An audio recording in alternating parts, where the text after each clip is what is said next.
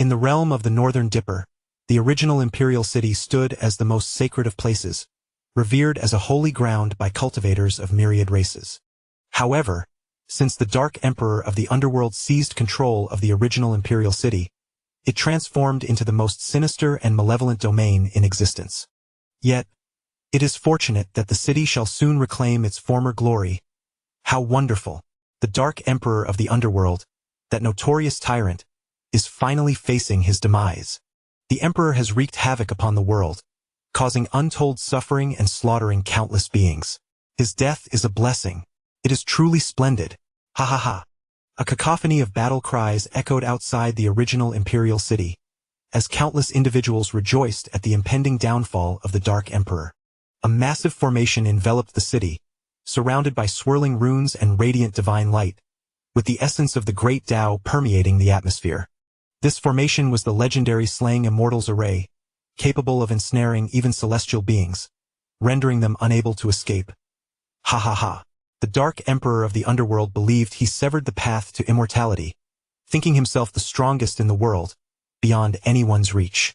Now, trapped within the Slaying Immortals Array, he can only watch helplessly as his power diminishes. He must be trembling in fear by now.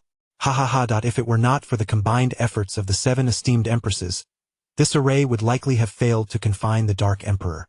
The contributions of the 7 empresses are indeed immeasurable. At the mere mention of the 7 esteemed empresses, the crowd displayed expressions of reverence and admiration. Some eager young cultivators could hardly contain their excitement, yearning to storm into the original imperial city and become the first to slay the Dark Emperor, thereby earning the favor of the empresses. Are you all out of your minds? An elder cultivator hastily intervened, attempting to dissuade the rash youths seeking fame and the empress's attention.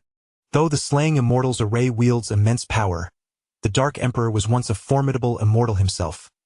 Even a withered camel is larger than a horse. Do you truly believe you can defeat him so easily? Have you not noticed that even the 7 esteemed empresses have refrained from recklessly entering the city? Upon hearing this, the crowd felt a wave of trepidation wash over them. How impulsive they had been! The Dark Emperor of the Underworld was notorious, having brought many powerful talents to their doom. Even though his realm had declined, he was not someone that ordinary cultivators could easily affront. There was a real possibility that in his desperate struggle, he might drag them down with him, leading to their own tragic end. Thus, the once boisterous cultivators, who had clamored to be the first to slay the Dark Emperor, fell into a contemplative silence, patiently awaiting the moment when the Dark Emperor would be reduced to a mere shell of his former self under the refining power of the Slaying Immortals Array. Within the original imperial city, a strikingly handsome youth with an air of cultured elegance sat cross-legged upon a sacred altar. Were it not for the fact that he was the sole occupant of the city at that moment, one might never associate this refined scholar-like figure with the fearsome Dark Emperor of the Underworld, whose name resonated throughout the realm of cultivation with dread. Feeling the gradual decline of his cultivation and the weakening of his vital essence, the white-haired youth exhibited no trace of fear in his countenance. However, a subtle hint of desolation flickered in his gaze. Soon, he would be rendered a mere shell of his former self, destined to be slain by one of his former disciples. Suddenly, the void quivered. Above the primordial imperial city, the air was thick with the oppressive aura of 7 imperial-level powerhouses. The white-haired youth raised his gaze to the heavens, an involuntary smile gracing his lips. He was aware that his 7 former disciples had arrived, come to collect the life of their master. In an instant, the space rippled, and a woman of icy beauty, captivating beyond compare, materialized in the void. Look! Is that the Empress of Biming? Where? The crowd below erupted into chaos, craning their necks to glimpse the spectacle. By heavens! It truly is the esteemed Empress of Biming. Oh my! The Empress is breathtakingly beautiful. Even if I were to perish this very moment, I would have no regrets having beheld her true form. Countless adoring gazes were directed at the Empress of Biming. Yet, she remained indifferent to their admiration, her focus unwaveringly fixed on the elegant white-haired youth within the primordial imperial city. Xiao Fan, years ago you took me as your disciple, infiltrated my family, slaughtered my parents and seized my family's fortune. Last time, I allowed you to escape, but this time, I shall ensure you pay for your blood debts in kind. With that, The Empress of Baiming slightly raised her hand, and an overwhelming imperial pressure descended like a torrential storm. The cultivators on the ground felt as though the very fabric of space had solidified, their breaths constricted and movements sluggish. Yet, beyond the sheer might of the Empress, the crowd was astounded by her recent revelation. The true name of the Yum Demon Emperor was indeed Xiao Fan, and he had once inflicted grievous harm upon the Empress's parents. Even more shocking was the revelation that the Empress of Baiming had once been a disciple of the Yum Demon Emperor. To think that such a connection existed between the Yum Demon Emperor and the Empress of Baiming was an earth-shattering scandal. By this account, the Empress was not merely betraying her master but annihilating her own lineage, a grave transgression in the realm of cultivation, one that warranted execution. However, considering the heinous and merciless nature of the Yum Demon Emperor, the crowd felt it was justified. The Empress's actions were not treachery but rather a righteous act of justice against Qin. Rather than condemnation, she deserved the praise of the world. A force potent enough to shatter the very fabric of space surged towards the Yum Demon Emperor Xiao Fan within the primordial imperial city. Without a doubt, if this force were to strike him directly, his current cultivation would lead to his utter annihilation. Yet, in a flash, another imperial force surged from the void, countering the Empress's might. Nevertheless, even so, the residual impact of their clash was beyond what Xiao Fan could withstand at that moment. A tremor coursed through Xiao Fan's body, and crimson blood spilled from his lips. In an instant, Xiao Fan's complexion turned ashen, and his breath became languid. Upon witnessing her attack thwarted, the Northern Underworld Empress furrowed her brow and gazed into a particular direction in the void. Soon, the figure of a woman materialized before the crowd, exuding an unparalleled grace that could captivate all. She was a beauty of extraordinary caliber, rivaling even the Northern Underworld Empress. Isn't that the Tai-Yin Empress? A member of the onlookers recognized her identity. A wave of astonishment swept through the crowd. She is breathtaking. Truly, she is a vision of beauty. I must have saved the realm of cultivation in my past life, otherwise, how could I behold the countenance of these two empresses in this life? Ah, I say, my brother, with so many of us gathered here, are we to believe that we all saved the realm of cultivation in a previous life? The crowd buzzed with conversation, but all were engrossed in discussing the beauty of the two empresses. Until an elder practitioner, unable to tolerate the frivolity, exclaimed, "Have you not realized that the Tai-Yin Empress just intercepted the Northern Underworld Empress's attack and rescued the Yume Demon Emperor?" At this, the crowd fell silent, struck by the revelation. Indeed, had it not been for the Tai-Yin Empress's intervention, the Yume Demon Emperor would likely have been obliterated. What could the Tai-Yin Empress's intentions be? Did she seek to save the Yume Demon Emperor? If that were the case, the expressions of the crowd shifted dramatically. The Northern Underworld Empress shared their confusion. Tai-Yin Empress, do you truly wish to save him? Her gaze fixed solemnly upon the Tai-Yin Empress, a woman whose prowess and beauty matched her own. Yet, despite this, she felt no inclination to retreat. Regardless of the circumstances, the Yume Demon Emperor, Xiao Fan, must perish today. Chapter 2. A legacy of crimes. The Empress of the Dark Moon cast her gaze upon the Empress of the North Abyss, her voice resonating with icy resolve. You cannot kill him. This declaration sent ripples of astonishment through the gathered crowd. What could this mean? Was she truly willing to defy the heavens to save the Emperor of the Underworld? The Emperor of the Underworld had caused untold suffering. He was a scourge to humanity, deserving of annihilation. If the Empress of the Dark Moon sought to rescue him, she would find herself at odds with the entire realm of cultivators. No matter how formidable her power, could she truly contend against the collective might of the cultivation world? Some practitioners began to voice their condemnation of the Empress of the Dark Moon. However, an elder among them, unable to remain silent, interjected. Everyone, please temper your judgments. Do not be hasty in your conclusions. Remember, the extermination array was established through the combined efforts of the 7 empresses. If the Empress of the Dark Moon intended to save the Emperor of the Underworld, she would not have allied with the other 6. This proclamation elicited expressions of shame among the crowd. The Empress of the Dark Moon had played a pivotal role in the siege against the Emperor of the Underworld. Their premature condemnation of her was indeed unwarranted. Yet, she paid no heed to the voices of dissent, her focus unwaveringly fixed on Xiao Fan. At that moment, the Empress of the Dark Moon's gaze was frigid, devoid of any visible emotion, yet the palpable aura of murderous intent emanating from her escalated dramatically. Her animosity towards Xiao Fan far surpassed that of the Empress of the North Abyss, who took note of this unsettling fact. It seemed her concerns about the Empress of the Dark Moon's intentions to save Xiao Fan were unfounded, for she could sense the depth of the Dark Moon Empress's hatred, which was no less than her own. Looking down upon Xiao Fan, who was now pale and on the brink of collapse, the Empress of the Dark Moon spoke with fierce intensity. Xiao Fan, years ago, when you were gravely injured, I took you into my home and cared for you with the utmost diligence. Yet, you coveted the power of the Dark Moon within me, feigning to accept me as your master while imprisoning me at your side. To conceal your treachery, you murdered my parents and slaughtered 175 souls from my village. Today marks your demise. But fear not. I shall not grant you a swift death.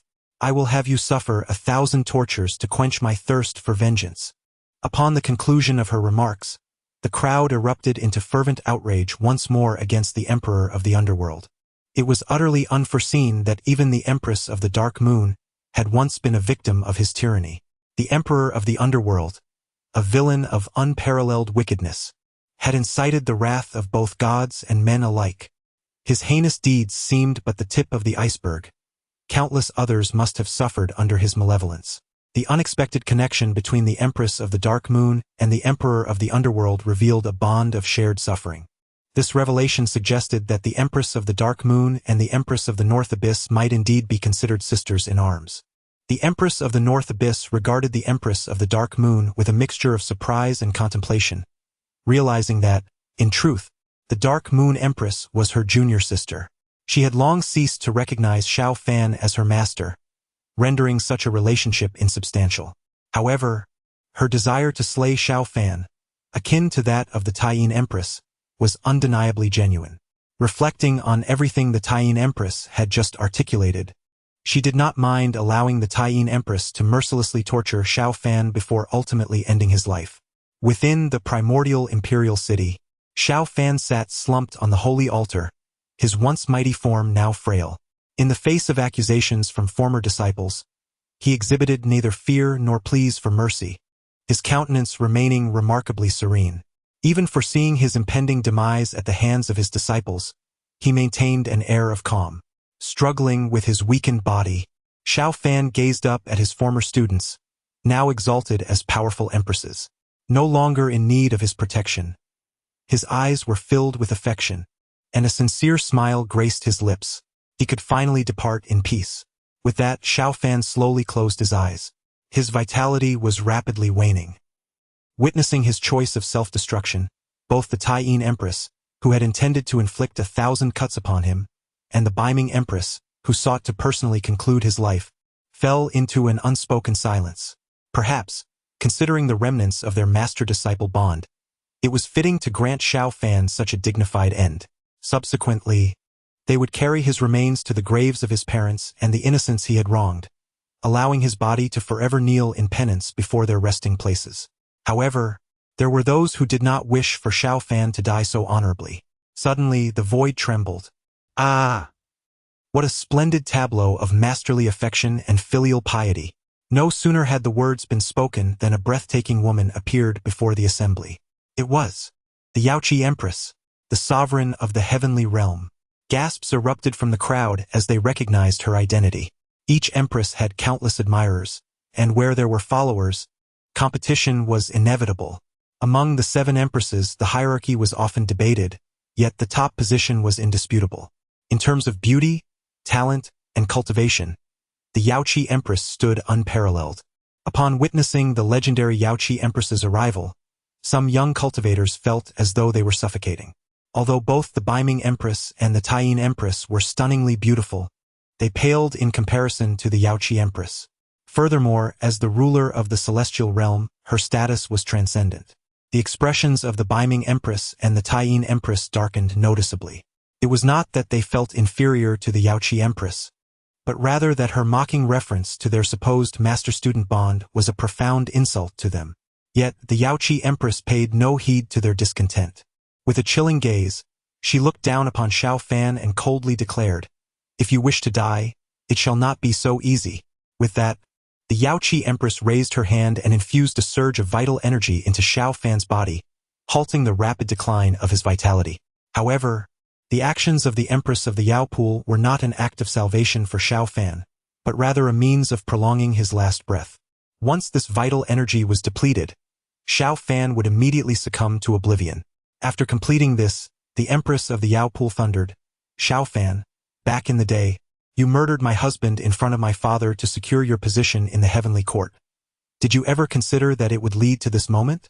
Xiao Fan, in your quest to elevate your status in the heavenly court, you manipulated my father and coerced me into becoming your disciple. Did you ever envision that it would culminate in this?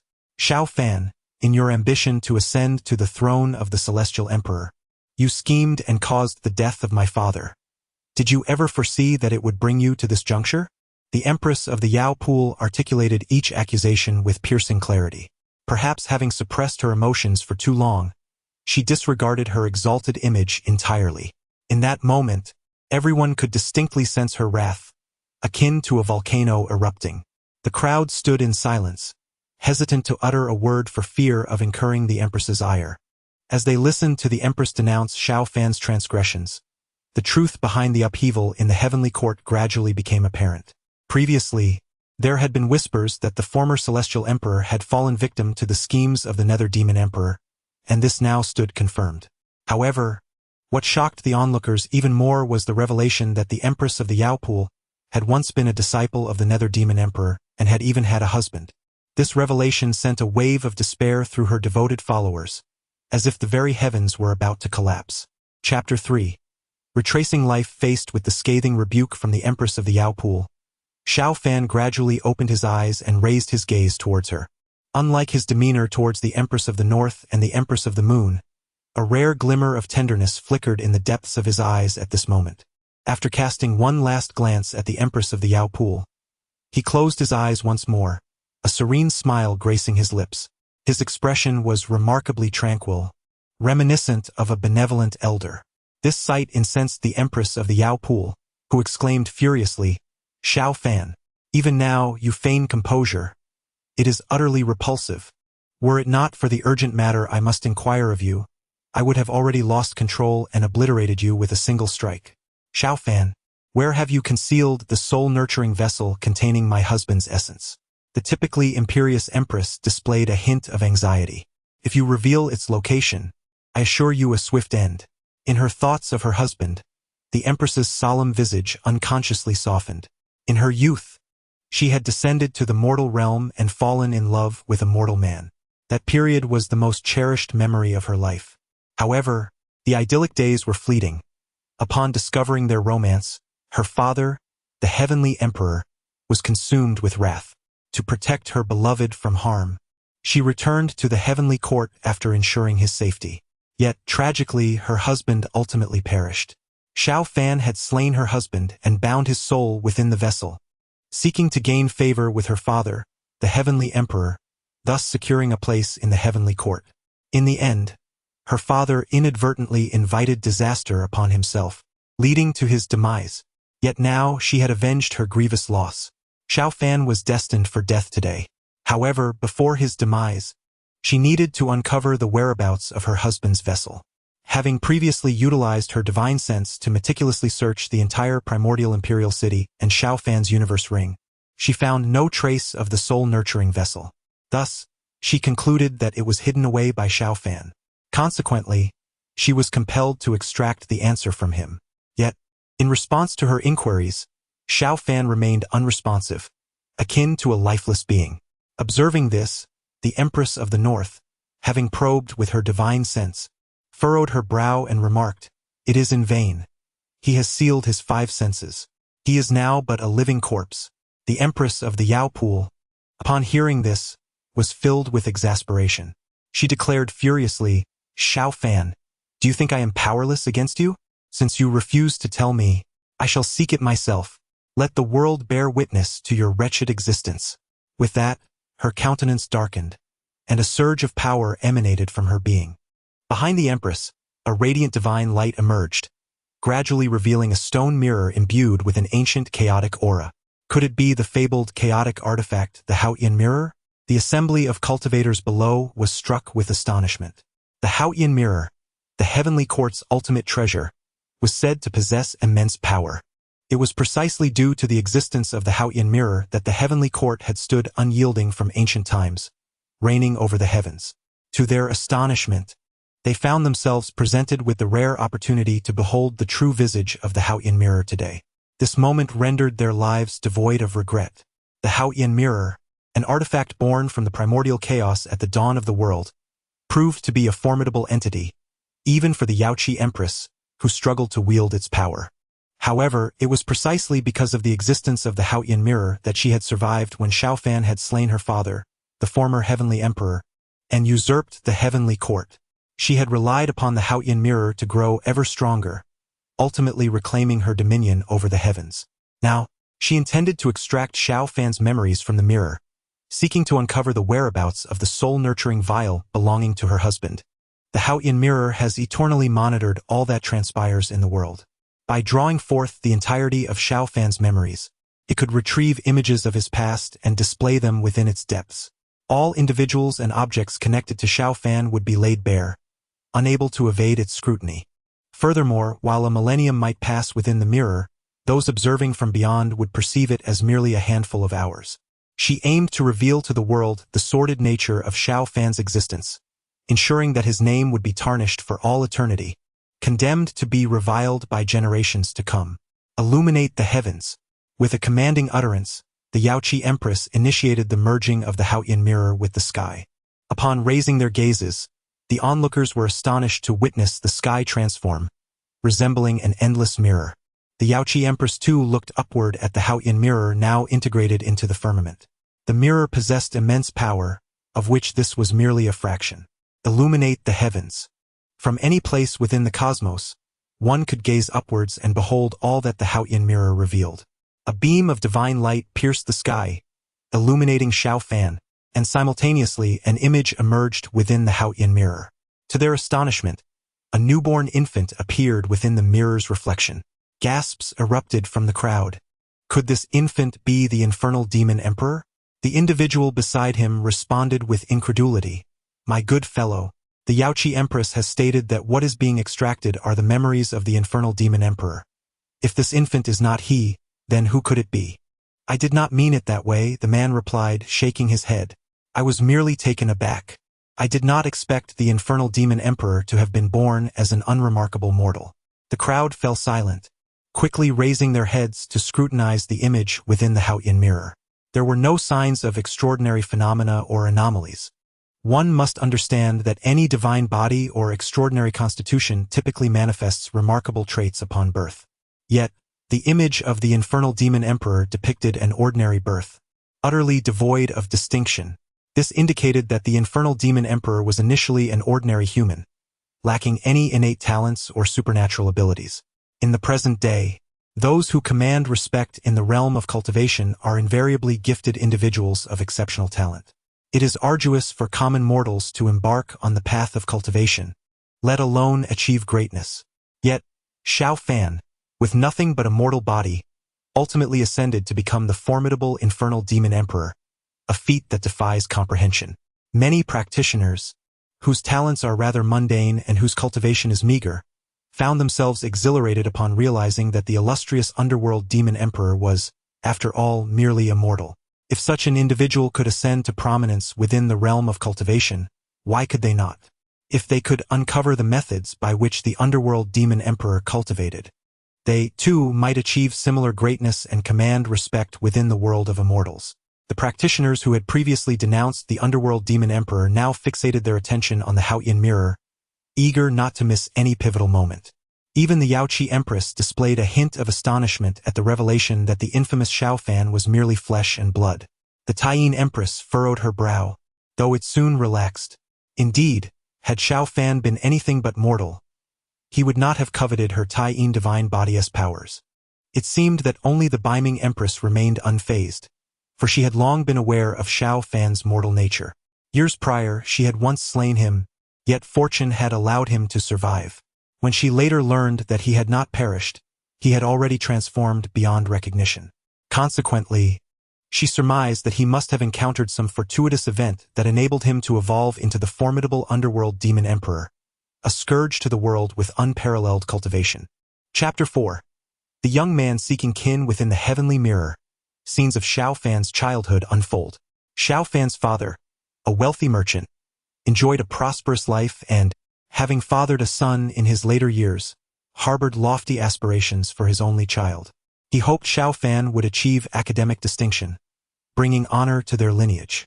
Xiao Fan did not disappoint his father. By the age of 3, he could recognize 1,000 characters. At 4, he was well versed in the 4 books and 5 classics, and by 5, he had mastered poetry and prose, earning the reputation of a prodigy. Yet, while this may have been remarkable among common folk, it was rather mundane in the realm of cultivators. Outside the heavenly mirror, many began to grow restless. Until Xiao Fan turned 8, he remained entirely unacquainted with the path of cultivation.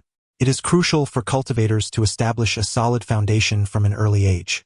The disciples of esteemed families and sects typically began nourishing their bodies with spiritual herbs at a tender age. Missing the window for foundational training would render future achievements in cultivation exceedingly challenging. Nevertheless, as they gazed upon the unremarkable Xiao Fan in the heavenly mirror, they recalled that he would one day command respect throughout the realm of cultivation as the formidable emperor of the underworld.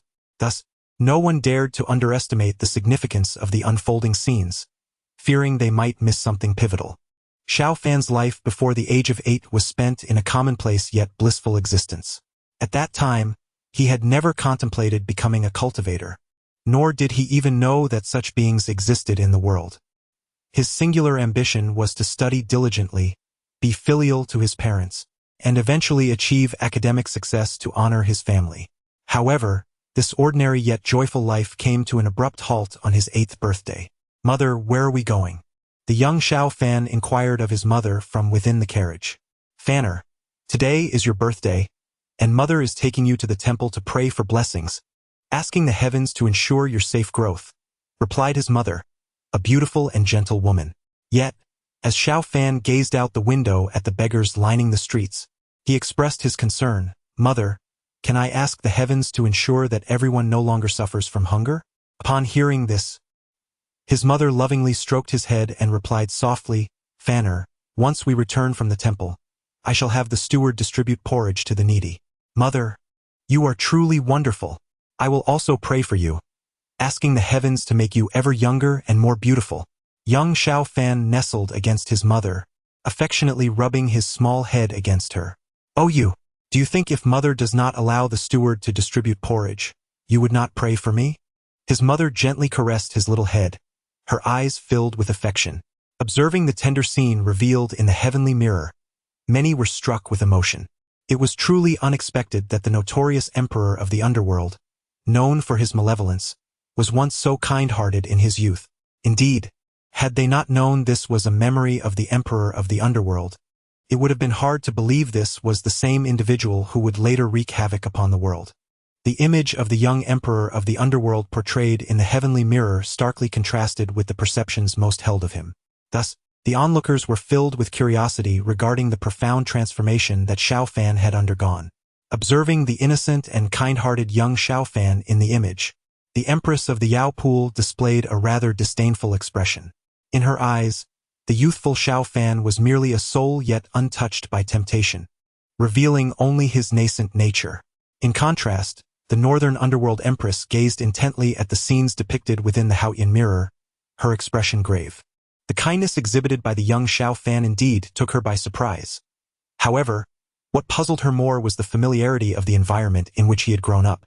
Both the Xiao family residence and the streets traversed by horse-drawn carriages were all too recognizable to her, for they were the very places of her own childhood. She had confirmed repeatedly that there was no mistake, no mere resemblance. The place where Xiao Fan had spent his early years was unequivocally the same as her own childhood home. How could it be that this was once her abode, now transformed into Xiao Fan's? A torrent of questions flooded the Northern Underworld Empress's mind. In her quest for understanding, she could only watch with a solemn demeanor as the Haotian mirror continued to unveil its narrative. In the unfolding scene, after Xiao Fan's mother had taken him to the temple to pray for blessings, They returned to the Shao household where she instructed the steward to distribute porridge to the beggars and impoverished citizens. Standing beside his mother, the young Shao Fan gazed resolutely at the throng of destitute souls and proclaimed, "Mother, once I achieve success in my studies, I shall ensure that no one in the realm suffers from hunger or cold."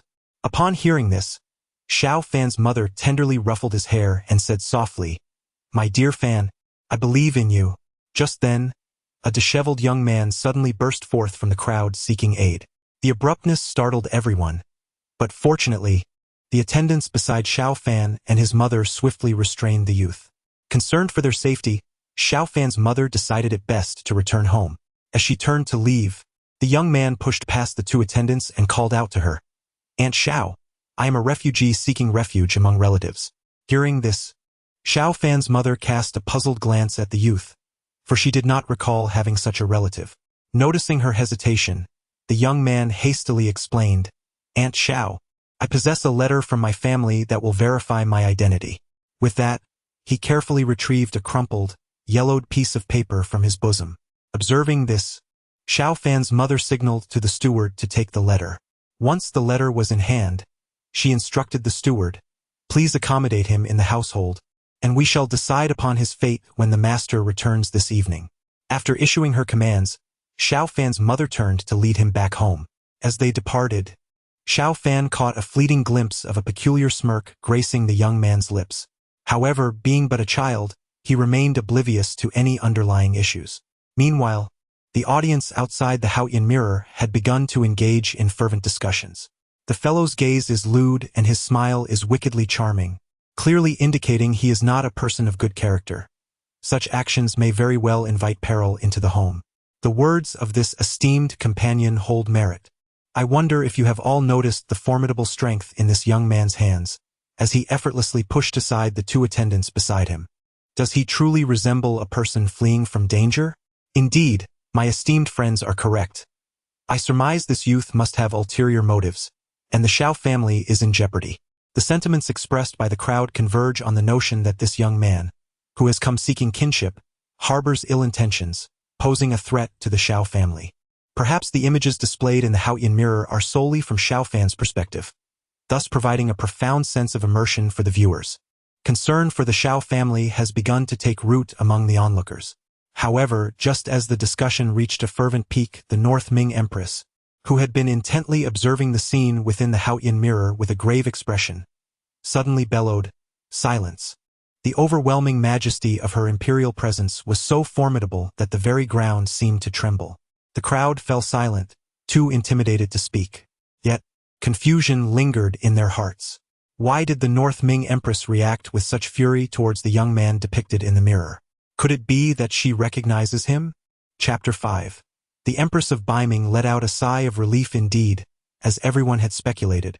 The Empress of Baiming was well acquainted with the young man who appeared in the image of the Haoyan Mirror. The moment he emerged, her heart, which had lain dormant for millennia, stirred once more, as she beheld the gentle and loving visage of her father from her memories. For a fleeting moment, the Empress found it difficult to contain her overwhelming emotions. However, as her excitement subsided, she gradually sensed that something was amiss. Although the father depicted in the Haoyan Mirror appeared notably youthful, differing somewhat from her recollections, she was unequivocally certain that this was indeed her father, Lung Feng. Yet, she had never before fathomed that she shared such a connection with Shao Fan. Furthermore, in her memories, this had always been the Lung residence, never the Shao estate. What had transpired here? At this moment, the Empress's mind was a tumultuous sea, desperately yearning to uncover the truth. It was then that the derogatory remarks from various cultivators regarding her father began to infiltrate her ears. These individuals, having barely crossed paths with him, dared to portray her father in such an unflattering light. Instantly, her anger flared. Despite the perplexing circumstances, she steadfastly believed that her gentle and loving father could never be a villain. As for why the Shao estate ultimately transformed into the Lung residence, she was convinced that there must be some hidden story behind it. She resolved to continue watching, certain that the truth would unveil itself, restoring her father's honor. In the Haoyan Mirror's imagery, after attending to matters at the shop, Shao Fan's father returned to the Shao estate. In the hall, He gazed gravely at the letter the youth had brought. After a prolonged silence, he sighed deeply, astonished that the Lung family had encountered such calamity. After this moment of reflection, he lifted his gaze to the young man and said, "If my memory serves me right, you must be Lung Feng." Upon hearing this, the young man promptly rose, respectfully bowing to Zhao's father. Nephew Lung Feng pays his respects to Uncle Xiao. Indeed, he was a fine young man. Zhao's father nodded in approval and turned to Zhao's mother, saying, "My dear, Lung Feng's father and I were once sworn brothers, bound by life and death. Now that the Lung family faces dire straits, my nephew comes to seek refuge with me.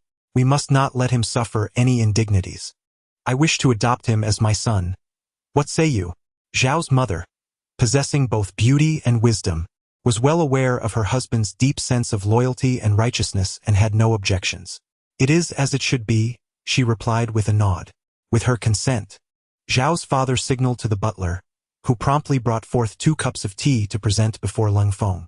After the tea was served, Zhao's father solemnly addressed Lung Feng, "From this day forth you shall be my adopted son."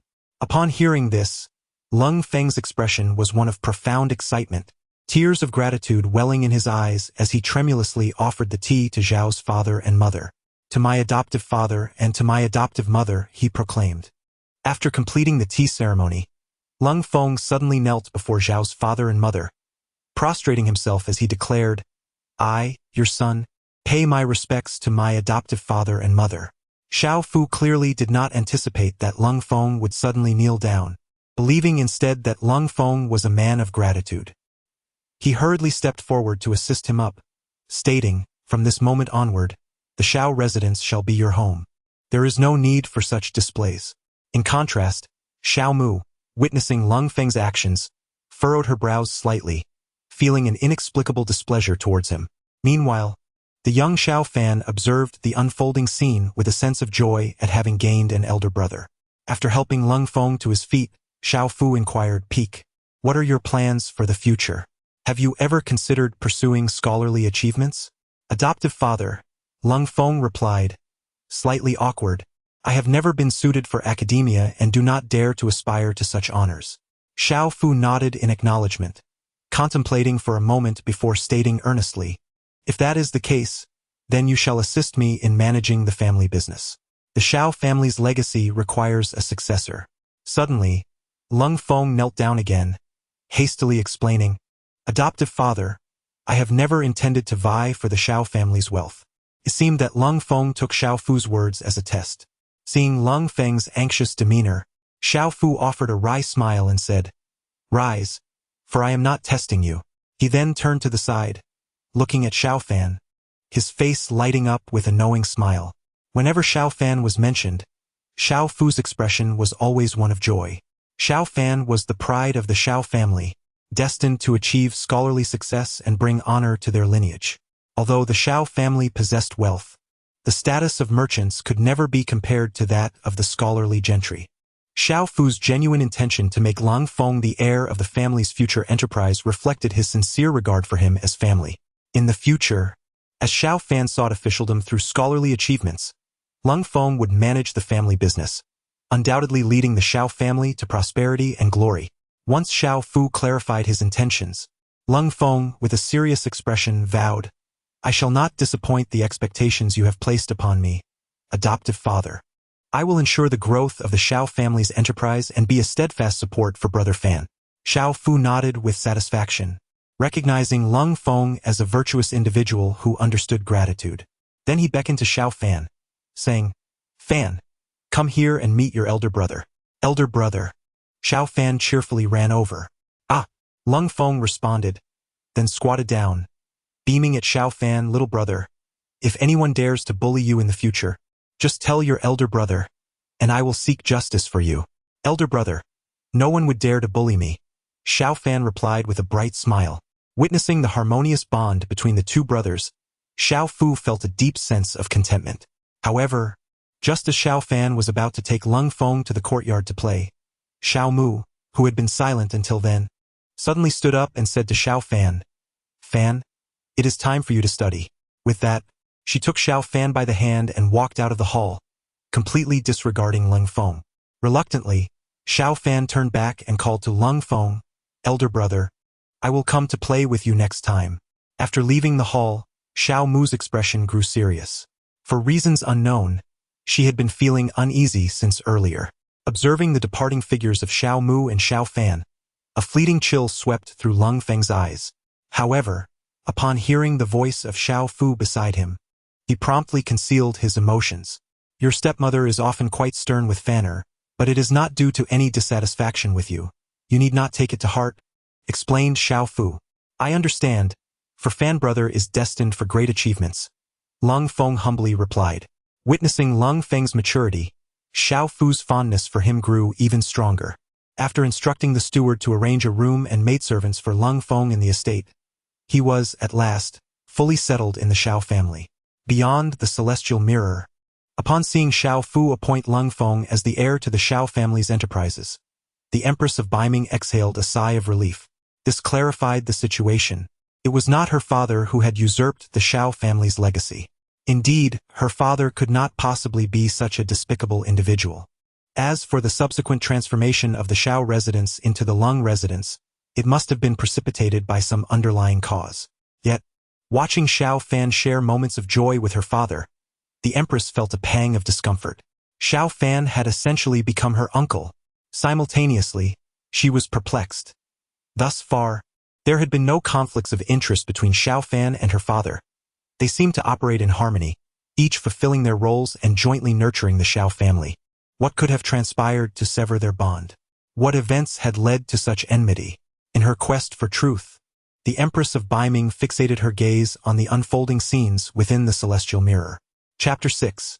The True Identity of Lung Feng. After settling in the Xiao residence, Lung Feng devoted himself to learning the intricacies of commerce alongside Xiao Fu. He did not disappoint, exhibiting remarkable talent in business operations. His understanding of human relationships was instinctual. He was courteous and poised in his interactions. Whether dealing with shopkeepers or the servants of the Xiao household, he garnered immense respect and admiration. It was said that even the governor held him in high regard. Consequently, Xiao Fu placed considerable trust in Lung Feng, entrusting him with the management of several key shops within just 6 months. One evening, invited to a banquet by the governor, Xiao Fu and Lung Feng returned home late at night. Following Lung Feng's prior suggestion, the household servants had already retired early, sparing them the wait. This consideration for the staff was a significant reason for Lung Feng's popularity within the Xiao family. Everyone adored this amiable young master. As Lung Feng assisted the inebriated Xiao Fu back to the Xiao residence, they made their way to the entrance of the couple's bedroom in the rear courtyard, which was notably tranquil at night, occupied solely by Xiao Fu, Xiao Mu, and Xiao Fan. Lung Feng resided in the side courtyard. The light still burned in Xiao Mu's chamber, indicating she had not yet retired, but was anxiously awaiting her husband's return. Upon hearing a noise at the door, she inquired, "Who is it?" "It is I, your son. Your husband has had too much to drink," Lung Feng replied from outside. With a creak, the door opened, revealing Xiao Mu dressed in simple, elegant robes. The moonlight illuminated her gentle and captivating features, enhancing her allure. In her youth, she was renowned as a beauty across the region. Even after marrying Xiao Fu and bearing Xiao Fan, she retained her grace and charm. As Lung Feng beheld her under the moonlight, an unmistakable lust gleamed in his eyes. Noticing this, Xiao Mu's brow furrowed slightly, filled with distaste. This was not the first time she had encountered such disrespectful gazes from him. However, he had previously shown some restraint. His unabashed demeanor this night was unprecedented. Out of consideration for Xiao Fu's reputation, she had refrained from voicing her concerns, making every effort to avoid encounters with Lung Feng. Yet, it was becoming increasingly clear that a discussion with Xiao Fu about this matter was overdue. In his eyes, Lung Feng was a grateful and virtuous individual, gifted in commerce, which earned him significant trust and favor. However, from their first meeting, Xiao Mu had felt an inexplicable unease towards him, a sentiment that had only deepened with time. She became increasingly convinced that Lung Feng was far from simple. If Xiao Fu were to truly entrust the entirety of the Xiao family's enterprises to him, could very well lead the family to ruin. Despite her resolve, She concealed her feelings in Lung Feng's presence and spoke to him in a gentle tone. You have worked hard. I will take care of your father. You should return and rest. However, just as Zhao's mother reached out to assist Zhao's father into the house, Lung Feng boldly guided him directly into the bedroom. Allow me, he said, a knowing smile gracing his lips. Once he had settled Zhao's father onto the bed, Lung Feng nonchalantly approached the table, perched himself comfortably, and poured a cup of tea, savoring it leisurely, showing no intention of departing. At that moment, Zhao's mother was consumed with fury. Indeed, Lung Feng's true nature was far from the courteous demeanor he displayed before others. Yet, to avoid alarming him, Zhao's mother refrained from expressing her anger. Instead, she reiterated, you have worked hard today.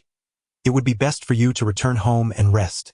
In response to her eviction notice, Lung Feng appeared oblivious, leisurely caressing the teacup in his hands, and remarked, Stepmother, it seems you have never quite taken a liking to me. Zhao's mother furrowed her brow tightly, disapproving of Lung Feng's frivolous attitude. You are somewhat intoxicated. It is best you return to rest. We can discuss matters tomorrow, she replied coldly. Intoxicated? Lung Feng lifted his gaze to meet hers, a teasing smile playing on his lips. Stepmother, why not join me for a couple of drinks and see for yourself if I am indeed inebriated? With that, he boldly pulled her into his embrace. In that moment, Zhao's mother was truly alarmed. She had not anticipated such audacity from him. Struggling desperately, she called out, Someone, help! Yet no sound came from outside, regardless of her cries. Stepmother, even if you scream until your throat is raw, it will be futile. I have already instructed my people to lace tonight's meals with a sleeping potion, Lung Feng said, inhaling deeply near her neck, a look of intoxicated delight on his face. I have waited far too long for this day. Impudent! Do you not fear being cast out from the Xiao family? Zhao's mother was taken aback by Lung Feng's words, realizing that his influence had infiltrated the Xiao household. Despite her frantic struggles, she found that Lung Feng possessed an astonishing strength, making escape impossible. If you cease this at once, I can pretend that tonight's events never transpired. To avert further chaos, she could only issue a verbal warning. Ha ha ha. Do you take me for a mere child? Lung Feng sneered. Let me speak plainly. The Xiao family's assets are now entirely under my control, and the majority of the household staff are mine. If you wish to prevent the Xiao family from plunging into utter ruin, you will comply with me. Zhao's mother was left in a state of shock, realizing that Lung Feng had quietly seized control of much of the Xiao family. Before she could gather her thoughts, he forcefully pinned her against the table. Desperate, she struggled and cried for help, but her efforts seemed in vain. Beast, what are you doing? A sudden, booming voice reverberated through the bedroom. To her astonishment, Zhao's father, who had been lying in a deep slumber, had awakened at some point. His eyes were bloodshot as he gazed in disbelief at the scene before him, having overheard Lung Feng's earlier declarations. To his utter astonishment, he found that he had placed such unwavering trust in Lung Feng, a wretch capable of such heinous deeds. Lung Feng turned to face Zhao's father, his brow furrowed in contemplation. It was unexpected that the inebriated Xiao father would regain consciousness at this moment, a development he had not anticipated.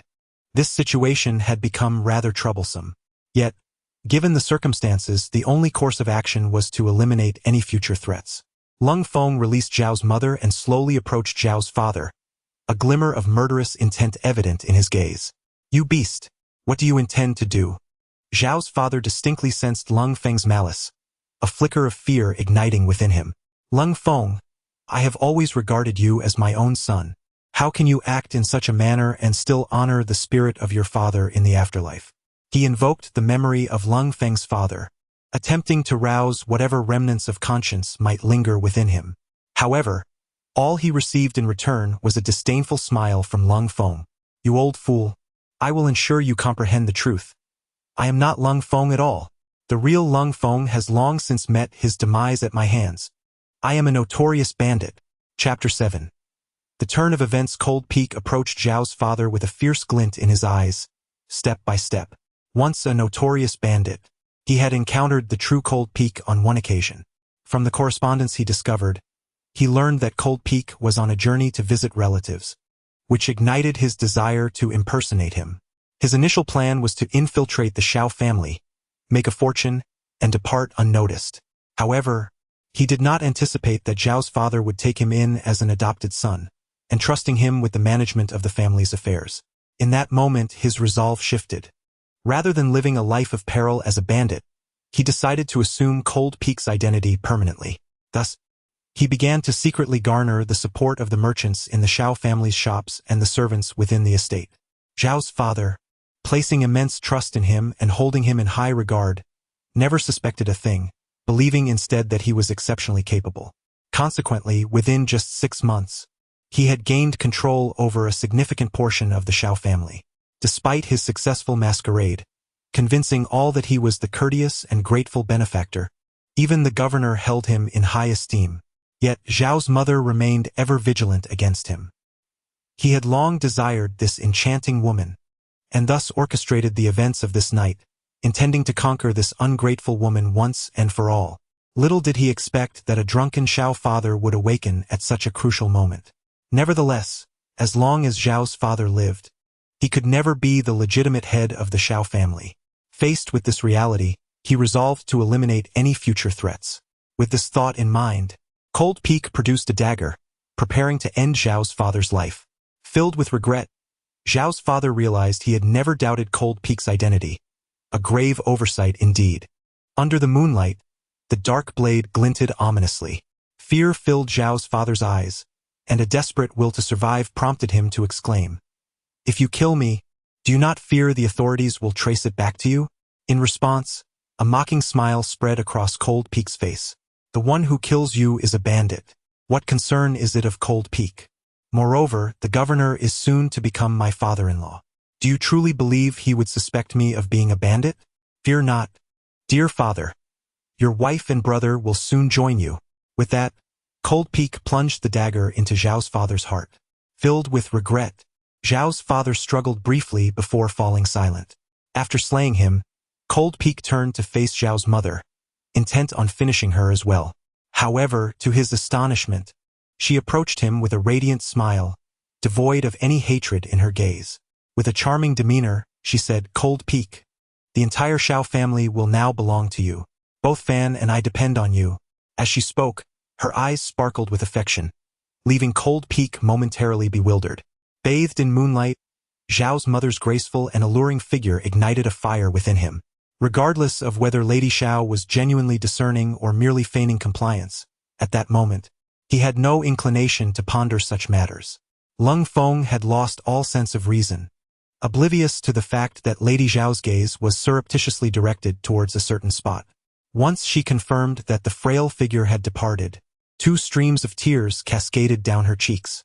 She was resolute in her determination to preserve her virtue, even at the cost of her life. In a sudden motion, she yanked out her hairpin and aimed it at Lung Feng's neck. Unfortunately, Lung Feng had anticipated her actions and swiftly seized her wrist, which gripped the hairpin. "I knew you were never truly willing to submit to me," he stated coldly, his eyes betraying no hint of mercy. Death was the only certainty. He had never intended to spare Lady Xiao, seeing her as a potential threat. Without hesitation, he tightened his grip on her wrist, redirecting the hairpin towards her own neck. It gradually pierced her fair skin. Lady Xiao struggled desperately, but as a mere woman, she was no match for Lung Feng's strength.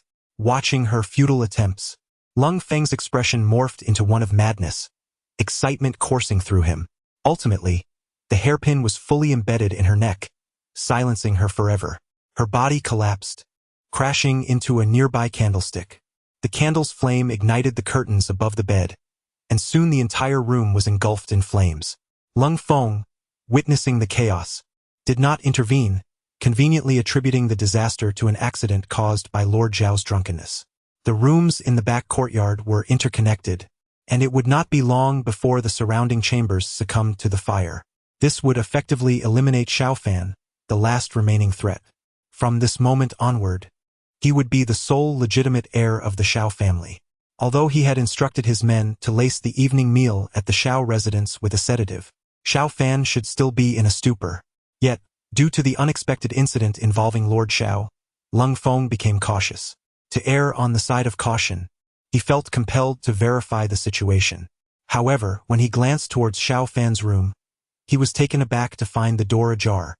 He distinctly remembered it being closed when he returned Lord Xiao. Could it be?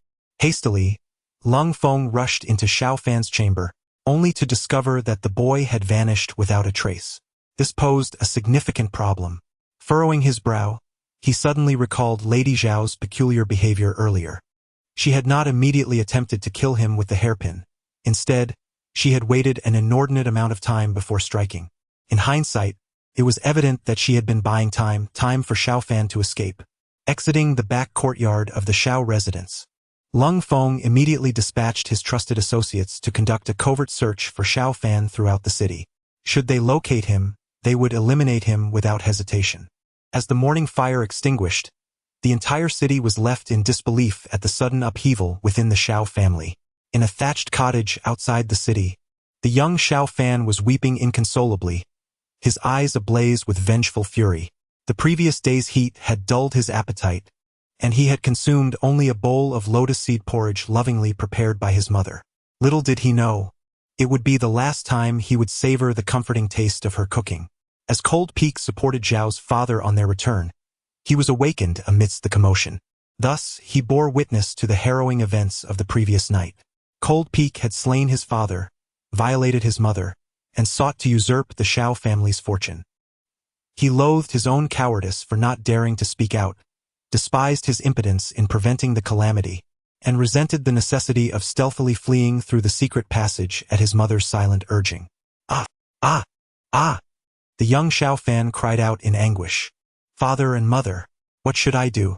How can I avenge you? Although he had been hailed as a prodigy since childhood, the magnitude of such a tragedy was beyond what his tender years could bear. He yearned for vengeance, yet he recognized with grim clarity that he was no match for Cold Peak in his current state. It was likely that the city was already teeming with Cold Peak's minions, and returning now would lead only to certain death. The torment, despair, and the relentless flight of the night had left his frail body and spirit utterly exhausted. After the emotional outpouring, Xiao Fan curled up in a pile of grass and fell into a deep slumber. Chapter 8. The embarrassment of the moment outside the Haoyan mirror. The onlookers were utterly engrossed, each person immersing themselves in the perspective of Xiao Fan. At this moment, it felt as though they were witnessing their own father being slain and their mother being violated. The intensity of their rage was unimaginable. The cultivators, who had previously been intimidated into silence by the Northern Underworld Empress, could no longer contain their fury and erupted into expletives. This Cold Peak is truly despicable. If he falls into my hands, I will surely dismember him. Count me in. This wretched beast must be flayed alive to quell the hatred in my heart. Count me as well. The crowd was filled with righteous indignation, yearning to see Cold Peak suffer 1,000 tortures. At that moment, a cultivator, filled with deep animosity toward the underworld demon emperor, furrowed his brow and spoke. Friends, remember that this Xiao Fan is destined to become the underworld demon emperor. If we allow him to perish at Cold Peak's hands now, we will never see the calamities that the underworld demon emperor will unleash upon the world in the future. We should feel regret instead. Upon hearing this, some cultivators were suddenly awakened. Indeed, this is the malevolent underworld demon emperor. We should be wishing for his early demise, not sympathizing with him. This damned sense of empathy. How incompetent is Cold Peak to let the underworld demon emperor escape? If it were me, the underworld demon emperor would have been dispatched long ago. In an instant, Cold Peak's reputation took a complete turn. The crowd began to blame him for failing to eradicate the threat and eliminate Xiao Fan. Fortunately, there were still discerning cultivators who could not remain silent. No, I do not concur with your perspective, my friend. As cultivators, we ought to distinguish right from wrong and discern good from evil. How can we allow our hatred to distort the truth? While it is true that the underworld demon emperor has committed countless atrocities and deserves his fate, at this moment, Xiao Fan within the Haoyan mirror is merely an innocent and kind-hearted child, who has never committed any wrongdoing. Were it not for the profound upheaval he has endured, filling him with hatred, he would likely never transform into the calamity-bringing underworld demon emperor we know. It is Cold Peak who stands as the true architect of this malevolence. Are you all blind? Can you not see what has transpired? The crowd, chastised by this rebuke, fell silent, feeling a deep sense of shame. How could they, as cultivators, allow themselves to be so easily swayed, losing sight of the distinction between good and evil? The real villain is Cold Peak, not the innocent Xiao Fan, who has never committed any evil deed. Just because Xiao Fan becomes the malevolent underworld demon emperor later does not justify Cold Peak's heinous actions. The cultivator, once filled with animosity towards the underworld demon emperor, now felt both ashamed and furious. He had not realized that hatred had blinded him, distorting his perception of right and wrong. In this moment, how was he different from the malevolent underworld demon emperor? It is all this wretched Cold Peak's fault for temporarily blinding me. Indeed, it is all Cold Peak's fault. A multitude of shame-faced cultivators promptly unleashed their pent-up fury upon the figure of Lung Feng. Yet, their indignation only intensified, for what they beheld were but memories from Xiao Fan's childhood, nearly 10 millennia old. The mortal known as Lung Feng had likely long since departed this realm. Nevertheless, their vitriol continued to escalate. At that moment, a thunderous voice erupted from the void. Silence. The sound reverberated like a thunderclap, sending shudders through the crowd. Some cultivators of lesser prowess collapsed, blood oozing from their orifices. Above, the North Ming Empress radiated an overwhelming aura, her power coalescing as she struck at the Haotian mirror in the heavens. Suddenly, darkness enveloped the sky, and a ferocious wind howled, as if the very fabric of reality trembled. I refused to believe it. It must all be false. The North Ming Empress's countenance was frenzied, teetering on the brink of madness. Though the Yaoqi Empress was bewildered by the North Ming Empress's sudden insanity, she could not suppress a cold smile at the audacity of the North Ming Empress to assault the Haotian mirror. This primordial artifact, birthed at the dawn of creation, remained impervious even to the mightiest of immortals. How could the North Ming Empress hope to unsettle it? As for Xiao Fan's tragic childhood, the Yaoqi Empress remained indifferent. Countless souls had endured greater suffering than he. Yet ultimately, only Xiao Fan had ascended to become the underworld demon emperor, a testament to the darkness that dwelled within him. The earth trembled, and the onlookers swayed, their hearts rife with trepidation. The terror of an imperial-level cultivator was indeed formidable. Such earth-shattering power was beyond imagination. Nevertheless, it failed to inflict even the slightest damage upon the Haotian mirror. With a resounding thud, the North Ming Empress was repelled by the chaotic energies of the mirror, her form crashing to the ground like a shooting star. The earth roared, dust billowing forth, and countless fragments of stone and sand were propelled into the air. As the dust settled, the weakened visage of the North Ming Empress emerged. Her complexion was ashen, her breath feeble, a far cry from her former domineering presence. Yet, even in her diminished state, she murmured, "I refuse to believe. It must all be false." 2 streams of blood tears cascaded from the corners of her eyes. The emotional toll she bore was far greater than her physical injuries. As the stark truth laid bare before her, her life felt like a cruel jest. Her unwavering conviction had been to diligently cultivate and slay Xiao Fan, avenging her innocent parents. Yet now, the brutal reality revealed that her father was not blameless. In the vision conjured by the Haotian mirror, her father's visage twisted in malice while he violated Xiao Fan's mother. He could scarcely be deemed human, perhaps merely a beast, as the cultivators had so vociferously condemned. Throughout her life, the image of her father in her heart had always been that of a benevolent and courteous figure. Yet now, the truth revealed itself to her. It was all a facade, an elaborate deception. Her father was a monster, a beast with the visage of a man. In an instant, the steadfast conviction that had resided within her shattered completely. The Empress of the North stood slowly, her countenance a bitter reflection as she gazed towards Xiao Fan within the primordial imperial city. Her father had slain Xiao Fan's parents and usurped the Xiao family's fortune. Thus, Xiao Fan's return for vengeance was entirely justified. All the sins committed were those of her father, and he was deserving of his fate. What right did she have to seek retribution against Xiao Fan? In that moment, the desire for vengeance against him dissipated. However, the hatred she harbored for Xiao Fan remained unquenched. Her father indeed deserved his demise, Yet Xiao Fan should not indiscriminately spill innocent blood nor harm her blameless mother. Was Xiao Fan's act not akin to her father's? Yet, recalling that Xiao Fan would later become the infamous Hades Demon Emperor, everything fell into place. Therefore, even if she refrained from slaying Xiao Fan, others would not spare him. His death was inevitable. The Empress of the North then began to meditate and heal her wounds, disregarding those around her. Outside the primordial imperial city, numerous cultivators were still reeling from the shock inflicted by the Empress of the North.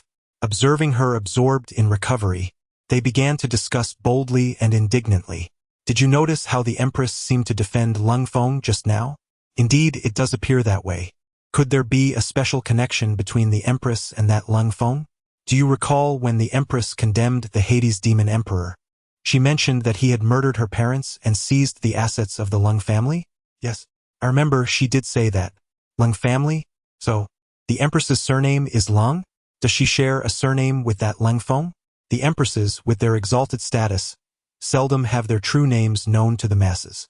As the crowd speculated about the Empress's true name, an elder cultivator slowly spoke. Indeed, the Empress of the North bears the surname Lung. Her true name is Lang Ruoxue. This sage, having lived for millennia, was privy to many secrets. If memory serves me correctly, her father's name is Lung Feng. A ripple of astonishment surged through the crowd. The truth became apparent. The Empress of the North was, in fact, the daughter of that beast, Lung Feng. The revelation clarified much. No wonder the Empress had been so incensed when they criticized Lung Feng, even wishing to destroy the Haotian mirror. So it was, observing the Empress of the North, who was recuperating in the distance, and recalling her righteous condemnation of the Hades Demon Emperor, the crowd wore peculiar expressions. One could only wonder how awkward the Empress felt at that moment. Current cultivation levels: body refinement, chi refinement, foundation establishment, transcendence, dragon transformation, heavenly connection, sage, great sage, quasi-emperor, emperor immortal. Chapter 9. The betrayal of kindness? Even the ordinary practitioners have deduced the relationship between the Empress of the North and Cold Peak. Naturally, the Empress of the Moon and the Empress of the Jade Pool are also aware of this connection. The Empress of the Jade Pool cast a dismissive glance at the North Empress, who was recuperating. As the daughter of the former Heavenly Emperor, her lineage is noble and her status exalted. How could the daughter of a beast be worthy of being mentioned alongside her as one of the 7 great empresses? It is truly laughable.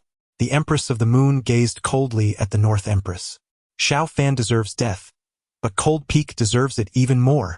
Had Cold Peak not appeared and altered Xiao Fan's fate, perhaps none of the subsequent events would have transpired. Her parents and the entire village of 175 souls would not have perished at Xiao Fan's hands. Above the primordial imperial city, 5 imperial powers reverberated through the void, emanating hostility towards the North Empress. Although the other 5 empresses remained unseen, they, like everyone else, were fixated on the images displayed within the heavenly mirror. Clearly, in their eyes, both Cold Peak and Xiao Fan deserved to perish, especially Cold Peak, the origin of all evil. He was the one who led Xiao Fan onto the path of sin, transforming him into the malevolent underworld demon emperor who would later wreak havoc upon the world. However, Cold Peak had long since met his demise and thus, accountability could not be pursued. Consequently, their only recourse was to vent their frustrations upon the North Empress. As the atmosphere suddenly grew tense, the practitioners became apprehensive, fearing that the empresses might engage in conflict. The movements of imperial powers could rend the heavens and shatter the earth. Should a battle ensue, they might find themselves unable to escape unscathed. Fortunately, this scenario did not unfold. Although the North Empress was Cold Peak's daughter, she appeared to be entirely oblivious to the situation. To unjustly impose Cold Peak's sins upon the North Empress would render them no different from the underworld demon emperor. Thus, despite their rage, they would not lay a hand on her. At that moment, new images began to materialize within the heavenly mirror. The young Xiao Fan, after enduring profound blows, finally awakened. Yet, it must be said that Xiao Fan had slumbered for an exceedingly long time. The practitioners hurriedly turned their gaze to the heavenly mirror, well aware that their primary objective was to uncover how the underworld demon emperor, once an ordinary mortal, ascended to become a figure of terror in the realm of cultivation. With Xiao Fan having suffered such drastic changes, he was bound to encounter opportunities for revenge and embark on the path of cultivation. Therefore, they could not afford to miss any significant moments. Before them, the heavenly mirror revealed a scene where the young Xiao Fan slowly opened his blurred eyes. What met his gaze was an iron cage. Startled, Xiao Fan suddenly awoke, believing he had been captured by Cold Peak. However, upon discerning his surroundings, he realized that he was not alone. Several other children, both boys and girls, were crying within the cage. The eldest appeared to be around 11 or 12 years old, while the youngest might only be 4 or 5. Though Xiao Fan himself was merely 8 years old, he hailed from a prominent family, had always been exceptionally intelligent, and had read numerous books. His mother frequently narrated the sufferings of humanity to him. Thus, he swiftly assessed his current predicament. He must have fallen into the clutches of human traffickers. Xiao Fan was overcome with regret, lamenting his failure to heed his mother's teachings. She had warned him of the treacherous world, insisting he must never venture out alone. Even in unavoidable circumstances, he was to remain vigilant and safeguard himself. Yet, he had unwittingly succumbed to slumber in a thatched hut, leading to his capture. The thought of his mother pierced his heart with anguish. He feared she might have already fallen victim to lung foam. Resolute in his thoughts, Xiao Fan's gaze hardened. He vowed to survive and avenge his parents. He began to scrutinize his surroundings carefully. He found himself confined within an iron cage on a cart, oblivious to their destination, while several burly men stood guard. The notion of escape seemed utterly unrealistic. He quietly inquired among a few older children within the cage, hoping to glean some useful information. As he suspected, this group comprised human traffickers. They had either been sold to these villains or, like Xiao Fan, had been captured while alone. Unfortunately, none knew where they were being taken. With no other choice, Xiao Fan resolved to adapt and observe where these traffickers intended to lead them. After enduring over 2 months of confinement in the iron cage, they finally arrived at their destination. The number of children in the cage had escalated from a mere few to over 20. The cart halted at the foot of a mountain, and Xiao Fan noticed many other children brought by different traffickers in the vicinity, several hundred, by his estimation. At that moment, a few young men clad in Taoist robes appeared before the traffickers. After exchanging words and offering something, the traffickers expressed their gratitude and bowed deeply, subsequently abandoning Xiao Fan and the other children. Curiosity piqued, Xiao Fan observed this scene, pondering the identities of the young men. Outside the Haotian mirror, amidst a gathering of onlookers, someone suddenly shouted in excitement, "Qingyun sect! These young men are wearing the robes of my Qingyun sect." The speaker was an elderly man, frail and nearing the end of his days, his visage marked by sorrow. Tears streamed down his face as he gazed intently at the images presented in the Haotian mirror. The crowd exchanged puzzled glances, wondering at the old man's fervent reaction. Just then, someone sighed, "I recognize that elder. He is the son of the former sect leader of Qingyun sect. A millennium ago, the sect was annihilated by the infernal demon emperor, with him being the sole survivor, spared only because he was away on a journey." Understanding the backstory, the crowd's expressions softened with sympathy for the old man. It was no wonder he was so moved upon witnessing the remnants of his long-lost sect. He, too, was a victim of the atrocities inflicted by the infernal demon emperor, whose heinous deeds had caused untold suffering among innocent beings, inciting the wrath of both gods and men. As they gazed upon the image revealed by the Haotian mirror, depicting the disciples of the Qingyun sect, some among the crowd expressed their indignation, stating, "It is evident that the underworld demon emperor commenced his path of cultivation within the Qingyun sect. Who could have anticipated that he would later repay kindness with malice, slaughtering the entire sect? Such actions are nothing short of inhumane, displaying a heart more beastly than human. Indeed, it is lamentable that I once felt sympathy for his childhood tribulations. It is now clear that he has always harbored darkness within, merely concealed during his youth. To have sympathized with the underworld demon emperor must surely rank among the most foolish decisions we have ever made." The atmosphere among the crowd became charged with fervor as they vehemently condemned the myriad transgressions of the underworld demon emperor. Observing the appearance of the Qingyun sect's disciples within the Haotian mirror, They hastily concluded that it was the Qingyun sect that had rescued Xiao Fan and his companions, guiding them onto the path of cultivation. Little did they realize that this would culminate in Xiao Fan's ingratitude, leading to the tragic annihilation of the entire sect. Chapter 10. From the wolf's mouth into the tiger's den. Despite the harsh words exchanged, many were still deeply curious about the reasons behind the Dark Emperor's destruction of the Qingyun sect. It was widely accepted that Xiao Fan embarked on his cultivation journey within the Qingyun sect, eventually rising to become the formidable Dark Emperor, whose influence reverberated throughout the realm of cultivation. Even if the Dark Emperor chose to disregard past kindness, it seemed rather excessive to act so ruthlessly. Perhaps there existed a secret, one that the Dark Emperor wished to keep hidden from outsiders. This speculation was particularly compelling when considering that Xiao Fan was merely an ordinary mortal, yet he managed to ascend to the heights of power. It was conceivable that he acquired some fortuitous opportunity within the Qingyun sect, and the Dark Emperor, not wishing others to share in this boon, opted to annihilate the entire sect. Many pondered this notion. Thus they attentively gazed at the images projected by the Haotian mirror, anxious not to miss any significant moment. Within the Haotian mirror, a young Xiao Fan curiously observed the young men clad in Taoist robes. The presence of these robed individuals commanded respect even from the most fearsome of characters, indicating their extraordinary status. Their arrival here elicited mixed feelings, uncertainty hanging in the air. At that moment, a boy of around 11 or 12 years, brimming with excitement, leaned towards Xiao Fan and whispered, "Xiao Fan, those people seem to be cultivators. We might have encountered a chance for transcendence." Cultivators? Xiao Fan regarded the boy with confusion, unaware of the meaning behind the term. The boy's name was Zhang Tai, a few years older than Xiao Fan, who had been sold into servitude due to his family's dire poverty.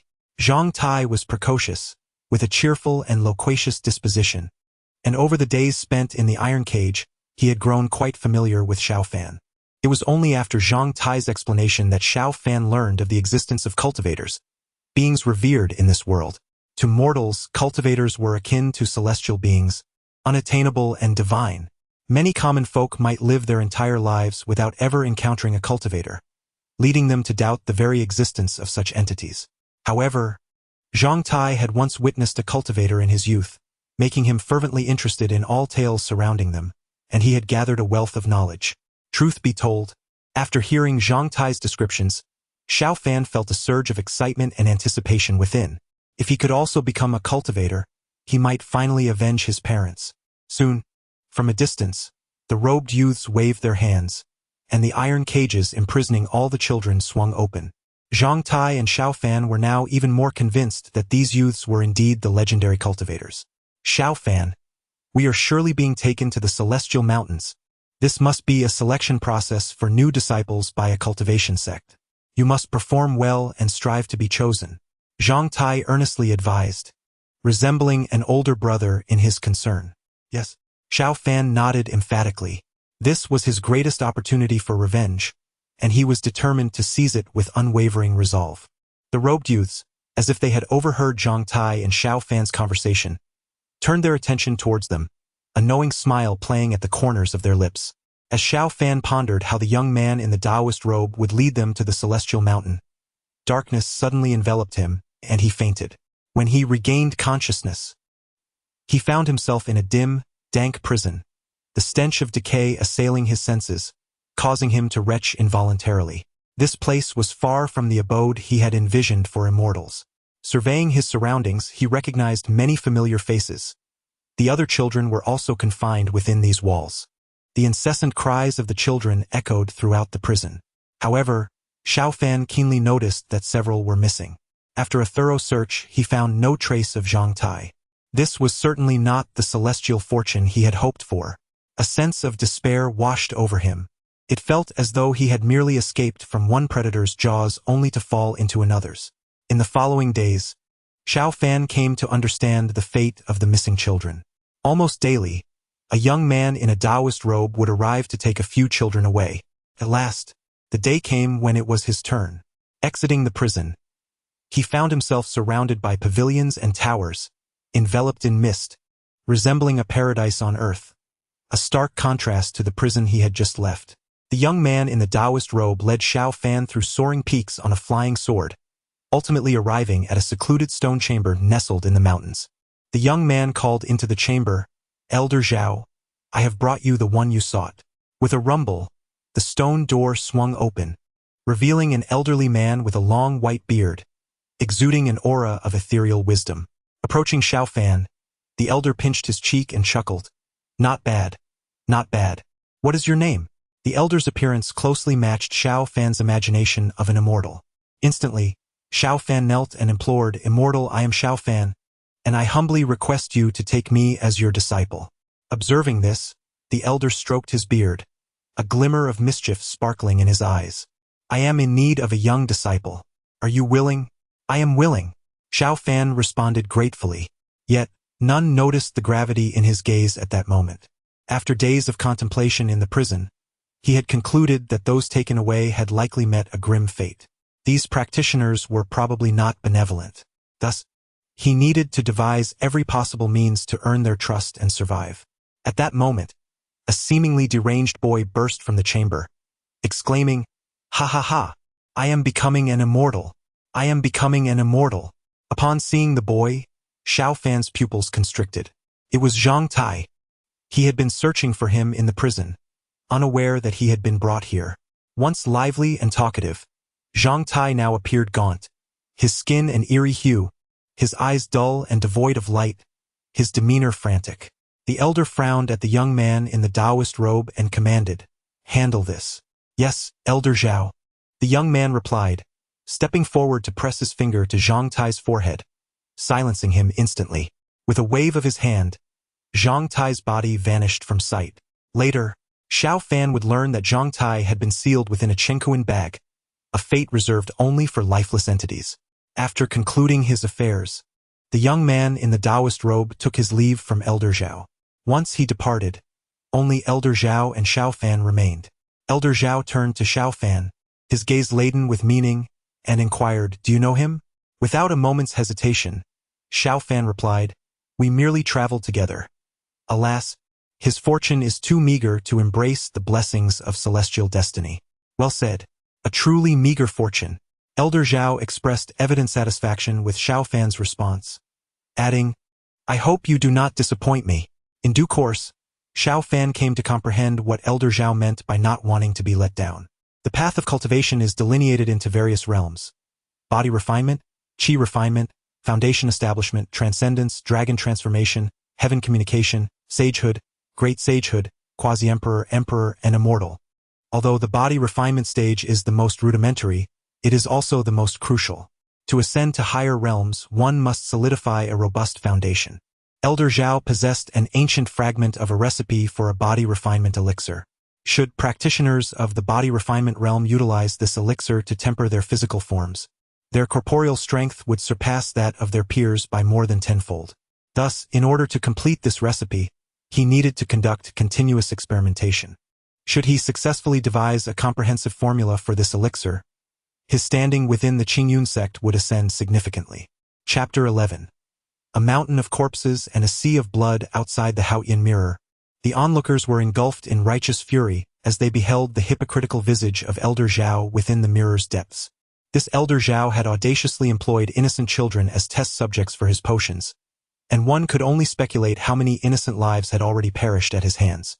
In the realm of cultivation, it is a universally acknowledged principle that practitioners must not meddle in the affairs of mortals, let alone take the lives of innocents.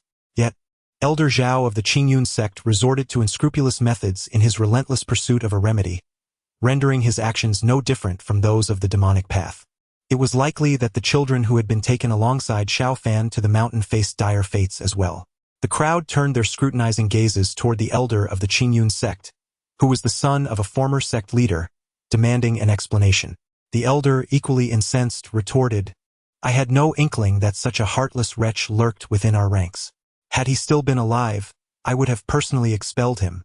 The crowd rolled their eyes at this statement, realizing it was futile. Elder Zhao had long since vanished into obscurity.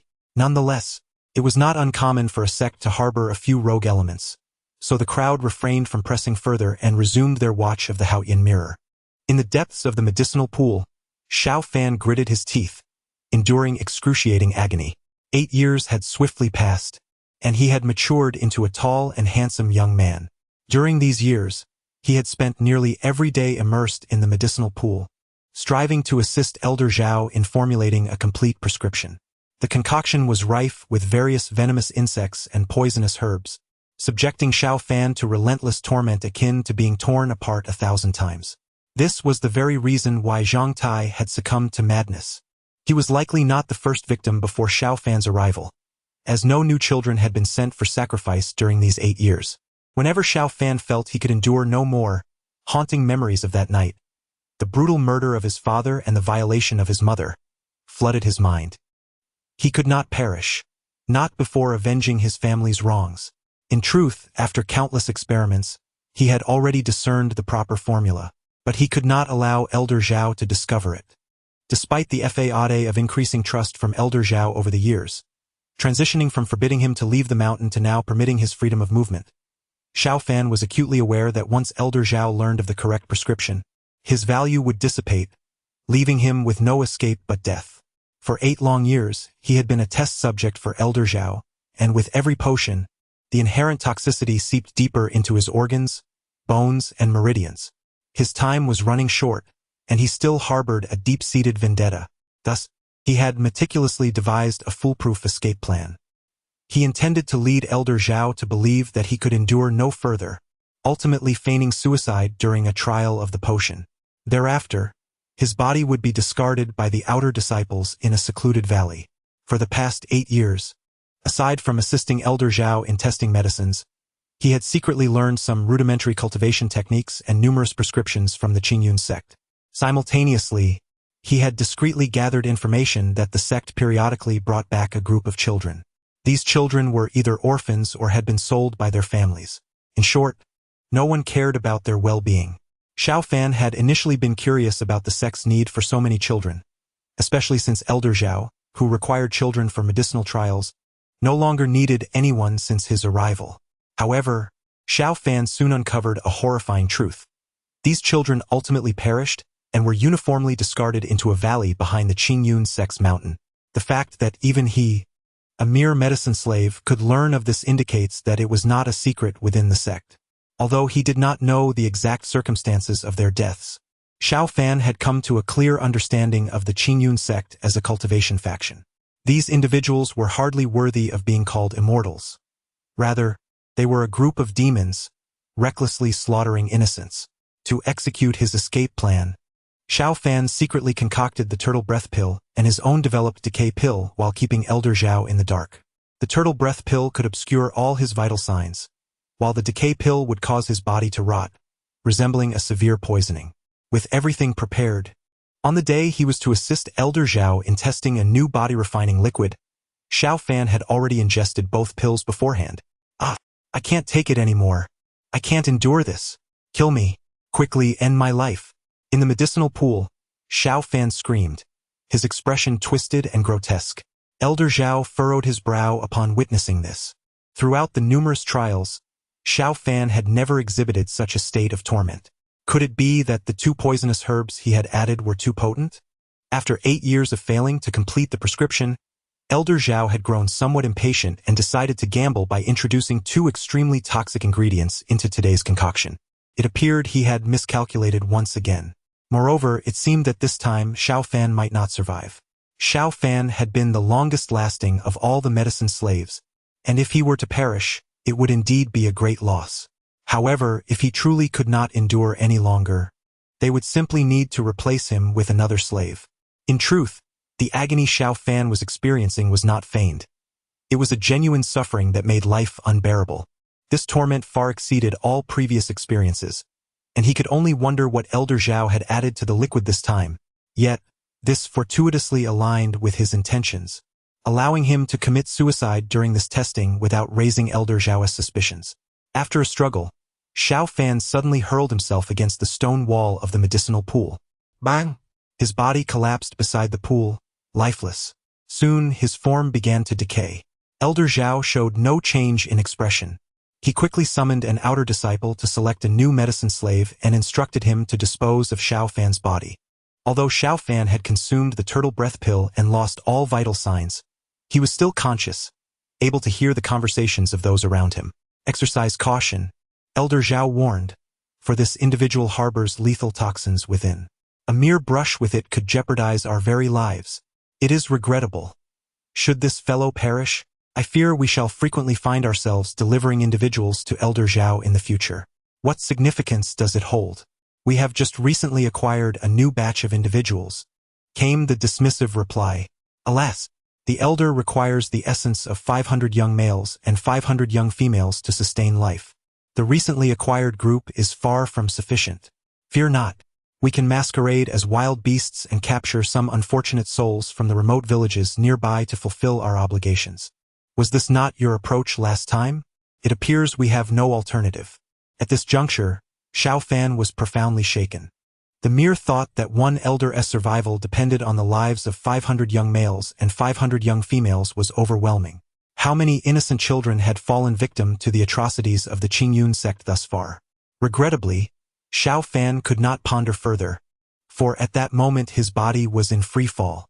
He realized he had been cast into the valley below. He had anticipated that even if he survived the fall, he would surely be gravely injured. To his astonishment, however, upon striking the ground, it felt as though he had landed upon a soft cushion, sparing him from severe harm. As time passed and the effects of the turtle breath pill waned, Xiao Fan gradually opened his eyes. The sight before him caused his pupils to constrict in sheer horror. A skeletal landscape emerged, with bones resembling a forest, human flesh decaying into muck, sinews entwined in the trees, a mountain of corpses and a sea of blood, reeking of a foul stench, akin to a hellish realm. Xiao Fan slowly lowered his gaze, realizing that what lay beneath him was not a soft cushion, but rather a mountain of flesh and blood. Chapter 12. Have we been misunderstanding the Dark Demon Emperor all along? Outside the Haotian mirror, the onlookers, through Xiao Fan's perspective, beheld a terrifying scene that left them utterly speechless. It is important to note that the Haotian mirror displays images across all realms, meaning that everyone in the world could witness the horrifying spectacle unfolding within it. Mountains of corpses and seas of blood, human lives treated as mere blades of grass. For ages, practitioners of the arts have been revered by ordinary mortals as celestial beings, sacred and untouchable. Yet now all mortals grasp the grim truth. To practitioners, they are akin to livestock, slaughtered at will like mere ants. What is most frightening is not just a single sect, Qingyun sect, but the unknown multitude of other Qingyun sects that may exist. Though the Qingyun sect was annihilated by the Dark Demon Emperor a millennium ago, the mysterious disappearance of children has not ceased. Clearly, there are many other sects like Qingyun sect that treat human lives with utter disregard. Some parents, having recently lost their children, immediately linked their heart-wrenching plight to the scenes depicted in the Haotian mirror. They feared that their beloved children too had fallen victim to similar malevolent sections. My child, my poor child, oh my innocent child, what practitioners! You are nothing but demons, devils. In that instant, the entire mortal realm began to condemn the practitioners, who now stood in stark opposition to ordinary folk. The common people remain oblivious to the intricate truths of the cultivation world, only knowing that all practitioners regard the Dark Demon Emperor as a harbinger of calamity. But if the Dark Demon Emperor was indeed eradicating vile sects like Qingyun sect, what fault lies with him? A chorus of grievances erupted from the masses, demanding explanations from the practitioners. Countless mortals surged into temples across the land, destroying altars and vandalizing idols. The idols housed within these temples represented the practitioners themselves, serving as a means to absorb incense and accumulate merit. With the temples now in ruins, the practitioners faced not only a diminishment of their powers but also a backlash from the accumulated resentment, leading to a grievous depletion of their vitality.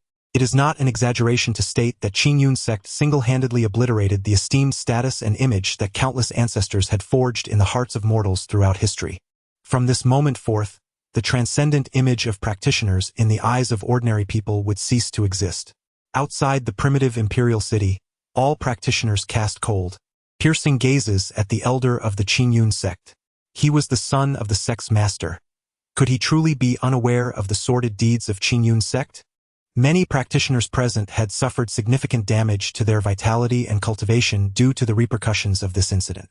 At this moment, Their hatred for Qingyun sect ran deep. It is impossible. Absolutely impossible. It must be a lie. Surely, it is all false. The elder, in a state of frenzy, stared in disbelief at the images displayed in the Haoyan mirror. He could not fathom that Qingyun sect could commit such atrocities that would incite outrage among both gods and men. Audacious! A sharp rebuke thundered in the elder's ears. With a spurt of blood, he collapsed to the ground, weak and gasping for breath. In the void above, the ice-cold empress of the Yao Pool gazed down upon him with an unyielding stare. The elder's words, without a doubt, questioned the authority of the Haoyan mirror and, by extension, her sovereignty. As the ruler of the celestial court, she represented the embodiment of the heavenly emperor revered by mortals. Now, with the destruction of temples by the secular populace, the atmosphere crackled with resentment, affecting even her divine essence. The celestial court has, since time immemorial, been tasked with safeguarding the myriad beings across the realms and maintaining the harmony of existence. However, in light of the recent turmoil instigated by the Qingyun sect, the stature of the celestial court has been gravely undermined, rendering the Qingyun sect deserving of the harshest retribution. Even if the Qingyun sect had not fallen to the hands of the underworld demon emperor, she would assuredly not spare them. Yet, it must be acknowledged that the occurrence of such atrocities, like those perpetrated by the Qingyun sect, signifies a lapse in the vigilance of the celestial court. It appears that a thorough cleansing is now imperative. The Empress of the Yao Pool then summoned the might of the Haoyan mirror to unveil her true form before all beings across the realms. I am the sovereign of the celestial court, the Empress of the Yao Pool. The heinous actions of the Qingyun sect are a dereliction of duty on the part of the celestial court. Here, I assure all beings that I shall eradicate all darkness from the world, restoring clarity to existence. Upon finishing her proclamation, the Empress activated the Haoyan mirror, unleashing its divine power to survey the heavens and the earth. Under the scrutiny of the Haoyan mirror, all shadows of malevolence would find no refuge. Outside the primordial imperial city, the elder from the Qingyun sect suddenly clutched his head, wailing in agony. His very soul felt as though it were being torn asunder. In truth, he was utterly oblivious to the machinations of his sect. Being the son of the sect leader, his elevated position shielded him from the sordid affairs below. However, this did not absolve him from the blood on his hands. The elder was suddenly struck by a horrifying realization, recalling the spirit-nurturing elixirs he had consumed in his pursuit to refine his soul during his time in the Qingyun sect. The purpose of these elixirs was to cultivate the spirit, and their creation required pure soul essence. This essence was exceedingly rare, and thus the elixirs were scarce. Yet, during his tenure at the Qingyun sect, he had access to an endless supply. Could it be? The elder's mind raced to a dreadful truth. The pure souls of children could be used in place of pure soul essence to concoct these elixirs. So it was thus. In that moment, the unwavering faith he had held for so long crumbled entirely. His life reached its inevitable conclusion. The elder's soul was utterly shattered, dispersing into countless motes of light throughout the air. These were the souls of the innocent children who had suffered. Now, under the purification of the Haoyan mirror, they were granted the opportunity for rebirth. Countless souls, like those rescued by the Haoyan mirror, lingered throughout the world. Many were the spirits of children who had just been slain, their parents still alive, and their souls returned to their guardians. Father, mother, the Empress of the Yao Pool has saved me, granting me the chance to be reborn. I wish to be your child once more. With that, the souls of these children dove back into their mother's wombs. My son has returned. I express my profound gratitude to the esteemed Empress of the Yaotai for her immense benevolence and virtue. Countless mortals, overwhelmed with joy, shed tears of gratitude towards the Empress. Meanwhile, the souls of those who have perished for centuries, once forlorn and abandoned, have found solace under the purification of the Haoyan mirror. Concurrently, the entire realm of cultivation has experienced tremendous upheaval. Those hypocritical practitioners have revealed their true natures in this moment, ultimately being scattered into oblivion under the divine might of the Haoyan mirror, condemned to never attain rebirth. Many devoted cultivators, harboring aspirations for the world, lamented in their hearts, astonished that individuals previously perceived as virtuous were, in fact, so vile and despicable. Ultimately, Through the thorough cleansing by the Empress of the Yaotai, the grievances of the populace gradually dissipated, and her status ascended to its zenith. Although this tumult resulted in the loss of numerous practitioners and sects within the realm, it constituted a significant merit for the entire cultivation world. Some could not help but exclaim, "Such immense merit is indeed largely due to the Underworld Demon Emperor." Indeed, had we not witnessed the memories of the Underworld Demon Emperor, we might remain oblivious to the fact that the entire cultivation realm had long been decayed. One must ponder, have we perhaps misunderstood the Underworld Demon Emperor all along? A bold hypothesis was proposed, for, from the scenes we have observed thus far, the Underworld Demon Emperor, Xiaofan, has yet to commit any malevolent acts. Chapter 13a Carefully Orchestrated Encounter? Beware of your words, fellow cultivator, someone hastily cautioned. It is an undeniable fact that the Netherworld Demon Emperor severed the path to immortality and murdered the former Celestial Emperor. To utter such words is to slap the face of the esteemed Empress of the Yaoqi.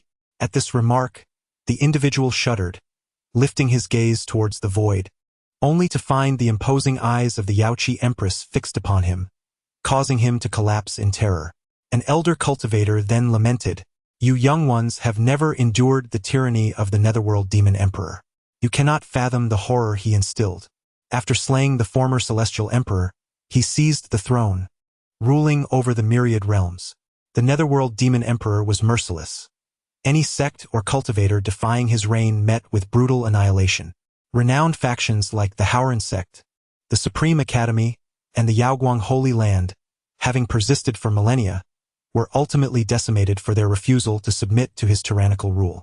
To further cement his power and prevent the rise of stronger cultivators, the Netherworld Demon Emperor severed the path to immortality, ensuring no one could ascend to celestial heights again. Each of these transgressions incited the wrath of both mortals and deities alike. Had it not been for the Yaoqi Empress who, wielding the Haotian mirror, wounded the Netherworld Demon Emperor and reclaimed the Celestial Emperor's position, along with the collaboration of 6 other empresses to subdue him, we might still be languishing under his reign of terror. It is crucial to understand that even an ordinary mortal can lose their reason in the face of riches and power.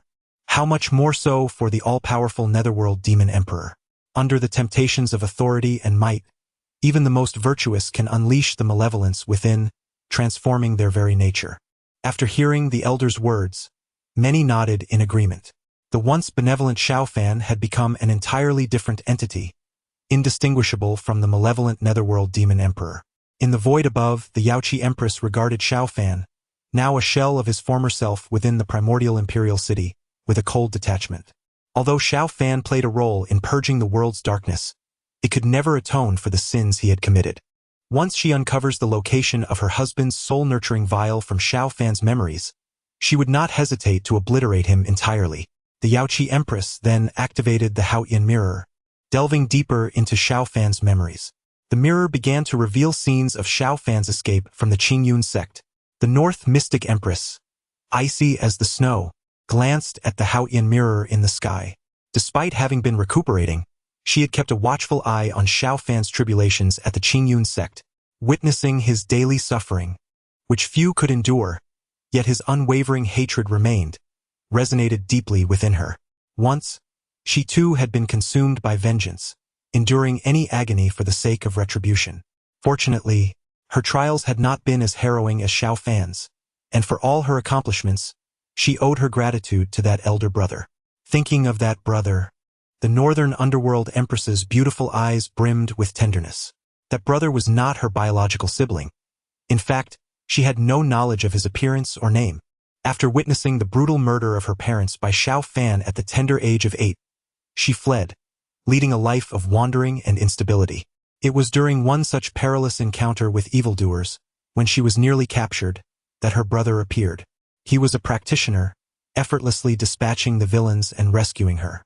Aware that Xiaofan was also a practitioner, she resolved to seek revenge and understood that she too must become one. Thus began her persistent pleas for her brother to take her as his disciple. Though he did not formally accept her, he began to impart his knowledge of cultivation. 10 years passed in this manner.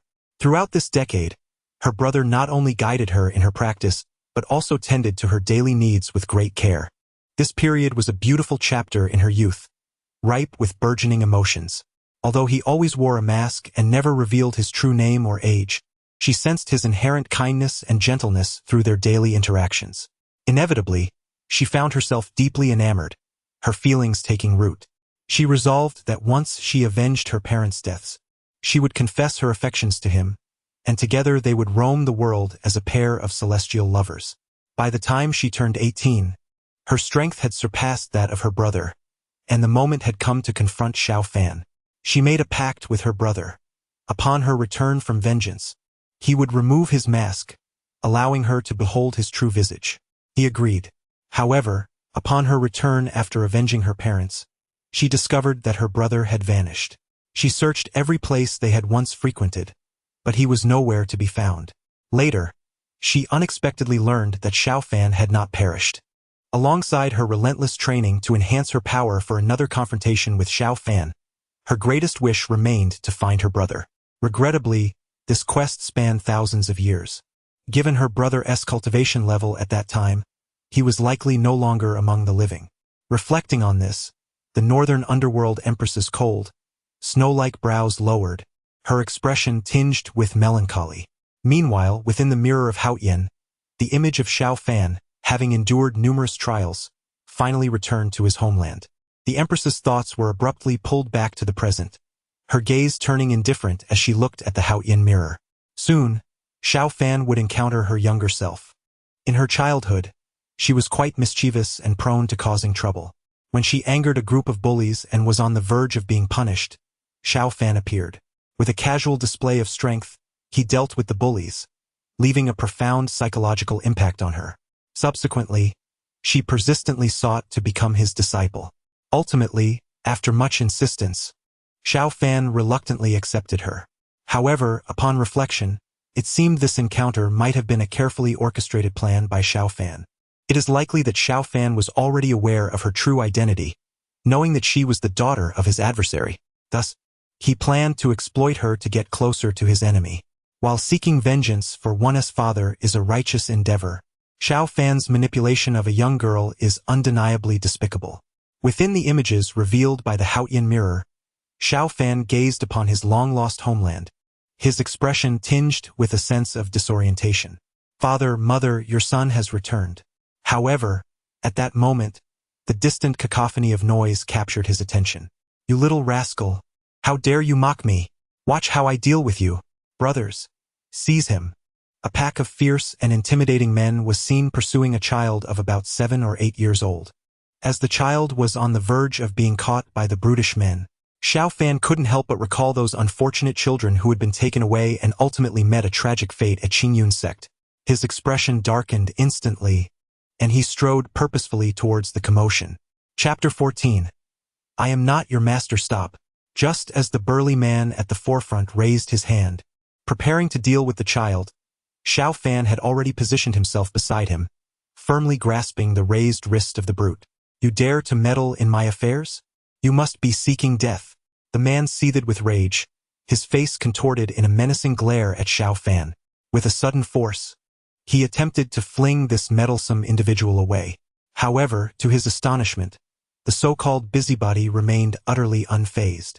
In other words, his arm was completely immobilized under the control of the youth before him. The burly man stared in disbelief at the slender and handsome figure, struggling to comprehend how such a frail body could possess such extraordinary strength. The onlookers observed the scene with keen curiosity. This man was notorious in the city as a bully, and they had expected the handsome youth to face dire consequences for his interference. Yet, to their astonishment, the tyrant, who usually dominated and intimidated others, was unable to break free from the youth's grip. The slender figure hardly appeared capable of such might. Could it be that the often arrogant bully was merely a fade, strong in appearance yet weak in reality? Even the henchman of the burly man stood agape, perplexed by the bewildering tableau. Humiliated, the brute was consumed by rage and barked at his subordinates. "What are you standing around for? Attack him!" This was an utter disgrace, and he felt he could only regain some semblance of dignity by eliminating Xiao Fan. The henchmen, accustomed to their tyrannical behavior, shockingly drew their knives in broad daylight, aiming to strike Xiao Fan. The crowd, witnessing the escalation, hurriedly dispersed, fearful of being caught in the fray. Xiao Fan's expression remained unchanged, his posture unwavering as he continued to grip the burly man's wrist. As the henchmen swung their blades toward him, a powerful gust of energy erupted from Xiao Fan, sending them sprawling in disarray. Realizing the extraordinary nature of this encounter, the burly man quickly knelt in supplication, exclaiming, "Please spare me, esteemed one. Please spare me." Xiao Fan then released the man's wrist, his gaze sharp as he warned, "Should I see you engage in wrongdoing again, I shall take your life.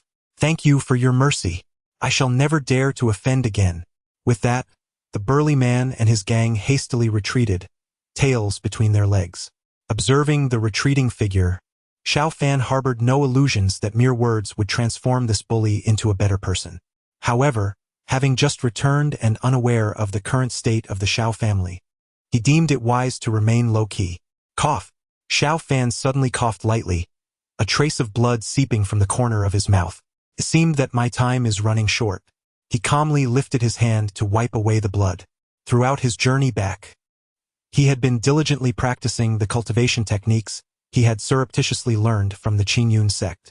Although over the years he had assisted Elder Zhao in testing medicines, the toxins that had accumulated within him had permeated his internal organs. Simultaneously, the medicinal potency contained within those elixirs had also gathered in his body. With this newfound strength, his cultivation swiftly ascended from the body refinement stage to the qi refinement stage. However, as the flow of vital energy intensified during his practice, it exacerbated the infiltration of these toxins, shortening his lifespan and subjecting him to excruciating pain day and night. His time was drawing to a close. The only reason he had managed to endure thus far was the desire for vengeance against his enemies. He clung to life until he could avenge his parents' deaths at the hands of Leng Feng, after which he would welcome death without regret.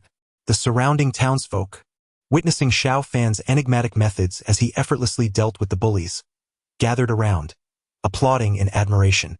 Noticing this, Xiao Fan furrowed his brow. He preferred to remain inconspicuous at this moment. He crouched down to address the child he had just rescued, assuring them, "You are safe now. Quickly return home. Do not let your parents worry." With that, he rose and departed from the crowd's attention. The child, with sparkling eyes, curiously followed his retreating figure. After a moment of reflection, a smile illuminated the child's face, and they hurriedly ran after him. As Xiao Fan continued his journey, he intended to find an inn to settle down before investigating the current state of the Xiao family, particularly whether Leng Feng was still there. However, he soon sensed someone trailing him, heightening his vigilance. Without drawing attention, he discreetly turned into an alley. In no time, he identified the individual following him. It was the very child he had saved. Dressed like a young boy, the child had large, expressive eyes, long eyelashes, and an endearing, cherubic appearance. It was then Xiao Fan realized that this was, in fact, a girl. He crouched down to meet her gaze and said, somewhat helplessly, "Why have you been following me in secret? Master, I have searched for you with great difficulty." The little girl suddenly threw herself into Xiao Fan's arms, weeping bitterly. Xiao Fan was momentarily taken aback. "Master, what is happening here?" Gently pushing her away, he replied softly, "I am not your master. I believe you have mistaken me for someone else." "I would never be mistaken. You are indeed my master," the girl timidly insisted. "Master, do you not want me anymore?" Xiao Fan furrowed his brow, feeling uncertain about how to handle the situation. If he disregarded the girl, he feared she might encounter further danger. After a moment of contemplation, he resolved to take her with him to find an inn where they could settle, and afterward, he would seek out her master or family. "What is your name?"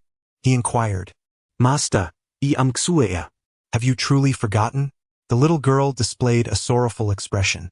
Seeing this, Xiao Fan could only offer consolation. "Swear, I assure you, I am not your master, but I will help you find him. For now, will you accompany me?" "Yes, I will listen to master," she replied. The little girl obediently nodded in response. In that fleeting moment of lowering her head, a hint of mischievousness flickered in her sparkling eyes. Outside the Haotian mirror, a cultivator gazed at the image of the little girl and exclaimed in astonishment, Have you noticed that this girl named Schwer bears a striking resemblance to the Northern Underworld Empress? Indeed, another replied, she does resemble the Northern Underworld Empress quite a bit. The Northern Underworld Empress was once the pupil of the ghostly demon emperor, Xiao Fan.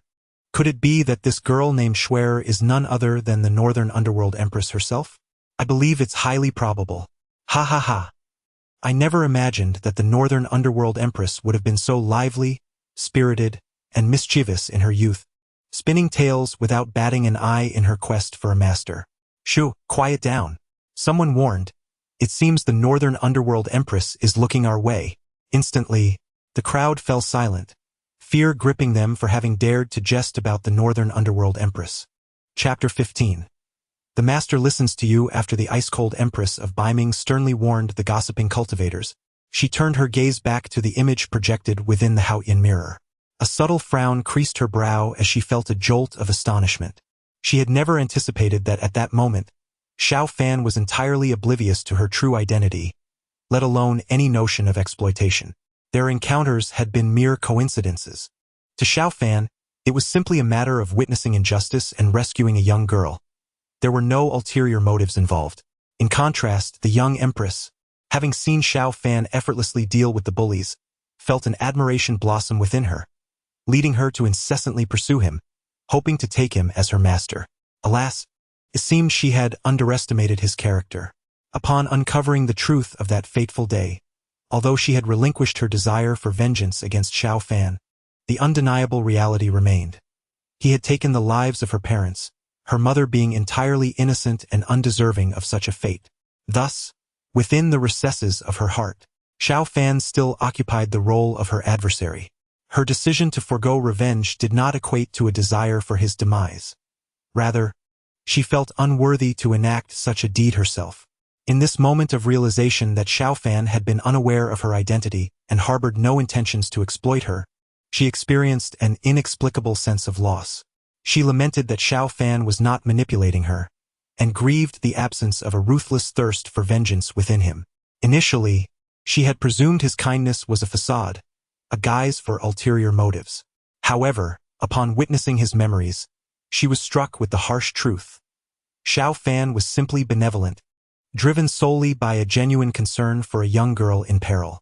A wave of mixed emotions washed over her, especially as she observed Xiao Fan enduring the torment of the toxins within him, persistently coughing blood, barely clinging to life. In that moment, she found herself feeling a flicker of compassion and sympathy for him. Indeed, although she remained unaware of the tribulations he would later face that transformed him into the malevolent emperor of the underworld, until their initial encounter, Xiao Fan had been a man of unwavering kindness, even amidst relentless suffering. Had it not been for her father, Lung Feng, Xiao Fan might have lived a life of fulfillment, free from want, untouched by such grievous trials. Perhaps he would have already achieved distinction and glory, rather than existing in a state filled with hatred, barely surviving. Suddenly, the ice-cold empress felt a sense of clarity. Though Xiao Fan had slain her innocent mother, perhaps this was merely the retribution of the Lung family, who had usurped all that rightfully belonged to the Xiao family, possessions that were never theirs to claim. Now, millennia have passed, and the world has long forgotten the existence of both the Lung and Xiao families. It was time to let all this hatred return to dust, fading into the inexorable passage of time. Within the vision of the Haotian mirror, Xiao Fan settled the young girl into an inn and began inquiring about her family's circumstances. Schwer, where's your home? Are your parents still alive? Xiao Fan inquired. Schwer could only recall following her master, and nothing else came to mind. The little girl gazed at Xiao Fan with her large, shimmering eyes, exuding an aura of vulnerability. Xiao Fan furrowed his brow, sensing that this little girl was somewhat mischievous, brimming with clever ideas. He continued to ask, "What is your master's name?" "My master is none other than you." "Master, why are you asking me your name?" The girl pouted, her delicate brows furrowed in confusion.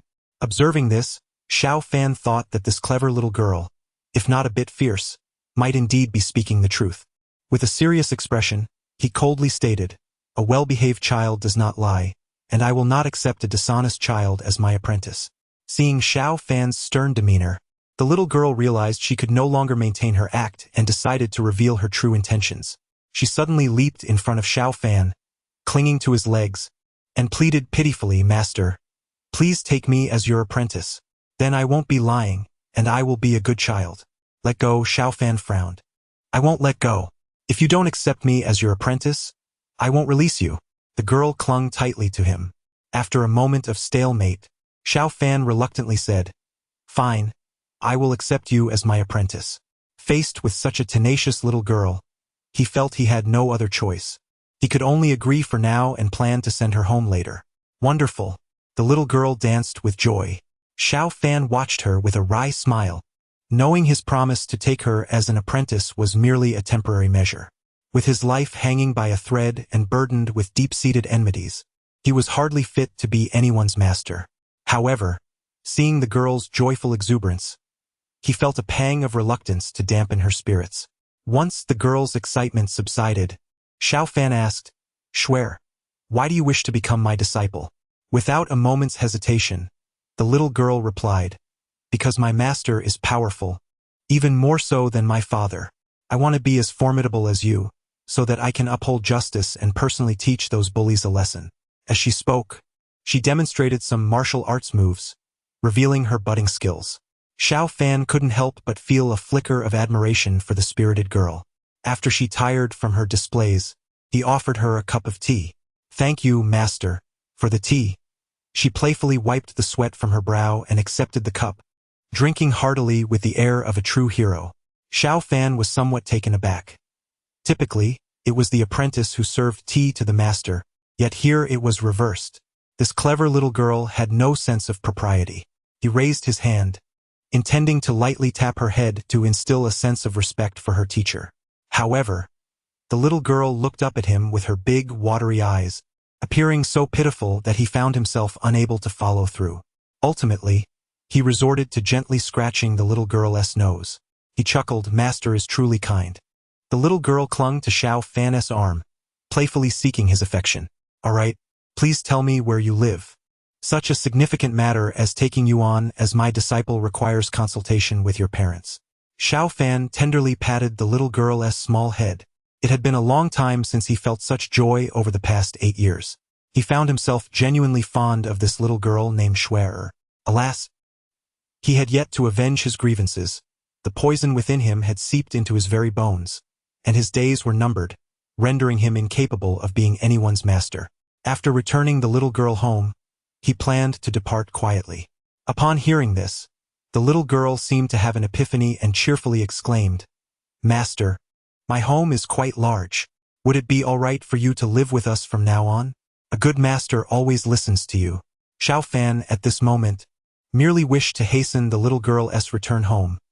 Any requests could be temporarily agreed upon. Chapter 16. The daughter of an enemy, the little girl led the way ahead, while Xiao Fan followed closely behind. Yet, with each step forward, he felt an increasing sense of familiarity with his surroundings.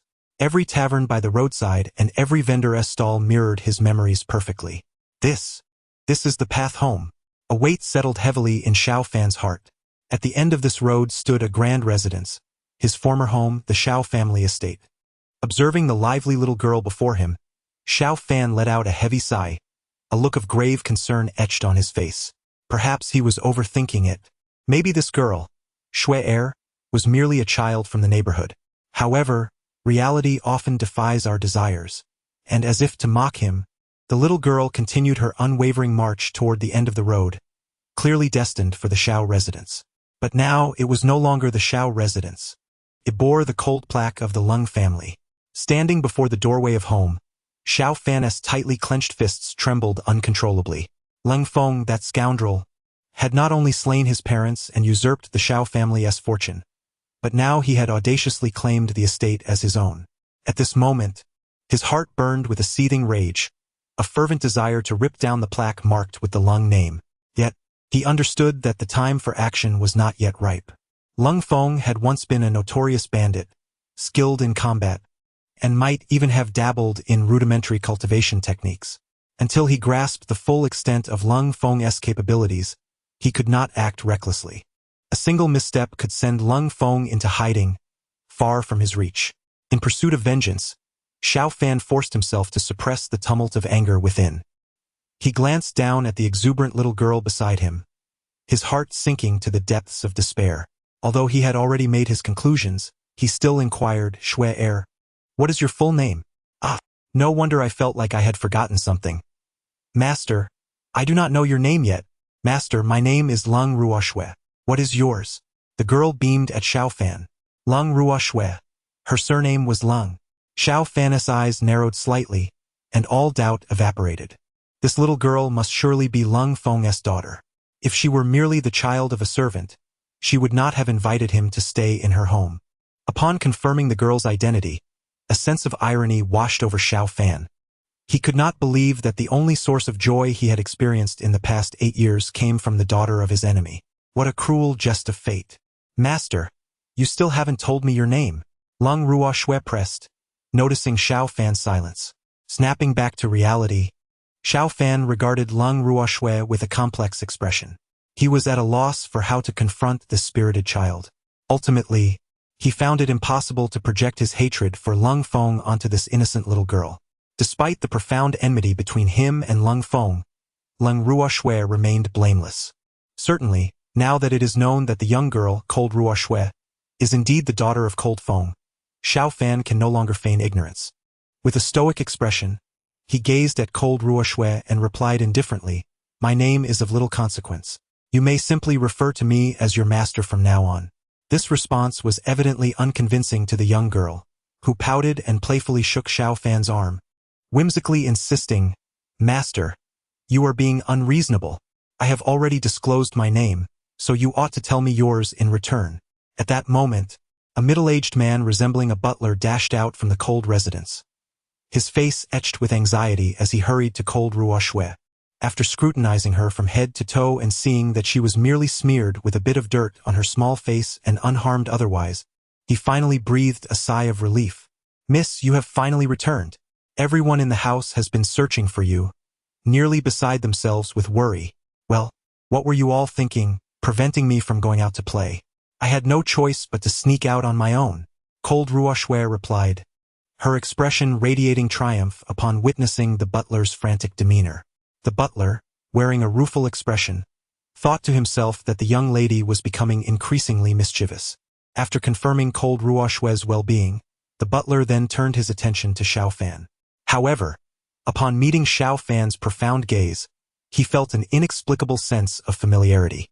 Struggling to ascertain the source of this sensation, the butler politely said, "Thank you, sir, for bringing our young lady back. Please accept this token of gratitude." With that, he presented a silver ingot to Xiao Fan. Unfortunately, Xiao Fan did not extend his hand to accept it. He regarded the butler with a cold demeanor. Once, he had been the steward of the Xiao residence. Now, he found himself as the steward of the Cold estate. The butler, interpreting Xiao Fan's refusal as dissatisfaction with the amount, felt a tinge of resentment, believing Xiao Fan to be insatiable, yet he produced another ingot. "Sir, one should know when to be content."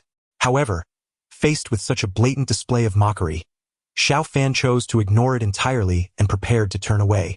Yet, he was acutely aware that the little girl, Cold Ruoshui, would not permit him to depart so easily. Initially, he had indeed intended to return the young girl to her home and leave, but now that he recognized her as Cold Feng's daughter, an opportunity to approach Cold Feng openly had presented itself, and he would not let it slip by. As expected, just as Xiao Fan turned to leave, Cold Ruoshui became anxious and hurriedly grasped his hand, exclaiming, "Master, you promised to stay at my home." Xiao Fan halted his steps. Upon hearing Cold Ruoshui call him master and request that he reside in the Cold residence, the butler immediately interjected, "Miss, this is absolutely out of the question." Xiao Fan then resumed his stride. Fearing that Xiao Fan might truly depart, Cold Ruoshui swiftly turned her head and huffily declared to the butler, "If you dare to scare away my master, I shall place toads beneath your pillow every night." The butler, upon hearing this, wore a face of helplessness. The cold and aloof Ruoshui, a mischievous little devil, had been indulged since childhood, and it was indeed within her capability to engage in such antics. However, given that even Xiao Fan was unaware of her true background, as the steward of the Cold Manor, He could not simply allow a stranger to reside within its walls.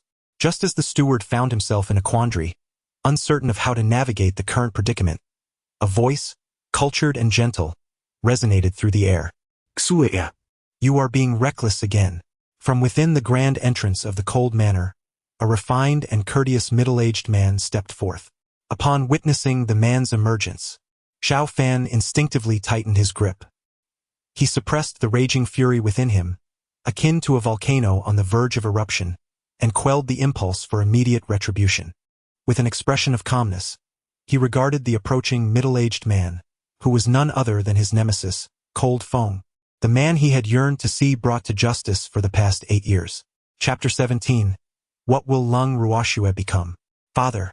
Upon seeing her father, Lung Ruoxue transformed from her mischievous self, dashing towards Lung Fong. He embraced her tightly, admonishing gently, "Xue, your father has been terribly worried. You must not sneak out again." "I understand, father." Lung Ruoxue nodded obediently. The tender scene of paternal affection and filial devotion pierced through Xiao Fan's heart, causing an ache akin to being torn asunder. A man as irredeemably wicked as Lung Fong did not deserve such a delightful daughter, nor the blissful life that accompanied her. Particularly, witnessing Lung Feng's fade of politeness and charm made Xiao Fan feel a wave of nausea. He had witnessed the true nature of Lung Fong and understood the depths of his depravity.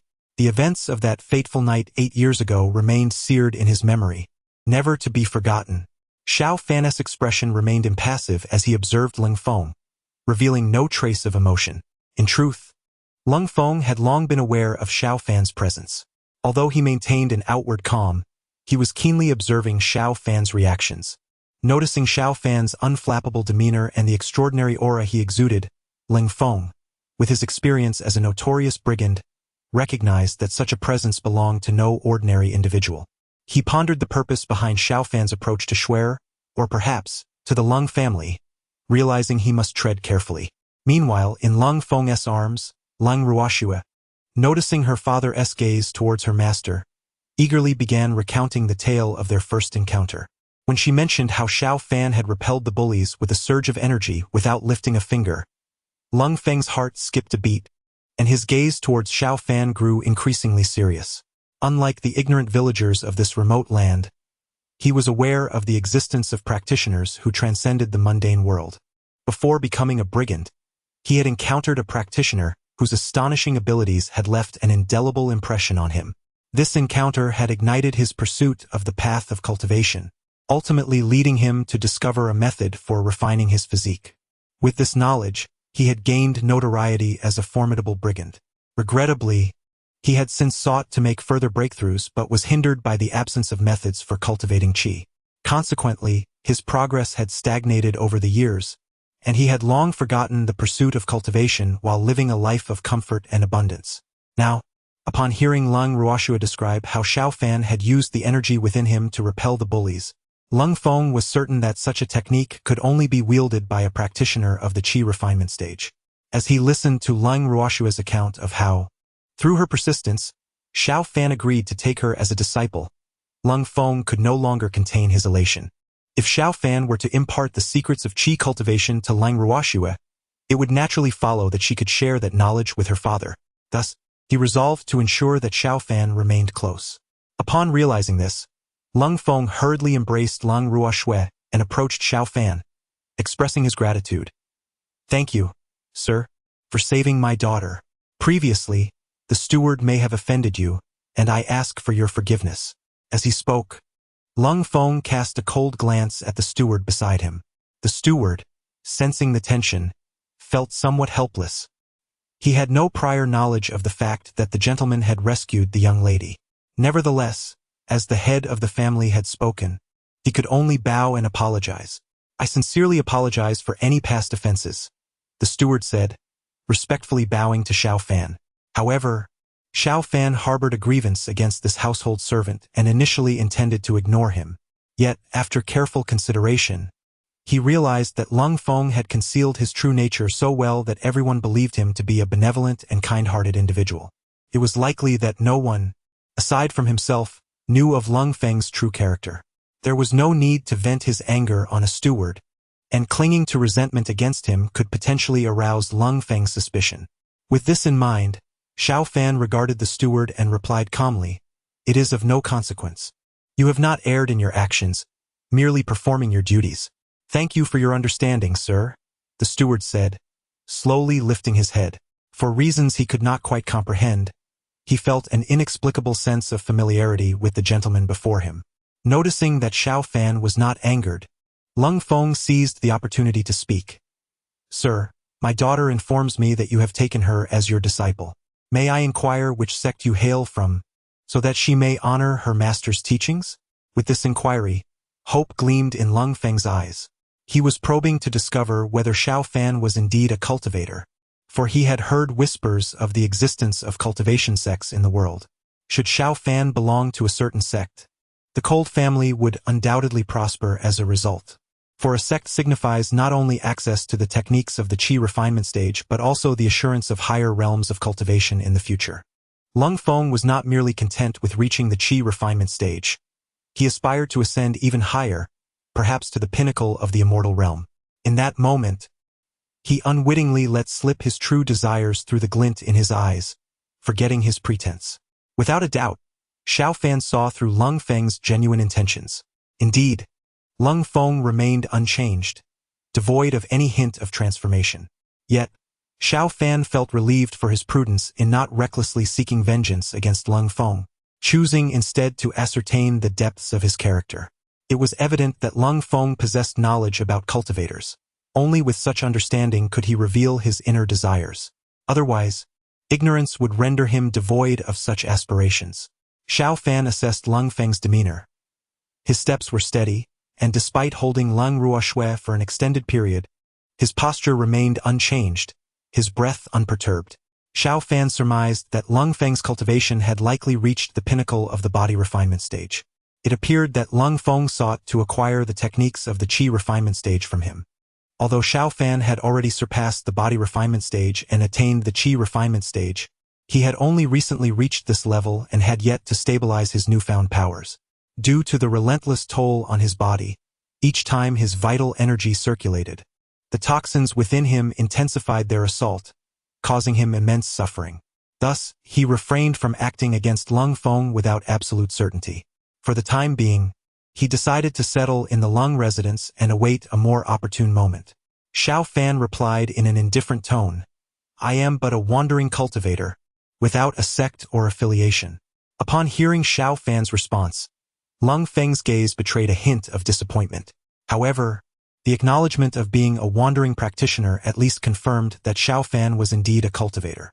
Consequently, in pursuit of the methods to cultivate in the qi refining realm, Lung Feng maintained his courtesy, saying, "In that case, sir, might I suggest you reside comfortably in the Lung residence, where you may also instruct my daughter."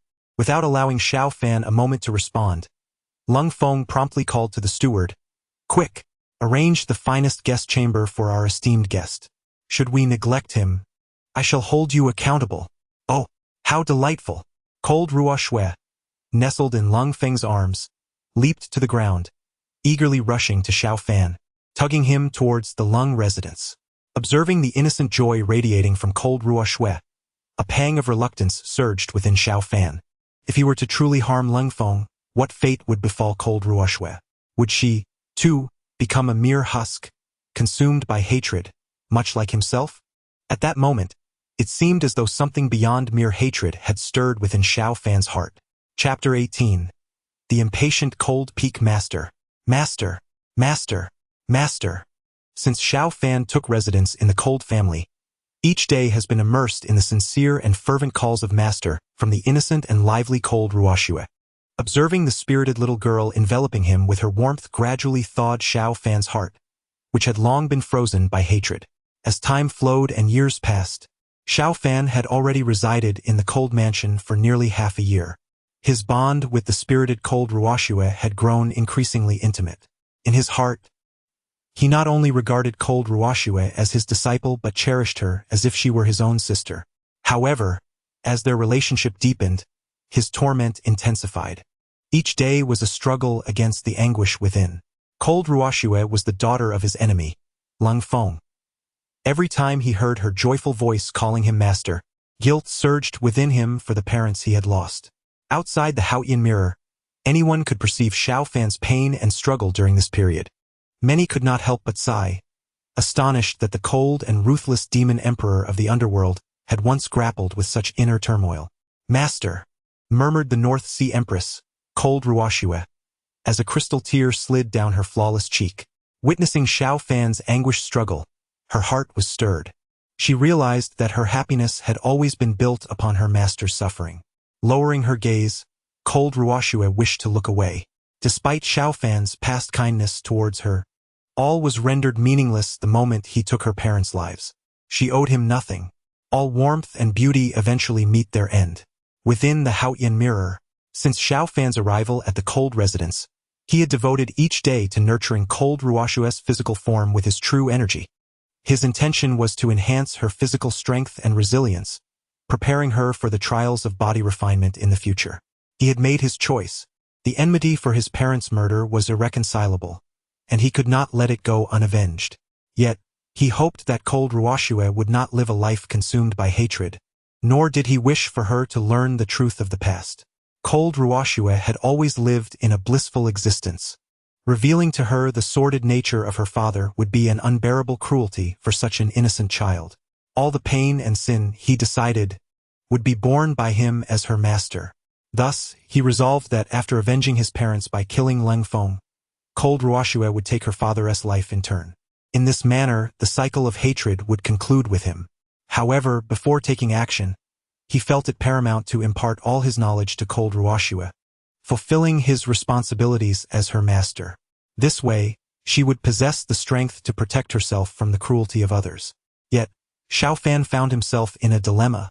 He was uncertain whether to use the ancient body-refining liquid he had acquired from Qingyun sect on cold Ruoxue.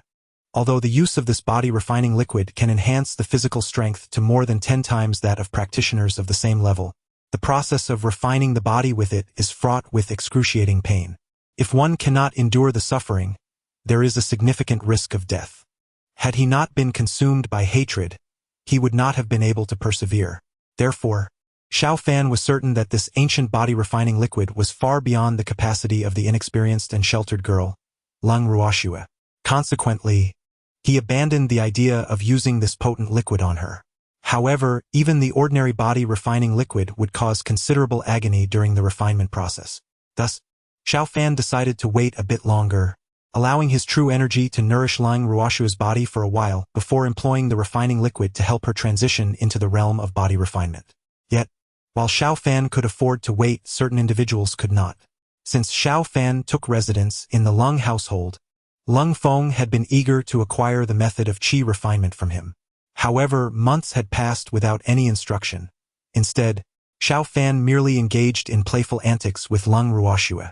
Leng Feng's suspicions grew, leading him to believe that Xiao Fan had no intention of imparting genuine skills to Leng Ruoxue and was merely seeking a life of luxury among the affluent. Consequently, Leng Feng resolved to take matters into his own hands and force Xiao Fan to reveal the qi refinement method. Once successful, he would eliminate Xiao Fan, as the latter was merely a wandering cultivator, and his death would pose no concern. Yet, considering that Xiao Fan was a practitioner of qi refinement, Leng Feng prepared a special powder to incapacitate him. This powder would leave even cultivators powerless and immobile. To ensure Xiao Fan would unknowingly consume it, Leng Feng decided to enlist his wife, Xia Jing, for the task. As the mother of Leng Ruoxue, Xia Jing often prepared snacks and pastries for them, making it less likely for Xiao Fan to suspect foul play. When Leng Feng disclosed his plan to Xia Jing, she furrowed her brow and scrutinized him. Did he truly believe that his past misdeeds were insufficient? Now, he dared to set his sights on Ruoxue's master. As Leng Feng's closest confidant, Xia Jing knew him better than anyone. To the world, he appeared to be a benevolent gentleman, but she understood that he was a hypocrite and scoundrel. Over the years, he had exploited her father's influence as a governor to commit numerous heinous acts. How foolish she had been to fall for such a heartless villain. However, given the present circumstances, she found herself trapped. Not only was she concerned for the young Leng Ruoxue, but Leng Feng also held many secrets regarding her father that could be detrimental. Should their relationship deteriorate, she was certain that the one who would suffer the most would not be Lung Feng. It was time to put an end to this. She could no longer allow him to harm others. Lung Feng continued to speak of their future as a pair of immortal lovers, charming Xia Jing with sweet nothings. Yet, beneath her feigned enchantment lay her own intentions. That afternoon, after Xiao Fan had used his vital energy to nurture Lang Ruoshua's body, the young girl insisted on playing hide and seek.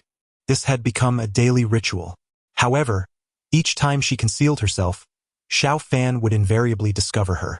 In a bid to evade him this time, Lang Ruoshua nestled herself within the wardrobe of Lung Feng and Xia Jing's bedroom.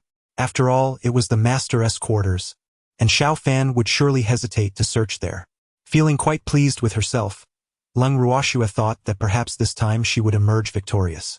Lost in her excitement, the oppressive afternoon heat soon lulled her into a state of drowsiness, and she drifted off into a deep slumber. Chapter 19. I shall no longer allow you to harm others. As Xiao Fan searched for Lang Ruoshua, he fortuitously encountered her mother, Xia Jing, in the pavilion of the courtyard. Sir, may I inquire what you are searching for? Would you like me to summon some servants to assist you? Thank you, madam, but I am merely playing hide and seek with Xuer, so there is no need to trouble anyone. Xiao Fan replied with a faint smile. Although he did not know much about Xia Jing, it was evident that she was a gentle and virtuous woman. It was a pity that she was married to a scoundrel like Lung Feng, who bore a heart of malice beneath a facade of charm.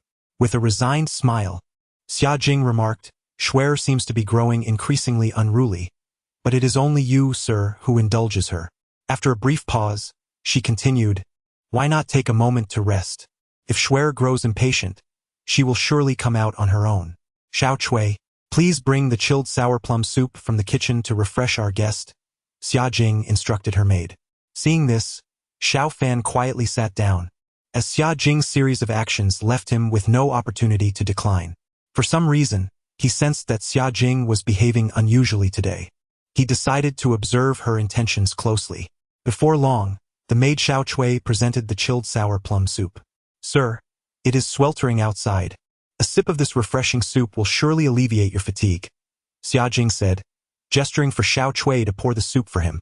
Very well, Xiao Fan replied calmly, drinking the sour plum soup. However, shortly after the liquid touched his lips, he sensed something amiss, as a tingling sensation coursed through his limbs. He quickly deduced that this was the effect of a paralyzing agent known as soft muscle powder. Fortunately, during his 8 years at the Qingyun sect, his body had been ravaged by various toxins, rendering most other drugs ineffective against him. This was the reason he could drink the soup, despite knowing it was tainted. Now, he intended to see what Xia Jing, or rather Lung Feng behind her, truly wanted. He was certain that Xia Jing alone would not resort to administering the soft muscle powder without a motive. This must be orchestrated by Lung Feng. Leaning slowly against the stone table in the pavilion, he feigned immobility and silence, as if rendered powerless by the paralysis. You appear fatigued.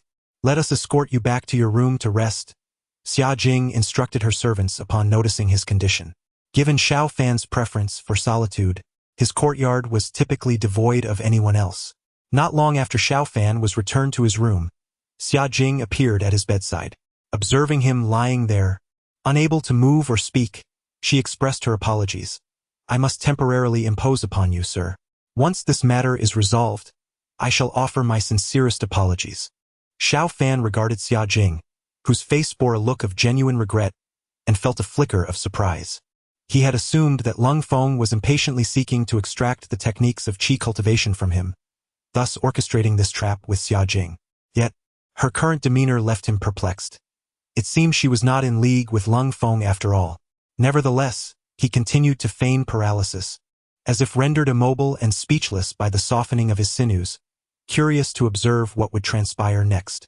As dusk descended, Xia Jing prepared a sumptuous feast in Xiao Fan's chamber, eagerly awaiting the arrival of Lung Feng. Upon receiving the news, Lung Feng hastened to Xiao Fan's residence, unable to contain his anticipation.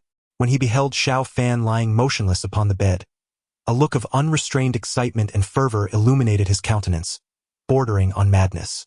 Following this moment of exhilaration, Lung Feng turned to the gentle and virtuous Xia Jing at the table, a beaming smile gracing his lips. "My dear wife, you have bestowed upon me a grand surprise." To be candid, Lung Feng had not anticipated Xia Jing's swift action, nor its remarkable success. To reward Xia Jing for her adeptness, he resolved to stage a vivid tableau before Xiao Fan, viewing him as nothing more than a lifeless entity. Once he extracted the method of refining qi, he would not hesitate to eliminate Xiao Fan. Thus, he cared little for Xiao Fan witnessing the scene. Intriguingly, the thought of being observed ignited an inexplicable thrill within him. Lung Feng seized Xia Jing in his arms, eager to release his pent-up desires. Outside the Haotian mirror, through Xiao Fan's perspective, the onlookers beheld Lung Feng's lewd demeanor, akin to a lustful hound. They were utterly speechless. Were it not for the fact that Lung Feng was the father of the Northern Underworld Empress, they would undoubtedly have made scathing remarks at this moment. The Northern Underworld Empress, Lung Ruoxue, trembled at the appalling behavior exhibited by her father.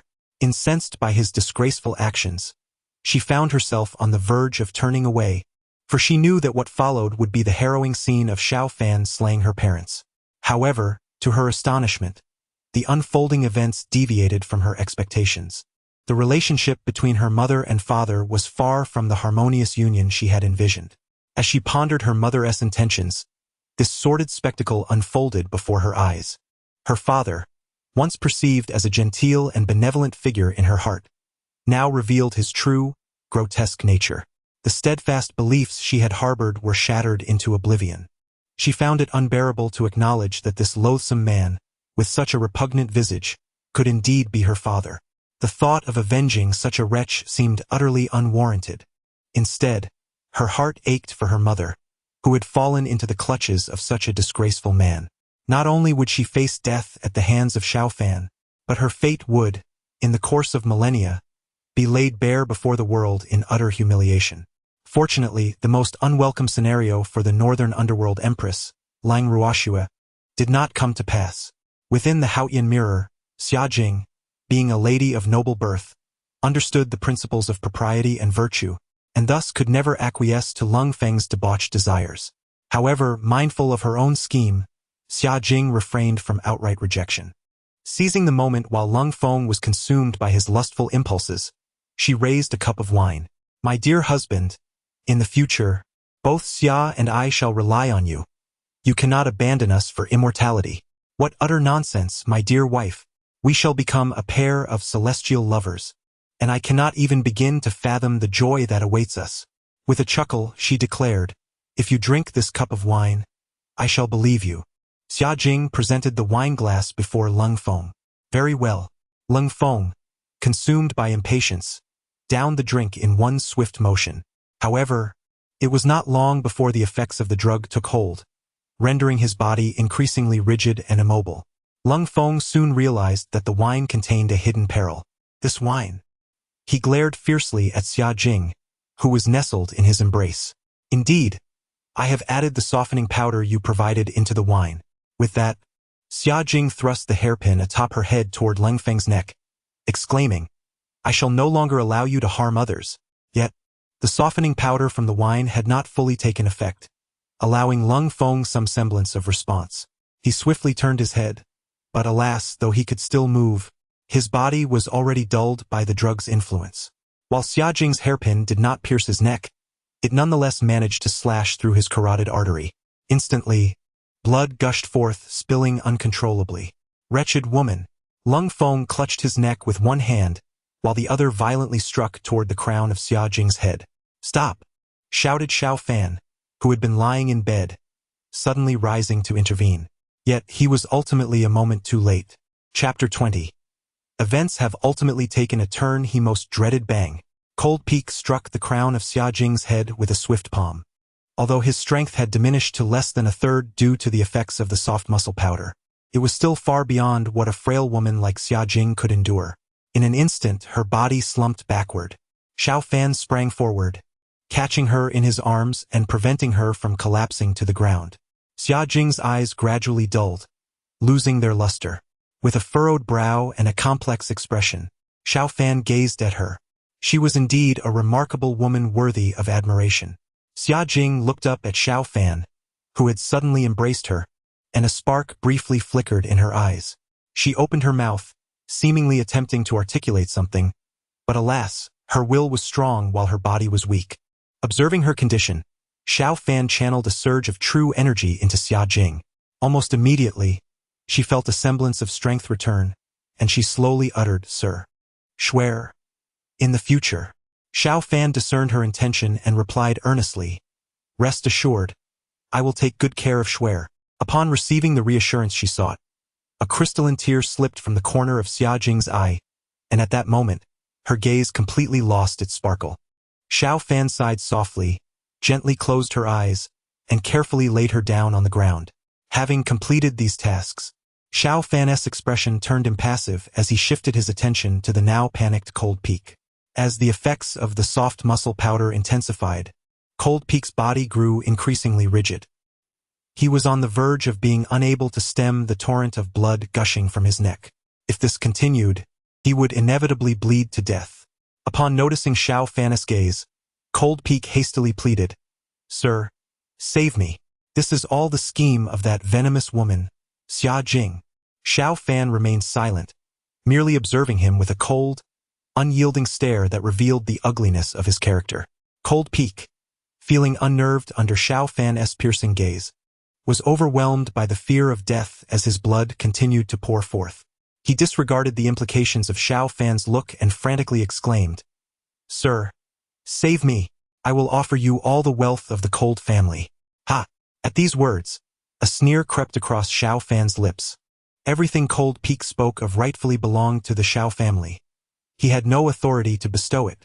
Xiao Fan, who had maintained an emotionless facade, finally erupted with the pent-up fury that had been simmering within him. "Cold Peak, do you know who I am?"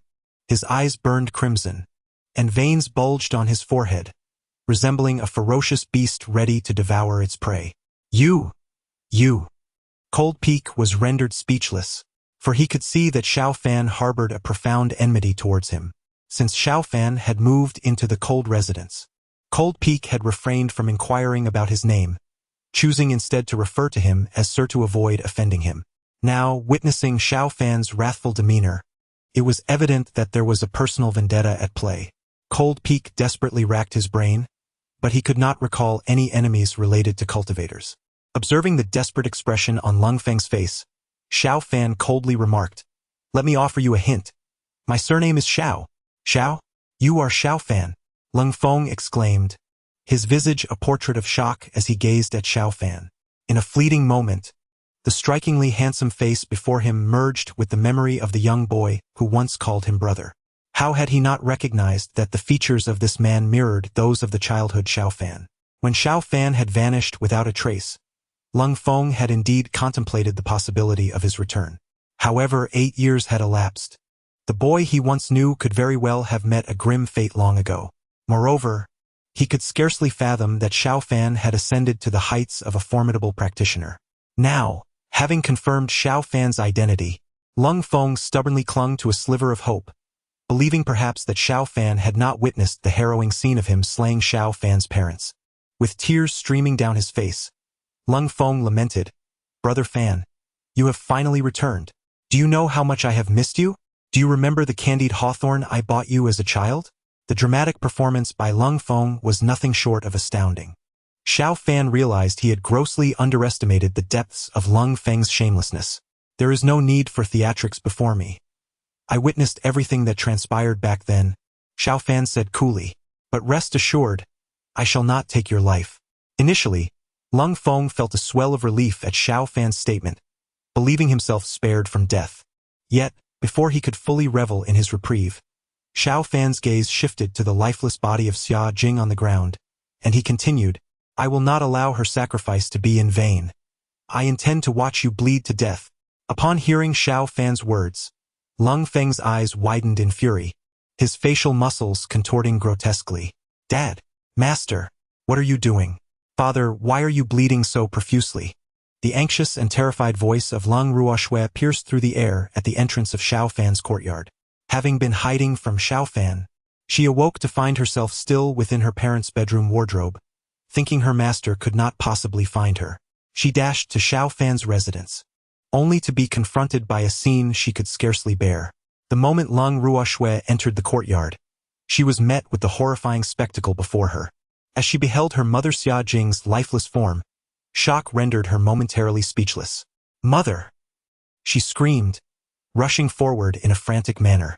Seeing Leng Ruoxue's sudden arrival, a frenzied gleam ignited in Leng Feng's eyes.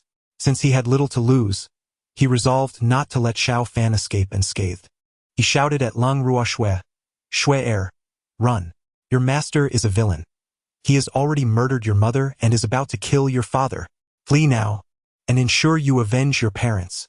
Stunned by his words, Leng Ruoxue struggled to accept the idea that her master could be evil. Yet, her gaze was soon drawn to the body lying on the ground, her mother's corpse. Witnessing this scene, Leng Feng wore a maniacal grin, while Xiao Fan's expression darkened as he regarded Leng Feng, taken aback by his utter depravity, to the extent of exploiting his own flesh and blood. It is evident that Leng Feng knew he could never harm Leng Ruoxue. Thus, he sought to implicate him in everything, intending to turn Leng Ruoxue into a tool for vengeance, propelling her to stand in stark opposition to him. His intentions were undeniably malicious. To prevent Leng Feng from uttering any further unspeakable words to Leng Ruoxue, Xiao Fan ultimately took it upon himself to end Leng Feng's life. In his final moments, Leng Feng cast a venomous glare at Xiao Fan, a deranged smile creeping across his lips. "Father!" Leng Ruoxue cried out as she collapsed before her father's lifeless body, struggling to comprehend the scene that had just unfolded. If she had previously harbored doubts about Xiao Fan's malevolence, the moment he took her father's life before her very eyes left no room for disbelief. The once bright and watery depths of her eyes were now entirely consumed by hatred. Xiao Fan's expression grew somber, as events had inevitably progressed to the very outcome he had most dreaded. Chapter 21. The Choice of the Northern Mist Empress Outside the Haoyan Mirror. Why has it come to this? Why must it be so? The Northern Mist Empress, cold as snow, let out a mournful smile, her entire being appearing lost. It dawned upon her that everything was a fabrication spun by her father, a deceit crafted for the sake of vengeance against Xiao Fan. Her heinous father was the true perpetrator responsible for her mother's death, the architect of all this malevolence. And she, in essence, was merely a pawn in his quest for retribution against Xiao Fan. How foolish she had been to cherish memories of her father over these millennia, a notion now rendered utterly ridiculous. With a sudden surge of anger, the Northern Mist Empress coughed up a mouthful of blood. Her complexion turned ashen, her fair forehead beaded with cold sweat, and her body swayed precariously, as if she might collapse at any moment. The injuries she had just mended had worsened once more. Yet, disregarding her own afflictions, she laughed uproariously. "Ha ha ha! How absurd! It is laughably absurd." All her perseverance through the years now appeared utterly ludicrous. Revenge? What revenge could she possibly seek? Ha ha ha! It is truly absurd. Witnessing the Northern Mist Empress in her state of despair, someone could not help but sigh. Indeed, Xiao Fan later became the malevolent underworld demon emperor, yet from beginning to end, he bore no debt towards the Northern Mist Empress, his disciple. Yes, while all may condemn the underworld demon emperor, the Northern Mist Empress lacks the standing to do so. In the void above, the Yaoqi Empress observed the Northern Mist Empress's breakdown with a disdainful smile. Regardless of who Xiao Fan had once been, it would not absolve him of the heinous crimes he later committed. She harbored a desire to flay him alive, to subject him to 1,000 tortures. Were it not for her quest to unearth where Xiao Fan had concealed her husband's soul-nurturing vessel, she would not waste her time here.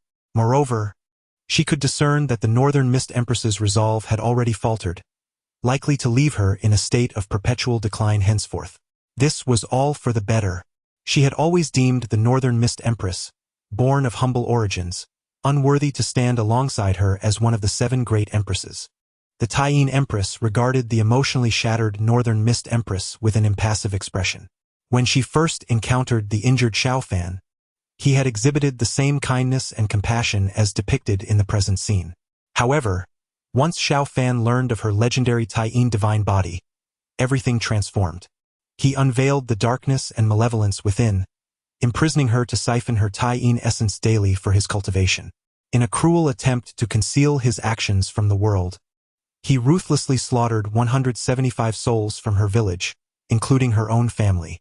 The once kind-hearted Xiao Fan had ultimately succumbed to the temptations of power, becoming a demon as unscrupulous as Lung Feng in his relentless pursuit of ambition. Ha ha ha. It is laughable, truly laughable. Unbeknownst to her, tears streamed down the Northern Mist Empress's face. Her dazed gaze lingered upon the despondent Xiao Fan within the Haotian mirror before shifting towards the ancient imperial city. Why, Master? Why do you not reveal the truth to me? The voice of the Northern Underworld Empress was tinged with a plaintive sob, as if she were transported back to the joyous days of her apprenticeship under Xiao Fan. Regrettably, the once vibrant Xiao Fan, now a mere shell of his former self within the original imperial city, was unable to respond. Master, answer me. As her words hung in the air, the Northern Underworld Empress's expression shifted dramatically, her eyes shimmering with divine light as she suddenly surged towards the original imperial city. The onlookers were taken aback, astonished by her unexpected outburst of power after her previous collapse into tears. How could the Northern Underworld Empress, who had just been weeping, now exhibit such fervor in her rush toward the original imperial city? The Yaoqi Empress, who had been hovering in the void, discerned the Northern Underworld Empress's intention. She sought to rescue the now-defunct Underworld Demon Emperor, Xiao Fan, while the others remained oblivious. However, everything was firmly within her grasp. The Northern Underworld Empress's plan was destined for failure. If you desire to accompany him, then I shall grant your wish, the Yaoqi Empress scoffed, and as the Northern Underworld Empress breached the original imperial city, she activated the extermination array, imprisoning her within its confines. Although the extermination array had been successfully established by the combined efforts of 7 empresses, its true power stemmed from the Haotian Mirror, a chaotic artifact that served as the focal point of the array. The Haotian Mirror belonged to the Yaoqi Empress, endowing her with ultimate control over the extermination array.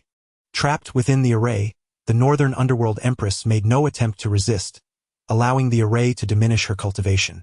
Upon learning the truth of the past, she had indeed contemplated rescuing the now incapacitated Xiao Fan.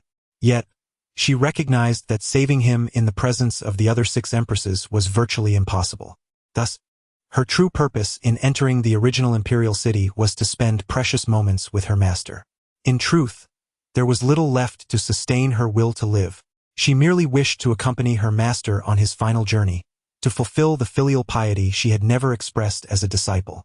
The Northern Underworld Empress, Lung Ruoxue, walked step by step toward the sacred altar at the heart of the original imperial city. With each step, her strength waned, yet she bore no resentment. At last, she stood before Xiao Fan. Master, your disciple has been unfilial. Permit me to accompany you on your final journey.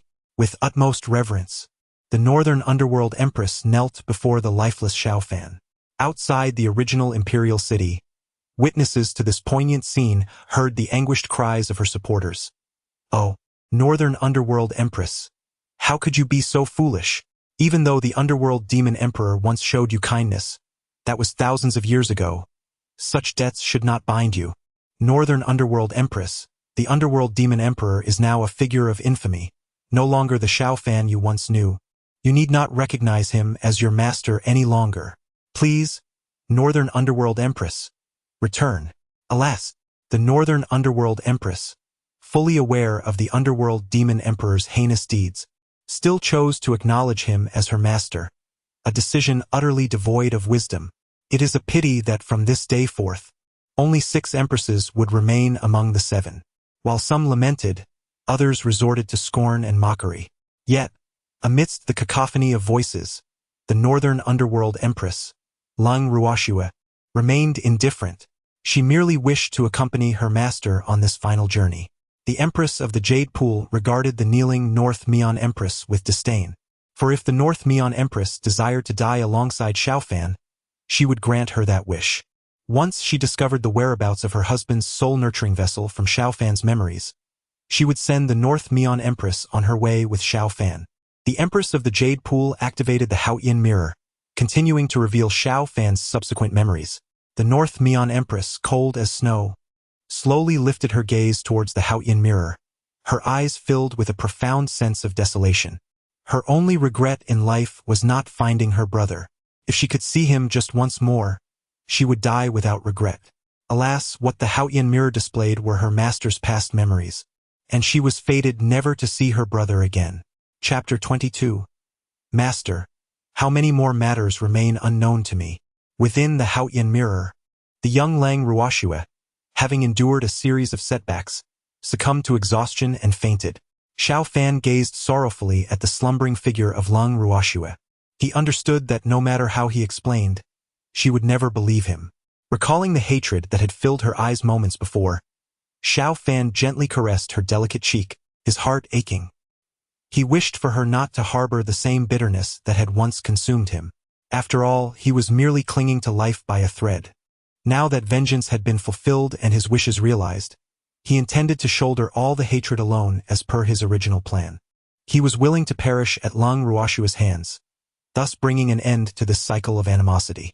However, he had promised her mother, Xia Jing, to take good care of her.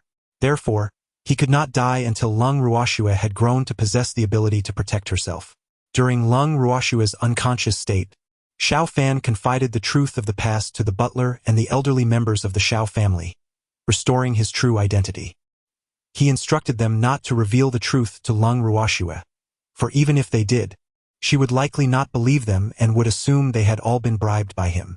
When Lang Ruoxue awoke, she found that the plaque of the Lang residence had been removed and replaced with that of the Xiao residence. The former master of the estate, her father Lang Feng, had been supplanted by her master, Xiao Fan. This marked her first encounter with her master's name, which she immediately etched into her memory. This was her sworn enemy. Soon, she realized that despite retaining her status as the young lady, everyone within the Xiao residence sided with Xiao Fan. Regardless of what she said, they insisted she was mistaken, deeming it impossible. Clearly, they had all been swayed by Xiao Fan. From that moment forth, everything that once belonged to the Lang family was now under Xiao Fan's dominion. Lang Ruoxue was engulfed in torment and fury, ever mindful of her father's dying words urging her to seek vengeance. With her home no longer safe, she feared that Xiao Fan might strike at any moment. Thus, she resolved to flee. On the day of Xia Jing's funeral at the Xiao residence, Lang Ruoxue seized an opportune moment to escape unnoticed. After her departure, the butler approached Xiao Fan and whispered, "Young Master Fan, as per your instructions, we did not impede Miss Xuer from leaving." Xiao Fan gave a slight nod, but then suddenly erupted into a violent coughing fit, black blood spilling forth from his lips. "Young master, are you all right?" The butler panicked at the sight, preparing to summon a physician, but was halted by Xiao Fan's gesture. "There's no need for that. It would be futile," Xiao Fan replied calmly. "I have little time left." Upon hearing this, the butler's eyes glistened with tears, his voice quivering as he implored, "Young Master Fan, that cannot be. You will surely recover." Xiao Fan merely smiled bitterly and shook his head. He was acutely aware of his own condition. In that moment, the only thing he could not relinquish was Lang Ruoxue. He understood that Lang Ruoxue had completely lost her trust in him and would eventually distance herself. To this end, he orchestrated her smooth departure. Henceforth, he would need to assume a new identity to approach her. In the end, Xiao Fan instructed the butler to liquidate all the Xiao family's assets, except for the ancestral home. A portion of the proceeds would be allocated to generously compensate the dismissed servants of the Xiao family, while another portion would be used to aid the impoverished populace nearby. This could also be seen as a way to accrue merit for his deceased parents.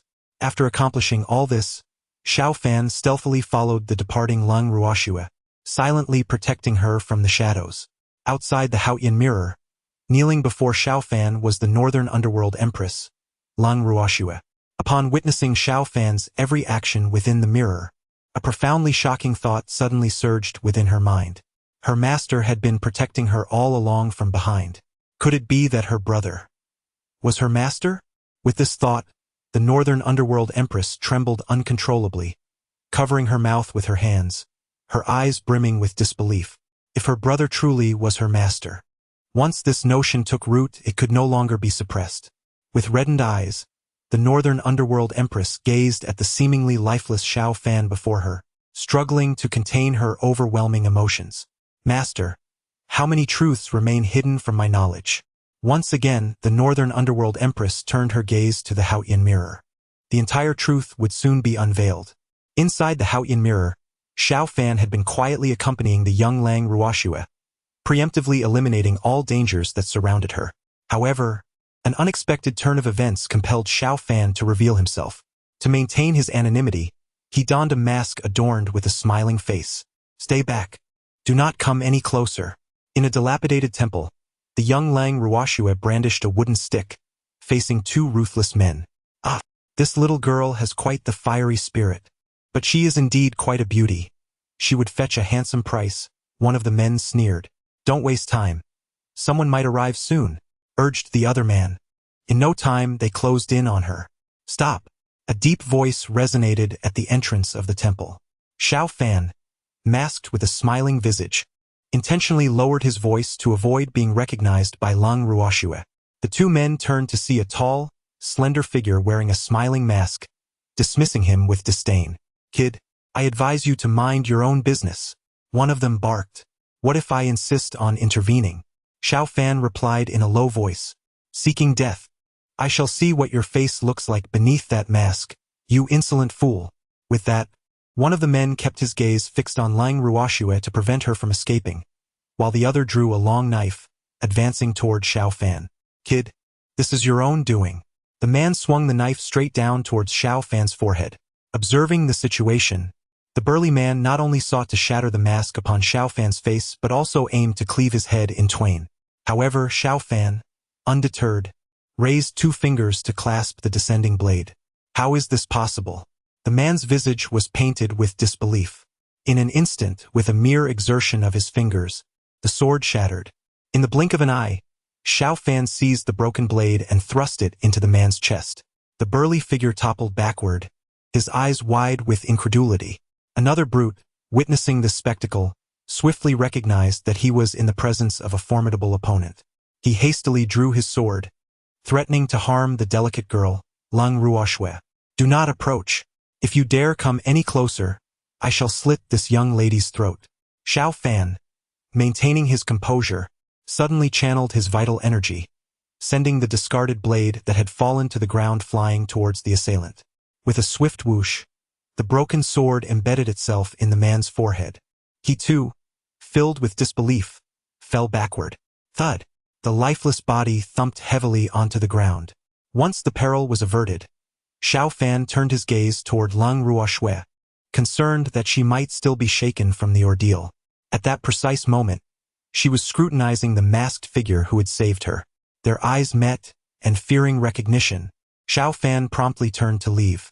Big brother, please don't go, Lang Ruoxue exclaimed, rushing forward to intercept him. Chapter 23. The fall of the Empress. Observing the unyielding figure of Lang Ruoxue blocking his path, Xiao Fan spoke in a measured tone. Why do you hinder my way, little girl? Big brother, you are so impressive. Are you a practitioner? Lang Ruoxue gazed intently at Xiao Fan. And if I am? Xiao Fan replied, striving to keep his voice as indifferent as possible. Please, I beseech you to take me as your disciple. Suddenly, Lang Ruoxue knelt before him. Upon hearing this, Xiao Fan fell silent, taken aback by her request to become his student once more. Of course, he understood that she was unaware of his true identity and merely regarded him as another practitioner. After a prolonged silence, Xiao Fan responded calmly, What compels you to seek me as your master? I have an enemy, a practitioner, and to exact my vengeance, I must become stronger than he. Lang Ruoxue's eyes shone with determination as she articulated her genuine thoughts. Beneath his mask, Xiao Fan's expression turned somewhat melancholic. Although he was already cognizant of her animosity towards him, hearing her confess it still stirred discomfort within him. He had originally intended to find an opportunity to teach her the ways of cultivation, ensuring that she could defend herself in his absence. Furthermore, once she mastered her skills and sought vengeance, it could potentially resolve the enmity between their families. This moment presented an ideal opportunity. However, he did not wish for her heart to be consumed solely by hatred, becoming a mere shell of a person fixated on revenge. Thus, Xiao Fan replied coolly, as practitioners, we strive for self-cultivation, to comprehend the principles of the universe, and to pursue a life of freedom and longevity, rather than to engage in conflict driven solely by revenge. Depart now. I will not accept you as my disciple. With that, he proceeded forward, fully aware that this spirited girl would not easily relent. True to his expectations, Lung Ruoxue followed closely in his wake, accompanying him wherever he went. As they journeyed, Xiao Fan reveled in the beauty of nature, and gradually, Lung Ruoxue began to shed her vengeful demeanor, regaining the innocence befitting her age. No longer did she speak solely of revenge, her face no longer marred by malice. When Xiao Fan sensed the time was right, he turned to her with a smile. Do you still wish to cultivate? Yes. Lung Ruoxue nodded fervently, her expression tinged with bashfulness. Very well, I shall teach you the ways of cultivation henceforth, Xiao Fan said with a gentle smile. Master, I bow to you, Lung Ruoxue exclaimed with excitement, preparing to kneel before him. However, just as she was about to do so, Xiao Fan intervened. I have only agreed to teach you. I have not promised to accept you as my disciple. His tone was serious, yet internally he couldn't help but chuckle at the irony. How could he, who concealed his true identity, claim the title of master to Lung Ruoxue? From now on, you may continue to call me brother, Xiao Fan stated softly. Yes, brother. Lung Ruoxue beamed, her face lighting up with a sweet smile. She preferred the term brother to master, for invoking the latter brought forth memories of Xiao Fan as her adversary. Thus, Lung Ruoxue followed Xiao Fan, practicing her skills while exploring the mountains and waters. Outside the Haotian mirror, the Empress of Baiming, Lung Ruoxue, could no longer contain her emotions and broke down in tears. It turned out that the brother she had longed for and searched for over the millennia, whom she loved and thought of incessantly, was none other than her master, Xiao Fan, whom she had despised for thousands of years. Master, why did you not tell me? Brother, do you know how much I have missed you? Why did you make me discover all of this only now? The Empress of Baiming, in utter despair, gazed upon Xiao Fan, who had become a mere shell of his former self. Without regard for her dignity, she trembled as she crawled toward him. Master, please answer me, will you? With tear-filled eyes, she reached Xiao Fan, her gaze brimming with hope and longing, yearning for any sign of response, even the slightest twitch of his finger. Regrettably, Xiao Fan, now a living corpse, was as unresponsive as if he were truly dead, utterly indifferent to the world around him. Master, please respond. Answer me. I implore you. The Empress of Baiming cried out, her heart aching for a flicker of acknowledgement from Xiao Fan. Yet all her efforts proved to be in vain. Outside the original imperial city, a group of practitioners witnessed the Empress's breakdown, unable to look on without sympathy. At that moment, they realized that her feelings for the Yomi Demon Emperor were far more complex than mere teacher-student affection. As the Haotian mirror continued to reveal the moments shared between the Empress and Xiao Fan over the next decade, the crowd unearthed a startling truth.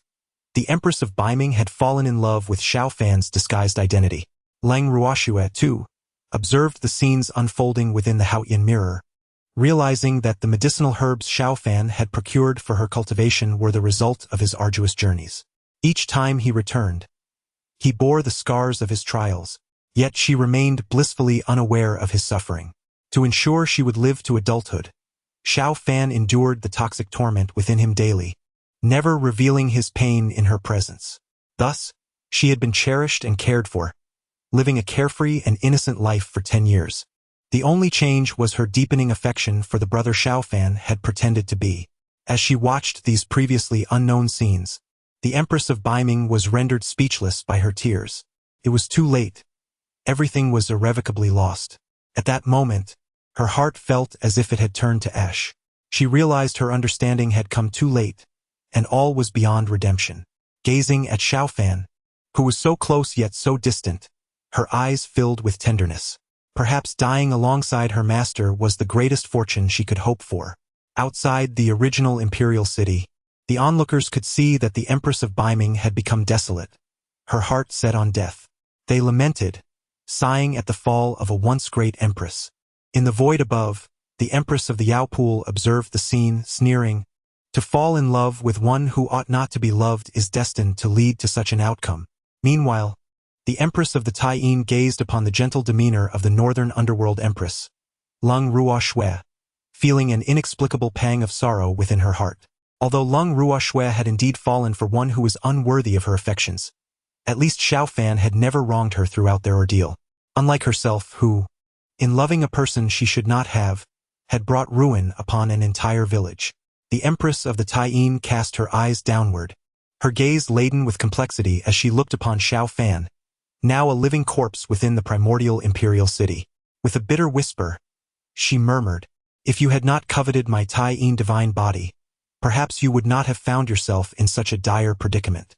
Chapter 24. Today marks your demise within the Haotian mirror. Xiao Fan and Lang Ruoshui had spent a decade together. During these 10 years, Xiao Fan not only guided Lang Ruoshui in her cultivation but also assumed the roles of both father and mother, attending to her every need. Ultimately, in the year of Lang Ruoshui's 18th birthday, her cultivation surpassed his, reaching the pinnacle of qi refinement. To concoct the foundational elixir that would aid her in breaking through to the foundation establishment stage, Xiao Fan endured numerous life-threatening challenges and finally gathered the necessary herbs. His health, already in decline, was precarious, sustained only by sheer willpower. In the endeavor to create the foundational elixir for Lang Ruoshui, he depleted both his physical strength and mental energy. Eventually, he could no longer endure. When Lang Ruoshui consumed the foundational elixir and successfully advanced to the foundation establishment realm, Xiao Fan's final wish was fulfilled. What remained was to have Lang Ruoshui end his life, thereby concluding all enmity. He beckoned the still elated Lang Ruoshui, who was reveling in her newfound power, and remarked, "I never imagined a decade would pass so swiftly. The little girl from back then has blossomed into a graceful young woman." Upon hearing this, a faint blush appeared on Lang Ruoshui's cheeks. "Has my brother finally begun to see me as a woman?" With a smile in her eyes, she gazed at Xiao Fan, who wore a cheerful mask.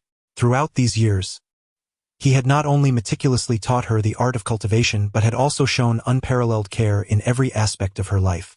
What young girl, awakening to love, could resist such a wonderful brother?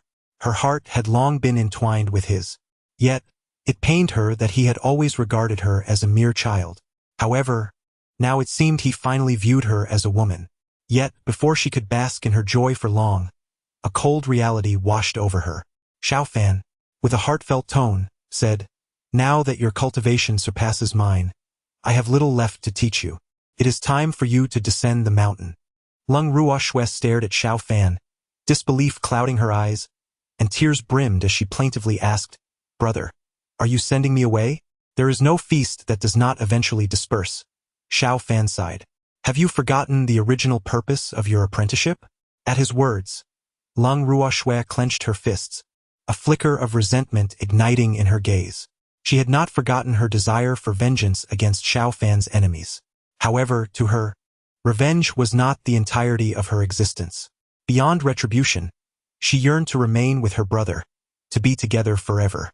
With this thought, her eyes filled with determination as she declared, "I will avenge." But her emotions softened, and she gazed at Xiao Fan, her eyes brimming with tenderness and affection. "Brother, Though she longed to confess her feelings to the brother she adored, shyness and hesitation held her tongue. Instead, she modified her statement, "Brother, I do not wish to part ways.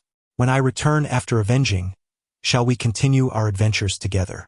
Cold Ruoshui gazed eagerly at Xiao Fan, who wore a smiling mask, fearful of receiving a negative response. Xiao Fan could somewhat perceive Cold Ruoshui's feelings for him, and a bittersweet smile involuntarily crept onto his lips beneath the mask. If Cold Ruoshui were to discover that the brother she adored was, in fact, her enemy, Xiao Fan, one could only wonder what her reaction would be. However, he vowed that she would remain oblivious to this truth. After a lengthy silence, Xiao Fan slowly uttered a single word, "Good." Upon receiving the desired answer, Cold Ruoshui was nearly beside herself with joy, her eyes sparkling like stars. She danced with uncontainable exuberance, resembling a child who had never grown up. She had already resolved that once her vengeance was fulfilled, she would confess her feelings to her brother. Should he reject her then, she would persist relentlessly. After all, her cultivation had already surpassed his. He could not rid himself of her. Observing the jubilant cold Ruoxue before him, Xiao Fan's expression turned somewhat somber. He was destined to break his promise. Once the initial excitement faded, cold Ruoxue furrowed her brows, scrutinizing the smiling mask adorning Xiao Fan's face. For a decade, he had hidden behind this mask, and she had never seen his true visage. Each time she implored him to remove it, he steadfastly refused. Though she had attempted to sneakily unmask him before, she was invariably caught, and each time, his gentle demeanor transformed into anger, leading to prolonged silence between them. Consequently, she ceased her attempts. With this in mind, cold Ruoxue cautiously inquired, "Brother, could you grant me one small request?" "Speak," Xiao Fan replied. "When I return from avenging my grievances, will you remove the mask so I may behold your face?" Perhaps fearing to upset Xiao Fan, she hastily added, "No matter what you look like, I will still love you." To her surprise, Xiao Fan responded quite decisively. "All right." Ecstatic, cold Ruoxue felt overwhelmed with joy. Had she known her brother would be so agreeable, she would have made several more requests. After all, she was utterly in the dark about him. She did not even know his name. Nevertheless, she remained patient. Once her vengeance was complete, she would have ample time to learn everything about him. She was now filled with an insatiable desire to seek revenge against those who had wronged her. After making a pact with the masked Xiao Fan to await her return, cold Ruoxue confidently descended the mountain. Once cold Ruoxue departed, Xiao Fan slowly removed his smiling mask. What was once a handsome visage had become gaunt, his complexion pallid and devoid of color, giving him a sickly appearance. Suddenly, he was seized by a fit of violent coughing, expelling dark blood. Xiao Fan gently wiped the blood from the corner of his mouth, his gaze resolutely fixed ahead. He could not perish just yet. He must die at cold Ruoxue's hands to bring an end to all enmity. Subsequently, Xiao Fan retrieved a crimson pill from his bosom and swallowed it. Initially, Elder Zhao of the Qingyun sect regarded him as inconsequential, which allowed him to secretly learn numerous alchemical formulas. This particular one, the resurrection pill, grants the user a temporary reprieve from death, restoring them to peak condition. However, it is akin to a fleeting moment of brilliance, reserved solely for those on the brink of demise. Aware that his time was limited, Xiao Fan swiftly pursued Lung Ruoxue along a narrow path. Ultimately, he encountered her on the road she was destined to traverse on her way back. Lung Ruoxue looked at Xiao Fan with surprise, utterly unprepared for this chance meeting right after descending the mountain. Yet this was fortuitous. It spared her the time of searching for him. "Xiao Fan, today marks your day of reckoning." Chapter 25. The return of a handsome man. Xiao Fan pretended not to recognize Lang Ruoxue and coldly inquired, "I have no enmity with you, fair maiden. Pray tell, why do you seek to take my life?" "No enmity? Very well. Allow me to elucidate your demise.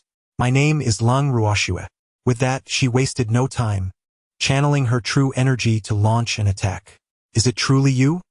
Xiao Fan's expression transformed into one of shock, and the two subsequently engaged in combat. Xiao Fan held nothing back, for mercy would only sow doubt in Lang Ruoxue's mind. Moreover, he was acutely aware that he was no longer her equal. Ultimately, battered and bruised, Xiao Fan found himself cornered at the edge of a precipice. "Xiao Fan, today I shall avenge my parents by ending your life." Lung Ruoxue mercilessly thrust her sword into his chest. Thus, all grievances culminated in this singular act. Xiao Fan closed his eyes in resignation, plummeting into the tumultuous waters below. Beyond the Haoyan Mirror, the blood tears of the North Ming Empress, Lung Ruoxue, streamed down her cheeks unbeknownst to her. She vividly recalled the events that followed. Upon avenging her family, she returned in high spirits to seek her brother, only to discover he was nowhere to be found. She scoured every place they had once visited, but he was lost to her. Indeed, she had killed him, and how could she possibly find him now? Why am I so foolish? Why did I never question why I fortuitously encountered my master upon descending the mountain? Why did I never suspect the relationship between my brother and my master? The memory of her heartless thrust into her master's chest filled Lang Ruoxue with remorse and regret. Fortunately, she had not truly taken her master's life. She gazed up at the Haoyan Mirror, yearning to know how her master survived thereafter. What trials had he endured? How did the kind-hearted master transform into the malevolent emperor of the underworld? Not only did Lung Ruoxue wish to know, but even the countless souls who beheld the Haotian mirror's display were eager to understand how Xiao Fan evolved from a benevolent individual to the nefarious emperor of the underworld. At present, many were deeply impressed by Xiao Fan's noble sacrifice. Upon introspection, they realized they could never emulate his selflessness or willingness to forsake their own lives for a greater cause. It was truly unfathomable that such a man could become the embodiment of evil. The Taiyin Empress fixed her intense gaze upon Xiao Fan, now submerged in the river, her hands instinctively clenched into fists. He was later saved by her and brought back to the village. Yet, little did she know that her act of kindness would ultimately bring calamity upon the village. As the saying goes, in the face of death, one speaks kindly. Up to this moment, Xiao Fan's benevolent demeanor was merely a reflection of his awareness of his impending demise, concealing the darkness festering within. However, upon discovering that Xiao Fan was the embodiment of the Taiyin deity, whose inner Taiyin energy not only had the power to heal wounds, but could also enhance cultivation, Xiao Fan unveiled the malevolent side of his nature. Under the pretense of mentorship, he imprisoned her by his side, daily siphoning the Taiyin energy from her being. To prevent anyone from uncovering his dark secret, he ruthlessly annihilated 175 villagers to silence them. The thought that her rescue of Xiao Fan had led to the demise of an entire village filled the Taiyin Empress with profound regret. Gazing at the images reflected in the Haotian mirror only served to exacerbate her anguish. Nevertheless, she yearned for the world to witness the true, callous, and unforgivable nature of Xiao Fan, as what everyone else perceived was merely a faude of false benevolence. Within the Haotian mirror, Xiao Fan, having fallen into the river, remained unaware of how long he had drifted along the current before being washed ashore onto a sandbar. At dusk, a herbalist, as was her custom, approached the riverbank to cleanse the herbs she had gathered that day. Suddenly startled by the sight of a corpse being thrown ashore by the water, she was momentarily rendered speechless. Once her initial shock subsided, she cautiously prodded the body with a stick. Noticing the complete lack of response, she bravely approached to investigate further. Upon closer inspection, she was taken aback by the multitude of injuries that marred the figure before her. Most alarming was a deep sword wound to the chest, exposing bone, a sight that, based on her years of experience in healing, suggested this individual was beyond salvation. Curiously, she then turned her gaze to his face, eager to discern the countenance of one who had suffered such brutality. To her astonishment, the man was strikingly handsome, with sword-like brows and starry eyes, a nose that resembled a hanging gallbladder, truly a stunningly refined gentleman. Even with his skin pale from the river's embrace, he left an indelible impression on her. In a moment of unguarded longing, the herbalist lamented, "What a pity it would be if such a beautiful man could be my husband." As soon as the words escaped her lips, she felt her cheeks flush, scolding herself for her shamelessness. Unable to bear the thought of leaving such a dignified gentleman to rot in the wilderness, she resolved to return to her village and gather assistance to bury him. However, just as she turned to leave, she heard a faint cough behind her. Quickly, she spun around to check, astonished to discover a pulse. Her face lit with disbelief as she realized this handsome man, despite his grievous injuries, was still alive.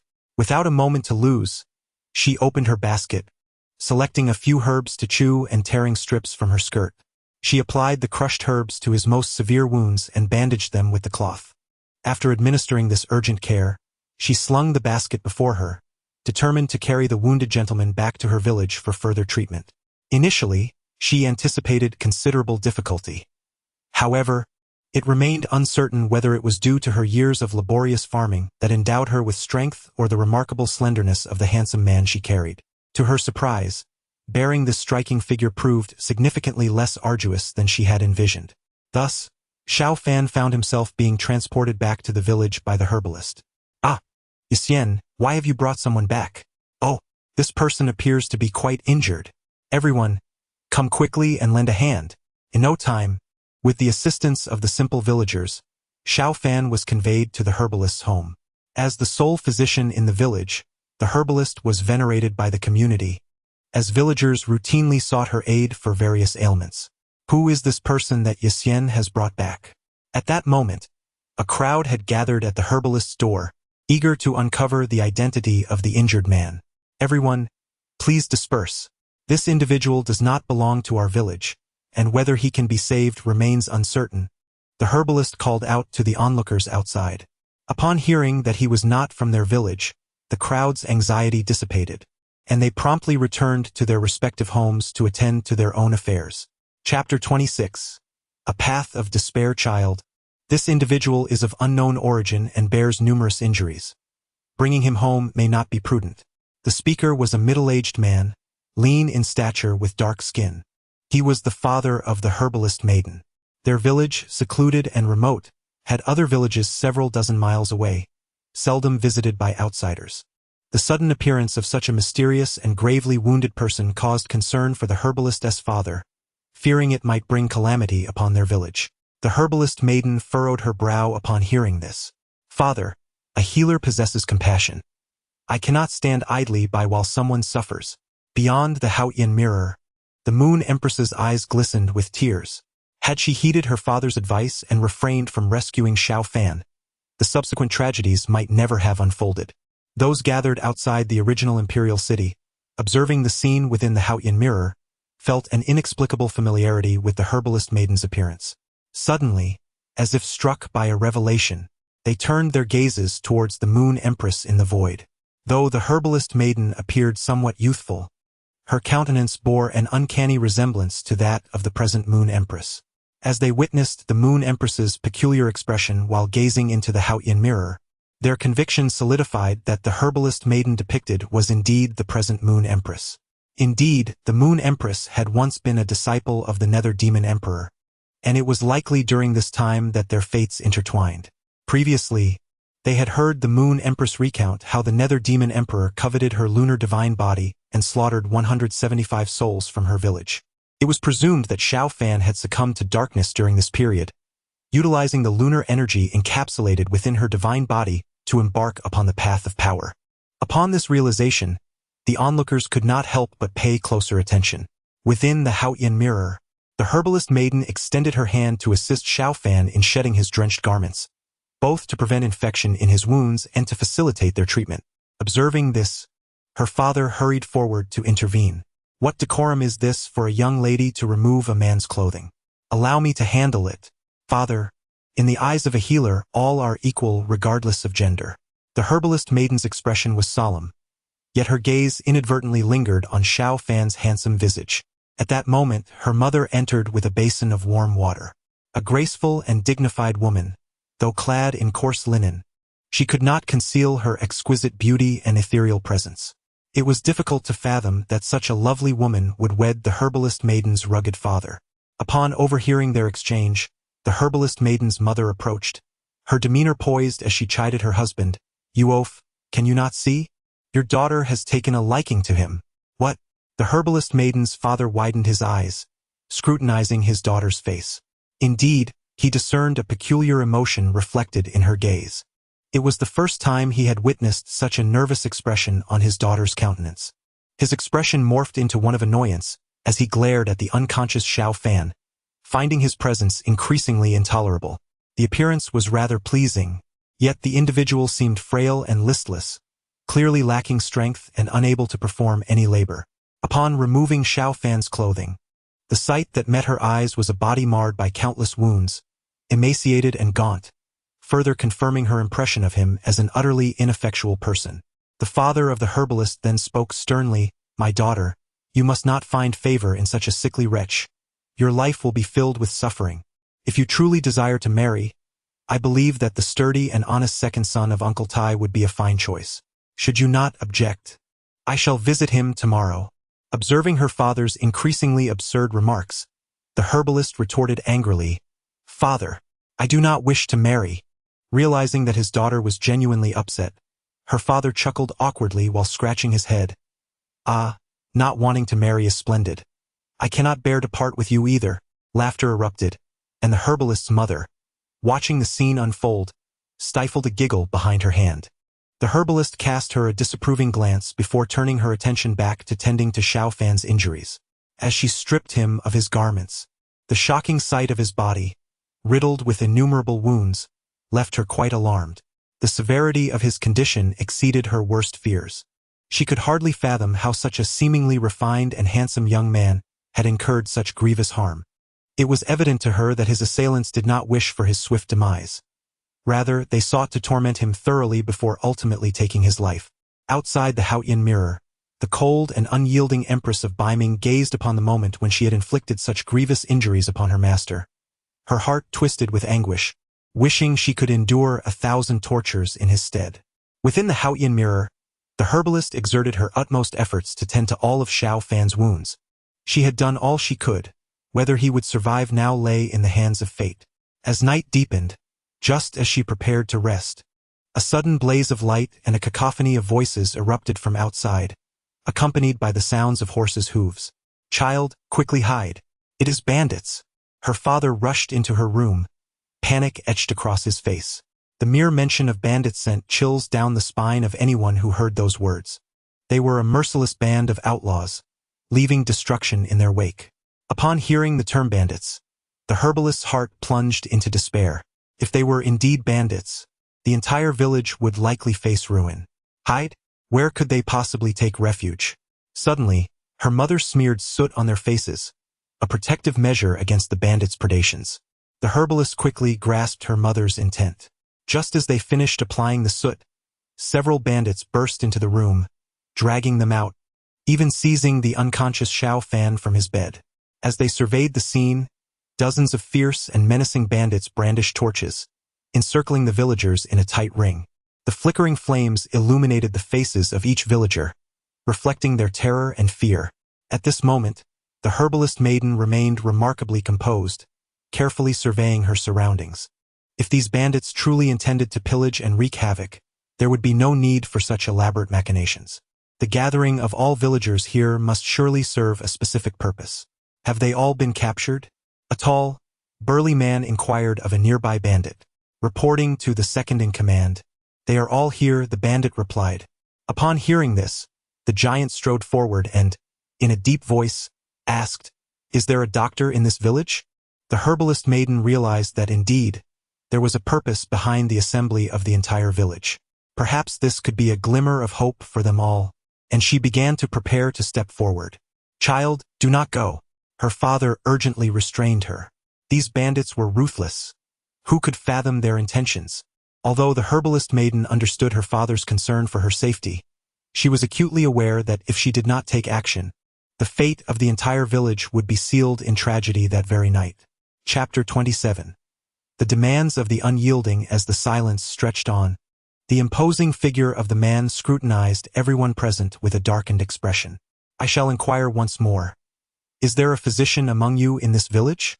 Fear permeated the hearts of the villagers, yet none chose to betray the herbalist. It appeared that there truly was no one. The man's disappointment was palpable as he raised his hand and commanded, "Kill them!" At this command, the surrounding bandits unsheathed their long blades. "Wait." The herbalist stood slowly, stepping forward with deliberate grace. "I am the physician." The man's brows furrowed as he beheld a young girl with a face darkened by dirt. "You are a physician?" "Indeed," she replied, maintaining unwavering eye contact with the man. "Very well." The man, sensing no other recourse, decided to treat this desperate situation as a last resort. He spoke directly. "My elder brother has been injured. If you can heal him, I assure you that no harm shall come to anyone here. However, should you fail, I will demand the entire village accompany my brother to the grave." Confronted with such an illogical and unfounded threat, the herbalist offered no rebuttal, for she understood that reasoning with these ruthless bandits was futile. She simply replied with a resolute "all right." Under the man's guidance, the herbalist approached a nearby wagon. "My brother lies within," he gestured. With a heavy heart, the herbalist ascended the wagon, acutely aware that the lives of the entire village rested upon her shoulders. To claim she felt no trepidation would be a falsehood. Yet, faced with the dire circumstances, she resolved to press forward. Inside the wagon, she encountered a gaunt man with shifty eyes. It was unexpected that such a robust and formidable man would have a brother who appeared so frail. However, there was no time for lamentation. The herbalist swiftly assessed the man's condition. His complexion was ashen, lips darkened, evidently indicative of poisoning. Upon examination, she discovered 2 small puncture wounds on his shoulder. It seemed he had been bitten by a venomous snake. To concoct an antidote, she first needed to identify the species of snake that had inflicted the bite. Stepping out of the wagon, the herbalist addressed the man. "Your brother is afflicted by snake venom. I must know which snake has bitten him in order to prepare an antidote." The man, as if anticipating her need, called to one of his subordinates, "Bring it forth." Moments later, a burlap sack was laid before her. The man opened it to reveal the serpent that had bitten his brother. The herbalist's gaze fell upon a snake severed in 2, its body adorned with glossy black scales, its triangular head displaying 2 slight bulges resembling horns. This was a species she had never encountered before. A wave of despair washed over her. The man, now visibly anxious, implored, "What is the verdict? Can my brother be saved?" "Yes, he can be saved. However, I require some rare herbs to formulate the antidote," the herbalist replied, her demeanor calm despite the gravity of the situation. In the current circumstances, she could only delay for as long as possible. Upon hearing that there was hope for salvation, the burly man exclaimed with excitement, "Rest assured, I shall send someone to procure any medicinal herbs you require." The herbalist then wrote down a few relatively rare ingredients for him to retrieve. Subsequently, she claimed the necessity of returning to her dwelling to gather other materials essential for concocting the antidote, bringing along a venomous snake. The villagers, including the herbalist's parents, were now acutely aware of the situation, encircling the area around the house. The burly man, unperturbed by the possibility of her escape, made no attempt to hinder her. As the herbalist passed through the crowd, carrying a bag containing the serpent, all eyes were fixed upon her. The lives of the villagers rested in her hands, and it was impossible for them not to feel trepidation. Although she felt no sense of certainty within, she managed to present the onlookers with a confident smile, which immediately eased their apprehension. It seemed there was no need for excessive worry. As she walked past the unconscious Xiao Fan, she noticed that his wounds had reopened due to the mercenary's rough handling. Gently, she supported him and returned to the house. The surrounding mercenaries, seeing such a feeble figure, chose not to comment. Once inside, she swiftly rewrapped Xiao Fan's injuries. The herbalist then feverishly perused medical tomes, desperate to find any reference regarding the rare snake. However, after scouring every volume, she found nothing. Just as she was about to resign herself to despair, a feeble voice emerged from behind her. "It is the black armored serpent." Startled, the herbalist turned to find herself alone in the room with the battered but handsome man. Looking into his eyes, filled with surprise, she realized he had miraculously survived, contrary to her earlier belief that he would not make it. In the urgency of the moment, she rushed to Xiao Fan's side and whispered, "Do you recognize the snake?" "Yes," he replied softly. Although he had only just regained full consciousness, he had gradually become aware of his surroundings while being dragged out by the mercenaries. Remarkably, the numerous sword wounds inflicted by Lang Ruoxue had helped expel a significant amount of poison from his body. Nevertheless, the toxins that had penetrated deep into his organs and marrow could not be expelled through blood, leaving him with little more than a fragile existence. If not for someone saving him, he would have bled to death. Initially, he had yearned for death, devoid of any will to survive, intending to succumb to his fate. However, when he sensed that he had been rescued and that this individual now required his assistance, he mustered the strength to awaken. Receiving the affirmative response, the herbalist hastily inquired, "Do you know how to prepare the antidote?" Observing her anxious demeanor, Xiao Fan wasted no time and directly imparted the formula for the antidote to her.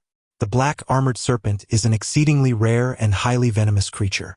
His profound understanding of the black armored serpent stems from a personal experience while assisting Elder Zhao in concocting body-refining elixirs at the Qingyun sect, where he encountered the serpent's lethal poison firsthand. In the pursuit of formulating an antidote, while the other required herbs are relatively accessible, the most critical ingredient is the powder derived from the serpent's horn. Fortunately, a live black armored serpent is readily available. The herbalist, without a trace of doubt in her mind, or perhaps with no alternative but to trust in Xiao Fan's words, began to diligently prepare the antidote upon acquiring the recipe. Shortly thereafter, the bandits delivered the rare herbs that the herbalist had previously mentioned. Simultaneously, as she brewed the antidote for the black-armored serpent, she also commenced the preparation of the concoction with the rare herbs provided by the bandits. Once both potions were completed, the herbalist presented the elixir made from the rare herbs before Xiao Fan, advising him that consuming the potion would aid in his recovery. With a brief admonition, she then proceeded to deliver the antidote to the bandit leader. Xiao Fan stood in astonishment, watching the herbalist's retreating figure, realizing that the rare herbs had all been intended for him. Chapter 28. This fellow is not too infuriating. After the herbalist administered the antidote she had prepared to the bandit chief, a sense of uncertainty lingered in her heart. After all, she was neither related to Xiao Fan nor privy to the efficacy of the antidote he had mentioned. However, with no better alternatives at hand, she resolved to take a leap of faith, treating the dead horse as if it were alive, and resigned herself to fate. Once she had done all she could, the herbalist returned to her parents, joining the villagers. Until the fate of the chief was revealed, they would remain under the watchful eyes of the bandits. Upon her return, the villagers gazed at her with anxious eyes. To soothe their worries, and to avoid raising suspicion before the bandits, the herbalist offered a reassuring glance. Even the burly second-in-command, witnessing her confidence, felt a sense of relief wash over him. It seemed that the elder brother truly had a chance of survival. The second-in-command couldn't help but regard the herbalist with newfound respect. Who would have thought that in such a remote place, there existed such a bold, insightful, and skillful woman? Among all present, it was perhaps only the herbalist's mother who perceived her daughter's unease. She leaned in and whispered, "My dear, are you truly confident?" "Do not worry, mother," the herbalist replied with unwavering determination. At that moment, she chose to place her trust in Xiao Fan. Ultimately, Xiao Fan did not betray the herbalist's faith.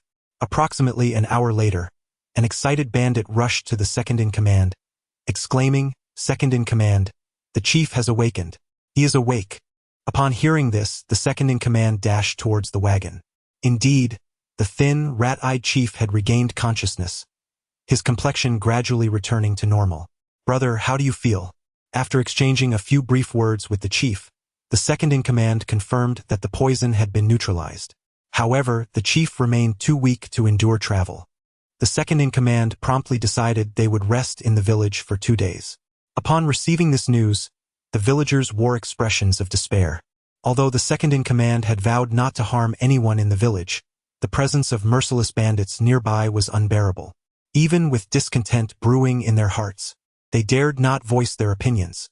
Unable to tend to their fields, they chose to remain in their homes for the next 2 days, waiting for the bandits to depart before venturing out again.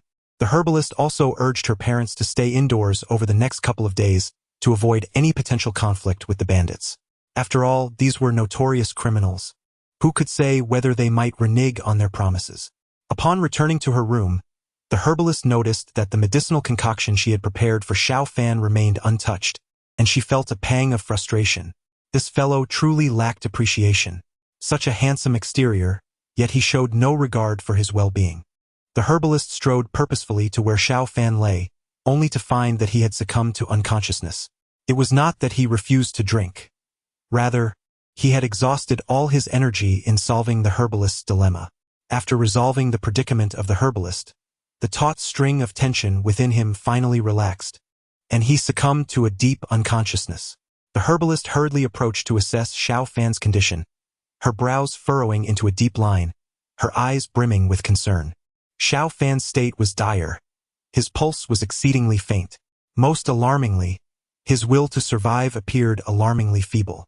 If this continued, it would not be long before he succumbed to death. Urgently, she needed to find a way for him to ingest the healing medicine. Initially, the herbalist attempted to pinch Xiao Fan's lips to administer the broth, but he was not like the previous leader, retaining some awareness. He was completely unconscious, rendering her efforts futile as the concoction spilled out. The herbalist was genuinely anxious now. Glancing at Xiao Fan's colorless lips and then at the bowl of medicine, she hesitated momentarily before resolutely deciding to swallow the potion herself. After all, it was Xiao Fan who had concocted the antidote that saved the entire village, so this was her way of repaying his kindness. Moreover, considering Xiao Fan's strikingly handsome appearance, she felt she was not at a disadvantage. She then used her mouth to feed the broth into Xiaofan's. Outside the Haotian mirror, a gathering of onlookers among the cultivators stood stunned at the unfolding scene, their eyes widening in shock as they gazed up at the Moon Empress hovering above. Little did they expect that, to save the Nether Emperor, the Moon Empress would resort to such an intimate act.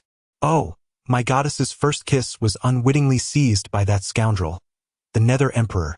Ah, that wretched Nether Emperor must be feigning unconsciousness on purpose. If I don't look, if I simply avert my gaze, then my goddess's first kiss will remain intact. The devoted fans of the Moon Empress had completely lost their composure. The North Sea Empress, icy as snow, trembled in fury, glaring with malevolence at the Moon Empress above. This was utterly despicable and shameless. There were countless ways to administer medicine. There was no need to resort to such a brazen method. The Moon Empress was clearly taking advantage of her master's handsome appearance. The Jade Pool Empress cast a cold glance at the Moon Empress, her eyes reflecting a mix of disdain, mockery, and contempt. It was evident that this shameless country girl was unworthy of being counted among the 7 great empresses. Observing the scene within the Haotian mirror, the Moon Empress's expression grew somewhat unnatural. Her tightly clenched fists trembled slightly, feeling a sense of embarrassment and regret at what she witnessed. This moment would forever stain her life, a memory she wished to bury deep. Had she not administered the medicine to Xiaofan, the subsequent tragedies that haunted her existence would never have transpired. Xiaofan, I shall rend you to pieces 1,000 times over to quell the hatred in my heart. The Moon Empress glared with burning fury at Xiaofan, now a mere shell of a man within the city of the primordial spirit emperor. Within the Haotian mirror, after the herbalist had successfully administered the entire potion to Xiaofan, an indeterminate amount of time passed before he gradually awoke. Xiaofan stared blankly at the ceiling, devoid of vitality in his eyes, aware that his survival was due to someone's relentless efforts to save him. You're awake. The gentle and joyous voice of a young girl resonated in Xiaofan's ear. He slightly turned his head to gaze at the girl before him, her face smeared with soot and dirt, yet adorned with a radiant smile directed at him. Why did you save me? Xiaofan inquired. The girl, momentarily taken aback, soon retorted with indignation. How can you say that? Is there a fault in saving you? Besides, I am a healer. It is the natural duty of a healer to save lives and alleviate suffering. The herbalist shot a fierce glare at Xiaofan, secretly thinking that if it weren't for his handsome appearance, she would not have gone through such trouble to rescue him. The recollection of having fed him medicine with her own mouth only heightened her annoyance. She never anticipated that this fellow would be such a dim-witted person. What a waste of effort that had been. Under the herbalist's vehement rebuttal, Xiaofan found himself at a loss for words. Indeed, here was someone who had selflessly come to his aid, and instead of expressing gratitude, he foolishly questioned her motives. Was he not provoking her ire? I apologize for my thoughtless words, Xiaofan said, filled with remorse. That is more like it, the herbalist replied, her demeanor brightening as a smile graced her face. It seemed that this fellow was not entirely insufferable after all. Chapter 29. How does the young lady feel? By the way, what is your name? How did you come to be injured in such a manner? The herbalist gazed at Xiaofan with curiosity. His demeanor and aura suggested he was no ordinary individual, especially given his profound knowledge of the rare black-armored mysterious serpent. Clearly, his identity was extraordinary. Xiaofan, he uttered slowly, offering no further words. Observing his reluctance to engage, the herbalist refrained from pressing him, saying, My name is Wen Yaxian. Should you require anything, do call for me. I shall not intrude upon your rest. With that, Wen Yaxian departed from Xiaofan's room.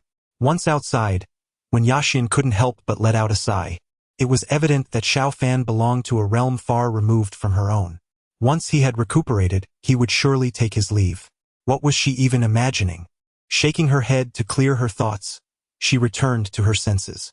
Inside the room, Xiaofan stared blankly at the ceiling. The man who had once been prepared to embrace death now found himself alive, uncertain of how much longer he would endure or what direction his life would take. 2 swift days passed, during which Wen Yaxian brought meals to Xiaofan daily. Simultaneously, she would inquire about various knowledge concerning medicinal fungi and herbs. Having studied under Elder Zhao at the Qingyun sect, Xiao Fan had acquired considerable knowledge regarding poisonous insects, toxic plants, and various medicinal materials. It was worth noting that he could successfully concoct a second-tier foundational elixir, the foundation pill, which attested to his extensive knowledge. Though he had not intended to survive, Wen Yaxin had indeed saved his life. Thus, Xiao Fan shared his knowledge freely with the eager young woman, enlightening her with fresh insights. Unable to contain her enthusiasm, Wen Yaxin exclaimed, "Xiao Fan, why not become my master henceforth?" The word master left Xiao Fan momentarily stunned, his expression turning melancholic as memories of Lang Ruoxue surfaced. He wondered how she was faring alone now. Outside the Haoyan mirror, the North mysterious empress, Lang Ruoxue, noticed Xiao Fan's sudden pensive demeanor, evidently recalling her, his heartless and ungrateful disciple. Tears streamed down her face. She had wounded her master deeply, yet he still thought of her. Reflecting on this, the North mysterious empress wept uncontrollably. Meanwhile, the Taiyin empress, Wen Yaxin, glared darkly at the scene in the Haoyan mirror. Originally, she had believed Xiao Fan's acceptance of her as a disciple was sincere, especially before he learned of her being the Taiyin divine body. However, it now appeared that he regarded her as a mere substitute for Lang Ruoxue. Enraged at this realization, the Taiyin empress felt an overwhelming urge to strike down both Xiao Fan and Lang Ruoxue. Her heartfelt sincerity had ultimately been misplaced.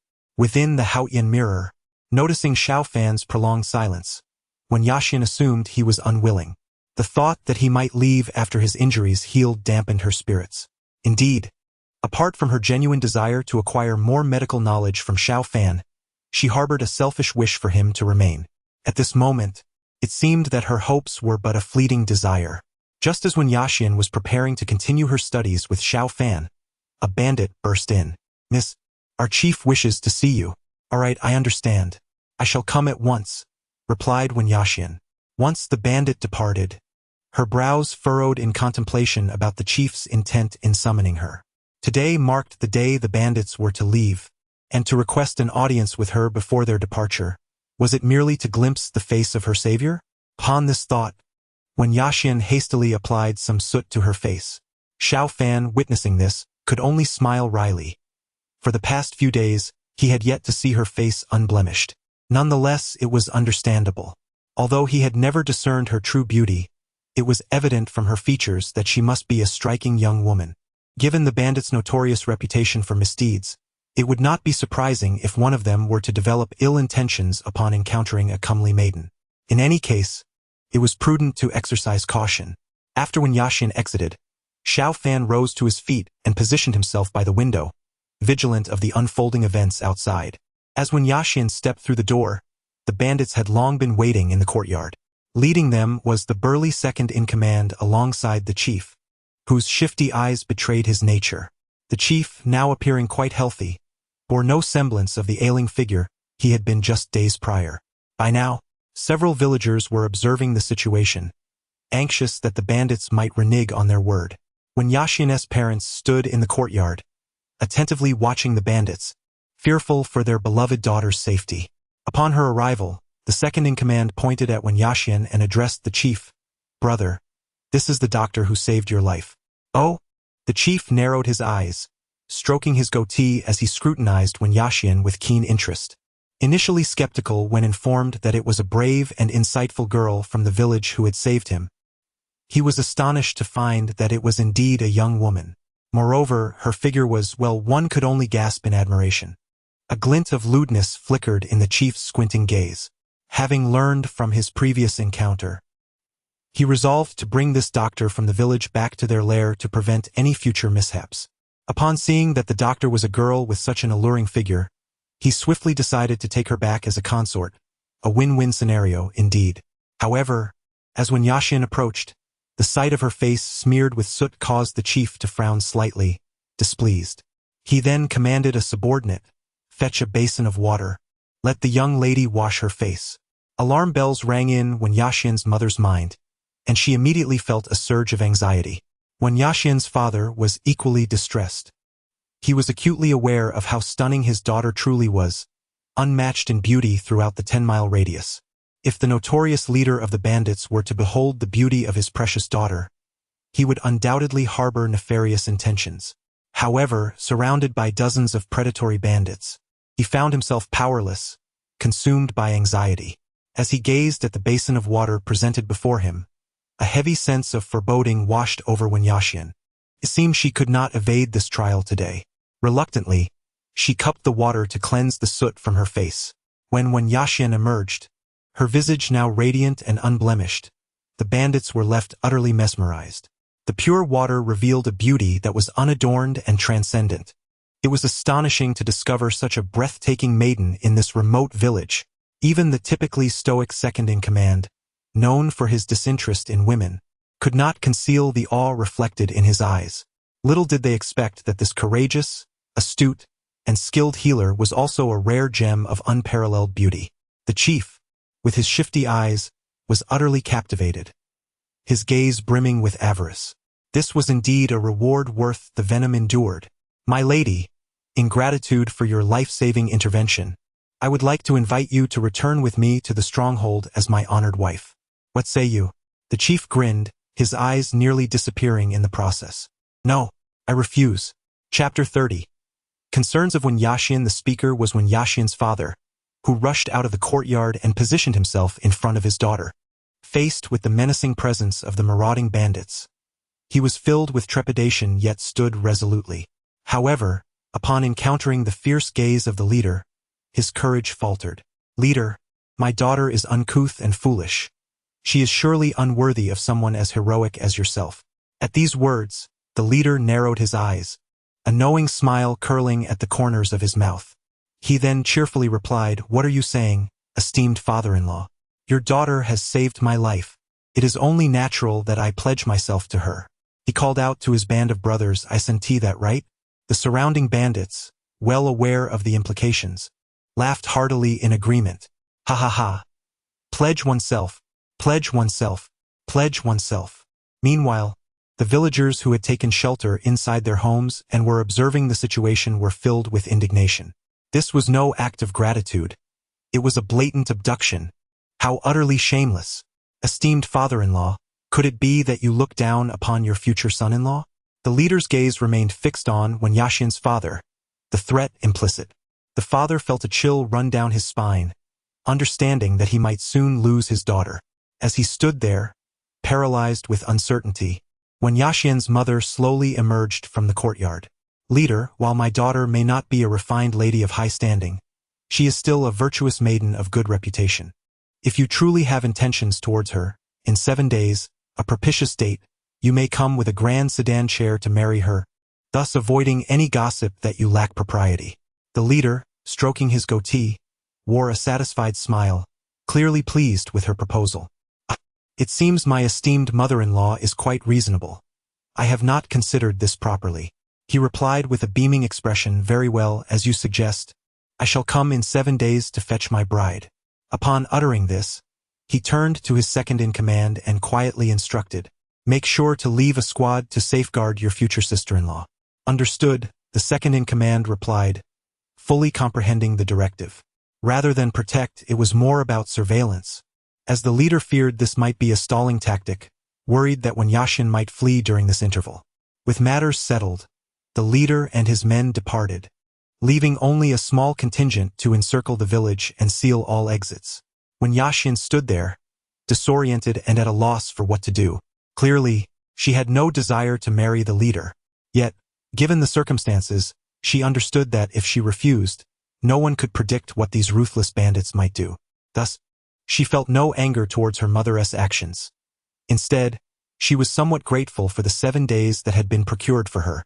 Wen Yaxian's father was far less understanding. His face flushed as he confronted Wen Yaxian's mother, questioning, "My dear, how could you truly agree to let our daughter marry that bandit?" Wen Yaxian's mother shot him an exasperated glare. Speaking to him was akin to playing music to a stubborn ox. She quickly disregarded her husband's complaints and took Wen Yaxian's hand, leading her into the house. "My dear, do you resent your mother for making this decision?" she gently inquired. Wen Yaxian shook her head, her expression devoid of emotion.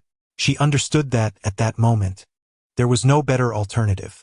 Yet, The thought of marrying the unscrupulous bandit in merely 7 days filled her with profound uncertainty.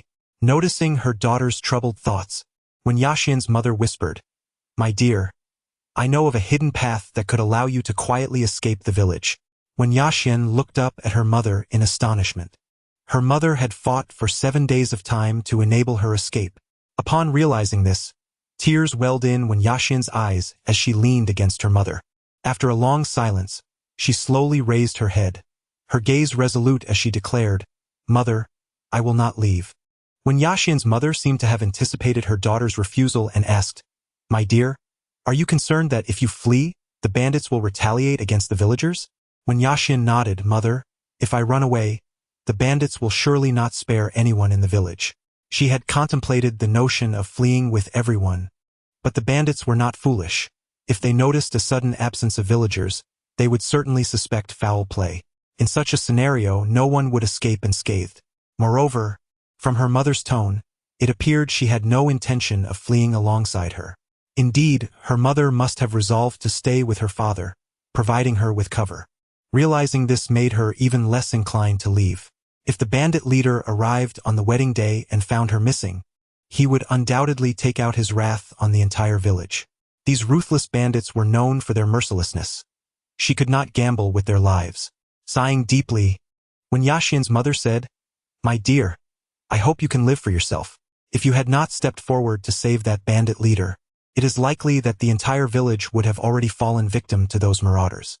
Remember, you owe nothing to anyone." Wen Yaxian shook her head in response, "Mother, the villagers have treated me kindly since childhood. If I abandon them, how am I any different from a beast?" Wen Yaxian's mother fell silent, her heart aching for her compassionate daughter. Accepting her daughter's final decision, she resigned herself to fate. After leaving her mother's room, Wen Yaxian wiped her tears, composed herself, and feigned an indifferent expression as she entered Xiao Fan's room. "Xiao Fan, please continue to share your knowledge of pharmacology with me," she urged, forcing a smile.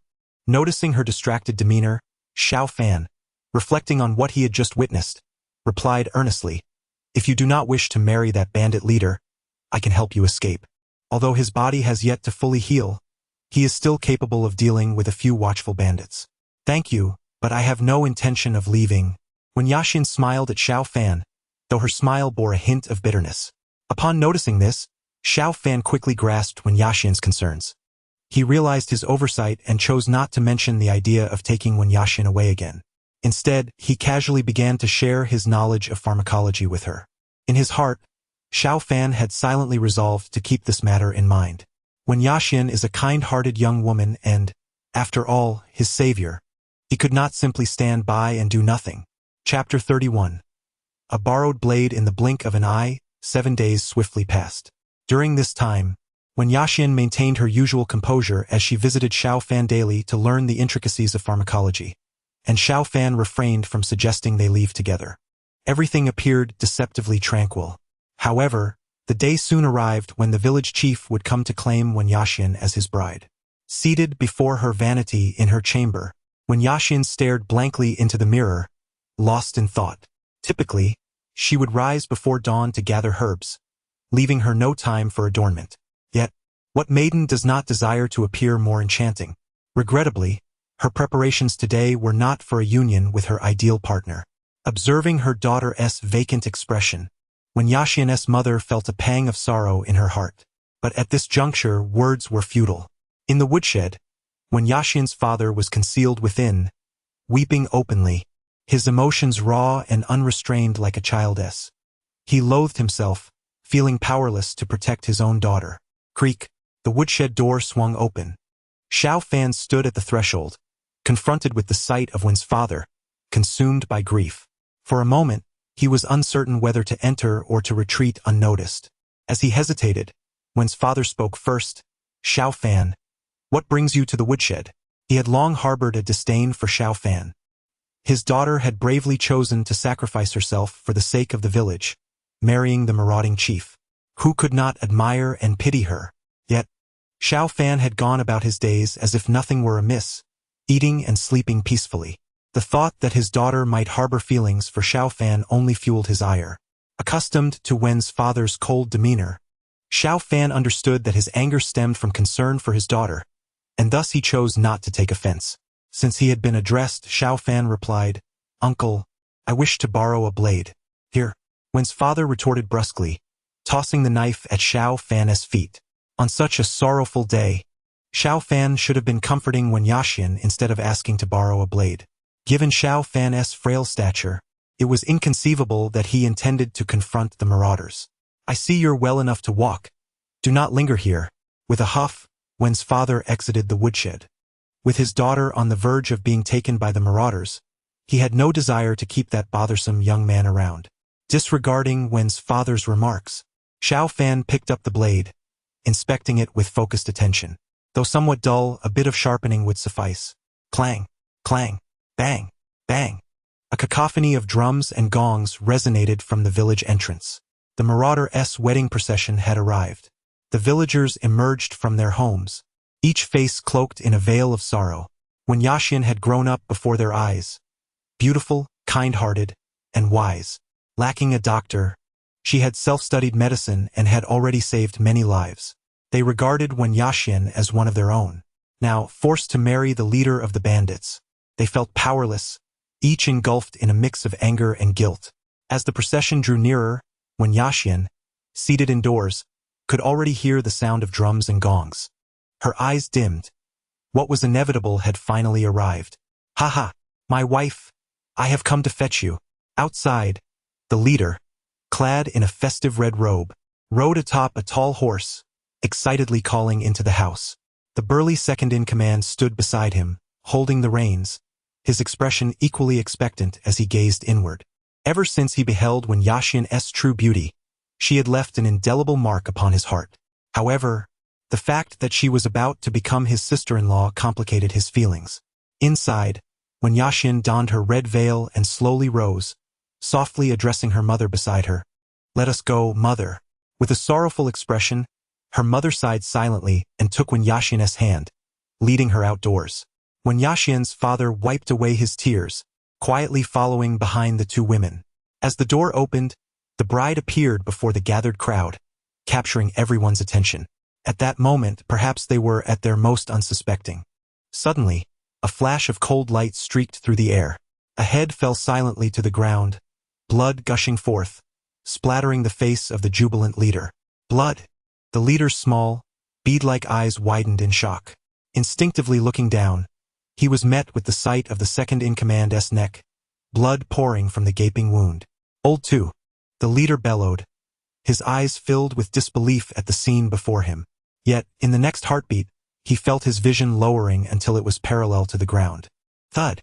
The leader's body slumped to the earth. In that instant, time and space seemed to freeze. The shocking turn of events left everyone present in stunned silence. Only Wen Yaxian, shrouded beneath her veil, remained oblivious to the chaos, puzzled by the sudden stillness. She lifted her veil, and upon witnessing the sight of two decapitated bodies before her, she was rendered speechless. What had just transpired? The bandits accompanying them trembled, paralyzed with fear. In the blink of an eye, the heads of the leader and the second-in-command had been severed, and they remained clueless about how it had all unfolded. This was no ordinary feat. A mysterious sound suddenly resonated in the air. The crowd looked up, bewildered to see a machete floating overhead. Gradually it descended, landing in the hands of a striking young man. Xiao Fan gazed at the machete in his grasp, smiling lightly. After a bit of sharpening, it's indeed much sharper. Upon hearing this, the crowd finally understood that everything had been orchestrated by Xiao Fan. He then raised his gaze towards the bandits accompanying them. Fear gripped their hearts, and they scattered in panic, collapsing into disarray. He ran as far as he could. From now on, this village would not dare to approach again. Upon witnessing the scene, Xiao Fan gradually exhaled a sigh of relief. It was not that he wished to eradicate these marauders, steeped in their malevolence, but rather that he found himself incapable of doing so. With each circulation of his vital energy, the toxins within him hastened to corrode his internal organs. The suffering was unbearable, and it would only accelerate his demise. He feared that before he could eliminate those bandits, he himself might succumb first. He discerned that the second-in-command possessed formidable skills, making him a challenging adversary. Thus, he could only seize the opportunity to launch a surprise attack when that second-in-command let down his guard. Once he fell, the seemingly powerful yet fundamentally weak leader would become a mere shadow of a threat. Successfully dispatching both would serve as a warning to others, instilling terror in those fleeing marauders, ensuring they would not return in the future. After the bandits had fled, Xiao Fan noticed the villagers cautiously peering at him from behind their doors, their eyes filled with suspicion and fear. Observing this, he could not help but smile. It seemed they regarded him as some kind of monster. However, it was understandable. In this remote and impoverished area, it was normal for the villagers to be unaware of the existence of cultivators. It appeared that the time had come for him to depart. Turning to Wen Yaxian's father, he remarked with a smile, "Uncle, here is your hatchet." With that, he tossed the hatchet over. Wen's father hastily sidestepped, terrified to accept the bloodied weapon. Xiao Fan smiled helplessly at the sight. Just as he intended to utter a few words of farewell, darkness suddenly enveloped his vision, and he fainted. Chapter 32. What do you think of my daughter? As Wen Yixian was about to approach to assess Xiao Fan's condition, she was halted by her father. "My dear, it is dangerous." Wen Yixian shot an exasperated glance at her father. "Father, look at him now. How could this possibly be dangerous? You ungrateful child. He has just saved you, and you are already preparing to repay kindness with malice." Wen Mu admonished Wen Fu. Unlike the fearful and wary gazes of those around, Wen Mu regarded Xiao Fan with a contemplative expression, lost in her thoughts. Wen Fu felt an unexplainable sense of grievance. Isn't it only natural to worry for our daughter's safety? However, upon Wen Mu's reminder, he realized he had perhaps overstepped. Regardless of whether Xiao Fan was human, ghost, demon, or devil, he had indeed resolved their daughter's troubles. He was their benefactor. With this in mind, Wen Fu quickly approached to assist Wen Yixian in bringing Xiao Fan indoors. As she examined his condition, Wen Yixian's countenance grew increasingly grim. Initially, she believed Xiao Fan's frail state was merely a result of external injuries. Yet, at this moment, she became acutely aware that, in comparison to his visibly grievous wounds, the state of his internal condition was far more alarming. She had previously thought that the poison from the black-armored mysterious serpent was formidable enough, but it paled in comparison to the toxins festering within Xiao Fan's body. It was almost inconceivable that one could harbor such a plethora of toxins within their being, and to think they had already infiltrated his vital organs while he still clung to life. Gazing at Xiao Fan's pallid visage, a twinge of compassion stirred within Wen Yixian. She could scarcely fathom the agony he must endure daily. In that moment, an unexpected thought emerged in her heart. She must save this pitiable man. Outside the Haotian mirror, the Moon Empress Wen Yixian pressed her hand tightly against her chest, her heart still aching to this day. To fall in love with a man was not terrifying, but when one develops a sense of pity for him, it spells doom for one's life. Initially, her fondness for Xiao Fan stemmed merely from his appearance and erudition. However, upon developing a sense of compassion, it marked the beginning of her complete downfall. Inside the Haotian mirror, an indeterminate time passed before Xiao Fan slowly regained consciousness. Yet, upon opening his eyes, he was met with a void of nothingness. A bitter smile crossed his lips as he realized he had overestimated himself. The earlier stroke of fortune that allowed him to vanquish the leader and his second-in-command had likely aggravated the toxins, causing them to surge and invade his mind, leaving him not only unconscious but also blinding him. "You're awake." A voice filled with delight reached his ears, belonging to Wen Yixian. Xiao Fan offered no response, his gaze vacantly fixed upon the ceiling. Noticing his indifference, Wen Yixian felt a flicker of annoyance, but then she observed something peculiar in his eyes. Tentatively, she extended her hand and waved it before him. When Xiao Fan exhibited no reaction whatsoever, her heart sank. She immediately realized that he must have lost his sight. Regarding the reasons, it is likely related to the poison within Xiao Fan's body. Perhaps the blow of his blindness has rendered him unwilling to speak. Wen Yaxian comforted him, assuring him, "Do not worry, I will surely heal you." After a prolonged silence, Xiao Fan finally spoke, "I must leave." With that, he made a gesture to rise. Wen Yaxian silently observed him, refraining from dissuasion. At that moment, the door swung open, and Wen's parents entered. Upon witnessing Xiao Fan's actions, Wen's mother inquired, "What is he intending to do? If he wishes to leave, let him go," Wen Yaxuan replied coolly. She had her own temper and would not passively submit. Since her kind advice had fallen on deaf ears, she thought, "Let us see where Xiao Fan, in his blindness, could possibly go." Hearing that Xiao Fan intended to leave, Wen's father assumed it was due to his earlier words that had prompted Xiao Fan's desire to depart, and he felt a wave of regret wash over him. If Xiao Fan truly left, would he not be deemed ungrateful? Thus, Wen's father hurriedly intervened.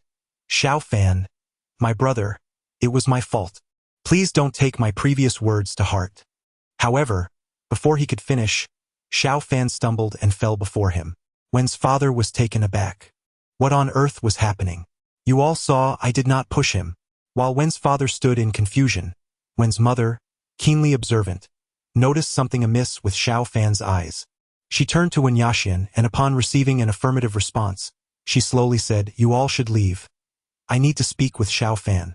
Wen's father continued to defend himself. "My dear, you saw it wasn't me who pushed him. Leave." Wen's mother shot him an exasperated glance. "Come on, father." Wen Yaxuan, somewhat exasperated, pulled Wen's father towards the exit, but before leaving, she glanced back at her mother, uncertain of what she intended to discuss with Xiao Fan. Hopefully, it would be an encouragement for him to stay. After Wen Yaxuan and her father departed, Wen's mother approached Xiao Fan to assist him. She helped him sit on the edge of the bed. Without further ado, she directly stated, "Xiao Fan, you must be a practitioner, am I correct?" Xiao Fan was somewhat taken aback, surprised that Wen's mother was aware of the existence of practitioners. Upon reflection, he realized that the villagers resembled Wen Yaxuan's father, robust and coarse, whereas Wen's mother, both in appearance and demeanor, appeared somewhat out of place. It was clear that Wen Yaxuan had inherited her mother's beauty. It seemed that Wen's mother must have a story to tell. Contemplating this, Xiao Fan felt no need for concealment and replied candidly, "Yes, I am a practitioner."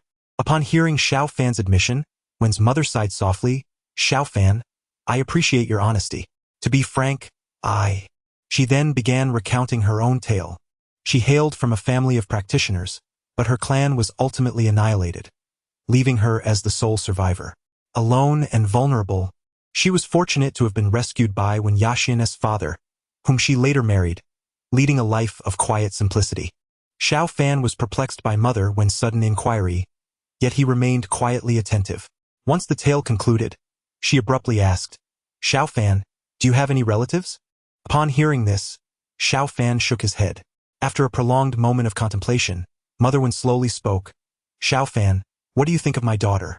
Xiao Fan understood the implication of her question.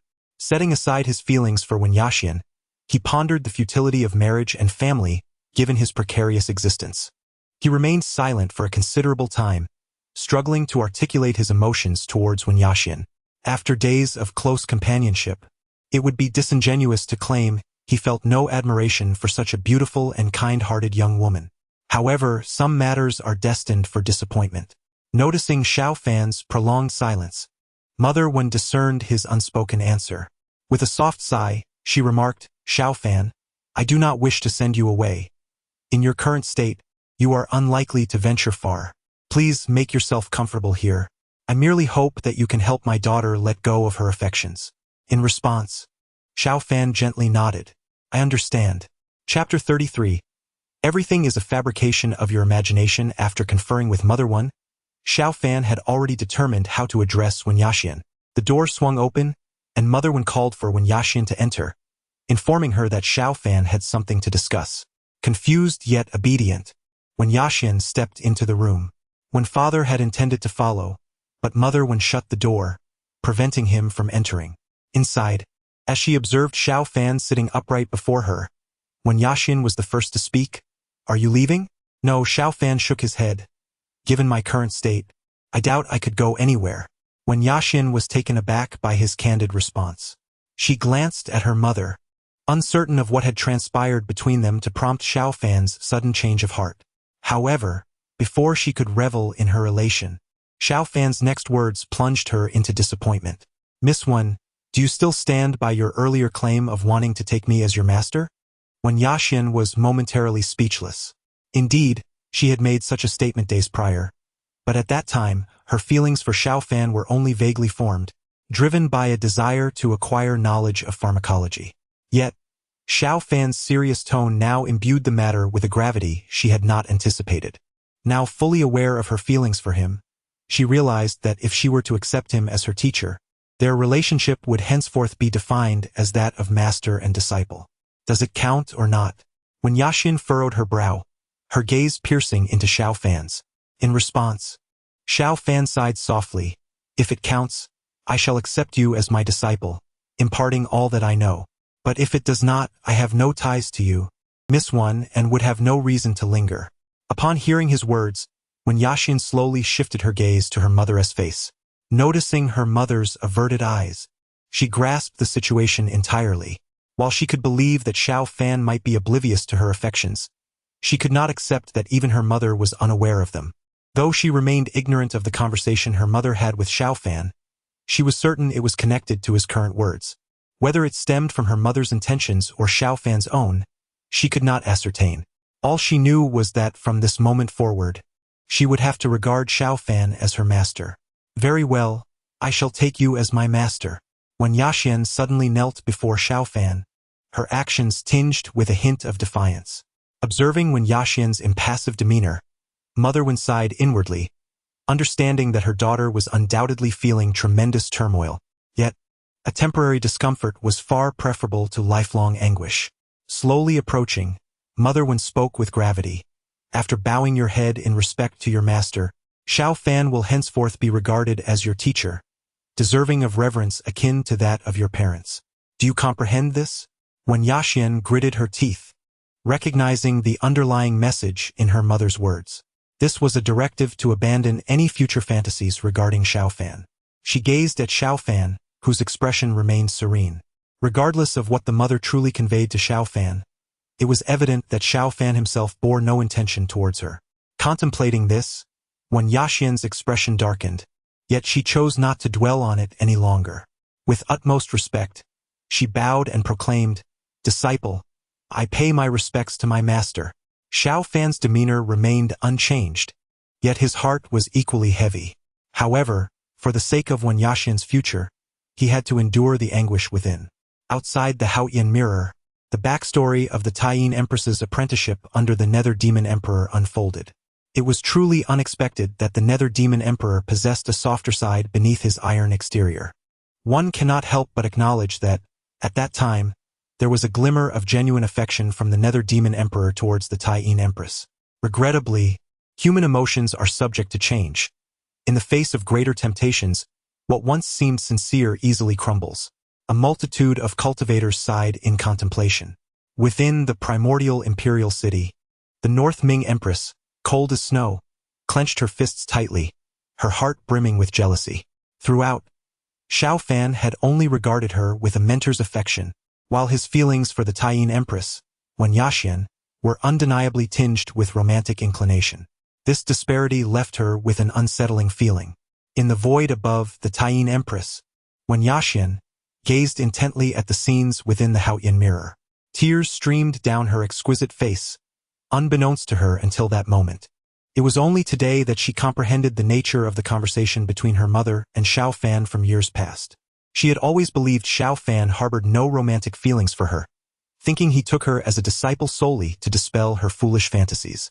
Yet, observing the hesitation, turmoil, and pain reflected on Xiao Fan's countenance, it became apparent that he indeed held feelings for her, at least at one time. Why? What could be the reason? With tears glistening in her eyes, the Taiyin Empress murmured her inquiries. In the days that followed, although she and Xiao Fan maintained their mentor-disciple relationship, their time together deepened her affections. She sought every means to aid Xiao Fan in curing the poison within him, while he imparted all his knowledge to her without reservation. Those days constituted the happiest moments of her life, until a particular occasion when Xiao Fan prepared to teach her the methods of cultivation, enabling her to protect herself and safeguard her village. Everything irrevocably changed in that instant.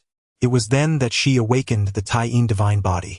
Reflecting on this, the Taiyin Empress, Wen Yaxin, felt a surge of excitement and rage as she directed her gaze towards Xiao Fan, now a shell of his former self within the primordial imperial city.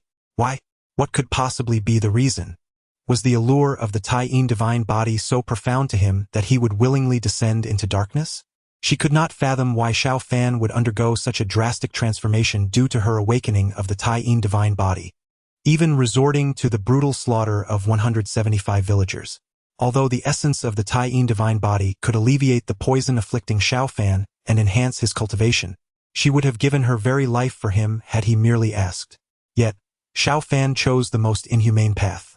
At that moment, all present felt the fury of the Taiyin Empress. Consequently, many were left pondering Xiao Fan's motives behind the massacre of the entire village of the Taiyin Empress. Undoubtedly, the ethereal energy of the lunar divine body is the finest remedy for healing and cultivation in the world. It not only nourishes the physical form and expels toxins but also continually strengthens oneself. However, it is evident that at this moment, the lunar empress harbors feelings for Xiao Fan, and he could have sought her assistance through more favorable means rather than resorting to such extreme measures. Everyone present was filled with bewilderment at Xiao Fan's choice. The North mysterious empress, cold as ice, gazed at the lunar empress's aggressive demeanor and retorted sharply, "I refuse to believe that my master would commit the acts you describe. Perhaps all of this is merely a fabrication of your own imagination." Even though she had lost all her cultivation, the North mysterious empress maintained her formidable presence. Ever since the truth was unveiled years ago, she has harbored an inexplicable trust in Xiao Fan, believing that the myriad rumors surrounding him must conceal deeper truths. Fabrication? You jest, Lunar Empress. The Lunar Empress laughed bitterly, feeling as if salt were being rubbed into her wounds. Was it truly the case that all 175 villagers took their own lives? Infuriated, she could scarcely contain her desire to strike the North mysterious Empress down immediately. At that moment, a ripple surged through the void, and a fiery figure materialized before the crowd. With her arrival, the surrounding temperature surged dramatically. Whether it is truth or deception, we shall soon discover. The fiery woman exclaimed with a tempestuous voice. Chapter 34. The domineering Empress of Heavenly Fire. Upon the emergence of the fiery red figure, a wave of astonished gasps rippled through the onlookers below. It was the Empress of Heavenly Fire. To their astonishment, even this regal figure had made her appearance. Merely by her presence, the surrounding temperature escalated to an unbearable heat, truly a testament to her status as the supreme ruler of the entire Heavenly Fire dynasty. The Empress of Heavenly Fire was undeniably breathtaking. Witnessing the true visage of the fourth Empress today was a moment of fulfillment in one's lifetime. I had heard whispers of her capricious nature, her unconventional ways, and rumors of her having once kept male concubines. Friend, your audacity is remarkable. How dare you speak such words? Yet, this companion was not merely spouting nonsense. I too had caught wind of the tales regarding the Empress's past. So, you have all heard this rumor as well. I thought I was the only one privy to such tales. Where there is smoke, there is fire. The existence of so many who had heard this rumor suggested it was not without foundation. With this thought, the crowd gazed fervently at the Empress of Heavenly Fire hovering in the void above. The Heavenly Fire dynasty dominated the central continent, standing as a behemoth within the realm of cultivation. The only force capable of overshadowing the Heavenly Fire dynasty, at least in the open, would be the Celestial Court, a presence that has endured through the ages. Should they be favored by the Empress as her consorts, it would indeed be an unparalleled fortune.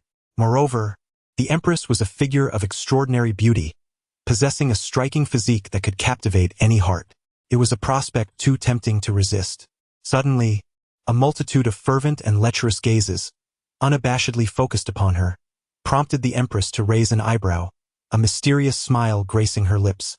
Observing her smile, the gathered cultivators believed the Empress indeed indulged in the rumored penchant for male companions, prompting them to display even more exaggerated gestures of flirtation. In response, the Empress smiled gracefully, but then her gaze sharpened, transforming her eyes into twin suns.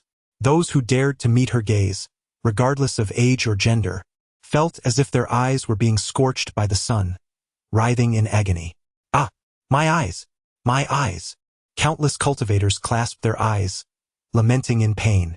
Some survivors, witnessing the scene, were filled with dread. They had long heard of the Empress's unpredictable and violent temperament, and now it was evident that her reputation was well-deserved. Yet these individuals had brought this upon themselves. To dare to blaspheme against the Empress of Heavenly Fire, based on mere hearsay, was indeed a grave sin. That only their eyes were singed, and their lives spared, was an act of great mercy from the Empress. From the moment she appeared, she captured the attention of all present. At this juncture, nearly everyone's focus was solely upon her. Even the usually aloof and disdainful Yaoqi Empress, who held the northern underworld and the lunar Empress in contempt, was compelled to regard the Empress of Heavenly Fire with solemnity. In terms of strength, without the enhancement of the Haotian mirror, she would not dare to assert that she could triumph over the Empress. In terms of status, she was the sovereign of the celestial court, yet the Empress of Heavenly Fire was also the sovereign of her dynasty. In recent years, the strength of the Heavenly Fire dynasty had burgeoned, and its influence had grown increasingly formidable. Were it not for the enduring legacy of the Heavenly Court, which has maintained an unassailable position in the eyes of the world, it is unlikely that it could suppress the fiery sovereign of the Heavenly Fire dynasty. In terms of temperament, while the world may claim that the Empress of the Jade Pool is aloof and unapproachable, such a characterization pales in comparison to the capricious and violent nature of the Empress of Heavenly Fire, who resorts to physical confrontation at the slightest provocation. Thus, in the presence of the Empress of Heavenly Fire, one must approach with utmost seriousness. However, at this moment, the Empress's attention is not directed toward these individuals. She gazes with a smile at Xiao Fan, now a living corpse within the primordial imperial city. Those familiar with the Empress of Heavenly Fire would recognize that her smile merely masks the calm before an impending storm. The Empress of the Dark Moon silently observes the sudden appearance of the Empress of Heavenly Fire. As she stated, the resolution of right and wrong will reveal itself in due course. Once the truth is unveiled, it will be intriguing to see how the Empress of the Northern Underworld will defend Xiao Fan. Within the Haotian mirror, after when Yaxian acknowledges Xiao Fan as her master, perhaps the happiest individual is her father, who affectionately refers to Xiao Fan as Brother Xiao Fan with an endearing familiarity. Now that Xiao Fan shares his generation, he no longer fears that his daughter might be taken away by him. It is not that he looks down upon Xiao Fan. Rather, he contemplates Xiao Fan's current predicament, realizing that if he cannot care for himself, how could he possibly look after his precious daughter? As a father, he wishes nothing more than to shield his daughter from future suffering. In the days that follow, through the family's explanations, Xiao Fan is painted as a martial arts master, alleviating the villagers' fears. With the prospect of Xiao Fan remaining in the village, they feel reassured, knowing that a martial arts expert is there to protect them from bandits and marauders. Some audacious children even approach him, eager to become his disciples. Naturally, these children, who disturb Xiao Fan's rest and recovery, are promptly sent away by Wen Yaxian. Wen Yaxian is singularly focused on curing the poison within Xiao Fan. Although they now share a master-disciple relationship, this provides her with a legitimate reason to spend time with him. With Xiao Fan currently blinded, she can gaze at him without restraint, indulging in her curiosity for as long as she desires. Despite his blindness, Xiao Fan is acutely aware of Wen Yaxian's unwavering gaze upon him.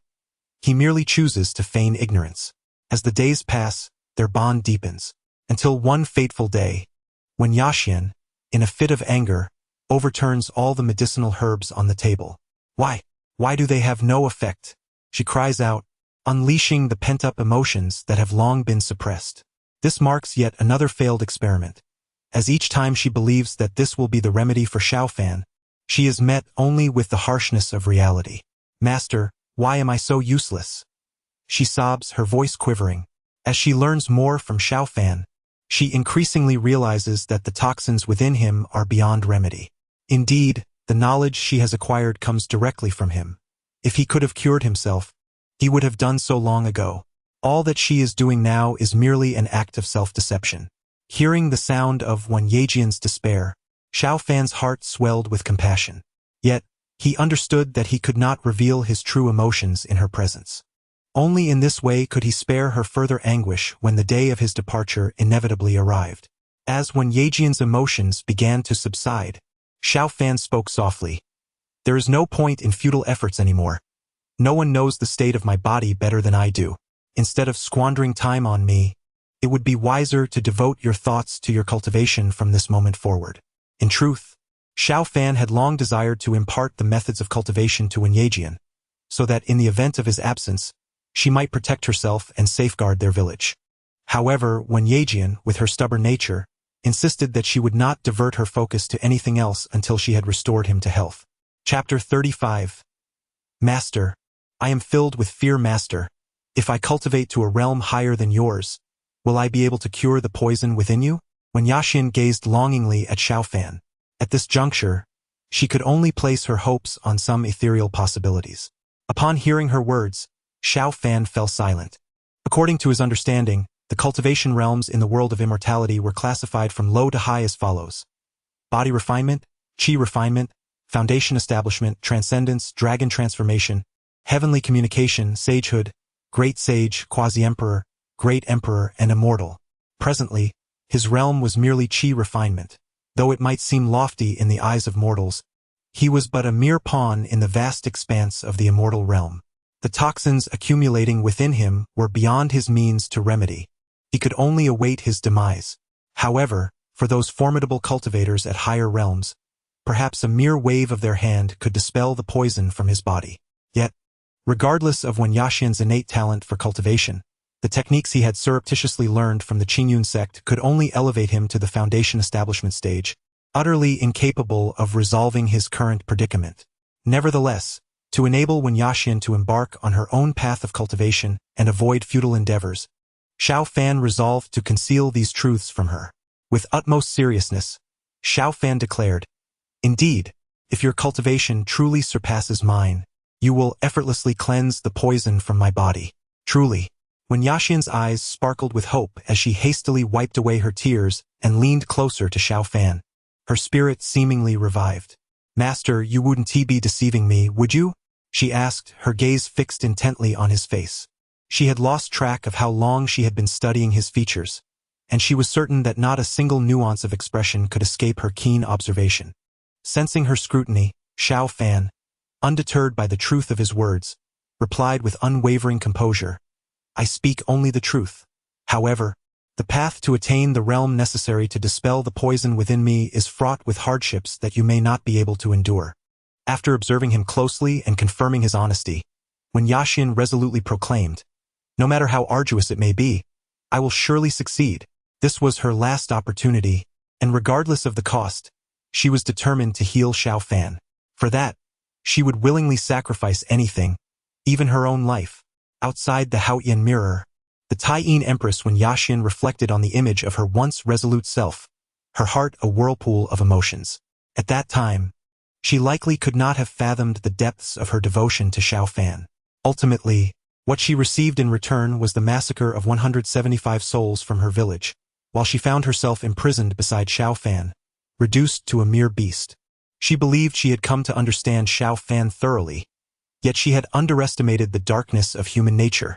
If given another chance to choose anew, she would forsake the thought of curing Xiao Fan, opting instead to accompany him through the twilight of his life, and ultimately to share in his demise.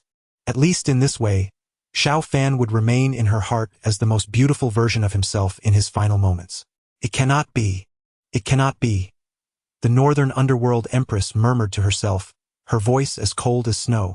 She could not fathom that her master would commit such inhumane acts. There must be some hidden circumstances, much like her previous thoughts. Within the Haotian mirror, Wen Yaxian had finally commenced her cultivation, beginning with the use of body-refining liquid to temper her physique. However, Xiao Fan refrained from utilizing the ancient body-refining liquid acquired from the Qingyun sect for Wen Yaxian's refinement. This was partly due to the rarity of certain medicinal herbs contained within, and partly because the potency of the ancient body-refining liquid was exceedingly fierce, akin to enduring 1,000 cuts, a torment beyond ordinary endurance. When he had previously administered this liquid to Lung Ruoxue, he had deliberated extensively before making the decision, ultimately considering her profound emotional turmoil and resilient spirit, which led him to take the risk. Yet, Wen Yaxian's circumstances were markedly different. Even with her unwavering determination, it would likely be exceedingly challenging for her to withstand the violent effects of the ancient liquid. Moreover, he could not bear to subject her to such suffering. His intention was for Wen Yaxuan to possess the ability to protect herself and her village in his absence, rather than to transform her into an unparalleled prodigy. Thus, after careful consideration, Xiao Fan resolved to provide her with the ordinary body-refining liquid, which offered a gentler effect and minimal discomfort. Outside the Haotian mirror, the northern underworld empress, Lung Ruoxue, found herself utterly shattered upon witnessing her master's reluctance to let Wen Yaxuan endure the pain of the body-refining liquid. The disparity in the master's regard for his disciples became painfully evident. The Taiyin empress, Wen Yaxuan, observed the scene with a complex expression. The more Xiao Fan exhibited such kindness, the more difficult it became for her to reconcile the stark contrast with his later actions that incited universal outrage. She believed that his concern and care for her were genuine. However, the heinous deeds he committed were undeniable. Witnessing this, countless cultivators who initially sought to uncover the secrets of strength from the life experiences of the underworld demon emperor were now engulfed in profound confusion. Since Xiao Fan's birth, he had not been the invincible prodigy of his tier. From the onset of his cultivation journey, he had been plagued by ailments, never enjoying robust health.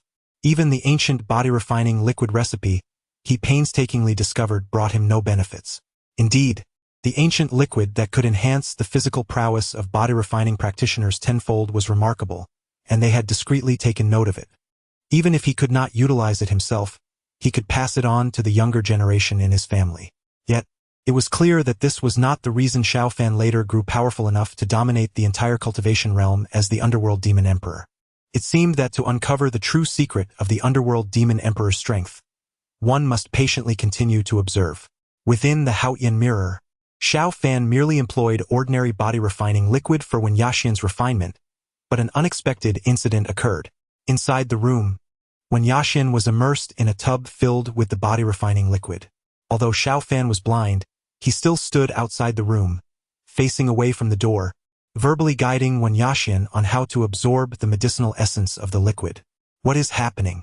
A sudden voice filled with uncertainty emerged from within the room, belonging to Wen Yaxuan. Hearing the commotion, Xiao Fan inquired, "What is it? What has happened?" "Master, please come in and see. My body is emanating a mysterious blue light," came the excited reply from Wen Yaxuan. A mysterious blue light? Xiao Fan was taken aback, bewildered by the situation, as he had never encountered such a phenomenon. Instinctively, he moved to enter the room, but just as he took a step, his body unexpectedly halted. Could it be that Wen Yaxuan was attempting to deceive him into entering? Yet, before he could ponder further, her voice resonated once more. "Ah, Master, save me. Master, save me." Without a moment's hesitation, Xiao Fan dashed into the room, blind as he was, unable to see anything. However, as he rushed in, a slender figure leaped towards him, enveloping him in a warm embrace, the fragrance of the young girl wafting towards him. Xiao Fan found himself at a loss. "Ah, Master, I am so frightened." Chapter 36. Is there something that must be said separately? What a shameless act. Outside the Haotian mirror, the North Ming Empress, cold as snow, was grinding her teeth in frustration. Clearly, she perceived Wen Yaxuan's actions as nothing more than a performance, intended to feign weakness before her master and take advantage of him. The Taiyin Empress, Wen Yaxuan, appeared somewhat unnatural at this moment. She admitted that there was indeed an element of acting in her behavior at that time. Now exposed to the public eye, she felt a peculiar sense of shame. Fortunately, she had awakened her Taiyin divine body, radiating a brilliant azure glow, rendering her form invisible, thus sparing her from embarrassment in front of the onlookers. Inside the Haotian mirror, Xiao Fan inadvertently touched Wen Yaxuan's smooth, moist skin, causing his body to freeze momentarily. He hastily removed his outer garment and draped it over Wen Yaxuan. "Master, I am so frightened." Wen Yaxuan's voice was delicate as she nestled against Xiao Fan. Regrettably, Xiao Fan was blind at that moment. Otherwise, he would have noticed the sly smile on Wen Yaxuan's face, which bore no trace of fear. Xiao Fan, oblivious to her demeanor, harbored no doubts about her words. Though he could not perceive the so-called azure glow emanating from her, he could sense an inexplicable wave of power surrounding her. Strangely, upon encountering this force, he felt an overwhelming comfort. His already blind eyes experienced a refreshing sensation, though it quickly dissipated. The commotion had naturally attracted the attention of Wen Yaxian's parents, who hurriedly arrived. Upon seeing their daughter wrapped in Xiao Fan's outer garment, cradled in his arms, Wen Yaxian's father felt his head spin. Xiao Fan, I have always regarded you as a brother. How could you do such a thing? Can you face me? He questioned, feeling wronged. It seemed that their brotherhood was now lost, and his precious daughter was now someone else's. Xiao Fan, feeling helpless, chuckled wryly. Brother One, it is not as you perceive. Not as I perceive? Wen's father shot a resentful glance at Xiao Fan. Yesterday you called me brother. Why the change to uncle today? Xiao Fan truly felt at a loss for words. In truth, he had always referred to Wen's father as uncle, but he had insisted on being called brother. After drinking too much the previous day, Wen's father had insisted that Xiao Fan call him brother, and out of desperation, he complied.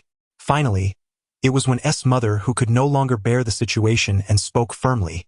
All right, let us go inside and not give anyone a spectacle to laugh at. Once inside, Wen's mother first instructed Wen Yaxian to change into proper attire before inquiring about the situation from Xiao Fan. She held a certain trust in Xiao Fan's character. Since he had promised to maintain a distance from Wen Yaxian, he would undoubtedly not engage in any inappropriate behavior. Most likely, the matter stemmed from Wen Yaxian herself. She could see that her beloved daughter had not yet moved on. After Xiao Fan recounted the events, Mother Wen remained silent, while Father Wen could no longer contain himself. Xiao Fan, are you not speaking nonsense? How could my daughter be emanating a ghostly blue light? Although he was unaware of what Xiao Fan meant by cultivation, it was evident that no ordinary person would glow while bathing. Be quiet. Mother Wen shot a glare at Father Wen. You, a simple countryman, know nothing and yet speak so foolishly. After listening to Xiao Fan's account, Mother Wen furrowed her brows, lost in thought. Clearly, she possessed some knowledge regarding the peculiar phenomenon surrounding Wen Yaxian. Before long, Wen Yaxian had changed her clothes. Mother Wen promptly inquired about the incident again, urging Wen Yaxian to provide a detailed description. Upon hearing Wen Yaxian's more elaborate account, Mother Wen, with a grave expression, said to her, Child, take your father outside. I need to speak privately with your master. Speak privately again? Wen Yaxian expressed her surprise and reluctance. After their last private conversation, Xiao Fan had become her master, and she was uncertain of what further complications might arise this time. Indeed, why must there be a private discussion? Father Wen interjected with discontent. Mother Wen cast a sideways glare at Father Wen, who immediately recoiled. Child, I believe it is best for us to step outside. Wen Yaxian, at a loss for words, had no choice but to exit the room with her father. Once only the two of them remained, Xiao Fan inquired, Aunt, do you know why Yaxian is experiencing this phenomenon? To be honest, before my family was annihilated, I did indeed glimpse the records pertaining to my lineage during my youth. According to those texts, the most glorious period of my family stemmed from an ancestor who awakened the Tai Yin divine body. This body not only possesses formidable physical strength, but also harbors the most precious healing and cultivation-enhancing essence in the world. This ancestor not only demonstrated immense personal power, achieving the sage realm at a young age, but also nurtured a multitude of strong individuals within the family. A sage, Xiao Fan exclaimed in awe. In any era, a sage holds an unparalleled position in the realm of cultivation. To attain such a status at a tender age speaks volumes about the might of the Tai Yin divine body. However, as Mother Wen spoke of this matter, Xiao Fan could discern no trace of joy in her tone. Rather, it was imbued with concern. Why do you seem so troubled, Aunt? Is this not a good thing? Xiao Fan queried, perplexed. Sighing softly, Mother Wen revealed a bittersweet smile. Although that ancestor brought glory and honor to our family, it was also due to him that our lineage began to decline, ultimately leading to its complete demise in my generation. Xiao Fan was bewildered. How could an ancestor, endowed with extraordinary talent and power, who cultivated many strong individuals, be the cause of the family's downfall? Mother Wen discerned the confusion etched upon Xiao Fan's visage and gradually elucidated. The transformation arose solely due to the fact that our esteemed ancestor led an extraordinarily smooth and prosperous life, devoid of any tribulations. Following a defeat in a contest against another extraordinary talent, this ancestor, in pursuit of even greater power, resorted to unscrupulous means and ultimately succumbed to the path of darkness. Those formidable members of our clan who had benefited from this ancestor's malevolent aura subsequently became tainted by demonic tendencies. Consequently, our family transformed from a once revered lineage in the realm of cultivation into a pariah, despised and hunted by all. Upon hearing this, Xiao Fan fell into a contemplative silence, the relentless pursuit of formidable power leading to one's descent into darkness, which in turn precipitated the decline of the family, serves as a poignant reminder that desire can indeed be a treacherous force. A sense of regret welled up within Xiao Fan. Chapter 37. Surely she overthought. Due to succumbing to the demonic path, the ancestral Tai Yin divine body became tainted, morphing into the Tai Yin demon body. Mother Wen continued, stating that the influence of the ancestral Tai Yin demon body led the formidable members of our clan to become ensnared by demonic traits, transforming them into ruthless, soulless machines of slaughter. Although both the ancestor and those tainted members were ultimately vanquished by righteous cultivators from the immortal realm, the repercussions of the Tai Yin demon body did not dissipate for our entire lineage. Throughout subsequent generations, there have been descendants inheriting the bloodline of the Tai Yin demon body. Furthermore, as the Tai Yin demon body is inherently Yin, all those who inherit it are exclusively female. Ideally, upon awakening the Tai Yin demon body during cultivation, one should cease all practices, thus avoiding calamity. However, some were unwilling to live as ordinary individuals. Even upon realizing their awakening, they harbored delusions, secretly cultivating, which nearly led our already declining family to utter annihilation. Consequently, a clan regulation was instituted, forbidding all females from engaging in any form of cultivation. Yet, the Tai Yin demon body acted like a curse, and with the enforcement of this regulation, the progeny born into our family were predominantly female. In my father's generation, I was the sole daughter, and to this day, I have only given birth to Yaxian, my one and only daughter. Such was the case. After hearing Mother Wen's explanation, Xiao Fan couldn't help but lament the malevolence of the Tai Yin demon body's curse. With the descendants being exclusively female and barred from cultivation, how could such a family avoid further decline, ultimately leading to its demise? Xiao Fan now comprehended why Mother Wen, born into a family of cultivators, possessed no cultivation herself. Aware of this truth, Xiao Fan realized that teaching Wen Yaxian the ways of cultivation was indeed a grave error.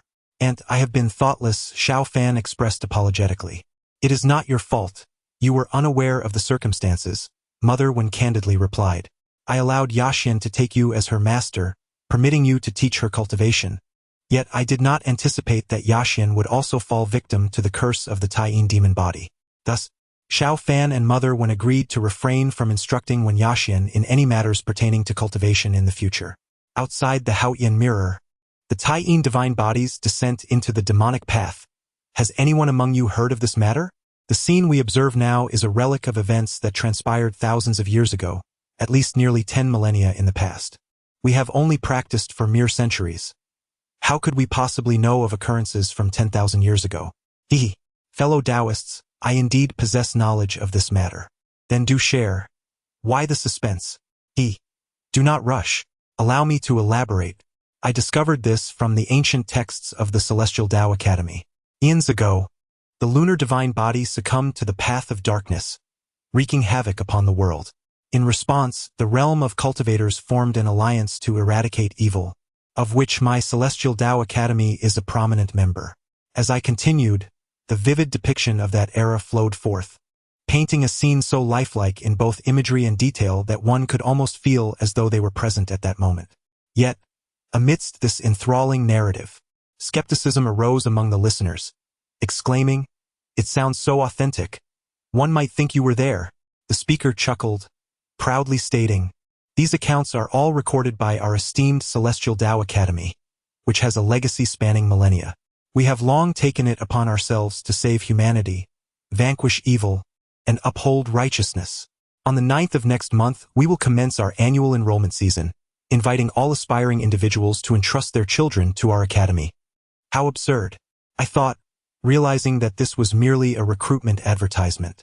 Indeed, Who has the time to ponder your verbose tales? Although the crowd was displeased by the sudden promotional pitch, they nonetheless believed the account of the lunar divine body's descent into darkness and transformation into the lunar demon body. After all, the Celestial Tao Academy has a long-standing reputation, lending credibility to their words.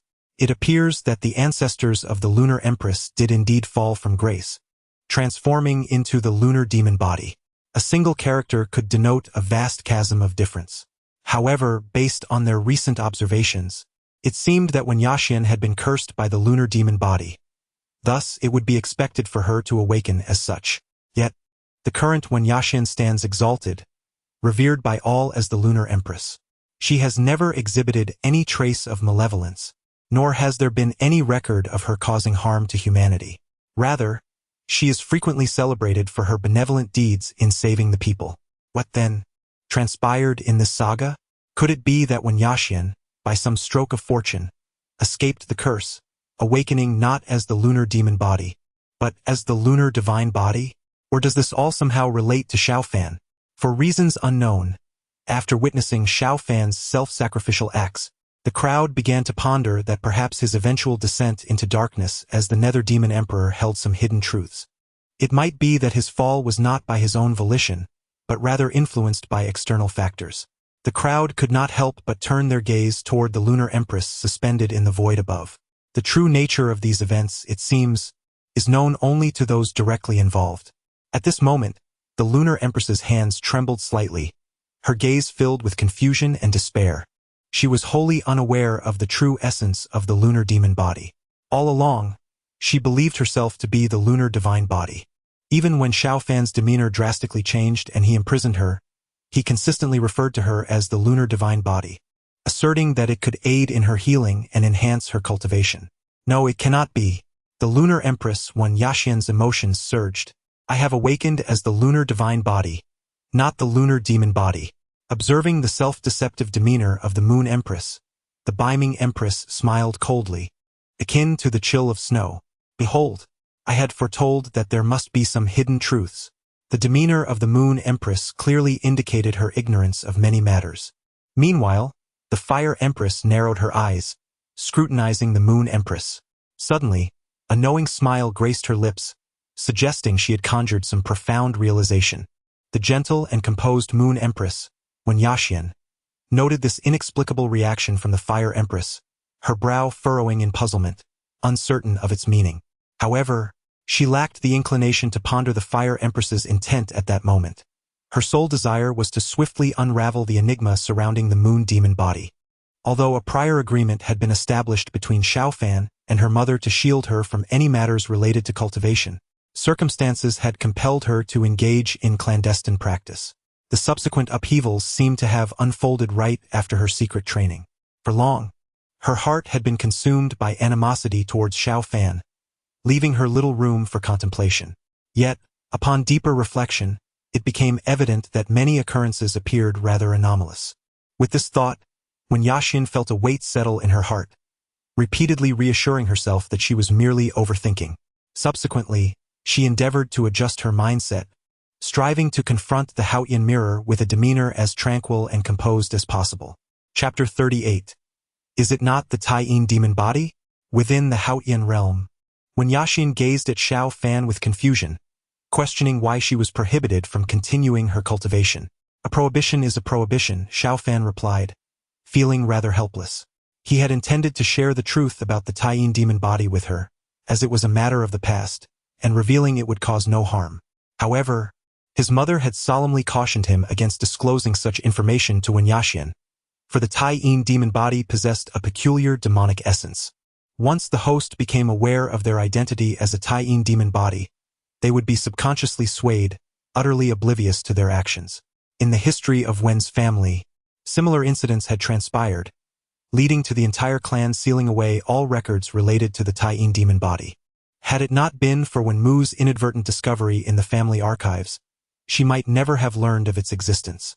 Thus, to quell Wen Yaxian's doubts, Xiao Fan resorted to fabricating a lie, claiming that her constitution was exceptionally unique, rendering her unable to cultivate. He asserted that any attempt at cultivation would jeopardize her health, potentially leading to catastrophic consequences. Upon hearing Xiao Fan's explanation, Wen Yaxin furrowed her brow. She did not doubt his words, realizing that he had no reason to impede her cultivation unless it was for her own safety. Instead, she felt an overwhelming sense of frustration and sorrow at the prospect of being unable to cultivate. If she could not cultivate, her hopes of alleviating the poison within Xiao Fan would be utterly dashed. Observing her distress, Xiao Fan understood that her sorrow stemmed not from her inability to cultivate, but from the extinguishing of her last glimmer of hope to aid him. In her heart, Wen Yaxin was willing to sacrifice everything, even her life, to save Xiao Fan. Thus, she was reluctant to surrender so easily. Recalling the moment when she had suddenly emanated light, she had been startled, yet felt no discomfort. Rather, she experienced an inexplicable warmth and an invigorating vitality that lingered in her memory. She pondered why that force, which seemed so benign, could possibly be harmful and why she was barred from pursuing her cultivation. With this lingering question, Wen Yaxin inquired once more, "Master, I find that ethereal blue light within me quite pleasant. It does not appear to be detrimental to my body. Could it be that you are mistaken? After all, according to Xiao Fan's account, he was a mere novice in the realm of cultivation, and mistakes were entirely plausible." Realizing that he could not dissuade Wen Yaxin's desire to continue her cultivation without providing a reasonable explanation, Xiao Fan responded, "Your constitution is indeed unique, and that ethereal blue light within you is far more complex than you perceive. I understand your fervent wish to cure the poison within me, but if you persist in your cultivation, you may not live to see the day when you can heal me." Wen Yaxin silently nodded. If there existed a chance to save Xiao Fan, she would willingly pay any price, even her life. Yet, if she could not heal him, then her sacrifice would hold no meaning whatsoever. Afterward, Wen Yaxin never again mentioned anything related to cultivation. Although her hopes of curing Xiao Fan ultimately faded, she did not succumb to despair. She continued to live her life with patience, wishing to spend Xiao Fan's remaining days joyfully by his side. One day, while foraging for herbs on the mountain, Wen Yaxin inadvertently came across an injured squirrel. Gently cradling it in her hands, she prepared to tend to its wounds when, unexpectedly, a mysterious azure glow emanated from her palms. To her astonishment, the squirrel's injuries began to heal at a visibly rapid pace. Stunned yet elated by this revelation, Wen Yaxin realized that the azure energy within her possessed remarkable healing capabilities. Determined to master this newfound power, she began to experiment with healing more injured animals. As anticipated, those creatures under her care all recovered, filling her with immense joy. Regardless of the nature of her physique, she now glimpsed a flicker of hope for curing Xiao Fan. However, utilizing this extraordinary energy left her body weak and prone to fainting for a time, which she attributed to her insufficient cultivation. Consequently, each day, she ascended the mountain to gather herbs while secretly honing her skills, planning to surprise Xiao Fan with her progress. Time passed gradually until one day, convinced the moment had arrived, Wen Yaxin stealthily used her powers to treat Xiao Fan's eyes while he slept. The following morning, she anxiously watched him as he awoke. Upon opening his eyes, Xiao Fan was taken aback to find Wen Yaxin staring intently at him. "What's the matter?" he asked, bewildered. "Did I snore while I was sleeping?" At his words, Wen Yaxin suddenly burst into laughter, radiating pure joy. Confused, Xiao Fan inquired, "What's so funny? Is there something on my face?" He even touched his own face to check. "Master, haven't you realized that you can see me?" Wen Yaxin replied with a beaming smile. At that moment, Xiao Fan froze, finally comprehending that he could indeed see Wen Yaxin standing before him. His vision had been restored. "What is happening?" he pondered. "Could it be?" He gazed at her seriously and asked, "Have you been secretly cultivating?" Unaware of the gravity of the situation and still immersed in her joy over Xiao Fan's restored sight, Wen Yaxin replied, "Master, I know you're concerned about me, but I believe there's nothing wrong. Perhaps you've mistaken my condition. I am not the kind of person you think cannot cultivate." With a playful grin, she added, "Look at me now, standing right in front of you." She then showcased the azure energy within her to Xiao Fan. Only then did he notice that her cultivation had remarkably advanced to the qi refinement stage, despite her having practiced for less than 10 days. Her talent was truly astonishing. However, What left Xiao Fan somewhat perplexed was the absence of any malevolent aura emanating from Wen Yaxian. He felt no discomfort in his eyes, which had been healed by her. What could be the reason for this? Could it be that both he and Mother Wen had been overly cautious? Was it possible that Wen Yaxian was not a manifestation of the Tai-Yin demon body, but rather an authentic embodiment of the Tai-Yin divine body? Contemplating this, Xiao Fan hastened to consult with Mother Wen. After hearing his words, Mother Wen pondered for a moment before slowly replying, "All that I know has been gleaned from our family's ancient texts. Regrettably, my clan has now perished, and I can no longer revisit those records. Perhaps this girl, Yaxian, is exceptionally fortunate and has not fallen victim to the curse of the Tai-Yin demon body. Let us hope that is indeed the case." Xiao Fan replied solemnly. Chapter 39. I beg you, save her beyond the realm of Haoyan. The Moon Empress, Wen Yaxian, could not help but exhale a sigh of relief. Indeed, he was not the Tai-Yin demon body, but rather the Tai-Yin divine body.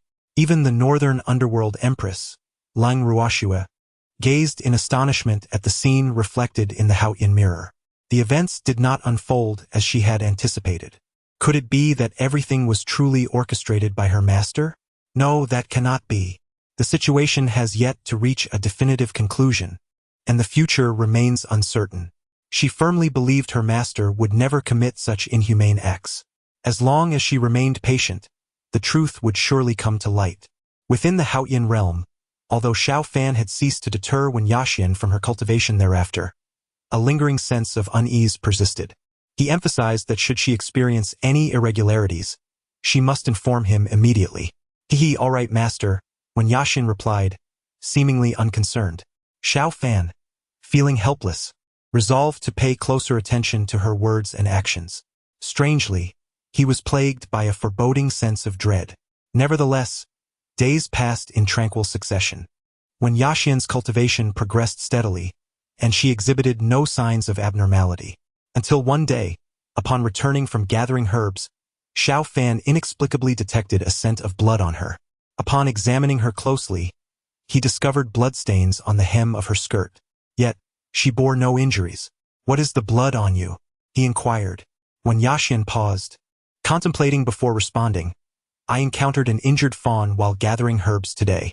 The blood must have accidentally splattered onto my skirt." An injured fawn? Xiao Fan furrowed his brow. "Do you frequently come across injured animals?" he asked, incredulous. Recently, it seemed Wen Yaxian often spoke of encountering injured creatures in the mountains. However, with no ferocious beasts inhabiting those heights, it was puzzling how such occurrences could be so commonplace. A sense of something amiss tugged at Xiao Fan.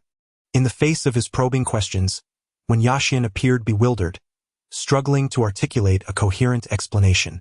Observing her perplexed demeanor, Xiao Fan resolved to ascend the mountain that evening to investigate the situation. While it would be entirely normal to occasionally encounter one or two injured animals, the notion of consistently finding them was indeed peculiar. As night fell, after confirming that Wen Yaxian had fallen asleep, Xiao Fan ventured alone to the mountain where she often foraged. Upon ascending, he immediately sensed the pervasive smell of blood in the air.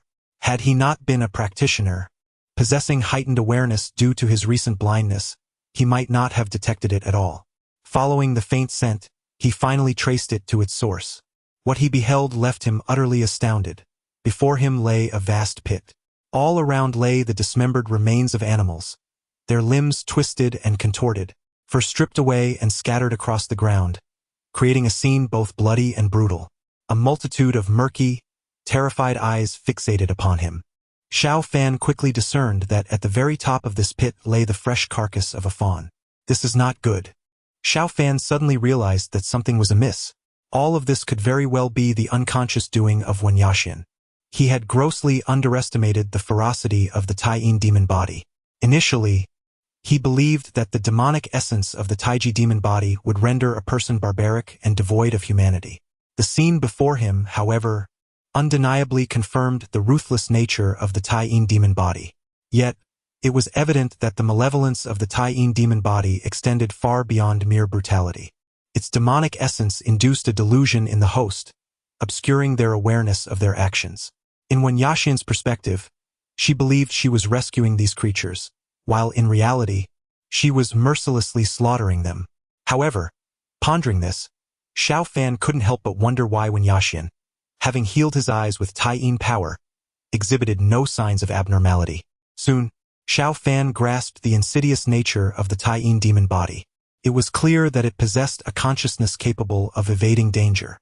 When confronted with a presence stronger than the host, it would conceal its malevolence and hide itself. Having unraveled this mystery, Xiao Fan gazed towards the village, his brows furrowing in agitation as an ominous premonition surged within him. Realizing this, he hurried back towards the village. Yet it was already too late. Upon reaching the village entrance, the acrid scent of blood assaulted him, thick and nauseating. Entering the village, the sights he encountered were nothing short of horrifying. The narrow path was littered with bodies in grotesque positions, their limbs twisted and broken, faces etched with terror and disbelief, meeting brutal ends. Xiao Fan's hands trembled. Although he was not intimately familiar with these villagers, he had crossed paths with them on numerous occasions. He felt a genuine fondness for these simple, kind-hearted people. His time spent in this quaint mountain village had been the most carefree and comforting of his life. There were no schemes or rivalries, just a harmonious existence, self-sufficient and content. Whenever someone faced hardship, the community would unhesitatingly offer whatever assistance they could. Alas, it seemed that he would never find such a place of ease and tranquility again. With no time for sorrow, Xiao Fan hastened towards the one family home, hoping that there was still time to intervene. Yet fate had other plans. Upon his return, he was met only with the sight of two lifeless bodies on the ground. When Yaxin's father's chest bore a gaping wound, and this robust man, known for his cheerful disposition, had tears streaking down his face, his eyes filled with disbelief. Clearly, in his final moments, it was not the fear of death that overwhelmed him, but rather the incredulity of the scene before him. Xiao Fan, murmured Wen's mother, lying on the ground. Noticing that she was still alive, Xiao Fan rushed to her side to check. Like Father Wen, Mother Wen's chest had also been pierced by a gaping wound. It appeared that the weapon was perhaps the palm of a hand. Gazing at the dying Mother Wen, Xiao Fan's lips trembled as he inquired, "Is it Yaxin?" Mother Wen offered no response, merely sighing softly. The answer lingered unspoken between them. "I am sorry. Had I not taught her the art of cultivation, none of this would have transpired." Tears streamed down Xiao Fan's cheeks. "None of this is your fault. It is I who forgot the most crucial aspect of the Tai-Yin demon body." With a bitter smile, Mother Wen explained, "The demonic nature of the Tai-Yin demon body compels its host to slay those closest to them, leading the host into utter despair and ultimately succumbing to the allure of darkness." "Xiao Fan, may I ask you for one thing?" Mother Wen gazed at him, her face streaked with tears, her voice growing increasingly frail. "I promise to fulfill any request." Xiao Fan replied hastily, "Do not let Yaxin know of all this. I implore you, save her." Chapter 40. Master, what is troubling you today? Observing the vacant gaze of Lady Wang, Xiao Fan clutched her hand tightly, softly uttering a single word, "Good." Rising to his feet, he cast a resolute glance towards the interior of the room. There, when Yaxin lay peacefully asleep, her face serene and her smile sweet, blissfully unaware of the turmoil occurring outside. Yet, her bloodied hands and the stains upon her garments served as undeniable evidence that she was the architect of this chaos. Xiao Fan's grip tightened, his body trembling with remorse and guilt. The true perpetrator of all this was he. Had he not guided Wen Yaxin in her cultivation, none of these calamities would have transpired. She was merely a victim in this tragic saga. Even if Lady Wen had not beseeched him, he would never allow Wen Yaxin to fall completely into the abyss, becoming a puppet of the Tai-Yin demon body. Beyond the Haoyin realm, the Tai-Yin Empress Wen Yaxin stared in disbelief at the image reflected in the Haoyin mirror, her blood-red eyes wide with shock. It was as if a thunderclap had struck her, drenching her in icy water, leaving her numb. "Impossible. This cannot be real," the Tai-Yin Empress screamed and roared, her emotions unraveling completely. "Ha ha ha."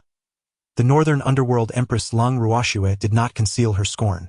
"I told you it was certainly not the master's doing. The truth is now laid bare. How will you defend yourself now?" She laughed heartily, feeling a sense of vindication. She had always known that the master would never commit such heinous acts. False. Everything is a lie. I refuse to believe it. Blood tears streamed down the cheeks of the Taiyin Empress, her expression a maelstrom of madness and sorrow. Deep down, she recognized the truth, yet she could not bring herself to confront reality. Manifesting her imperial might, the Taiyin Empress Wen Yaxin exuded a surge of overwhelming power, preparing to strike at the Haoyan mirror. The Yaoqi Empress furrowed her brow at the sight. Another fool who seeks death? However, she held no concern for the fate of the Taiyin Empress, thus made no attempt to intervene. Instead, the Tianhua Empress, who had previously graced the Taiyin Empress with a meaningful smile, stepped forward with a cheerful demeanor, standing before the Taiyi Empress. It is futile. The Haoyan mirror is an unparalleled chaotic artifact. Even an immortal could not inflict the slightest damage upon it. What is this? Are you so soon unwilling to face reality? Perhaps there are even more captivating revelations awaiting you, she remarked, her expression tinged with a cold smirk. The Taiyin Empress Wen Yaxin fixed her serious gaze upon the Tianhua Empress. From the outset, the latter had regarded her with such an enigmatic look. Did the Tianhua Empress already grasp the truth behind all that had transpired? Contemplating this, the Taiyin Empress endeavored to temper her emotions, striving to restore a semblance of calm within her heart. As she gazed upon the seemingly lifeless figure of Xiao Fan within the primordial imperial city, a complex emotion flickered in her eyes. Was Xiao Fan truly bearing the weight of such profound sins solely for the sake of a promise made to her mother? A tumult of feelings surged within her, accompanied by an indescribable pain. How many secrets remained hidden from her? Below, a crowd of onlookers exchanged bewildered glances. To their astonishment, the truth behind the situation began to unravel. Could it be that the dark underworld demon emperor was, in fact, wronged? They were taken aback. They had come to witness the malevolent deeds and deep-seated sins of the dark underworld demon emperor, yet all they encountered were selfless acts of sacrifice and altruism. Was the dark underworld demon emperor not a villain? Why, then, did he seem to engage solely in virtuous actions? Up until now, they had yet to witness any malevolence from him. Where was the promised villainy? Perhaps it was during this period that Xiao Fan underwent a transformation, descending into the path of darkness. Suddenly, a voice broke the silence. Oh, dear friend, what leads you to such a conclusion? Consider this. While the Taiyin Empress was originally of the Taiyin demon physique, have you ever heard of her committing any malevolent acts? Does that not seem peculiar to you? Where has the demonic essence of the Tai demon physique vanished? Are you suggesting that the demonic essence of the Taiyin physique has been transferred to Xiao Fan, the dark underworld demon emperor? I believe you are onto something. If this were not the case, how could the kind-hearted and benevolent Xiao Fan suddenly undergo such a drastic change in temperament and succumb to the path of darkness? It stands to reason that Xiao Fan's eventual transformation into the calamity-bringing dark underworld demon emperor is undoubtedly linked to the demonic essence of the Taiyin physique. To ascertain whether Xiao Fan's drastic change was indeed connected to the essence of the Taiyin physique, the crowd earnestly turned their gazes towards the Haoyan mirror. Within the realm of Haoyan, when Wen Yaxin awoke, she was stunned to discover that her hands and feet were bound in chains. Before her sat Xiao Fan, his expression cold and indifferent as he regarded her. Master, what is happening? Why am I bound? Wen Yaxin queried, perplexed. Xiao Fan remained silent, his gaze devoid of warmth. Strangely, she sensed that today's Xiao Fan was markedly different. Master, master, she called softly. Yet, Xiao Fan appeared completely devoid of emotion, his eyes chillingly indifferent. In that moment, a wave of unease washed over Wen Yaxin. Her master seemed profoundly out of sorts today. Father, mother, she cried out towards the outside. After several desperate calls met with silence, Xiao Fan, who had maintained a frosty demeanor, finally spoke. There is no need to call out. They are already dead. Dead? Wen Yaxin forced a smile, clearly disbelieving his words. Master, this jest is hardly amusing. However, in response to her skepticism, Xiao Fan merely regarded her with an expression of stark indifference, as if to convey, do I appear to be jesting? Master, what on earth is troubling you today? Wen Yaxin inquired, perplexed. She could not fathom what had transpired, why Xiao Fan had suddenly adopted this demeanor of indifference. Do you not believe they are dead? Xiao Fan replied, his expression devoid of warmth. At his words, Wen Yaxian's face stiffened, and she forced a smile, saying, Master, please do not jest with me in such a manner. Yes. Xiao Fan's countenance abruptly shifted, and he stood up with a start. I shall show you whether I am joking or not. With that, Xiao Fan slowly exited the room. Once he had departed, Wen Yaxian hastily assessed her current predicament. Her garments had been changed, and her hands and feet were tightly bound by chains. What on earth had happened? The usually gentle master had transformed into this cold stranger. Moreover, why was she being confined? Her mind was awash with confusion. Remain calm. I must maintain my composure. Wen Yaxian endeavored to soothe her restless emotions. Suddenly, she caught a whiff of an inexplicable metallic scent of blood. Since embarking on her cultivation journey, her senses had sharpened significantly. How could such a strong odor of blood arise so suddenly? Before long, she heard a commotion outside. Surely her master had returned. Wen Yaxian peered outside, and when she beheld the two lifeless bodies Xiao Fan had brought back, her pupils dilated in shock, filled with disbelief. Those were... Chapter 41. You can try it, father, mother. Wen Yaxian cried out in a voice filled with anguish. Before her lay the lifeless bodies of her parents. She could hardly fathom the horror before her. Just last night, her parents had been perfectly well. How could they have perished so suddenly? What had transpired? As she glimpsed the gruesome wounds upon their chests, her body trembled uncontrollably.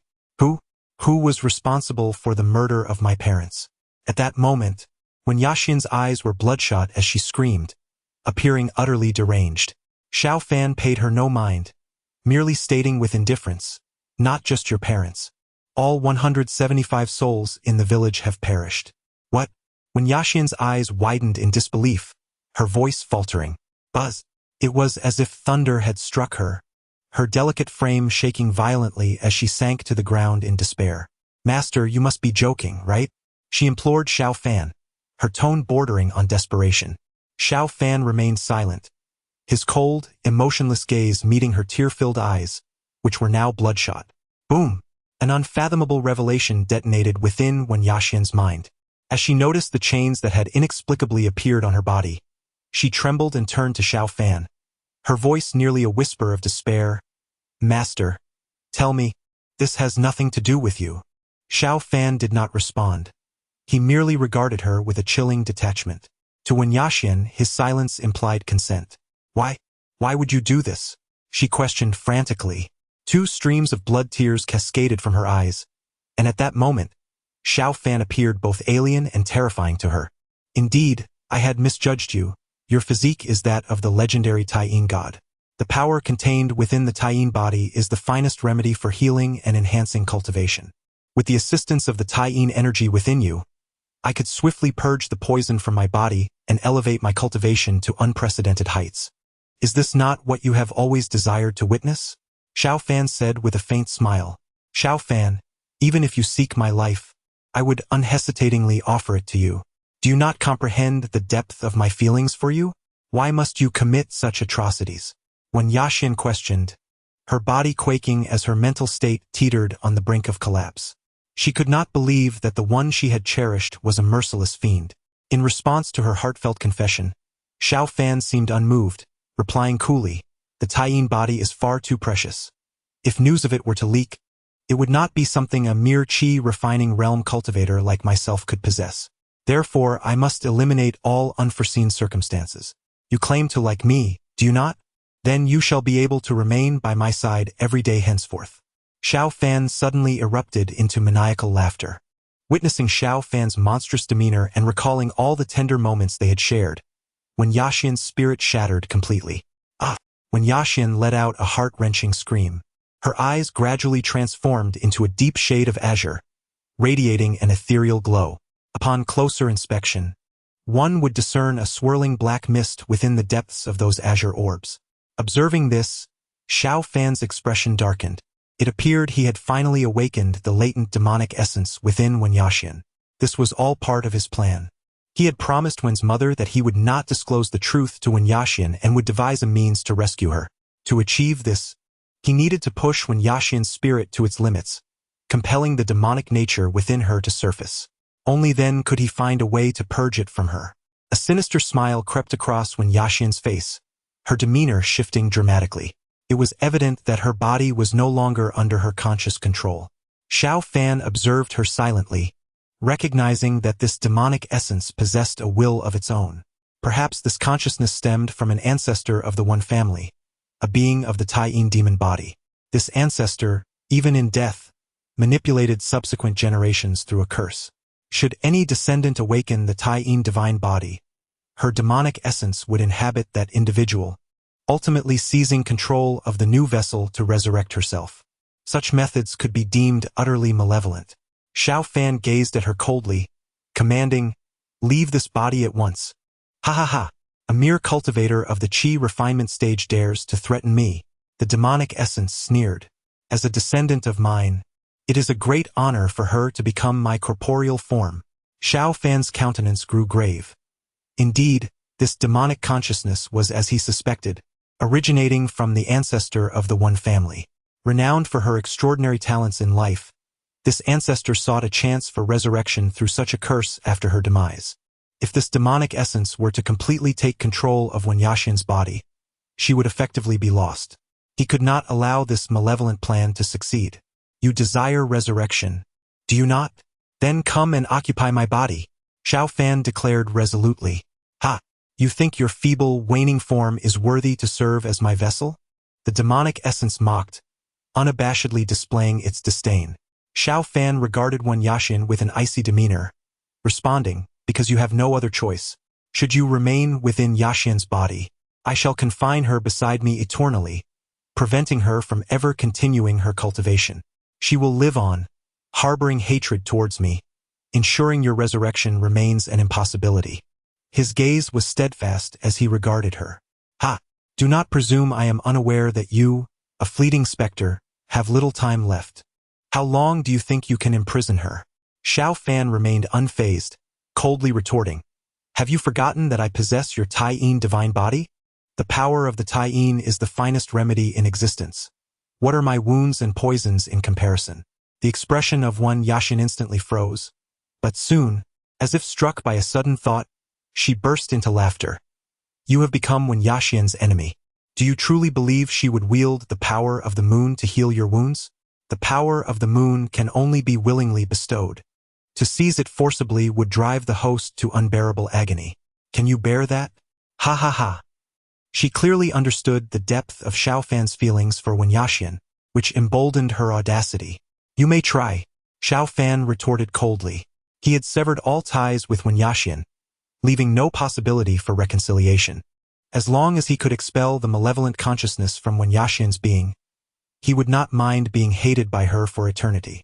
"Then I shall await the outcome," Wen Yaxian replied icily. If she were to abandon this body endowed with the moon's divine essence, her resurrection would hold no significance. She did not believe Xiao Fan could truly bring himself to harm Wen Yaxian.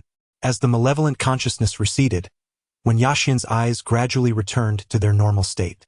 Yet, having endured such tremendous upheaval, she succumbed to exhaustion and fainted. Xiao Fan approached gently, laying Wen Yaxian down on the bed with utmost care. His eyes were filled with compassion and sorrow. Witnessing Wen Yaxian's anguish and despair had torn at his heart. The hatred in her gaze pierced him like 1,000 needles. "I am sorry. If you had not encountered me, none of this would have transpired." A crystalline tear slipped down Xiao Fan's cheek. Although he had to endure Wen Yaxian's hatred to save her, his heart remained in torment. Yet, he saw no alternative in his quest to rescue Wen Yaxian. If she were to learn that her parents and the entire village of 175 souls were slain by her hand, she would undoubtedly crumble, losing all will to survive, thus falling prey to the machinations of the malevolent consciousness. From that moment forth, Wen Yaxian's corporeal form would be wholly dominated by it. To prevent this, he must shoulder the blame for the deaths of the villagers. Hatred is the most potent catalyst for the will to survive. Only by filling Wen Yaxian's heart with animosity towards him could she persist in her struggle for life. What did it matter if he bore the weight of all sins alone? His sole desire was to ensure that his disciple, Wen Yaxian, continued to live. Chapter 42. a heart wrenched by agony. Master. Beyond the mirror of Haotian, the Moon Empress, Wen Yaxian, gazed with tear-filled eyes. That period in her life was the most tormenting, living each day consumed by hatred for Xiao Fan. Now that the truth has been revealed, she understands that Xiao Fan's actions were all in a bid to save her. Yet who could fathom the depths of his suffering? Bearing the weight of all sins and scorn, she could scarcely imagine how Xiao Fan endured through the years. 2 crystalline tears slipped from the corners of the Moon Empress's eyes. Recalling the transaction between Xiao Fan and the malevolent consciousness, the Moon Empress's body trembled. Here she stood, a revered Moon Empress, while Xiao Fan had tragically transformed into the malevolent Nether Emperor, a scourge upon the world. The outcome was painfully evident.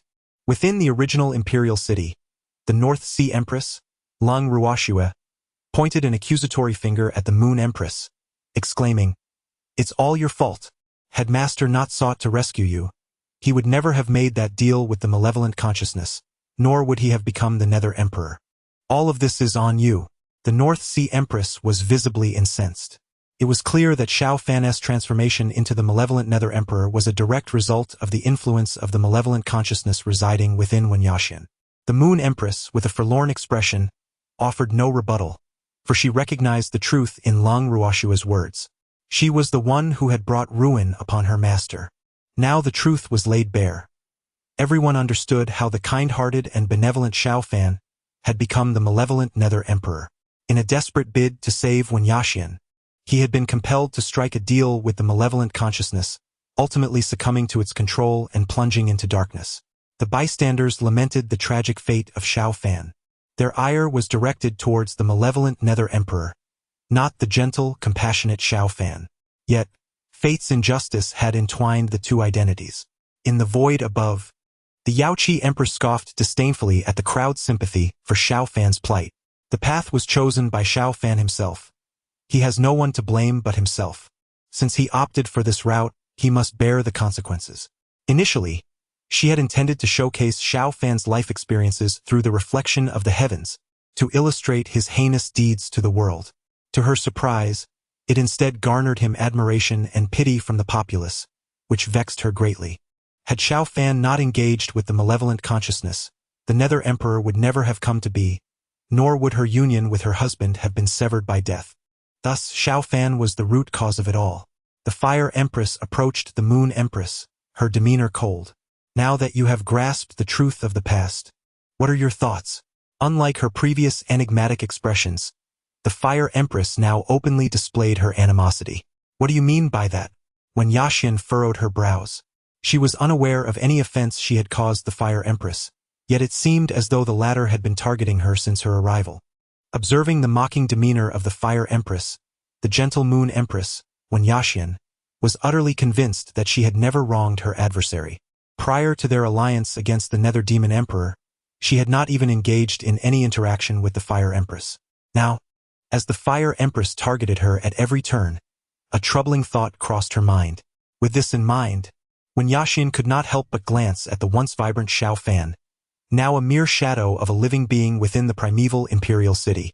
Though she was unaware of the reasons behind the Fire Empress's covert animosity towards her, it was likely tied to Xiao Fan in some way.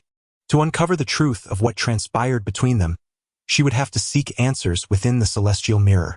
Inside the Celestial Mirror, as Wen Yaxian succumbed to despair, both mentally and physically exhausted, she drifted into a state of unconsciousness. When she awakened once more, she fervently wished that everything had merely been a dreadful nightmare. Alas, upon seeing the chains binding her hands and feet, she realized that it was all too real. Her parents and the entire village of 175 souls had perished. The one responsible for such devastation was none other than her beloved master, Xiao Fan. Overwhelmed, tears of regret cascaded down Wen Yaxian's pallid face. Had she not rescued Xiao Fan, none of this calamity would have unfolded. She bore the burden of being the architect of her parents and her village's demise. Wen Yaxian could no longer contain her emotions and wept uncontrollably. Creaking open, the door swung ajar. Xiao Fan entered, his expression impassive as he carried a tray of food. "You must be hungry. I made your favorite braised fish," he stated, placing the meal before Wen Yaxian. Upon seeing him, Wen Yaxian's sorrow transformed into fury. With eyes ablaze with wrath, she fixed her gaze upon Xiao Fan, seeking to pierce the depths of his heart and discern whether it was truly as dark as she feared. Yet, Xiao Fan remained unmoved, his countenance betraying no sign of emotion in response to her fierce glare. "Eat," he commanded, placing the meal before her once more. With a furious swipe, Wen Yaxian overturned the food, her voice rising in a desperate scream. "Get out! I do not wish to see you." Unfazed by her manic display, Xiao Fan responded coldly, "As long as you comply, I can avoid appearing before you. Now eat." With a fierce glint in his eyes, he scooped up the spilled food and forcefully shoved it into Wen Yaxian's mouth. Wen Yaxian struggled vehemently, but Xiao Fan continued to feed her with an unwavering expression. "I will not allow you to perish. I require the power of the lunar energy within you to heal and elevate my cultivation." His gaze remained devoid of any emotion as it bore down on her. Wen Yaxian's eyes soon brimmed with tears. In that moment, she finally grasped the harsh reality and succumbed to despair. The man before her, cold and unfeeling, was no longer the Xiao Fan she had once cherished. Perhaps, the current Xiao Fan was the true embodiment of who he had always been, while the past was merely a facade he had donned. Gazing at this unfeeling figure, Wen Yaxian's resolve solidified. She could not afford to perish. Before avenging her parents and the 175 souls of her village by eliminating Xiao Fan, she must not succumb to death. Wen Yaxian began to devour the food Xiao Fan offered her, disregarding the dirt that had fallen onto it. Observing this, a smile crept upon Xiao Fan's lips. This was the right approach. Even if she sought vengeance, survival must precede all else. "Rest for now. I shall return later to harness the power of the Tai Yin to heal your wounds." With that, Xiao Fan turned and exited the room, his steps betraying a certain urgency. Wen Yaxian's eyes, filled with hatred, coldly fixed upon Xiao Fan's retreating figure. Once outside, Xiao Fan sank helplessly to the ground. From this moment forth, the only feeling Wen Yaxian would harbor towards him would be animosity, devoid of any other emotion. Reflecting on the piercing gaze she had cast upon him, although he had prepared himself mentally, the reality of it still twisted his heart in anguish, rendering him almost lifeless. At this moment, even the steadfast Xiao Fan found himself unable to contain his emotions, tears cascading down his cheeks. He sat on the ground, hugging his legs, weeping silently. Chapter 43. "Young man, are you serious?" Outside the Haotian mirror, as she beheld the silently weeping Xiao Fan within its depths, the lunar empress, Wen Yaxian, found herself utterly bereft of tears. It was only now that she comprehended the profound significance she held in her master's heart. Undoubtedly, her master loved her. She could scarcely fathom the anguish her master must have endured during that tumultuous period.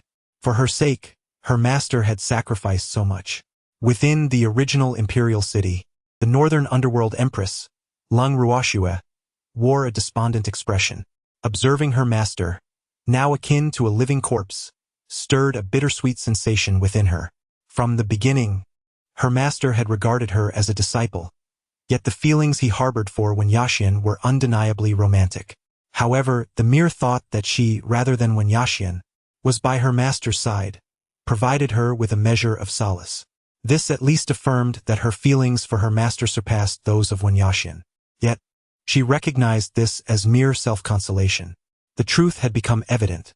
Her master had not succumbed to malevolence but had fallen under the sway of a demonic consciousness. If only this dark influence could be eradicated, perhaps her master might return.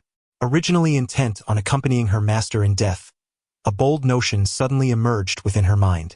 However, accomplishing this feat would require more than her solitary efforts. Thus, the northern underworld empress cast her gaze toward the lunar empress, Wen Yaxian, suspended in the void above. Within the Haotian mirror, the scene continued to unfold. Xiao Fan concealed all his emotions and returned to the room with an impassive countenance. Facing Wen Yaxian, who regarded him with palpable hatred, he calmly stated, "It is now your turn to contribute. Release the lunar power within you to heal me. Do not entertain such delusions. I shall not assist you." Wen Yaxian glared fiercely at Xiao Fan. "If that is the case, I shall take matters into my own hands." Xiao Fan slowly approached Wen Yaxian, channeling his energy to draw forth the lunar power from her being. Ah! Ah! When Yaxin's face contorted in agony as she emitted heart-wrenching cries of pain. In that moment, it felt as though her body were being torn apart. A ghostly blue energy was extracted from her. Witnessing her torment, Xiao Fan's heart ached as if it were being cleaved. Yet, to demonstrate his resolve to the demonic consciousness and compel it to vacate when Yaxin's form, he bore the pain within and forcibly extracted the lunar power from her. Before long, he successfully withdrew a portion of the lunar power from Wen Yaxin, causing her to faint. However, the once unconscious Wen Yaxin suddenly sat upright. Her eyes transformed into an eerie blue. The demonic consciousness had manifested. With a ghastly expression, Wen Yaxin fixed her gaze upon Xiao Fan, speaking in a menacing tone. "Young man, are you serious? I previously warned you. Leave her body, and if you seek revival, come and occupy mine." With a narrowed gaze, Wen Yaxin scrutinized Xiao Fan before breaking into a sly grin. "How about we strike a deal, young man?" she proposed. "What kind of deal?" Xiao Fan inquired, his brow furrowing. "You must be aware of the formidable presence I once embodied in life. Should you choose to pledge your allegiance to me, I shall bestow upon you the supreme techniques of cultivation, enabling us to dominate the realm of immortals together. Wouldn't that be splendid?" Wen Yaxin declared with an air of self-satisfaction. Clearly, she believed that no one could resist such enticing offers. However, Xiao Fan merely scoffed dismissively. "Do you not find your words utterly ridiculous?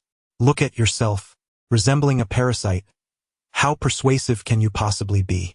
Even the sight of you makes me feel nauseated," he retorted, unrelenting in his mockery. "You!" When Yaxin glared at Xiao Fan in a fury, "I shall kill you." Yet, as she attempted to act, the chains binding her limbs clanged relentlessly, reminding her of her impotence. Infuriated, Wen Yaxin seethed in humiliation. Such indignity was beyond anything she had endured, even when besieged by righteous cultivators in her former life. "Very well. Let us see how long you can keep me shackled," she spat defiantly before vanishing from sight. Xiao Fan gently laid Wen Yaxin on the bed. Observing her furrowed brow even in slumber, he felt a mix of tenderness and guilt. He caressed her brow softly, murmuring, "Soon, very soon, I will expel it from your body." In the days that followed, Xiao Fan engaged in a relentless tug-of-war with the malevolent consciousness, negotiating terms. Unaware of the ongoing struggle, Wen Yaxin felt as if she were merely livestock under Xiao Fan's control, her resentment towards him deepening with each passing day. Eventually, the toxins within Xiao Fan's body were completely eradicated by the lunar essence. The malevolent consciousness began to panic, fully aware that Xiao Fan would imprison Wen Yaxin for eternity, preventing her true resurrection. At last, she found herself compelled to compromise.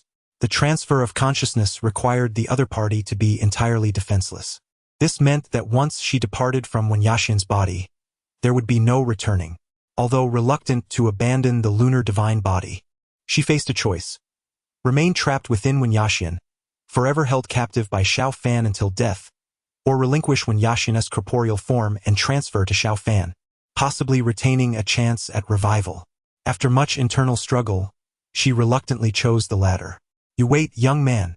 Once I enter your body, I shall torment you thoroughly," the malevolent consciousness threatened savagely.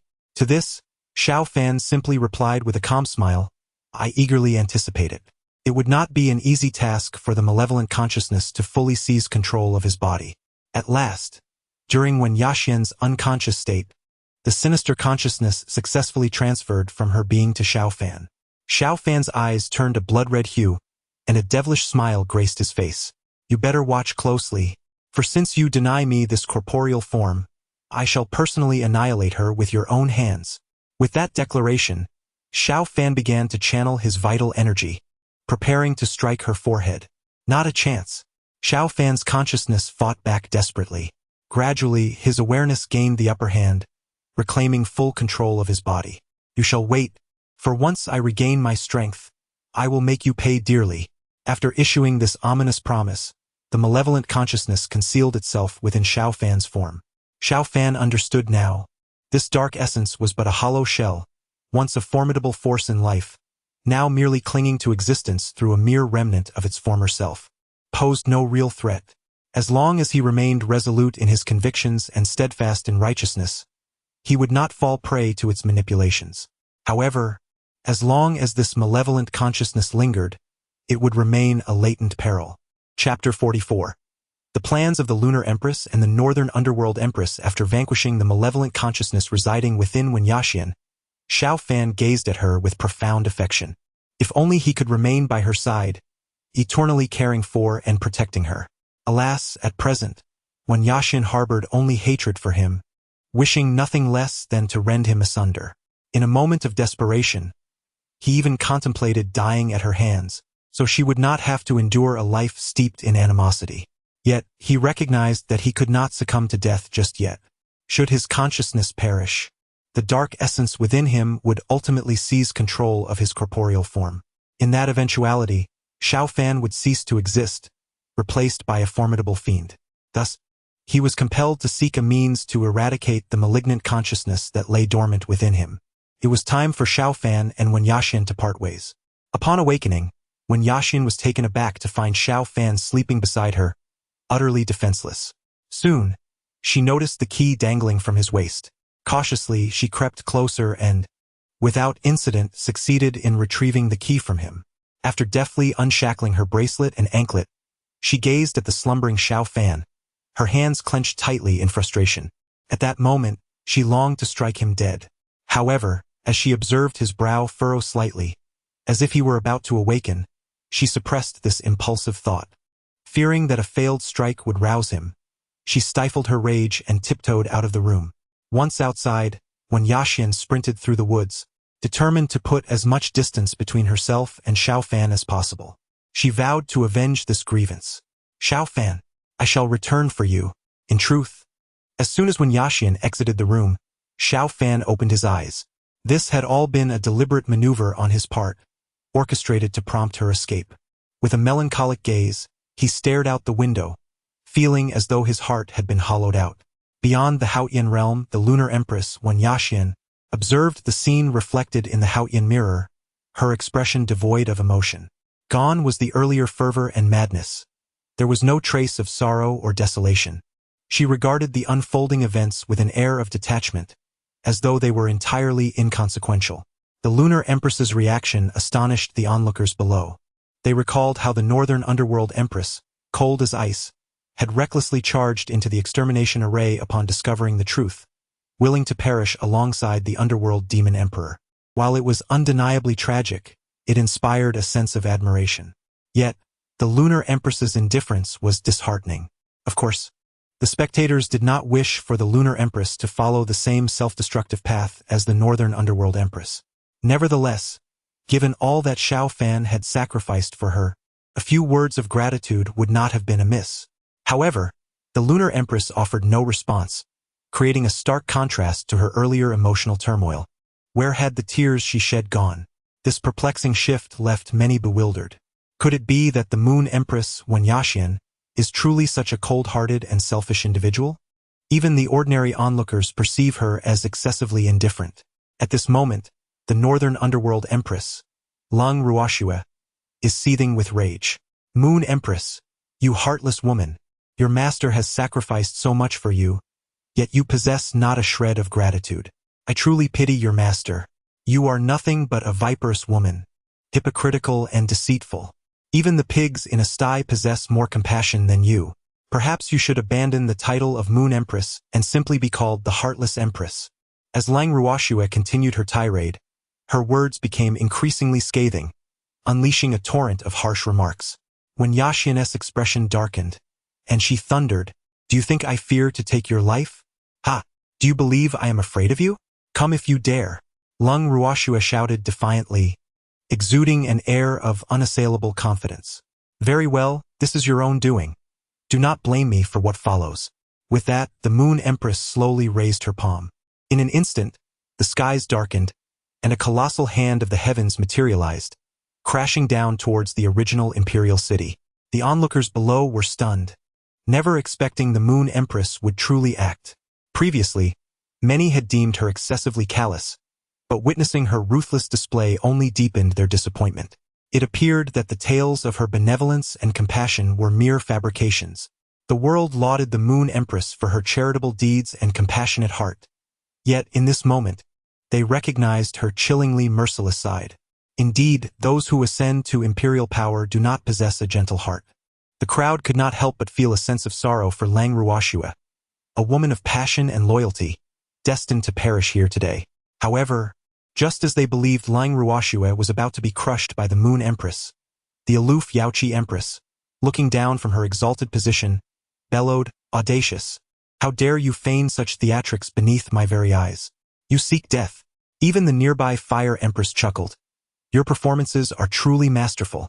Upon hearing this, when Yaxian's expression shifted slightly, she redirected the colossal hand towards the original imperial city and grasped it, whisking Lang Ruoxue away. After completing this act, when Yaxian's figure vanished into the void, only then did the crowd realize that the Moon Empress and the Northern Underworld Empress had orchestrated a clever ruse. Their intent was to seize the opportunity to rescue the spectral demon emperor, but unfortunately, their plan had been detected by the Yaoqi Empress. Thus, the Moon Empress was compelled to rescue the Northern Underworld Empress first. Truly, these two empresses demonstrated remarkable prowess, flawlessly executing their performance without any prior coordination, deceiving all present. Regrettably, the Yaoqi Empress remained a step ahead. In the void above, the Yaoqi Empress snorted coldly. As long as she held the Haotian mirror, no one in this world could rescue Xiaofan. Regarding the recent incident where the Empress of the Ta rescued the Empress of the Northern Underworld, it was merely a matter of her reluctance to squander time in hindrance. In a void fissure thousands of miles away, the graceful Empress of the Ta revealed her true form alongside the frigid Empress of the Northern Underworld, Lang Ruoxue. The latter, observing the former, coldly remarked, "It appears you are not as foolish as I presumed." While the others were engrossed in the imagery of the Haotian mirror, she had conveyed a signal to the Empress of the Ta through her gaze. She harbored faith that the Empress could comprehend her intent. However, whether the Empress would extend her assistance hinged upon her sense of morality. Fortunately, the Empress of the Ta was not devoid of compassion. Alas, their scheme was ultimately unveiled by the Empress of the Yaopool, thwarting their efforts to rescue their master. The Empress of the Ta discerned the jealousy harbored by the Empress of the Northern Underworld for the affection she received from their master, which colored her demeanor. Likewise, the Empress of the Ta regarded the Empress of the Northern Underworld with disdain. Yet, in pursuit of their master's rescue, she found herself compelled to collaborate, albeit temporarily. Let us dispense with pleasantries. Were it not for our master, I would not entertain an alliance with you. We must now devise a method to effectuate his rescue. The Empress of the Ta, Wan Yixian, stated coldly. Very well, but prior to that, you must utilize your Ta powers to assist me in restoring my cultivation, replied the Empress of the Northern Underworld, Lang Ruoxue. Chapter 45. Xiaofan, you truly deserve death. The sovereign of the Taiyin, Wan Yixian, had no reason to refuse. If the Empress of Beiming, Lang Ruoxue, had remained a mere mortal without any cultivation, rescuing her would hold no significance whatsoever. Thus, without Lang Ruoxue needing to voice her request, Wan Yixian would inevitably assist her in restoring her powers. Fortunately, through the great magical art of reflecting the heavens, images from the Haotian mirror could be seen across the realms. During the process of Wan Yixian aiding Lang Ruoxue in regaining her cultivation, both were able to discern the subsequent events surrounding Xiaofan. Within the realm of Haotian, ever since Wan Yixian departed, the malevolent consciousness surprisingly began to teach Xiaofan higher-level cultivation methods, as if experiencing a moment of conscience. However, Xiaofan was acutely aware that extraordinary occurrences often concealed ulterior motives. He quickly recalled that, as Wan Yixian's cultivation had ascended, the malevolent consciousness's control over her had also intensified. Thus, Xiaofan speculated that should his own cultivation rise, the power of that malevolent consciousness would correspondingly amplify, potentially growing to a point where even his will could no longer resist, rendering him a mere puppet of the malevolent force. Resolving this thought, Xiaofan vowed to thwart the malevolent consciousness's schemes. He devised a foolproof plan to perish alongside the malevolent consciousness, to endure its influence until he reached the end of his days. By the time his frail body succumbed to decay, even if the malevolent consciousness succeeded in seizing control, it would be incapable of stirring any significant turmoil. The malevolent consciousness evidently sensed his intentions. To coerce Xiao Fan into submission, it began incessantly tempting him to harm innocent lives. Each time it urged him to commit such atrocities, Xiao Fan would stab himself, compelling himself to remain lucid. Before long, he was left battered and bruised, much to the malevolent consciousness's delight, which grew increasingly exhilarated by his suffering and intensified its temptations. Fearing that one day he might lose control, Xiao Fan chose to conceal himself in a remote forest, leading a life devoid of conflict. Time passed, though he could not ascertain how long had elapsed. One day, the forest trembled, the earth shook, and a resplendent divine light erupted from the mountains. Countless creatures within the forest were startled, including Xiao Fan himself. Unaware of the cause, the malevolent consciousness within him exclaimed with fervor, "Kid, this is a tremendous opportunity. If my judgment is correct, this is at least a relic of a saint's inheritance." "Opportunity?" Xiao Fan replied with a faint smile. "What does it have to do with me?" The malevolent consciousness was rendered speechless with rage. "Do you not wish to grow stronger?" "Not at all," Xiao Fan responded decisively. "Do not presume I am unaware of your intentions. Since you entered my body, you have devised every means to elevate my cultivation. Do you think I do not realize that as my powers increase, yours will too?" The malevolent consciousness felt a tinge of helplessness, recalling her own past as a once great prodigy, unmatched by any adversary. Yet, she had never encountered a rival as astute and formidable as Xiao Fan. After spending considerable time together, she understood well that he was a stubborn youth, impervious to persuasion. However, there was no reason for her to let this opportunity slip away. Should she acquire the legacy of the sage, it could potentially amplify her strength, allowing her to regain complete control over her body and possibly restore her cultivation to that of a sage. Yet, it was evident that Xiao Fan would not easily grant her this wish. Thus, she found herself compelled to devise a strategy. "Young man, shall we strike a deal?" "No. You ought to hear me out before making a decision." "I refuse to listen," he retorted adamantly. "What do you truly desire?" The demonic consciousness was on the verge of tears, for it had never faced such a challenging opponent as Xiao Fan in its existence. "I desire nothing. I'm tired now. I shall sleep. Please refrain from disturbing me." With that, Xiao Fan laid his head down and fell into a deep slumber, leaving no room for the demonic consciousness to entice him. The demonic consciousness felt utterly defeated. It seemed there was no hope for revival in this lifetime. Could only wait for future generations to awaken the next Taiyin demon body. Reluctantly, it decided to suppress its thoughts and concealed itself deep within Xiao Fan's being. Each time it stirred, it would soon fall into a state of weakness, necessitating a lengthy wait before it could emerge once more. Finally, Xiao Fan could enjoy a period of tranquility. Meanwhile, the legacy ruins were ablaze with light, the sounds of combat resonating endlessly. Clearly, the commotion within the ruins had attracted numerous cultivators, all vying for the coveted legacy. It was worth noting that this was a legacy site of at least sage-level significance, a tremendous opportunity that only Xiao Fan seemed indifferent to. Days later, the divine light of the ruins dimmed, suggesting that the legacy had been claimed by someone. Yet, Xiao Fan remained unaware and uninterested in these events, leading a mundane life from dawn till dusk.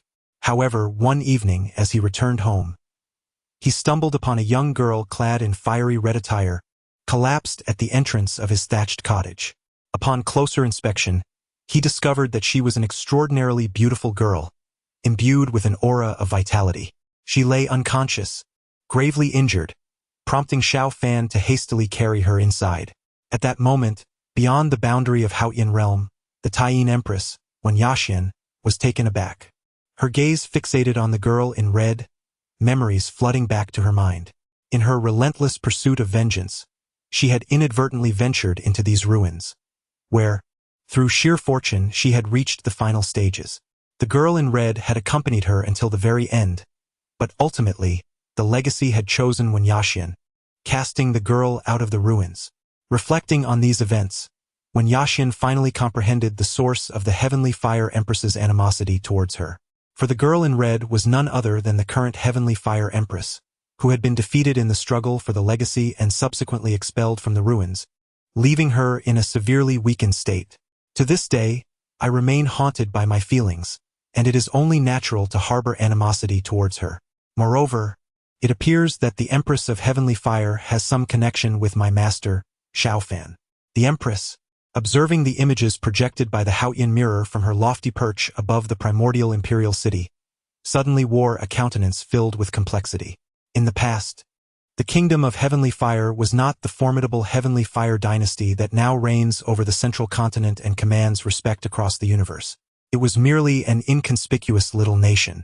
She was unwilling to remain a naive and innocent princess. She possessed her own ambitions and aspirations. Not only did she seek the throne, but she also yearned to elevate the kingdom of Heavenly Fire to unprecedented heights that no dynasty before could ever reach. Consequently, she embarked on a journey of exploration, seeking opportunities to hone her skills.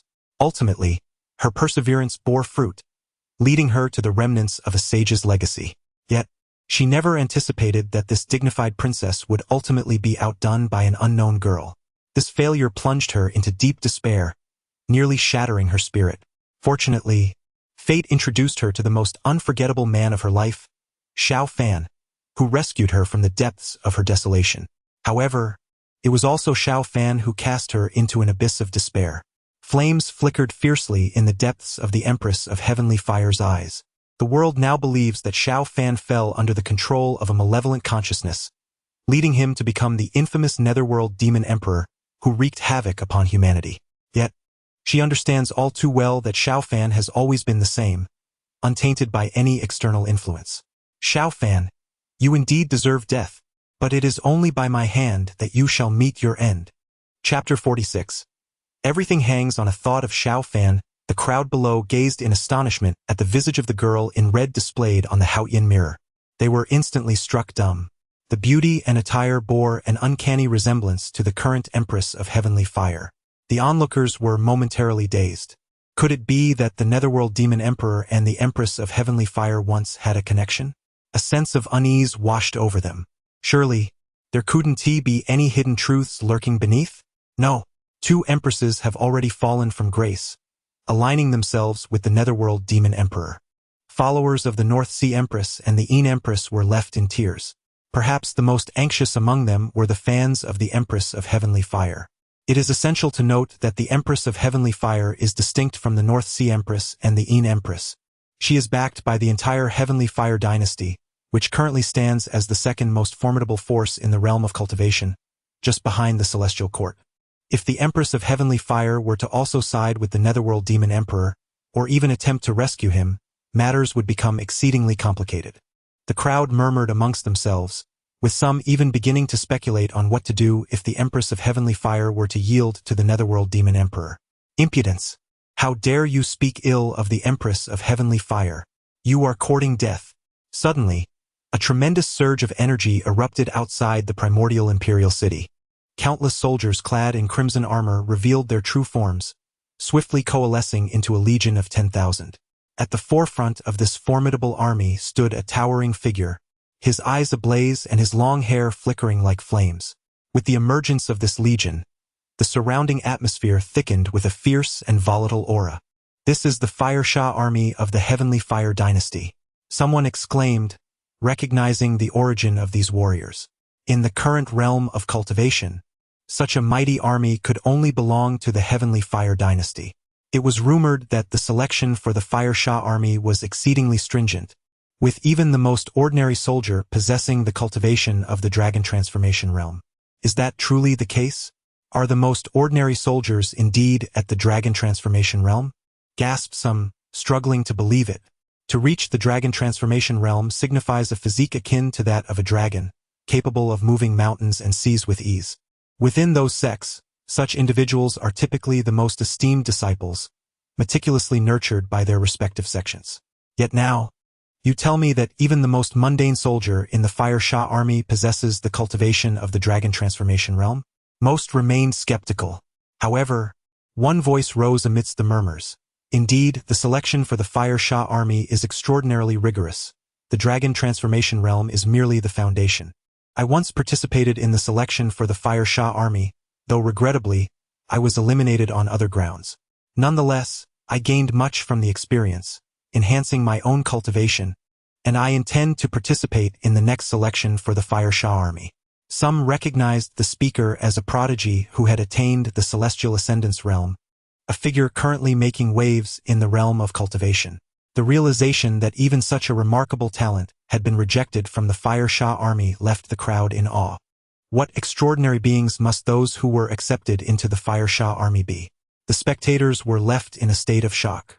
Though it is widely acknowledged that the Celestial Fire Dynasty ranks as the foremost power in the realm of cultivation, second only to the Celestial Court, it is evident that the true might of the Celestial Fire Dynasty has been grossly underestimated. Even the exalted Empress of the Yao Pool, who has perpetually occupied a position of supremacy, now gazes upon the emergence of the Fire Fiend Legion with a flicker of trepidation in her eyes. This legion is by no means inferior to the heavenly soldiers of the Celestial Court. Moreover, the commanding general exudes an imperial aura. If her conjecture holds true, this leader must be the younger brother of the Celestial Fire Empress, known as the Celestial Fire King, a being of quasi-imperial strength, second only to the 7 great empresses. With the appearance of the Fire Fiend Legion and the Celestial Fire King, no one dares to utter a word regarding the Empress of the Celestial Fire. The Celestial Fire King's fiery gaze scrutinizes the surrounding cultivators, and none dare to meet his eyes. Observing this scene, he chooses to disregard the idle chatter of the onlookers and directs his attention toward the once vibrant, now lifeless Shao Fan within the primal imperial city. His eyes burn with an inexhaustible fury. Shao Fan, once I treated you as a dear brother, yet you have brought about the demise of my father, nearly leading to the downfall of the Celestial Fire Nation. Today, no one can rescue you. I shall witness your utter annihilation. Previously, he had remained at the helm of the Celestial Fire Dynasty, utilizing the Haotian Mirror to observe Shao Fan's life journey. However, upon learning of the schemes devised by the Empress of the North and the Empress of the Moon to rescue Shao Fan, he commanded the Fire Fiend Legion to prevent any attempts at his salvation. Shao Fan must perish. Raising his gaze toward the Celestial Fire Empress in the void above, he notices her expression is fraught with complexity. Reflecting on the past shared between the Empress and Shao Fan, the Celestial Fire King feels a pang of anxiety, hoping that his elder sister will not show mercy. In the void, the Celestial Fire Empress fixates on the images displayed within the Haotian Mirror, wholly engrossed, seemingly oblivious to the presence of the Celestial Fire King. Her countenance is a tapestry of emotions: anger, hatred, bitterness, regret, and a trace of affection. In her darkest hour, she encountered Shao Fan. Although his cultivation was inferior to hers, his serene disposition, untouched by worldly desires, was far beyond her reach. Shao Fan possessed a Tao heart akin to that of a saint. Ultimately, through their proximity and shared moments, she grasped the true essence of cultivation, emerging from her nadir to embark on a path of higher and purer spiritual pursuit. Their relationship transcended that of a master and friend. Despite Shao Fan's humble cultivation, she honored him with the title of master. During that time, her days were intertwined with Shao Fan's, profoundly influenced by his indifferent attitude toward fame and fortune, as well as his unconflicted nature. Under his influence, her own sharp edges gradually softened. Concurrently, she found herself deeply enamored with the man who altered the trajectory of her life. Upon learning of Shao Fan's struggle with the malevolent consciousness within him, she invited him to accompany her back to the Celestial Fire Nation. The national treasure of the Celestial Fire Nation, known as Celestial Fire, is one of the most sacred treasures in the world, capable of dispelling all darkness and malevolent entities. Meanwhile, she harbored the thought of keeping Shao Fan by her side. Little did she know that this decision would nearly lead to the complete annihilation of the entire Tianhua kingdom. Over half of the innocent citizens in the royal city perished in that calamity. The architect of that disaster was none other than Shao Fan. Her father, the king of Tianhua, met his demise at the hands of Shao Fan during that very catastrophe. All of this was witnessed firsthand by her younger brother, the current king of Tianhua. Moreover, when she later confronted Shao Fan in disbelief, he candidly admitted to everything. Xiao Fan confessed to harboring covetous thoughts towards the national treasure of Tianhua, inadvertently triggering this disaster. After offering a hollow apology, the culpable Xiao Fan departed without remorse. There was no misunderstanding, nor was there any hidden truth. Everything stemmed from Xiao Fan's fleeting thought. Chapter 47. She will bring it to a definitive conclusion. The Fire Empress gazed intently at Xiao Fan, who had become a living corpse within the primitive imperial city. His previous indifference towards fame and fortune, his calm demeanor, were ultimately mere facades. After pleading with her father to use the heavenly fire to rid Xiao Fan of his demonic consciousness, the shackles that bound him were shattered. Consequently, Xiao Fan revealed the desires inherent in every ordinary person. Once he succumbed to temptation for the first time, it spiraled uncontrollably thereafter. Driven by an insatiable and ever-growing yearning, he inevitably descended into darkness, embracing the path of demonic corruption. Little did she anticipate that he would ultimately transform into the malevolent emperor of the underworld, a fate even she had not foreseen. The divergence between enlightenment and malevolence hinged solely on a fleeting thought of Xiao Fan. It was she who had inadvertently granted him the opportunity to stray into the abyss.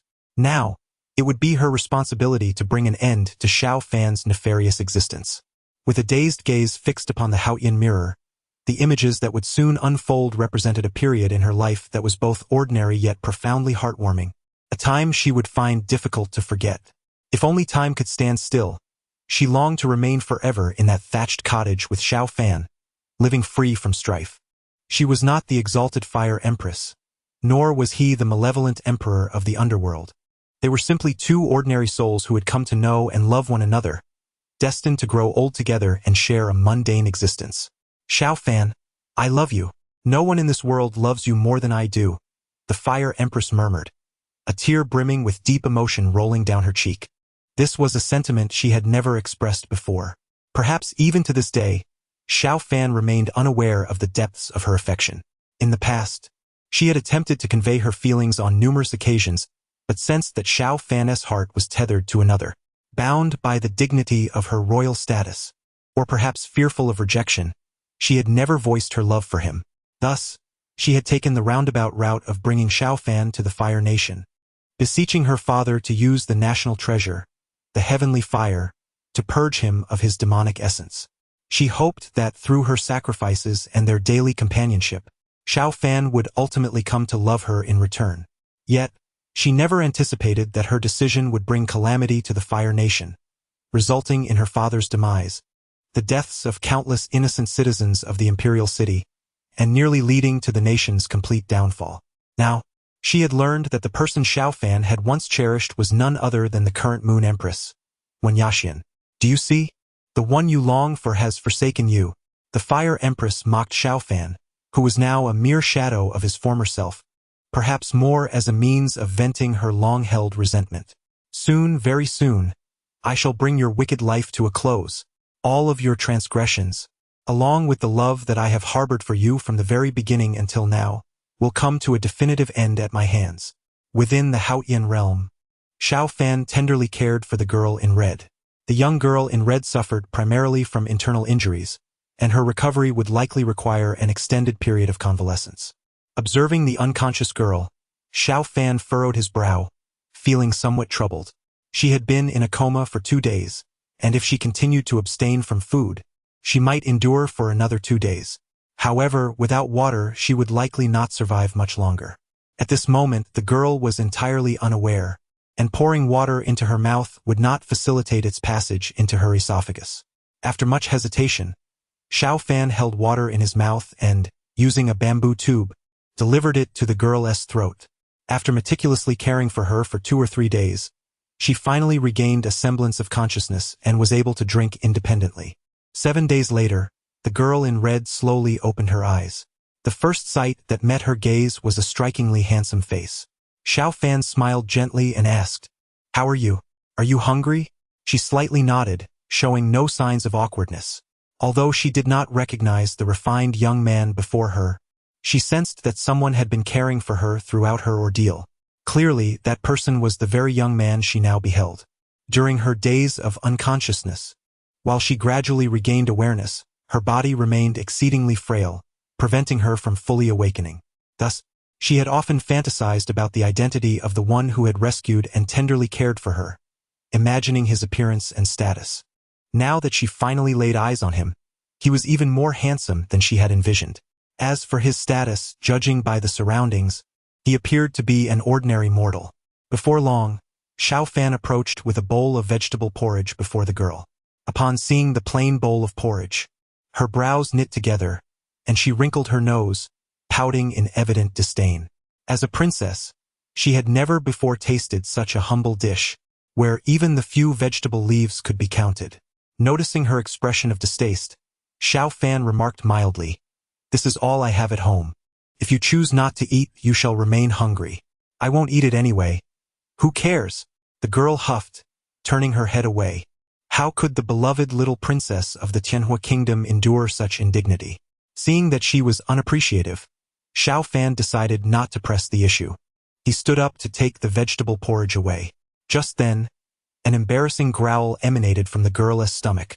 Xiao Fan paused, a smile forming at the corners of his mouth. Clearly, her body was more honest than her words. The girl's cheeks flushed with embarrassment as she glared at her belly, scolding it internally. "You are truly disappointing. How utterly humiliating." Xiao Fan turned back to her, chuckling lightly. "Would you like to eat?" "Yes," the girl replied, temper subsiding as she nodded gently. The young lady, capable of both resilience and adaptability, is destined to lead the kingdom of Celestial Fire towards prosperity as the Celestial Fire Empress. Thus, what do such minor setbacks signify? However, just as she prepared to rise and extend her hand to grasp the bowl held by the other, she was struck with terror upon realizing that not only was her vital energy incapacitated, but she lacked the strength even to sit up. The injuries she sustained were far more grievous than she had anticipated. Reflecting upon her earlier defeat at the hands of an unknown girl within the relic of inheritance, her pride and self-confidence took a severe blow. Xiao Fan discerned the frail condition of the girl in red. He first set aside the bowl containing the vegetable porridge, then approached her, gently supporting her against the wall as he soothingly remarked, "Your body is still too weak. You require several more days of rest before you can move independently." The red-clad maiden remained silent, her expression somewhat despondent, as if she was struggling to endure such a blow. Xiao Fan seated himself at the edge of the bed, lifting the porridge and bringing a spoonful to the lips of the young woman. Without nourishment, her recovery would be stymied. Though she offered no words, a single crystalline tear silently fell upon Xiao Fan's fingers. Chapter 48. Your appetite is beyond my means. Sensing the dampness at his fingertips, Xiao Fan paused in his actions. He observed the tears of the girl in red gradually wetting her eyes, cascading down like raindrops. Clearly, the wounds inflicted upon her body were far less severe than the torment of her heart. Xiao Fan discerned that the girl was inherently proud, now suffering a profound setback that had left her spirit crushed, perhaps even devoid of confidence. Initially, Xiao Fan intended to allow the girl some solitude, yet witnessing her complete emotional breakdown, he felt compelled to intervene. If left unchecked, her despair could lead her to a state of perpetual decline. Though they were not intimately acquainted, he could not simply turn a blind eye to her plight. Setting aside his vegetable porridge, he retrieved a coarse cloth handkerchief, ready to wipe away her tears. Suddenly, the girl shrieked, "Leave me alone. I, Huolinger, do not require the sympathy of a mere mortal." Unfazed by her outburst, Xiao Fan's expression remained unchanged, yet his movements grew decidedly more forceful. Like a maternal figure, he grasped the back of her head with one hand while using the handkerchief with the other to vigorously cleanse her tear-streaked face. Her ability to express anger suggested that there was still hope for her recovery. A mischievous grin spread across Xiao Fan's face as he increased the pressure, playfully distorting the features of the girl known as Huolinger. You! Huolinger fumed, indignant at the humiliation she had never before endured as the most cherished princess of the Tianhua kingdom. "Tell me your name. I shall reward you handsomely." Though she spoke of rewards, her gaze was fierce, more reminiscent of a threat than a promise. Xiao Fan, unperturbed, replied with a nonchalant smile, "Xiao Fan." It appeared that Huolinger had entirely dismissed her previous feelings of defeat, channeling her energy into hating him instead. Truly, She was a naive and easily influenced girl. Disregarding her threatening demeanor, Xiao Fan raised the bowl of vegetable porridge and smiled at her. If you don't eat this porridge soon, it will get cold. Humph. I have no intention of consuming your food, Huolinger retorted, turning her head away defiantly. Gurgle. Once again, an embarrassing sound emanated from her stomach. Huolinger's face, already reddened from Xiao Fan's ministrations, turned an even deeper shade of crimson. How utterly disappointing. Casting a glance at the bland porridge in Xiao Fan's hand, she found herself unconsciously swallowing her saliva. Internally, she was furious. As the most adored princess of the Tianhui kingdom, she had savored all manner of exquisite delicacies. Yet, here she was, tempted by a mere bowl of insipid vegetable porridge. What a dismal failure. No, she must resist. She could not afford to lose face. But, gurgle. Xiao Fan recognized her inner turmoil. It seemed he would need to exert a little more effort. All right then, he sighed, lifting the bowl of porridge. If you refuse to eat, I cannot let it go to waste. I shall have to consume it myself. With that, he began to savor the porridge with great deliberation. The craftsmanship displayed here is simply exquisite. The dish is smooth and fragrant, leaving a lingering taste on the palate. A humble bowl of vegetable porridge is transformed into a culinary delight by Xiao Fan's deft hands. Huolinger, pouting with irritation, glares at Xiao Fan, convinced he is being deliberately theatrical over a mere bowl of ordinary porridge. Yet, as she notices the bits of vegetables clinging to his lips, she cannot help but swallow hard, not out of greed, but because her hunger is overwhelming. However, her pride forbids her from conceding to Xiao Fan. Thus, she can only watch intently as he devours the entire bowl of porridge. Tears glisten in her eyes. At that moment, she feels utterly wronged. When has she ever been subjected to such treatment? Observing her pitiable expression, Xiao Fan realizes he may have gone too far. In truth, there is still porridge in the pot. He merely intended to tease the proud girl, having noticed that the porridge in the bowl had grown lukewarm. He returned with a freshly filled bowl, gently saying, "The porridge is still warm. Please have some." Upon seeing the replenished bowl before her, Huolinger instantly comprehends that Xiao Fan was merely playing with her. Anger and frustration surge within her, but ultimately, the discontented rumble of her stomach prompts her to break down in tears. "You bully me," she sobs, gazing at Xiao Fan through tear-filled eyes, her expression defiant, declaring, "I would rather starve than eat your food." Xiao Fan lets out a resigned sigh, recognizing her indomitable spirit. He apologizes. "I'm sorry. It was my fault. May I kindly ask you to taste the porridge I made?" "Humph, that's more like it." Huolinger's frown gives way to a mischievous smile, and she eagerly opens her mouth wide, exclaiming, "Ah!" Xiao Fan is momentarily taken aback, sensing he has fallen into a trap.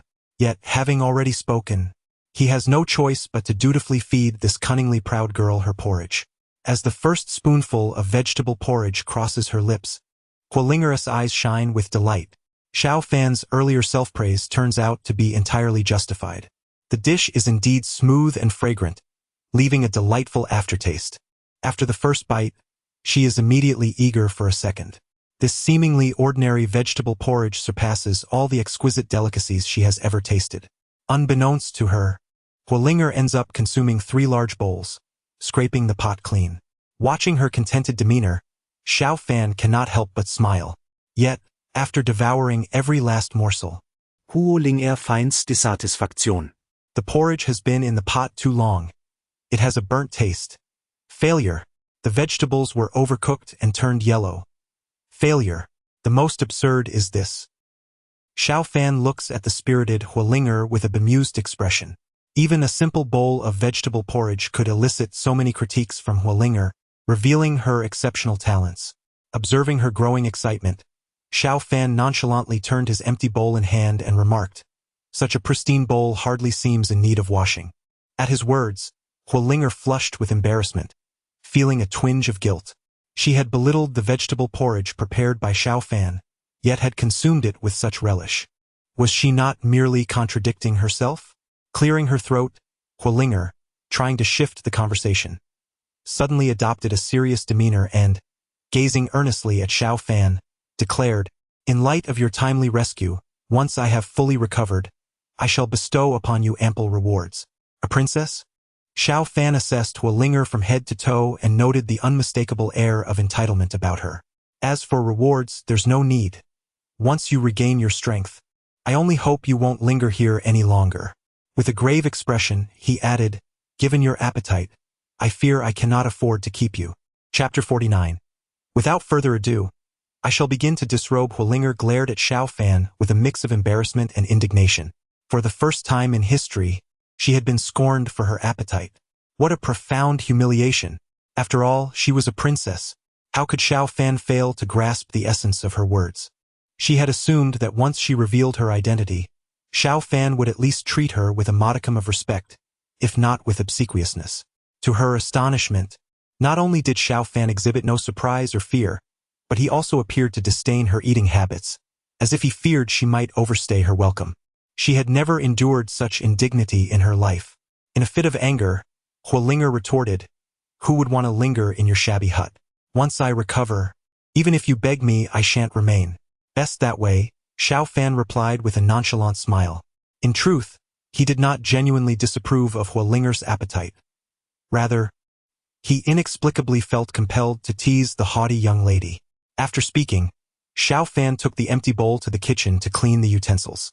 Huolinger watched his departing figure, sticking out her tongue and making a face. This fellow was utterly insufferable. Nevertheless, the vegetable porridge he made was surprisingly fragrant. Suddenly, Huolinger wrinkled her nose in distaste. What was that foul odor? Earlier, she had been too famished to notice the acrid smell permeating the air. It made no sense. Although Xiao Fan's attire had been rather simple, it appeared to be clean. While he might be disagreeable, he surely wasn't slovenly. Despite the room's simplicity, it was quite tidy and neat. How could there be such an unpleasant odor? After a thorough search, Huolinger finally discerned the source of the foul smell. Ah! She exclaimed, realizing with horror that the stench was emanating from her own body. Good heavens! How filthy must she be to emit such an odor? Huolinger found it difficult to accept this reality. For heaven's sake, she was a princess. How could she possibly bear such a disgusting appearance? In that moment, she felt as if she could perish from embarrassment. Hearing her scream, Xiao Fan promptly entered the room. Upon seeing him, Huolinger quickly composed her expression, attempting to conceal her distress. What's wrong? Why did you suddenly scream? Xiao Fan inquired. Nothing. I just saw a little mouse. Huolinger managed to force a smile, though it appeared decidedly unnatural. A mouse? Xiao Fan raised an eyebrow. Under normal circumstances, Huolinger's cultivation should surpass his. How could she be afraid of a mouse? His skepticism was evident.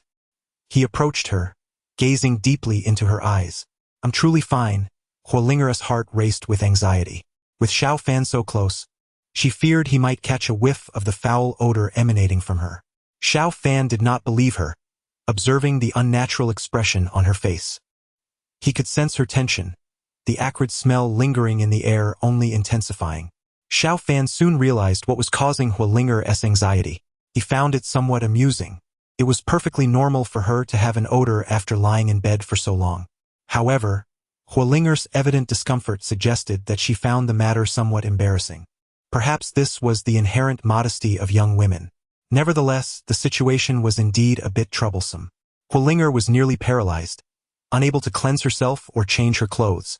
Yet, adhering to the principle of propriety between men and women, it seemed inappropriate for him to assist her in such intimate matters. Xiao Fan fell into deep contemplation. Seeing Xiao Fan's prolonged silence, Huolinger's heart raced with anxiety. She wondered if he had noticed her unpleasant odor. After much deliberation, Xiao Fan finally spoke.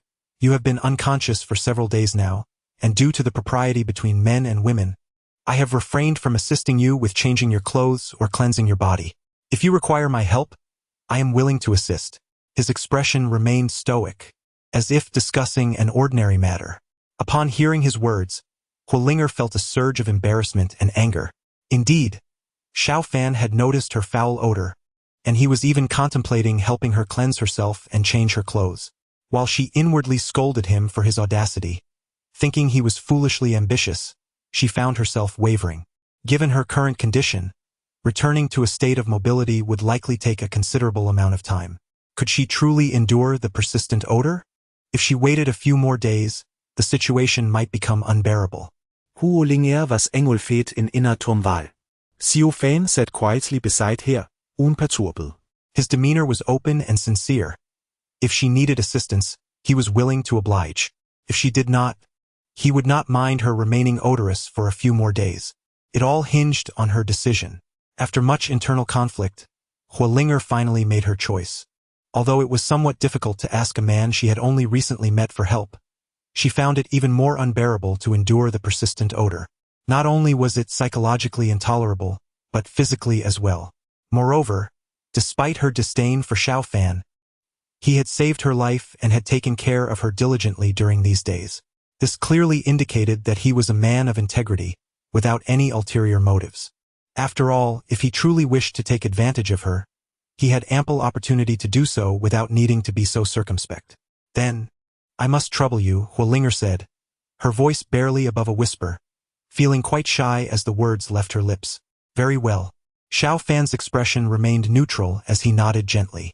I shall fetch some warm water. Approximately 15 minutes later, Xiao Fan entered the room carrying a bucket of hot water. Although she had consented, Huolinger's face was still flushed with embarrassment. Why is your face so red? Are you feeling unwell? Xiao Fan was uncertain of the reason behind his actions. Despite knowing that Huolinger's blush was a product of her shyness, he could not resist the temptation to tease this proud young woman. Perhaps it was due to his prolonged existence in the secluded depths of the mountains, cut off from the world, that encountering such a spirited girl brought a semblance of joy to his otherwise monotonous life. Huolinger paused momentarily, only to realize that her anxiety was unmistakably written across her face. This simply would not do. She could not afford to lose face in front of Xiao Fan. Instantly, she composed herself and explained earnestly, I cultivate a fire element technique, which tends to make my face flush easily.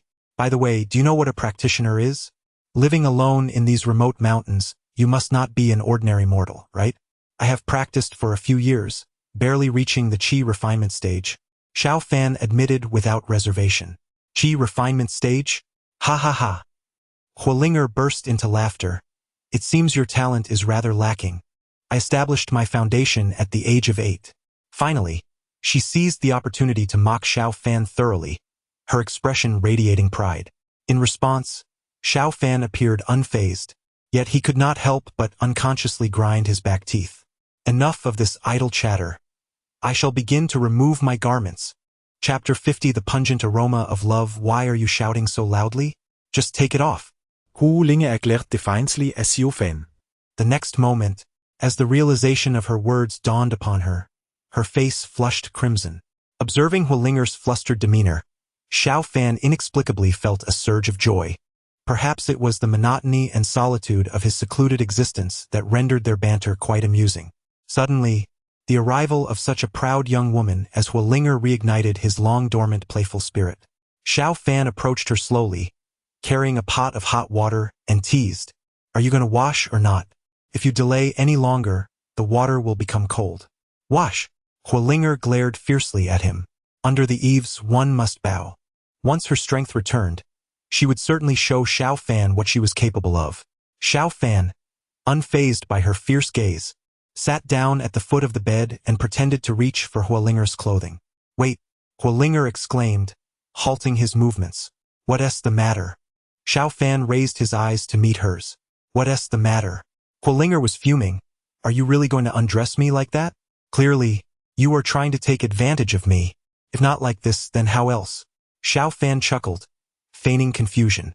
In truth, he had already devised a plan, knowing full well he could not simply strip her bare without pretense. He merely wished to tease Huolinger and revel in her vexation. The more irate she became, the more entertaining he found it. Seeing Xiao Fan's mischievous grin, Huolinger realized he was deliberately playing the fool with her, which only added to her frustration. As the beloved princess of the heavenly fire kingdom, she had never endured as much humiliation as she was experiencing today. Yet, now under someone else's roof, she found herself compelled to yield. Nevertheless, she had mentally recorded every slight, vowing to make Xiao Fan pay once she regained her strength. For the moment, however, she had no choice but to concede. Could you at least cover me with the blanket first, and then reach under to help me with my clothes? Hualinger's voice was tinged with shyness. Although she was a woman of the martial world, unbound by trivialities, asking a man she had just met to undress her still left her feeling somewhat embarrassed. Very well, Xiao Fan replied nonchalantly. In truth, Hualinger's suggestion aligned perfectly with his own thoughts. With that, he draped the blanket over her before reaching beneath it to find her sash. Before long, Hualinger's face grew increasingly flushed and warm, until she could no longer contain herself, exclaiming, "Not there. The sash is below. My apologies. It's my first time. I lack experience," Xiao Fan admitted sincerely. He truly had not intended to cause any embarrassment. Guided by Hualinger's instructions, Xiao Fan soon succeeded in unfastening her sash. Subsequently, one by one, the garments of the fiery Linger were removed, including her most private undergarments. Linger's face flushed with a deep crimson, and she turned her head away, unable to meet Xiao Fan's gaze. Observing her embarrassment, Xiao Fan teasingly remarked, "Is there something amiss with your fire attribute cultivation technique? Your face is as red as a monkey's rear." "You are the one with the monkey's rear," Linger retorted, her temper flaring, her eyes nearly ablaze with fury. She felt utterly constrained, overwhelmed with frustration, wishing she could simply throttle Xiao Fan. In contrast, Xiao Fan remained unperturbed, wearing a cheerful demeanor as he tidied the clothes he had just removed from Linger, disdainfully commenting, "You really ought to take a bath. Your clothes reek." Beyond the realm of Haotian, the stench was unbearable. Even through the Haotian mirror, one could detect the acrid scent of infatuation. Some could not help but chuckle. It was evident to all that Xiao Fan's current state was a stark departure from his previous composure. He was completely engrossed in the playful banter with Linger. Deviously playful and yet childlike, a man only reveals such a juvenile side when he harbors affection for a woman. This fondness was distinctly different from his earlier feelings for Wen Yaxian, which had been more about duty and gratitude. With Linger, it was an authentic joy that emanated from his heart. The dynamic between Xiao Fan and Linger resembled that of a pair of playful adversaries. Should they not end up as partners in the future, it would surely be an unsatisfactory conclusion. Who would have thought that the infamous underworld demon emperor behaves similarly to an ordinary man when faced with someone he fancies? Indeed, such a childish demeanor, if one had not witnessed it firsthand, who would dare believe this is the renowned underworld demon emperor? I must say, it is rather sweet. I find myself quite captivated.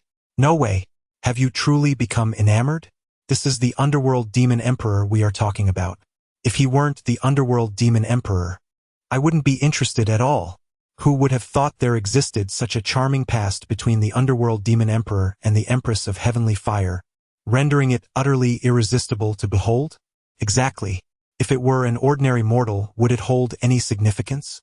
The surrounding cultivators were left speechless by such conversations. Truly, anyone feels bold enough to express their opinions. Fortunately, the majority retained their rationality.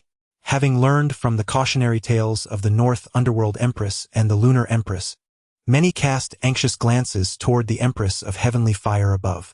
Their rationality mattered little. What was essential was that the Empress of Heavenly Fire must maintain her composure. Should she align herself with the Underworld Demon Emperor, the situation would become dire. The Heavenly Fire King, overhearing the chatter, widened his eyes in disbelief, his fiery brows standing on end, emanating an overwhelming wave of scorching pressure, warping the space around him. Whoever dares to utter nonsense shall be incinerated to oblivion. The Heavenly Fire King radiated intense heat, yet his expression remained as cold as ancient ice. Behind him, the ranks of the Fire Fiend army bore stern expressions, exuding an immense aura of lethal intent.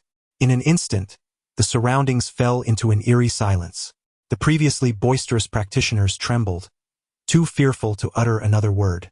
The Fire King lifted his gaze towards the celestial Fire Empress, his countenance marked by concern. In truth, he harbored a slight apprehension that the Fire Empress might soften her heart towards Xiao Fan, swayed by past affections. However, it was evident that such worries were unfounded. To ascend to the throne of an emperor, one must possess unwavering resolve.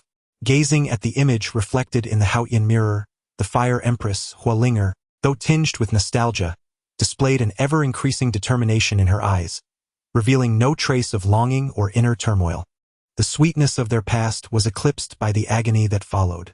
As she turned her gaze once more to Xiao Fan, now a mere shell of his former self within the ancient imperial city, her expression grew increasingly frigid. Rest assured, Xiao Fan, I will not allow you to perish at another's hands. I shall personally bring closure to all that exists between us. Chapter 51. You cannot decide what I shall do from the very beginning. The Empress of the Yao Pool had been observing the emotional fluctuations of the Empress of the Heavenly Fire. Noticing the increasing coldness in her demeanor, she finally averted her gaze. Though she wielded the Haoyan mirror and feared no one, the prospect of the Heavenly Fire Empress turning against her was undeniably a troubling concern. 1,000 miles away, the Empress of the Northern Underworld, Lang Ruoxue, was assisting the cold and aloof Wei Yan, the Empress of the Moon, in restoring her cultivation. Upon witnessing the recent scene displayed in the Haoyan mirror, her gaze fell, and her expression turned somber. A tumult of emotions stirred within her. The mere smiles that had graced Xiao Fan's face throughout the day surpassed the joy she had experienced during their prolonged interactions. She could discern that Xiao Fan found genuine happiness in the company of Hualing, a sentiment she could not provide. Rather than feeling jealousy or anger towards him, she was left with a sense of loneliness and melancholy. She longed to bring him as much joy as Hualing did. In stark contrast, the emotional state of Lang Ruoxue, the Empress of the Northern Underworld, was vastly different. Her teeth were nearly ground to dust, twisted by jealousy that contorted her features. The audacity of Hualing to have her master personally assist in changing her clothes and bathing was indicative of a shameless and licentious nature. The fiery rivalry between her and Hualing was destined to manifest. Returning to the scene displayed by the Haoyan mirror, Xiao Fan, having removed Hualing's garments, now held a wrung-out hot towel, preparing to wipe her body through the sheets. Initially, as he began to cleanse her limbs, Hualing managed to maintain her composure. However, as he approached the more intimate areas of her torso, her heart raced with trepidation. While she could endure the exposure of her limbs, the thought of Xiao Fan touching her most private regions filled her with profound embarrassment. Just as she was on the verge of calling out to him to halt, Xiao Fan unexpectedly ceased his movements, regarding her with a strange expression. Confusion washed over Hualing until she soon grasped Xiao Fan's meaning. He sniffed his hand and, with a look of disdain, remarked, "How utterly foul." Then, producing a wooden board from somewhere, he secured the wrung towel to it, proclaiming with satisfaction, "This should do the trick." "You!" Hualing was filled with indignation. Although Xiao Fan's method was somewhat agreeable to her, his unabashed expression of revulsion only deepened her embarrassment. Could he not express himself with a tad more subtlety? She realized that Xiao Fan had a particular talent for provoking her ire, having managed to do so several times within a single day. It was imperative that she hasten her recovery. Otherwise, she would surely be driven to despair by his antics. And lo, yet another incident of Xiao Fan's provocation was already upon her. With a wooden board wrapped in a warm towel, Xiao Fan reached beneath the covers, commencing the rather crude task of cleansing her body. Oh, but cleanse is not the appropriate term. Scrub would be far more fitting. His movements were exceedingly rough, resembling the act of scraping fish scales rather than tending to a person's form. Moreover, it felt akin to handling a foul-smelling salted fish. Hualing found herself engulfed in a sense of despair. How foolish she had been to worry that Xiao Fan might covet her beauty and seek to take advantage of her. That notion was utterly unfounded. It was evident that Xiao Fan did not regard her as a woman at all, displaying no understanding of tenderness or delicacy. Fortunately, as a practitioner, her physical form was robust. Had it been a typical young maiden subjected to such vigorous scrubbing, she would surely have been left with her skin peeled away. After considerable effort, Xiao Fan finally managed to cleanse Hualing, staring disdainfully at the bucket full of murky water. "Tsk, how utterly filthy," he exclaimed. Hualing remained silent, merely casting him a withering glance. She had only been unconscious for a mere 10 days. How could she be as dirty as he described? Peering into the bucket, she conceded, well, indeed, a layer of grime floats atop the water. Yet, it was not her usual slovenliness but rather the result of being besmirched by traps in that trial-laden relic. The memory of her failure in that competitive inheritance trial cast a shadow over her expression. She had always considered herself a prodigy, pampered and adored since childhood, only to find herself outdone by a nameless, wild girl. Deeply ensnared in self-doubt, Huolinger felt despondent. Xiao Fan, sensing her plight, felt a twinge of helplessness. It seemed that a moment's inattention had allowed Huolinger to spiral into self-pity once more. "Hey," he gently patted her shoulder. "What now?" she retorted impatiently, casting him a sidelong glare. "Do you intend to remain unclothed indefinitely?" he asked, glancing at her shoulder. To his surprise, the blanket draped over her had gradually slipped down, revealing vast expanses of her fair skin. "Ah, perverse rogue, close your eyes at once. Do not look," Huolinger shouted indignantly. Xiao Fan, however, wore a disdainful expression. Though he seemed silent, it was as if unspoken words lingered in the air. Huolinger felt a surge of embarrassment and fury. She had never endured such humiliation in her life. Once her body had recovered, she vowed to disregard any reputation for ingratitude. She would ensure that Xiao Fan's eyes were blinded and his mouth silenced. "Are you contemplating how to repay kindness with enmity?" Xiao Fan suddenly squinted, fixing her with an intense gaze. Huolinger's body stiffened. "Could it be? Is my expression that transparent?" "Indeed, your demeanor unmistakably conveys a desire for revenge," he remarked nonchalantly. As Xiao Fan pierced through her thoughts, Huolinger was left utterly bewildered. Observing her dazed expression, a smile of amusement crept upon Xiao Fan's lips. Truly, she was a naive and innocent little girl. Xiao Fan retrieved a clean set of clothes from the cabinet in his room and approached Huolinger, stating, "I do not possess any garments suitable for a girl. Kindly make do with mine for the time being." With that, he gently draped the clothing over Huolinger's shoulders. Even through the quilt, Huolinger, taken aback by his gesture, stared blankly and inquired, "You are already aware that I intend to repay kindness with malice. Why do you still treat me with such kindness?" Upon hearing this, a bright smile illuminated Xiao Fan's face. "Your intentions to repay kindness with malice are your concern. What I choose to do is mine alone. You cannot dictate my actions." With those words, Xiao Fan took the foul-smelling clothes that Huolinger had discarded and stepped outside, leaving behind a confident and carefree silhouette. Huolinger gazed at his retreating figure, her thoughts swirling. This individual, seemingly so ordinary, possessed an extraordinary essence. Unaccountably, she felt her heart racing in that moment. Chapter 52. Xiao Fan was indeed putting in a great deal of effort. However, as she watched, Huolinger suddenly widened her eyes in surprise. Outside the house, Xiao Fan was washing the garments she had changed out of in a basin of water. During the 10 years spent with Lung Ruoxue, he had not only instructed her in cultivation but also tended to her daily needs. Thus, he had long grown accustomed to washing women's clothes, feeling no shame or embarrassment in doing so. After thoroughly cleaning all the garments, including undergarments, he deliberately raised his hands high, inspecting them under the sunlight. Only when he confirmed that all the items were impeccably clean and bright did he contentedly hang them on the clothesline. To him, this was merely an ordinary task, simply a matter of checking for cleanliness. Yet, in Huolinger's eyes, Xiao Fan was lewdly admiring her intimate apparel, wearing an expression of enjoyment. Ugh, what a shameless rogue! Huolinger felt her cheeks flush with embarrassment as she muttered a silent curse. Strangely enough, she did not feel overwhelmingly angry. Rather, she felt a twinge of shame. After all, it was rather humiliating for a young woman's private garments to be so openly displayed before a man. Any normal woman would feel a sense of modesty in such a situation. She found herself increasingly perplexed by the nature of Xiao Fan. Did he truly possess no sense of shame? How could he so unabashedly wash a girl's intimate clothing? Did he not regard her as a girl at all? For a moment, Huolinger was at a loss, unsure whether to feel indignant or grateful. After all, Xiao Fan's intentions were good, and he had committed no wrongdoing. If she were to dwell on it, it would only reveal her pettiness, lacking the open-mindedness and carefree spirit typical of those from the martial world. Well, since Xiao Fan was unbothered, she too had no reason to be concerned. Huolinger leaned against the wall, watching as Xiao Fan busied himself throughout the day. Given her current physical condition, There seemed to be no other activities available to pass the time. After finishing his chores, Xiao Fan glanced in Hualinger's direction. After a moment of contemplation, he picked up an axe and left the house.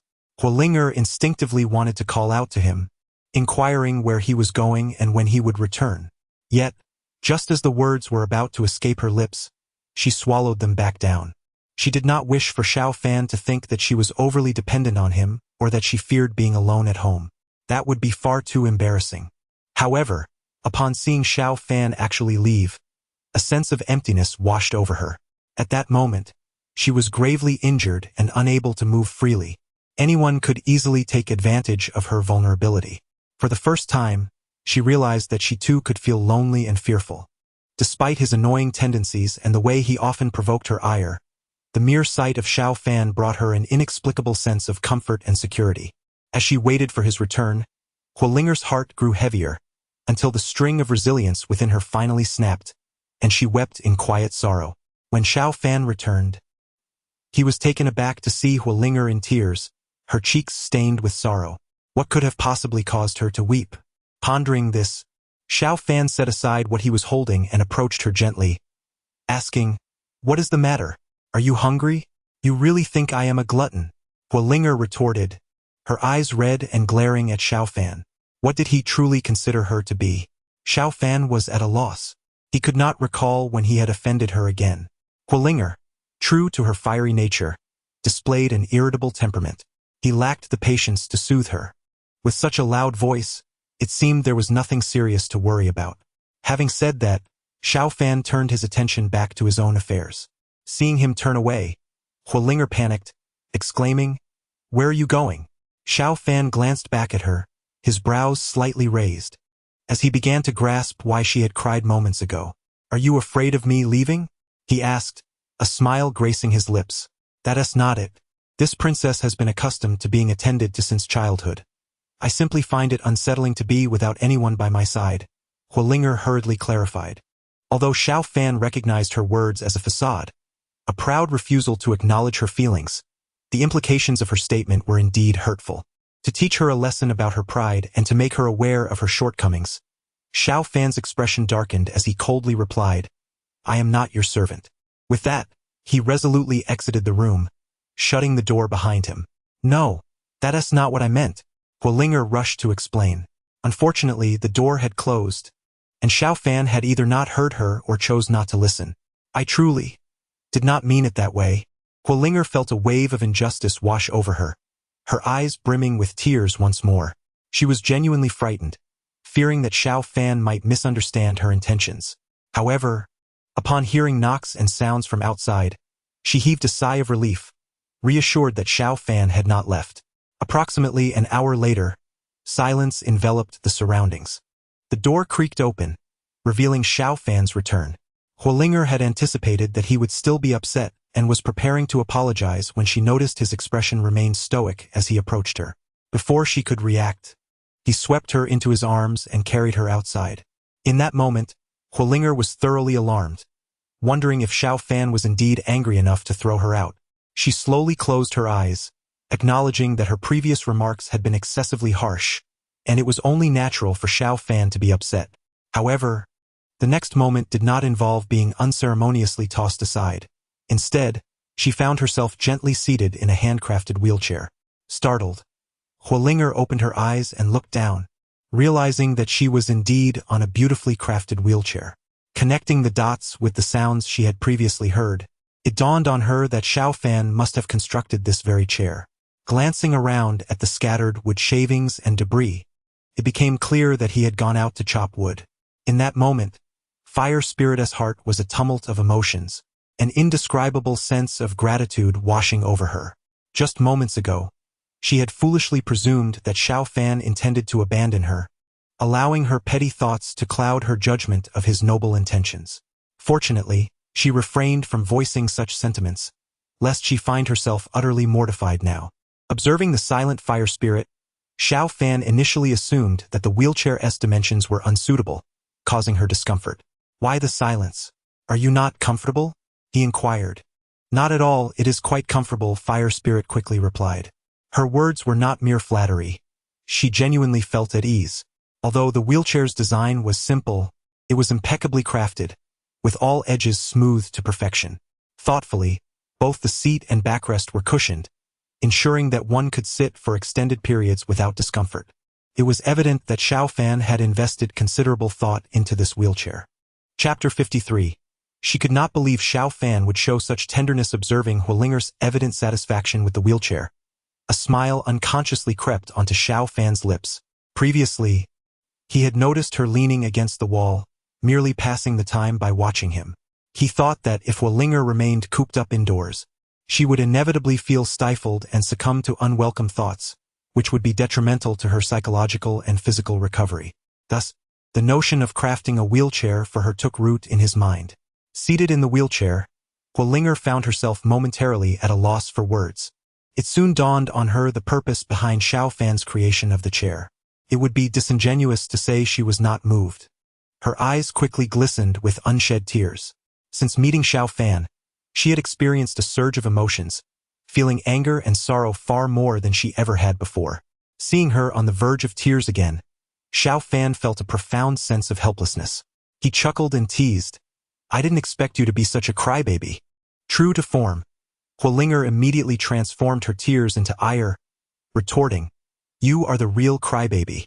However, her anger soon dissipated, and with genuine sincerity, she addressed Xiao Fan, "I apologize. I truly did not mean to regard you as inferior.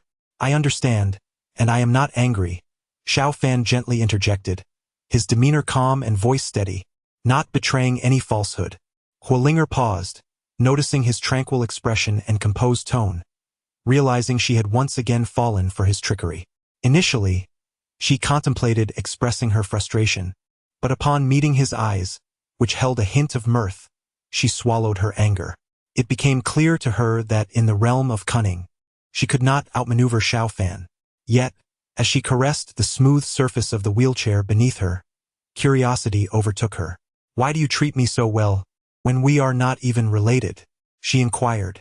Had it been anyone else, Hualinger might have presumed they were either coveting her beauty or seeking to curry favor due to her status. Yet it was evident that Xiao Fan was neither. If he were indeed motivated by her looks or position, he would not have provoked her so many times in a single day. In response, Xiao Fan feigned deep contemplation, stating earnestly, "I fear that should you perish in my home, you might return as a vengeful spirit to haunt me." "You!" Hualinger felt her temper flare once more. Although she recognized Xiao Fan's jest, it incensed her nonetheless. It must be said that he truly knew how to provoke her. Each of his words seemed to tread dangerously close to her limits. The only tactic she could conceive was to deliberately ignore him. However, Xiao Fan's next remark shattered her resolve. "I plan to go fishing by the river. What do you say? Would you care to join me for some fresh air?" he asked. Hualinger had intended to disregard him, but after a day of confinement, her mind felt muddled and she was on the verge of boredom. Yet, she could not allow Xiao Fan to perceive her as easily satisfied. Hualinger pouted her lips, her tone neither warm nor cold. "Since you are so earnest in your request, I shall reluctantly accompany you to take a look." Observing Hualinger's pretentious demeanor, Xiao Fan found it somewhat amusing. He then feigned a serious expression and remarked, "If you are unwilling to go, there is no need to force yourself. I can go alone, and upon my return from fishing, I shall prepare braised fish for you this evening." With that, Xiao Fan began to gather his fishing gear, ready to depart alone. Seeing this, Hualinger became anxious and hurriedly exclaimed, "Wait, I want to go. Take me with you." "Oh, if you wish to go, just say so." Xiao Fan's lips curved into a mischievous smile. Hualinger felt both frustrated and exasperated, but ultimately, she sighed in resignation. It seemed she could not outmaneuver Xiao Fan at this moment. However, a wise woman does not suffer immediate losses. She would find a way to win in the future. But for now, off to fish they went. Xiao Fan pushed the wheelchair along the riverbank, while Hualinger sat in the chair, joyfully gazing at the surrounding scenery. Indeed, a leisurely outing had significantly uplifted her spirits. Witnessing Hualinger's delight, Xiao Fan felt that the wheelchair he had constructed was not in vain. Thus, they arrived at their destination. Xiao Fan settled on the grassy bank to fish, while Hualinger quietly observed him. Quick! Quick! Fish is on the line. As ripples disturbed the water surface, Huolinger excitedly cheered him on. Suddenly, the surface became calm again. Xiao Fan, with a wry smile, said, "The fish hasn't fully taken the bait yet. You've scared it away." "Oh, is that so?" Huolinger responded sheepishly, sticking out her tongue. After a while, she shouted again, "Hurry! Another fish is on the line." But once more the water fell silent. Xiao Fan shot her an annoyed glance. "Sorry, I couldn't help it," she replied with a sheepish grin. "I promise I will control myself next time." Time passed, and Huolinger urged, "Come on, reel it in quickly. If the fish escapes, you can't blame me." The water remained still. "See, the fish has run away," she declared, as if vindicated. Xiao Fan realized that while Huolinger had initially been oblivious, she was now clearly seeking to provoke him. Nevertheless, he had his own ways to deal with her. Sighing, Xiao Fan said, "Don't be disheartened. Perhaps the next cast will yield a catch." On the surface, Huolinger was comforting him, but inwardly, she was elated. Finally, Xiao Fan was experiencing a setback. "I'm done fishing."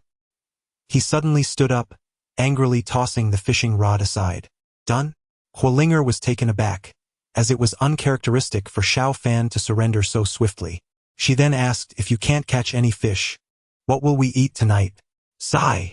Xiao Fan let out a sigh before retrieving a lotus leaf from beside him, which contained the worms intended for fishing. Fortunately, there were quite a few worms buried within. Later, he planned to search for some bamboo worms, which should suffice for a meal. "What?" Huolinger's pupils dilated in disbelief at the words she had just heard. "Are you certain that these things are edible?" Her face was a canvas of resistance. "They are quite nutritious. Are you sure you don't want to give them a try?" Xiao Fan approached her slowly, holding the worms in hand. Observing the mischievous grin on his face, Huolinger quickly realized that he was deliberately attempting to frighten her. Yet, despite her awareness of his intentions, the sight of the grotesque, wriggling creatures drawing ever closer sent shivers down her spine, causing her hair to stand on end. She would rather confront ferocious beasts than contend with these seemingly innocuous yet revolting beings. In the end, however, she found herself compelled to yield. After all, she could not rule out the possibility that Xiao Fan might be deranged enough to force these creatures into her mouth. She had little faith in his capacity for tenderness. Chapter 54. Painful yet resolute under the overwhelming influence of Xiao Fan, Huolinger could only obediently watch as he fished nearby. A ripple danced across the water's surface. Quickly. Instinctively, Huolinger wished to shout, but fortunately, she managed to restrain herself in time. Xiao Fan cast a sidelong glance at her, noticing her anxious and excited demeanor, her lips poised to speak yet hesitating. A smile unconsciously graced his lips. He had caught one. Suddenly rising to his feet, Xiao Fan yanked the fishing rod, and a fish weighing about 2 pounds leaped from the water.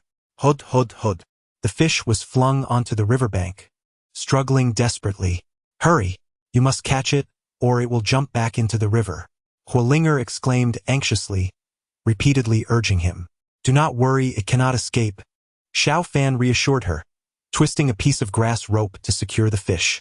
Upon witnessing the fish bound by Xiao Fan, Huolinger's racing heart finally found solace. It took her a while to calm her excited emotions, and soon a radiant smile involuntarily appeared on her face.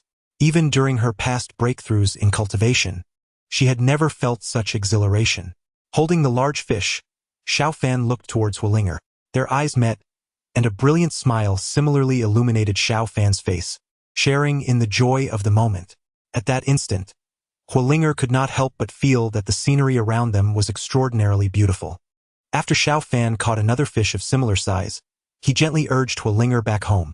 That evening, in addition to the braised fish Xiao Fan had mentioned, he had also prepared a bowl of fish soup. "Quickly, I am starving," Huolinger exclaimed eagerly. Gazing at the 2 large bowls of aromatic braised fish and fish soup on the table, she lamented that if her condition did not require Xiao Fan to feed her, she would have already dived in. "Coming." Xiao Fan chuckled helplessly. "Let me serve you some soup first to soothe your throat." As he spoke, he carefully ladled a bowl of fish soup. To prevent the steaming hot soup from scalding Huolinger, he blew gently on the spoon. "What are you doing?" Huolinger asked in confusion. Can't you tell? The soup is too hot. I'm cooling it down for you, Xiao Fan replied matter-of-factly, casting an odd glance at Huolinger as if to say, "Isn't it obvious?" Huolinger paused, taken aback for a moment before finally responding. I cultivate a fire attribute technique. I am not afraid of hot food. She pressed her lips together, suppressing a laugh that did not quite emerge. Xiao Fan felt momentarily embarrassed. It seemed he had acted unnecessarily. Strangely, rather than seizing the opportunity to tease him mercilessly, Huolinger found herself devoid of any desire to mock him. Instead, she spoke earnestly, "Though it is not needed, I appreciate your thoughtfulness." "Oh, no need for thanks," Xiao Fan replied, slightly taken aback by Huolinger's sudden elegance. Perhaps due to the unusual reactions of both individuals, the atmosphere became abruptly tense. After a prolonged silence, they exchanged a glance. Suddenly, a burst of laughter escaped them, breaking the stillness. "Your newfound elegance is rather unexpected," one remarked. "And your lack of sharp retorts is equally surprising," the other replied. With the ice broken, the ambience transformed into one of warmth and camaraderie. Dinner unfolded amidst this lively yet cozy exchange. Unbeknownst to them, Huolinger devoured an entire braised fish and a large pot of fish soup, while Xiao Fan hardly ate, primarily feeding Huolinger instead. Observing the peculiar smile at the corner of Xiao Fan's lips, Huolinger felt a mix of embarrassment and shame, solidifying her identity as a glutton. In the following days, their routine mirrored that of today.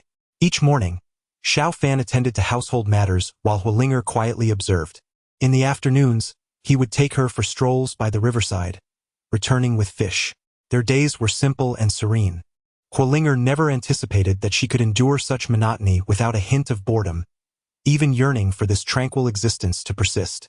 Beyond the celestial mirror, despite the intimidating presence of the Flame King, the crowd remained silent. Yet they could not help but inwardly muse that, had they been unaware of the two's true identities, they might have mistaken them for a blissfully married couple. The Flame King gazed anxiously at the scenes within the celestial mirror, only now grasping the nature of his sister's acquaintance with Xiao Fan. He could only hope that she would remain steadfast in her convictions, resisting the pull of past memories. In the void above, the Flame Empress Huolinger trembled slightly, her eyes filled with sorrowful contemplation. She had once believed her resolve was unwavering, yet, as she confronted the myriad moments spent with Xiao Fan, the tender strings of her heart were inevitably tugged. Suddenly, her expression morphed into one of anguish and turmoil. Undoubtedly, deep down, she still harbored feelings for Xiao Fan. However, the memories of her father, slain by him, and the innocent citizens of the imperial city weighed heavily on her conscience. She knew she must suppress her true emotions. She could not, nor must she, show mercy to Xiao Fan. As she gazed at the figure of Xiao Fan, now a mere shadow of his former self within the primordial imperial city, tears welled in her eyes, her expression a painful yet resolute one. "Xiao Fan, I will surely kill you," she vowed. Observing the inner struggle and torment of the Flame Empress Huolinger, the Yaoqi Empress's countenance darkened. Although she feared no one, she recognized the necessity of preparation for certain matters. Thousands of miles away, the Taiyin Empress Wen Yixian's face bore a bitter expression as she viewed the scenes unfolding in the celestial mirror. The tender moments shared between Xiao Fan and Huolinger mirrored the life she once dreamed of sharing with him. Simple, uncontentious, yet filled with happiness. In the ethereal realm of the Northern Abyss, the Ice Empress, Lang Ruoxue, felt a surge of indignation upon witnessing the scene revealed by the Haotian mirror. Her expression darkened, and her fists clenched instinctively, harboring a fierce desire to confront the now exalted Flame Empress, Huolinger. The thought of her esteemed and beloved master, Xiao Fan, diligently performing menial tasks for Huolinger, caring for her with utmost tenderness, and personally feeding her, ignited a simmering rage within her. It was a treatment she had never experienced in the 10 years of her devotion. Once her cultivation was restored, she vowed to return and confront the Flame Empress with fervor. The Moon Empress, Wanya, perceptively noticed Lang Ruoxue's volatile emotions and calmly advised her, "One must cultivate a tranquil mind to expedite the restoration of one's power." Recognizing the urgency of regaining her strength, Lang Ruoxue understood that she must temporarily set aside her animosity towards the Flame Empress. Chapter 55. A dismal situation within the Haotian mirror. Several days passed, and Huling Air's health gradually improved. Although she was still reliant on a wheelchair for mobility, her hands regained their freedom of movement. No longer did she require Xiao Fan's assistance for dressing or personal care. Watching Xiao Fan fish for so many days ignited her own desire to engage in the activity, and it seemed the time had come for her to showcase her skills. Today, Huling Air specifically requested Xiao Fan to craft a fishing rod for her, eager to compete and see who could catch the largest and most fish. Xiao Fan naturally welcomed the idea with open arms.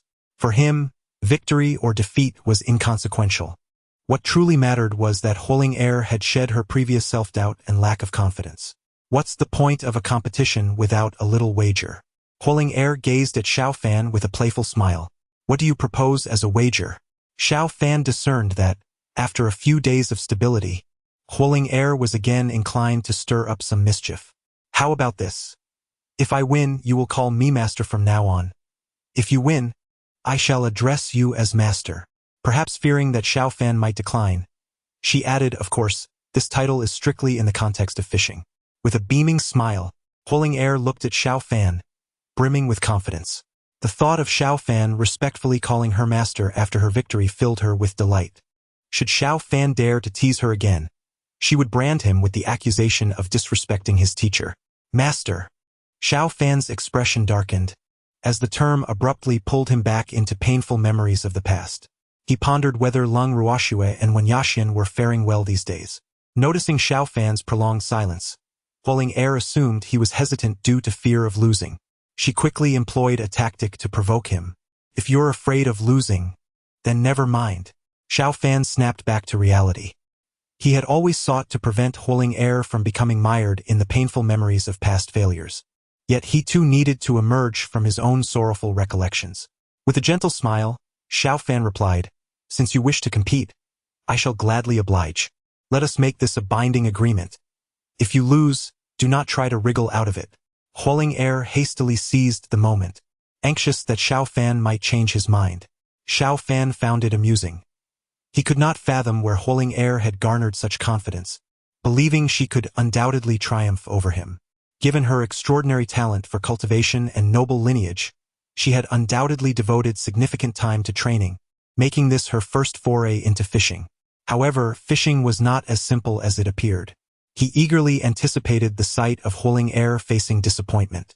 The fishing contest was about to commence.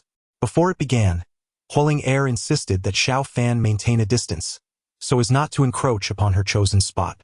Amused, Xiao Fan complied and selected a location several meters away from her. Thus, the fishing competition officially began.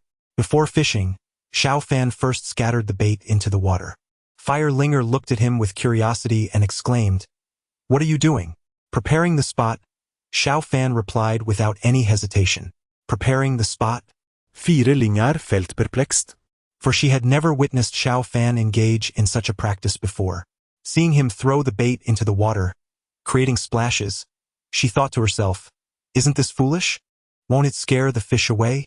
Nonetheless, she refrained from asking further and began to fish with a sense of pride.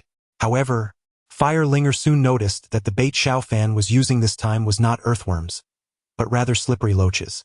This left her utterly baffled. How can such a slippery creature catch fish? Is Xiao Fan intentionally letting me win? She pondered. "Hey, you better not be throwing the match for me. I don't cherish a victory without a sense of achievement," she called out. Xiao Fan merely smiled faintly in response. Although Fire Linger felt annoyed, she chose not to shout again. Regardless, she resolved to win first, and once she became Xiao Fan's mentor, she would ensure he understood the importance of respecting his teacher. The competition progressed fervently, yet things did not unfold as Fire Linger had anticipated. Typically, when she observed Xiao Fan fishing, all he needed to do was cast the hook into the water and wait patiently for a fish to bite. However, when she began to fish herself, she found that no fish were biting at all. What could be the reason? To be cautious, she had even occupied the spot where Xiao Fan usually fished. What was different this time? Fire Linger felt a deep sense of confusion. Just as she was contemplating, the surface of the water suddenly reacted. The fishing line was tugged, creating ripples on the surface. Firelinger had no time to think further. Her attention completely focused on the water. With days of observing Xiao Fan's fishing techniques, she understood that fishing required patience. If she pulled the line too early, the fish would easily escape. Thus, she waited patiently for the right moment to come. Thump, thump, thump. The fishing line was being tugged by the fish beneath the water. Sensing the opportune moment, Firelinger abruptly lifted her fishing rod, flinging the fish onto the riverbank. "Ha ha ha! I've succeeded," she exclaimed, placing the fish into her basket. Although the fish was not large, measuring only 3 fingers wide, it marked her first successful catch. Hence, she felt an overwhelming surge of excitement and confidence about reeling in even larger fish. In her enthusiasm, Firelinger wanted to show off to Xiao Fan. "Xiao Fan, look at this fish I caught." However, her smile abruptly froze. She saw Xiao Fan reeling in a line, and in his hands was a large fish weighing nearly 3 to 4 pounds. How embarrassing! Firelinger quickly tossed her fish into the basket to avoid making a fool of herself before Xiao Fan. Once Xiao Fan placed the hefty fish into the cage, he finally turned his gaze towards Firelinger. "What were you just showing me?" Firelinger remained silent, feigning ignorance. Observing her demeanor, Xiao Fan couldn't help but smile. Without needing to look, he surmised that Firelinger had indeed caught a fish and was eager to flaunt her catch. The sudden silence on her part was all too apparent. Clearly, upon witnessing the sizable fish in his hands, she felt embarrassed by her relatively insignificant catch. Xiao Fan, choosing not to dwell on her, redirected his focus entirely to fishing. Firelinger wore a face of despair, her previous confidence and pride having evaporated. She realized that Xiao Fan was reeling in one large fish after another, each weighing no less than 2 or 3 pounds. In stark contrast, she had only managed to catch a few small fish, the largest of which barely measured 4 fingers wide. In this fishing contest, her defeat was resounding. Oh dear, this was a disaster. She would now have to address Xiao Fan as master. It seemed impossible for her to regain her dignity in front of him. Chapter 56. Firelinger finally experienced the depths of despair as the sun dipped below the horizon. Xiao Fan gathered his fishing gear and approached Firelinger, carrying a basket filled with fish. "It seems that I have emerged victorious in this contest," he remarked with a faint smile. Firelinger wore a sorrowful expression, her countenance reflecting profound disappointment. Perhaps it was due to her previously unblemished life, where she had seldom encountered defeat, leading her to become somewhat arrogant. This had been evident within the ancient relics, and it was the same when she had boldly challenged Xiao Fan to a fishing contest. However, she had learned a valuable lesson from this experience. She vowed that she would not repeat such a mistake again. With this thought in mind, Firelinger looked up at Xiao Fan, her gaze resolute as she admitted, "I concede, master." "Very well," Xiao Fan nodded, feeling a sense of relief. He was more pleased with Firlinger's acceptance of defeat than with her willingness to gamble. "What do you mean by very well?" Firelinger retorted, her mood souring. "Do you think I would resort to trickery? I never implied such a thing. Do not cast aspersions upon me," Xiao Fan replied with a carefree smile, appearing genuinely content. "Curse you," Firelinger muttered under her breath. Xiao Fan's demeanor was so nonchalant and carefree that it seemed nothing could disturb his composure, which only served to further frustrate her. "My dear disciple, it is getting late. We should return," Xiao Fan suggested. "Oh," Firelinger responded, her tone flat, feeling a deep sense of frustration. Although she was dissatisfied with how Xiao Fan addressed her, she was determined not to be untrustworthy. One day, she would ensure that Xiao Fan felt a comparable sense of humiliation. At that moment, Xiao Fan suddenly tipped the fish from his basket back into the river. "Ah, what are you doing?" Firelinger exclaimed, looking at him in confusion. "It was merely a competition. Once it concludes, the fish should naturally be returned to the water," Xiao Fan stated matter-of-factly. "But what shall we eat tonight?" The words escaped her lips before she could stop them, causing her cheeks to flush. "Did you not catch fish as well? These will suffice for our dinner," Xiao Fan remarked, glancing at her basket. Firlinger's face turned even redder as she hastily tried to hide the basket behind her. The small fish she had caught felt too embarrassing to present. Seeing her reaction, Xiao Fan chuckled softly. "Do you not wish to taste the fish you caught yourself? Come, let me see what you have." With that, he reached for Firlinger's basket, pulling it toward himself. Huolinger felt a warmth in her heart. Xiao Fan was evidently trying to comfort her regarding her loss. Nevertheless, the small fish she had caught felt too trivial to show off. Unfortunately, she was unable to evade his grasp, and she could only watch helplessly as he took the basket from her. At that moment, Huolinger felt despondent, bracing herself for the inevitable teasing that Xiao Fan would surely unleash. However, what took her by surprise was that Xiao Fan, gazing at the small fish in the basket, remarked with a serious demeanor, "Not bad, they're quite sizable. This is considered large?" Huolinger felt a twinge of disbelief. The largest fish she had caught barely measured 4 fingers wide, while the ones Xiao Fan had previously reeled in were no less than 2 or 3 pounds each. It was evident that Xiao Fan's words were merely intended to console her. Yet, she found no joy in this, instead feeling as if Xiao Fan regarded her as a fool. Observing the flustered expression on Huolinger's face, Xiao Fan realized she had undoubtedly misinterpreted his remarks. Thus, he took it upon himself to earnestly explain, "Fish come in various species. Some only grow to 3 or 4 fingers wide in adulthood, like the ones you've caught. Though these fish may be small in size, they yield a broth that is far more delightful than that of larger fish." "Oh, is that so?" Huolinger was momentarily taken aback. However, seeing Xiao Fan's earnest expression, she sensed he was not speaking falsely. This situation had become quite awkward. It seemed she had indeed lived too comfortably in the past, lacking even such fundamental knowledge. "Well then, it's getting late.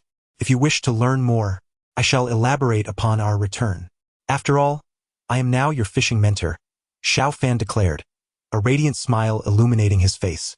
Huolinger, inspired by Xiao Fan's smile, could not help but respond, "Yes, master." At dinner, Xiao Fan served a bowl of fish soup before Huolinger. "Quick, taste it. This is made from the fish you caught." Without needing further encouragement, Huolinger eagerly took a spoonful of the soup. She involuntarily sighed in pleasure. This was unlike any fish soup Xiao Fan had made before.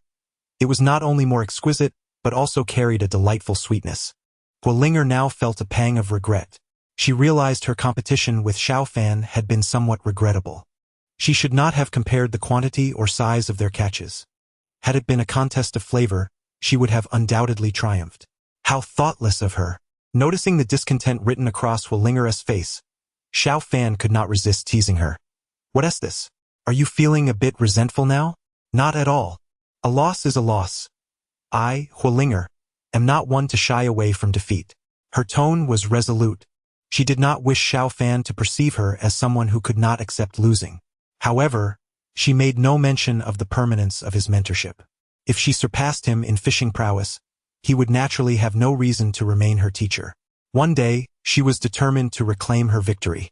In the days that followed, Huolinger found herself competing against Xiao Fan in fishing almost daily. Yet, she soon realized that her previous assumptions had been rather naive. The challenges they devised for their fishing competitions changed repeatedly, yet Xiao Fan emerged victorious each time. Regardless of whether he is fishing for the grand or the modest, or even for specific species, Xiao Fan seems capable of catching whatever he desires. At last, Huolinger has come to understand the essence of despair. In this moment, she has fully resigned herself to her fate. It appears that she will be calling Xiao Fan her master for a lifetime. However, as time passes, her physical condition has significantly improved. She no longer requires a wheelchair and can move freely. For her at this moment, the utmost priority is undoubtedly to restore her cultivation. Yet, it is precisely at this juncture that she suddenly realizes that during her time spent with Xiao Fan, he seems to have never devoted any time to his own cultivation. To rephrase, Xiao Fan has never truly engaged in the practice of cultivation. Although his cultivation level is not high, merely at the qi refining stage, the path of cultivation inherently demands continuous effort. Without diligent practice and reinforcement, one's cultivation can regress. Is it possible that Xiao Fan is entirely indifferent to this? Chapter 57. Xiao Fan must be brought back before long. Huolinger realized that given Xiao Fan's status, he would likely be unable to obtain the cultivation techniques beyond the qi refinement stage. Furthermore, judging by Xiao Fan's demeanor, he might have completely lost any hope in the path of cultivation, which was likely the reason for his cessation of practice. Contemplating this, Hualinger resolved that she could no longer allow Xiao Fan to continue on this path of self-destruction. On one hand, Xiao Fan had saved her life, and it was only natural for her to repay his kindness. On the other hand, driven by an inexplicable inner sentiment, she did not wish for Xiao Fan to remain an ordinary mortal for the entirety of his life. Moreover, if she were to teach Xiao Fan the ways of cultivation, she would effectively become his master in that regard. In such a scenario, she would regain a semblance of dignity. Having made her decision, Hualinger sought out Xiao Fan and, with a sense of pride, proclaimed, "Xiao Fan, I believe your cultivation has stagnated at the qi refinement stage for quite some time. In light of your life-saving deeds, if you are willing to call me master, I shall impart to you the techniques for advancement beyond the qi refinement stage." Hualinger assumed that, even if Xiao Fan did not express overwhelming gratitude, he would at least be filled with excitement, for cultivation techniques are indeed invaluable to any practitioner. However, the reality unfolded in a manner entirely contrary to her expectations. Upon hearing Hualinger's words, Xiao Fan's expression remained remarkably calm, devoid of even the slightest ripple of emotion in his gaze. He merely appraised her with a glance and replied coolly, "It seems your health has nearly returned to normal. If there is nothing else, you may leave." Hualinger was left utterly speechless. She had never anticipated that after her grand declaration, Xiao Fan would respond so indifferently and even issue her an invitation to depart. She began to reflect. Could it be that her earlier demeanor had provoked Xiao Fan's displeasure? Indeed, Xiao Fan had always been a person indifferent to fame and fortune. Perhaps he lacked a fervent desire to pursue a higher realm of cultivation. In an instant, Hualinger's attitude softened, and she spoke gently. "I acknowledge that I may have raised my voice a bit earlier, but my intention was to express my gratitude for your life-saving act. Surely, you must also be in dire need of the techniques beyond the qi refinement stage." In response, Xiao Fan candidly stated, "My cultivation has indeed remained at the qi refinement stage due to my lack of subsequent techniques. However, for me, these matters are not of great significance, as I have never harbored a keen interest in the path of cultivation. Perhaps living as an ordinary person suits me better." Xiao Fan refrained from divulging the existence of the demonic consciousness within him to Hualinger. On one hand, it was irrelevant to her, and on the other, he wished to spare her any concern. Moreover, he genuinely held little interest in cultivation. The prospect of living a simple, untroubled life in this peaceful realm was more than sufficient for him. After hearing Xiao Fan's words, Hualinger's brow furrowed. Xiao Fan was far more perplexing than she had anticipated. If another practitioner were to express disdain for cultivation and a lack of desire for a higher realm, she would undoubtedly perceive that individual as exceedingly hypocritical. Yet, when these words emanated from Xiao Fan, she found herself bereft of any retort. During their time together, she recognized that Xiao Fan was a person of profound detachment from fame and fortune, who harbored little desire for worldly pursuits. It was precisely this quality that endeared him to her. However, at this moment, it had become a barrier between them. Fiery Spirit, unwilling to concede, cautiously inquired, "Did my request for you to call me master displease you? If you are unwilling, consider my words unspoken. I am still eager to instruct you in the cultivation techniques beyond the qi refinement stage." Observing Fiery Spirit's sudden amiability and gentler demeanor, Xiao Fan felt a twinge of discomfort. With a helpless smile, he replied, "You misunderstand. I was not angry, nor were my words uttered in ire. I genuinely believe that if your injuries have healed sufficiently, it is time for you to return home. Your father must be quite worried about you." At his words, Fiery Spirit fell silent. He was correct. As the most favored princess of the Heavenly Fire Kingdom, her prolonged absence would have undoubtedly prompted her father to dispatch a multitude of search parties in search of her. She truly ought to return and assure him of her safety. However, as she glanced at Xiao Fan, her eyes brimmed with reluctance. Although their days together had been unremarkable, they were far from dull. She felt an unparalleled joy and contentment during this time. This carefree sensation, a respite from her past burdens, was something she had never experienced before. Moreover, she harbored a uniquely profound sentiment for Xiao Fan. She was uncertain if it was the love often spoken of between men and women, but she knew that his presence brought her an inexplicable sense of security and happiness, making her yearn to be near him at all times. With this thought in mind, Fiery Spirit fixed her gaze on Xiao Fan and earnestly proposed, "Xiao Fan, why not accompany me back to the heavenly fire kingdom?" Taken aback by her suggestion, Xiao Fan paused. After a considerable moment, a hearty smile broke across his face. "Thank you for your generous invitation, but my nature is rather reclusive. I prefer to limit my interactions with outsiders." Although he spoke truthfully, a deeper reason lingered, his fear of the malevolent consciousness within him re-emerging. "You!" Fiery Spirit felt a surge of frustration. Never before had she addressed anyone in such a subservient manner, especially not someone who refused her. Anger simmered within her. Since Xiao Fan would not acquiesce, she resolved to take matters into her own hands. He would go whether he wished to or not. Yet, her current cultivation was not fully restored. Thus, to mitigate any unforeseen circumstances, she planned to bide her time, strategizing before making her move. For now, she would feign ignorance to prevent Xiao Fan from fleeing prematurely. "Very well, since you are unwilling to go, I shall not press you," Fiery Spirit replied, her expression tinged with disappointment.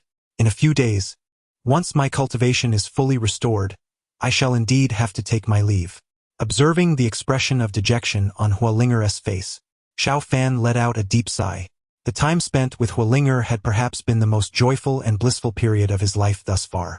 However, all things in the world must eventually come to an end. He wished for Hualinger to find happiness in the days to come. As for the remaining days, he resolved to cherish his time with her. Thus, Hualinger experienced several days of a life reminiscent of a princess under Xiao Fan's care. Whatever her heart desired to eat, he would prepare for her. He refrained from his usual sharp-tongued teasing, striving to fulfill her every request. Hualinger felt a surge of happiness within her. Such days were nothing short of divine. This also solidified her determination. She was resolute in bringing Xiao Fan back with her. Chapter 58. The Fiery Empress time slipped away, and soon it was time for farewell. Xiao Fan escorted Hualinger to the threshold of the thatched cottage. "All gatherings must eventually part. May your path in the immortal realm flourish." Xiao Fan spoke these parting words with a tranquil demeanor. "I am grateful for your kind words and for your care over these past days." Hualinger gazed at Xiao Fan with a bright smile, her countenance betraying no hint of sadness. Yet, as he beheld her cheerful visage, a sense of unease crept into Xiao Fan's heart. His eyelids twitched inexplicably. Particularly, the profound glimmer in Hualinger's eyes intensified his foreboding. Could it be that she intended to exact revenge for past grievances before their separation? Now that Hualinger had fully restored her cultivation, although he was unaware of her precise realm, it was undoubtedly far superior to his own. Should she truly harbor intentions of attacking him, he would have no recourse but to accept his fate. However, based on his understanding of Hualinger, aside from her somewhat proud and tempestuous nature, she was fundamentally reasonable and kind-hearted. Perhaps he was overthinking the situation. "It is merely an act of little consequence. You need not take it to heart." Xiao Fan maintained his calm expression as he regarded Hualinger, yet a tinge of sadness lingered within him. After this parting, it was likely they would never meet again. Upon hearing Xiao Fan's words, Hualinger chuckled. "That will not do. How could I not cherish the debt of gratitude?" "What do you mean by that?" Xiao Fan sensed an undercurrent in her words. "What do you mean?" "Hee, you shall find out shortly." A mischievous smile danced upon Hualinger's lips. "And time was of the essence. We must embark on our journey." "We?" Before Xiao Fan could comprehend the implication of "we," an acute pain struck his neck, and he instantly succumbed to darkness. "Off we go." Hualinger, producing a large sack from seemingly nowhere, promptly enveloped Xiao Fan's head within it. Subsequently, she summoned her innate spiritual weapon, the Fire Spirit Sword, from her cosmos ring. With Xiao Fan in tow, she soared into the skies, cutting through the air towards the horizon.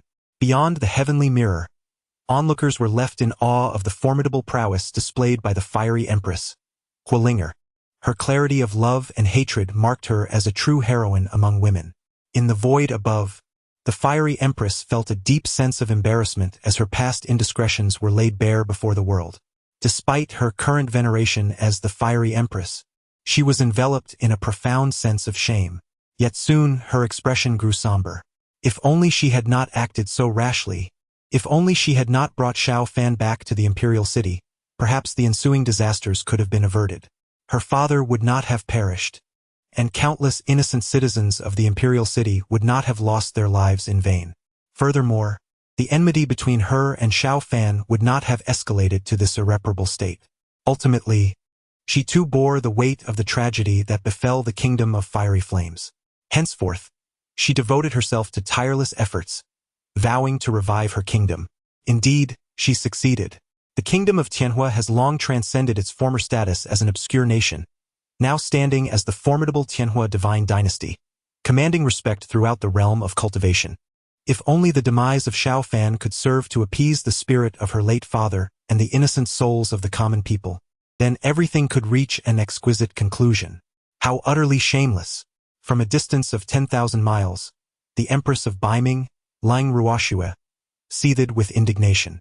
Although the exact nature of the events transpired between her master and the Empress of Tianhua remains a mystery, it is undeniable that her master was forcibly abducted. Regardless of subsequent occurrences, the Empress of Tianhua bears unshakable responsibility for her actions, yet she has unjustly shifted all blame onto her master, which is truly disgraceful. Beside her, the gentle and composed Empress of Taiyin, Wen Yaxian, nodded in agreement with Lang Ruoxue's sentiments. Xiao Fan, her master, merely sought a tranquil existence devoid of conflict, yet was inexorably drawn into the ensuing turmoil by Huolinger. Though she too is unaware of the ensuing events, it is indefensible to place all the errors at Xiao Fan's doorstep. At this moment, Lang Ruoxue's fury was palpable. She lamented her slow recovery of power, wishing she could confront Huolinger for an explanation. Many in the world shared similar thoughts, believing that Huolinger herself harbored significant flaws. However, the current Empress of Tianhua, Huolinger, occupies a position of immense power, rendering others hesitant to voice their concerns. In truth, Huolinger is acutely aware of her culpability in the calamity that befell the kingdom of Tianhua. She is fundamentally unworthy of her current station.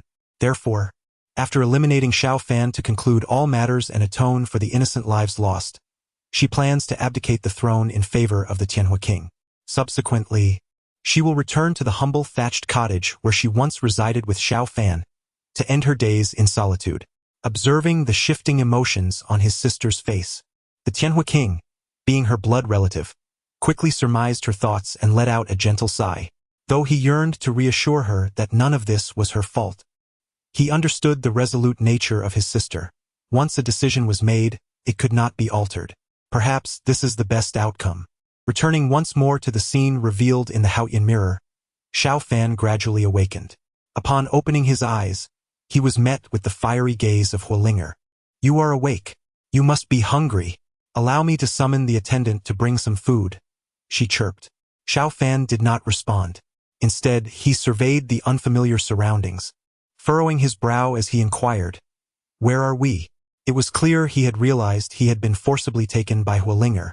"Within the borders of the Tianhua kingdom. We shall reach the imperial city in just 1 day's time," Huolinger replied with a cheerful smile. With a sigh, Xiao Fan lamented. Such a thing could only be orchestrated by Huolinger.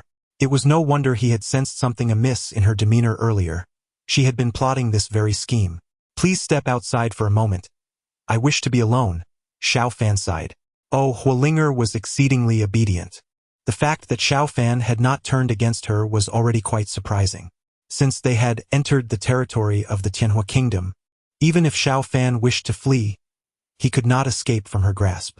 There was no need for her to apply such pressure. Moreover, Xiao Fan indeed required some time to come to terms with this new reality. Huolinger obediently exited the room to request some meals from the innkeeper. Not long after her departure, Xiao Fan suddenly sensed a strange sensation within him, one that had long been dormant. The demonic consciousness was attempting to regain control over his body once again. It seemed that after a prolonged period of dormancy, this malevolent presence had regained some vigor. Sensing the vitality of those around him, it sought to wreak havoc once more. Xiao Fan promptly drew the dagger he carried and forcefully plunged it into his thigh, ensuring he remained alert at all times. Creak. The door swung open. Huolinger stood at the threshold, carrying the food, and was instantly taken aback at the sight before her. Chapter 59. I am not usually like this even if you are unwilling to accompany me. Is self-harm truly necessary? Fire Linger never anticipated that Xiao Fan would resort to such a drastic act to express his discontent. In that moment, her heart felt as though it were being tightly squeezed, overwhelmed with sorrow. Had she foreseen Xiao Fan's intent to harm himself, she would never have taken him away in silence. Upon witnessing the blood streaming from Xiao Fan's thigh, her eyes instantly brimmed with tears. At that moment, her heart too ached as if bleeding. After placing the meal on the table, Fire Linger gazed at Xiao Fan with a look of pity. Can we discuss this matter calmly? Please do not harm yourself any further. Xiao Fan was taken aback. It was evident that Fire Linger had misunderstood his actions as a form of protest through self-harm. After a moment of contemplation, he decided to explain the matter concerning the demonic consciousness to her. This was not only to dispel her misunderstanding but also to ensure that, in the unfortunate event he could not suppress the demonic consciousness, her cultivation level would allow her to control him, preventing any harm to innocence. Upon hearing Xiao Fan's explanation, Fire Linger felt a sense of relief. As long as Xiao Fan's self-harm was not due to her actions, her heart felt significantly lighter. Regarding the demonic consciousness within Xiao Fan, she considered it a trivial matter. After all, it had yet to fully develop, making it relatively easy to manage. Moreover, they were fortunate that the prized treasure of the Tianhua Kingdom possessed the ability to eliminate any malevolent and dark entities from the world. This provided her with a legitimate reason to invite Xiao Fan to the royal city. After informing Xiao Fan that the Tianhua Kingdom's treasure could eradicate the demonic consciousness residing within him, Fire Linger inquired, "So, what do you say? Will you accompany me to the royal city? Do I truly have a second option?" Xiao Fan replied with a resigned smile. He understood that even if he declined, Fire Linger would undoubtedly find a way to take him along. After all, he was already within the borders of the Tianhua Kingdom. However, if it meant that the demonic consciousness within him could be eradicated, then a journey to the royal city was not out of the question. As he observed the cheerful Fire Linger, whose gaze remained fixed upon him, a sense of foreboding filled Xiao Fan's heart. He feared that once he went, he might never find a way to leave. If the demonic consciousness within him were indeed purged, he would have to reevaluate the nature of his relationship with Fire Linger. He was not a fool. He could discern the changes in her gaze towards him. Yet, due to the influence of the demonic consciousness, he had chosen to evade and ignore it. However, once the demonic consciousness was removed, it would not mean that all barriers between him and Fire Linger would vanish. He was but an ordinary person of mediocre talent, while Fire Linger was a princess of the Tianhua Kingdom, endowed with exceptional gifts and immense favor. Unbeknownst to Fire Linger, who was blissfully unaware of Xiao Fan's inner turmoil, she laughed heartily upon receiving his agreement to accompany her back to the royal city. Xiao Fan, not wishing to dampen Hualingera's spirits, chose to suppress his feelings in silence. Although Hualinger wore a carefree smile, it did not imply her heart was devoid of concern. Soon enough, she noticed the sudden melancholy that clouded Xiao Fan's demeanor. "Your expression seems troubled. What is the matter?" Hualinger inquired softly. At her words, Xiao Fan reined in his emotions, wincing as he pressed against his bleeding thigh, and shot her an irritable glance. "With blood still flowing, how can my visage appear pleasant? You whisked me away without a word of warning, and I haven't even brought any healing salves." "Ah!" Hualinger exclaimed, suddenly rising to her feet. How could she have forgotten this detail? In her excitement over Xiao Fan agreeing to accompany her to the royal city, she had neglected to consider his injury. It seemed she truly was somewhat oblivious. She hurriedly requested some hemostatic ointment and bandages from the innkeeper to tend to Xiao Fan's wounds. Once she had completed the task, Hualinger sheepishly smiled. "I apologize. I was too elated just now and lost my senses. It won't happen again." Xiao Fan responded with a hint of annoyance. "Well, it better not." However, as he gazed at Hualinger's endearing expression, he found himself inexplicably charmed. "All right, I shall consult you before undertaking any future endeavors." Hualinger grinned at him, her spirits evidently lifted. "Now, let us have our meal." The next morning, after a restful night, Hualinger took to the skies on her sword, carrying Xiao Fan towards the royal city of the Tianhua Kingdom. As the brisk winds rushed past them, Xiao Fan could not help but marvel at Hualinger's remarkable talent for cultivation. Although anyone who reached the foundation establishment stage could fly on a sword, her ability to soar through the sky with another person at such heights suggested her cultivation had reached at least the transformation stage, if not the dragon transformation stage. Recalling Huolinger mentioning she had established her foundation at the tender age of 8, her talent was undoubtedly that of a prodigious genius. Xiao Fan's expression grew somewhat complicated as he grappled with emotions previously foreign to him. The disparity between them felt insurmountable, perhaps a chasm he would never bridge. Before long, Huolinger brought Xiao Fan to the royal city of Tianhua. Who goes there? 2 soldiers clad in fiery battle armor moved to block their path. Flying within the royal city was strictly prohibited. Yet, as the most cherished princess of the Tianhua kingdom, Huolinger clearly held certain privileges. Open your eyes and see who I am. How dare you obstruct the path of this princess? Huolinger commanded with authority, embodying the image of a spirited and audacious royal. It's the 3rd princess. The soldiers quickly retreated upon recognizing her visage. Humph, at least you know your place, Huolinger huffed, before soaring into the royal city on her sword. Coughing lightly, Xiao Fan's expression turned slightly awkward. He felt as though he was riding on the coattails of Huolinger's authority. At that moment, Huolinger's spirited expression faltered as she realized Xiao Fan had been trailing behind her all along. Did it not imply that her recently haughty demeanor was entirely perceived by Xiao Fan? Oh my, what must he think of her? Ahem. To mask her embarrassment, Huolinger lightly cleared her throat. Well, I usually am not like this. It's just that I was anxious to take you to the palace, which made my temper a tad worse than usual. That is understandable. Xiao Fan nodded calmly. Heh. As long as it is understood. Huolinger smilet SHYLY. Thus, the 2 soared effortlessly through the imperial city on their swords, eventually entering the royal palace. Their ostentatious display naturally captured the attention of the palace guards. In the entire Tianhua kingdom, it was likely only the highly favored 3rd princess, Huolinger, who would dare to fly so boldly and recklessly within the palace grounds. During her recent absence, the emperor had nearly lost his mind with worry.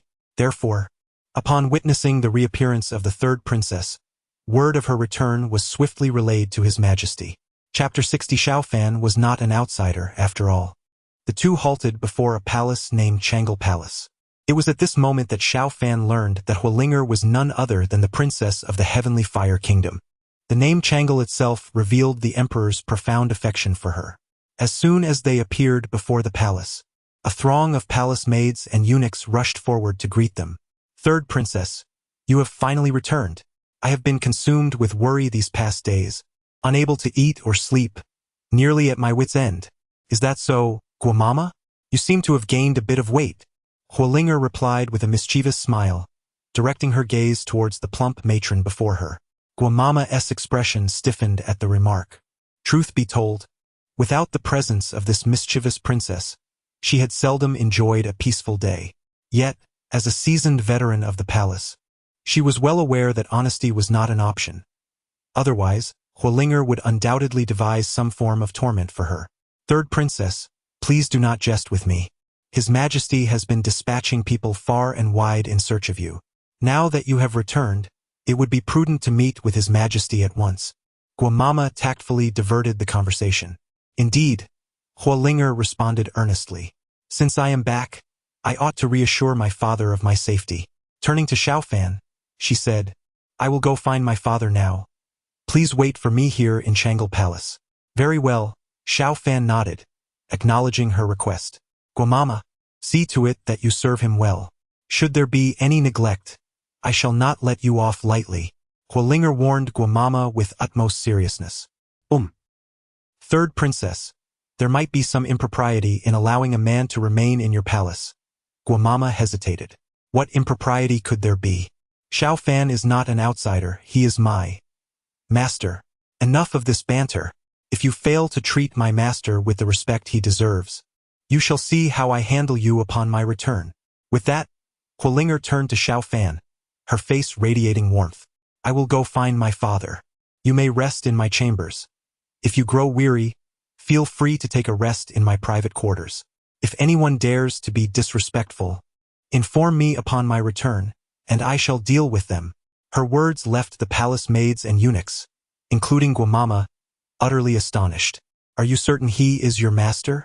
That hardly sounds like something a disciple would say to their mentor. Even Xiaofan, the subject of this discourse, felt a twinge of discomfort at her words. A young lady's private quarters were inherently intimate spaces, and given that Hualinger was a princess, it was likely that outsiders would misconstrue their relationship. As Hualinger departed, the palace attendants cast peculiar glances at Xiaofan. He refrained from offering any explanations, for he knew that, at this moment, no words would suffice to convince them of the truth. Young Master Xiao Yu, Guamama found herself in a dilemma. She was reluctant to defy Hualinger's orders, yet she was equally apprehensive about permitting a man to enter the Changle Palace. After all, if the emperor were to learn of this matter, it is likely that their heads would roll. Xiaofan discerned the predicament faced by Guamama and, naturally, chose not to impose upon her. Guamama, I shall wait in the small courtyard until the princess returns, he assured. Guamama, Deeply appreciative of Xiaofan's understanding nature, hurriedly instructed the palace maids and eunuchs nearby to attend to him properly. Meanwhile, Fire Ling arrived at the imperial study. Within sat a middle-aged man of imposing visage, exuding an aura of authority even in his calmness. He was none other than the emperor of the Heavenly Fire Kingdom. The emperor furrowed his brows, appearing somewhat melancholic and restless. However, upon hearing the light footsteps outside the chamber, his troubled demeanor swiftly dissipated. He had already received reports from the imperial guards that his beloved third princess, Fire Ling had returned. If all went as anticipated, it was indeed his cherished daughter who approached him. Father, I've missed you so much. Without any prior announcement and with the guards offering no resistance, Fire Ling burst into the imperial study. Yu, still so lacking in decorum. The emperor's expression was one of resignation, yet his eyes sparkled with affection. After days of separation, he could hardly bring himself to reprimand his daughter. After a brief exchange of pleasantries, the emperor inquired, My dear girl, where have you been these past days? In response, Fire Ling set aside her usual carefree demeanor and earnestly recounted her recent experiences. Upon hearing about her failure to secure a certain sacred relic of a sage, the emperor's gaze sharpened as he scrutinized the shifts in her expression. He understood that Fire Ling had sailed through life without encountering any significant setbacks, and this failure might weigh heavily upon her. However, he soon realized that his concerns were perhaps unwarranted. Fire Ling spoke of her defeat with an air of remarkable composure, which astonished him. It was only after listening to her account of her interactions with Xiaofan that the emperor narrowed his eyes and, with a knowing tone, remarked, So, the young man who returned with you must be Xiaofan. Previously, the imperial guards had informed him of the unfamiliar young man accompanying Fire Ling. Ah, father, you already know? Fire Ling feigned surprise. Truth be told, she had no intention of concealing anything since she had boldly brought Xiaofan back. After all, she intended to be openly with him in the future. Indeed, he is Xiaofan, she declared, wrapping her arms around the empress, playfully asserting, Father, if it weren't for Xiaofan, you might not have seen your daughter again. Shouldn't you reward him generously? Yu, I have been waiting for you, my daughter, the emperor replied with a benevolent smile. Now tell me, what kind of reward do you wish for him? Father, actually, Xiaofan. Fire Ling then proceeded to reveal to the emperor the matter concerning Xiaofan needing to rid himself of the demonic consciousness within him. Upon hearing this, the previously relaxed Fire Sovereign's expression suddenly turned solemn.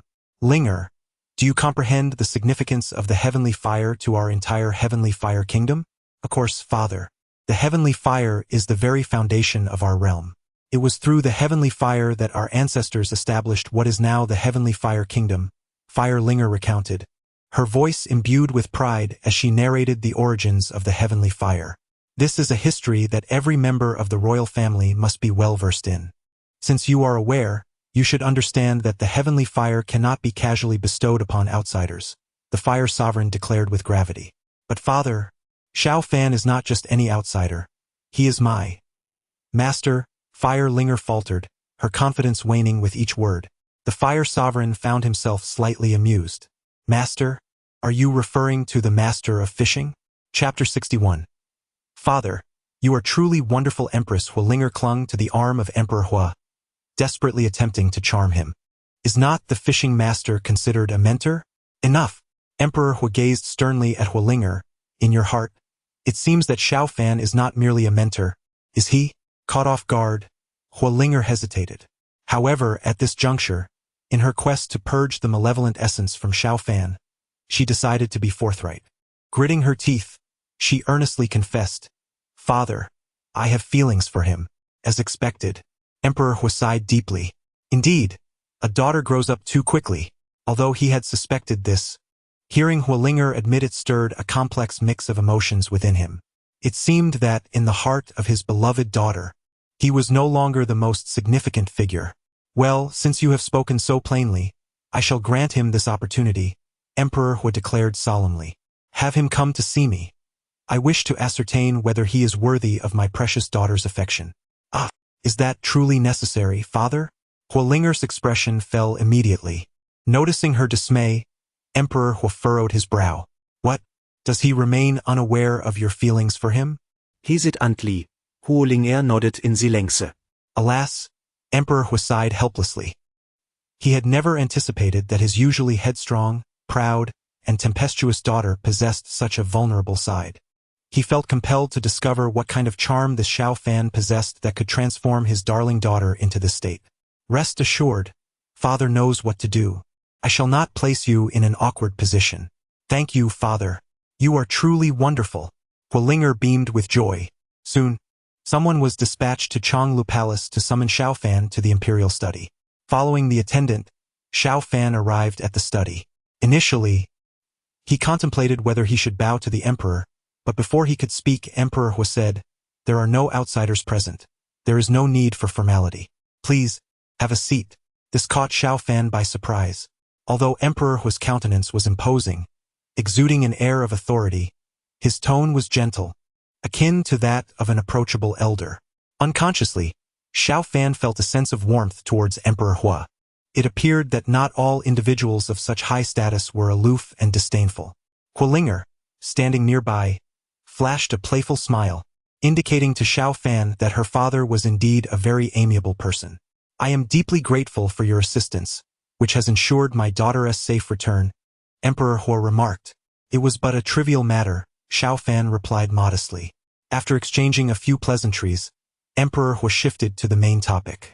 Linger informs me that there is a malevolent entity afflicting you, and that the sacred flame of our Tianhua kingdom is required for its expulsion. Is this true? Indeed, it is, Xiao Fan replied gravely.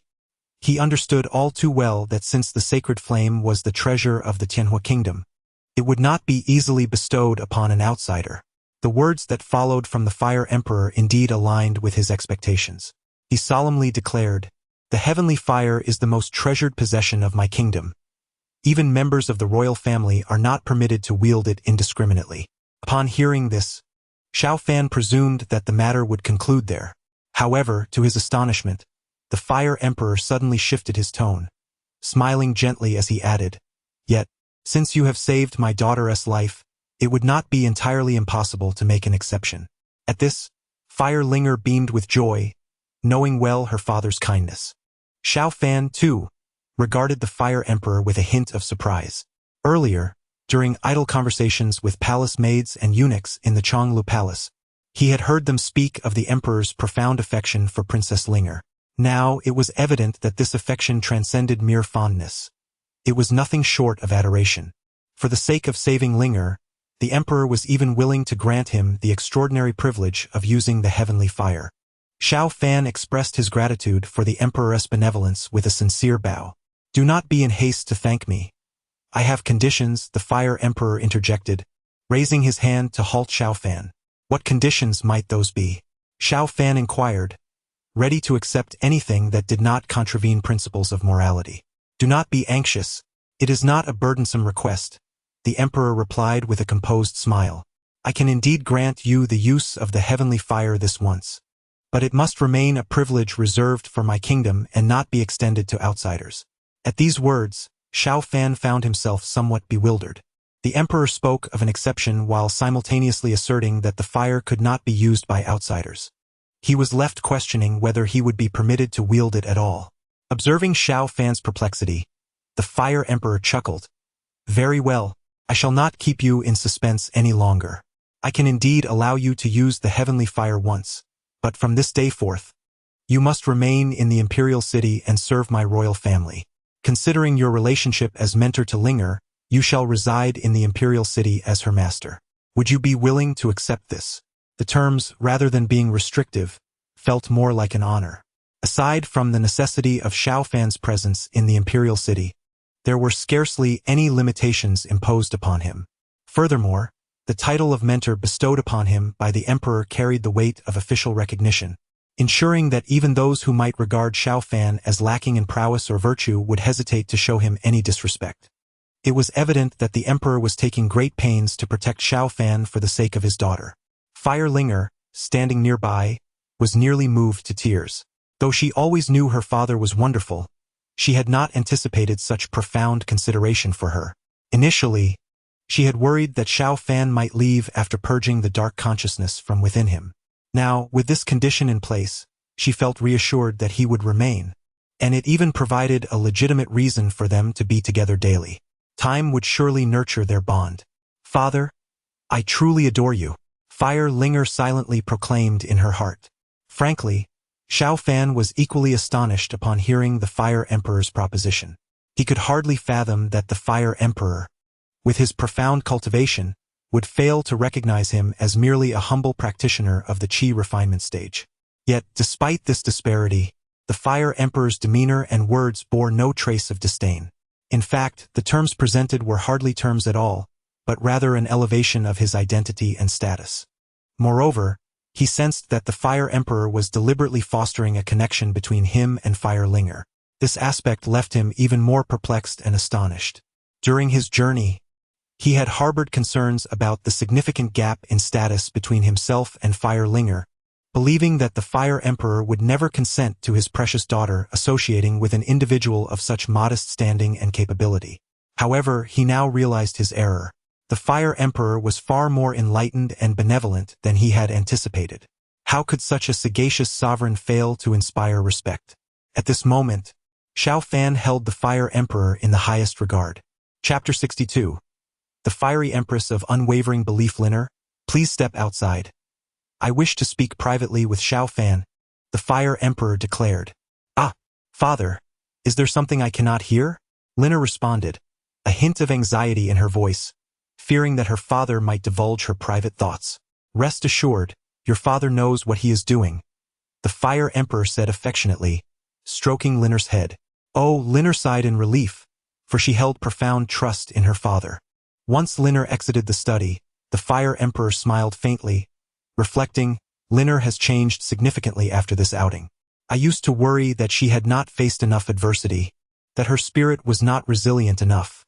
A single setback could leave her despondent. However, now I no longer harbor such concerns. As he spoke, the Fire Emperor turned his gaze towards Xiao Fan. I should extend my gratitude to you. Your Majesty, you flatter me. Xiao Fan replied with a respectful bow. There is no need for such formality, Xiao Fan. When we are alone, you may call me uncle, the Fire Emperor said, his face breaking into a warm smile reminiscent of a benevolent elder. This left Xiao Fan momentarily taken aback as he looked up at the Fire Emperor. He felt no trace of insincerity or pretentiousness emanating from him. There was no sense of class disparity due to their differing statuses. The Fire Emperor regarded him with an air of equality, which surprised him. Indeed, he had saved Linger's life, but the fact that the Emperor of the Fire Kingdom treated an ordinary individual like him with such honor was extraordinary. He had encountered many nobles before, each with their eyes raised high above, dismissing commoners as mere ants. Yet, the Fire Emperor, despite his exalted position, was remarkably approachable. Whether it stemmed from Linger or was simply the Emperor's nature, it deepened Xiao Fan's admiration and respect for him. Uncle, Xiao Fan called softly. The Fire Emperor nodded with a smile. Since you have addressed me as uncle, accept this token as a gift of our first meeting, the Fire Emperor said, extending his right hand to reveal a golden token. This is the pass for my royal library. With this token, you may freely enter and peruse all the treasured tomes housed within, he continued. Uncle, this gift is far too precious. Xiao Fan exclaimed in disbelief, realizing the immense value of a token granting unrestricted access to the royal library. It was hard to fathom that the emperor would so readily bestow such a valuable item upon him. Take it. There is no need for hesitation, the Fire Emperor declared grandly, tossing the token into Xiao Fan's arms. With no choice but to accept, Xiao Fan resolved to cherish this kindness in his heart. Seeing him accept the token, the Fire Emperor added with a smile, "In addition, I will arrange for monthly resources for your cultivation, as your stipend for being Linares master." As the conversation unfolded, the Fire Sovereign gazed earnestly at Xiao Fan, imparting the weighty responsibility that now rested on him as Linares teacher. He urged Xiao Fan to diligently enhance his cultivation, lest Linger be embarrassed in the eyes of others. It was evident that the Fire Sovereign's every action was motivated by a desire to ensure Xiao Fan could genuinely embody the role of Linares master, or rather, to bridge the gap between Xiao Fan and Linger. One could not help but admire the thoughtful intentions of the Fire Sovereign. Although Xiao Fan was acutely aware that the privileges he enjoyed were primarily due to Linger's influence, he nonetheless held this kindness close to his heart, acknowledging the sincere favor extended to him. "Well then, if there is nothing further, you may take your leave. As for the matter of the heavenly fire, I shall make the necessary arrangements. All you need do is await patiently," the Fire Sovereign declared. "Thank you, esteemed uncle," Xiao Fan replied, before departing the imperial study. Once Xiao Fan had exited, the Fire Sovereign let out a soft sigh, his brow furrowed as he returned to reviewing the official documents. Just as Xiao Fan stepped out of the imperial study, Linger approached him with an anxious expression, her eyes wide with concern. "Xiao Fan, what did my father say to you?" Without reservation, Xiao Fan presented the royal pass to the imperial scripture repository, recounting the Fire Sovereign's words to Linger. Upon hearing Xiao Fan's account, Linger was left in a state of astonishment. Were it not for the presence of the royal pass in Xiao Fan's hand, she would have found it utterly inconceivable that her father had indeed bestowed such a privilege upon him. It was common knowledge that only the most esteemed members of the royal family were granted access to the repository.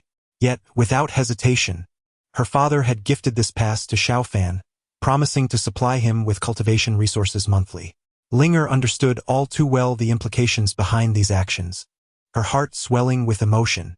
In her past, she had been willful and spoiled, unable to grasp the depth of such affection. Only now did she truly comprehend the extent of her father's love. Outside the Haotian mirror, the heavenly Fire Empress Linger's eyes brimmed with tears as she gazed longingly at her father's loving visage. After millennia, to once again behold the father of her memories stirred a tempest of emotions within her. "Father, I have been a disobedient daughter. It was I who caused your demise. Father, I miss you so dearly." At that moment, the heavenly Fire Empress found herself on the brink of despair. Her bloodshot eyes glistened with unshed tears, and despite the multitude of words yearning to escape her lips, they found no outlet. For she understood all too clearly that the Fire Sovereign was no more. What she beheld was merely a reflection of Xiao Fan's recollections. As she regarded Xiao Fan, now a mere shell of his former self in the ancient imperial city, her hands clenched tightly together, whitening and drawing blood, yet she felt nothing. The faint remnants of her affection for Xiao Fan evaporated entirely in that moment. His imperial father was inherently benevolent, and in light of her influence, he treated Xiao Fan with exceptional kindness.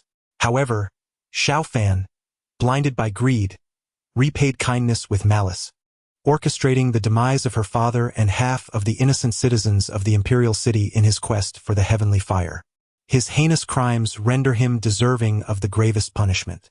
Her lingering affection for Xiao Fan now constitutes the utmost betrayal to her father and the innocent lives lost in the imperial city. In this moment, she resolutely solidified her conviction, relinquishing any remnants of fondness for Xiao Fan. "Xiao Fan, I shall ensure that your life is forfeit, to appease my father's spirit in the afterlife." The king of heavenly fire gazed upon the steadfast Fire Empress, Huolinger, and felt a profound sense of relief. It appeared that the Empress had finally fortified her resolve, unyielding in her determination. He then turned his gaze towards Xiao Fan, now a mere shell of a man within the primordial imperial city. His eyes blazed like two fierce suns. "Xiao Fan, The wheel of karma turns, and retribution is inevitable. I will personally ensure your dismemberment as a tribute to my father and the innocent souls who perished in the imperial city. Chapter 63. Exorcising the malevolent consciousness within. Even the onlookers outside the original imperial city felt a surge of admiration upon witnessing the benevolent and magnanimous nature of the Fire Emperor.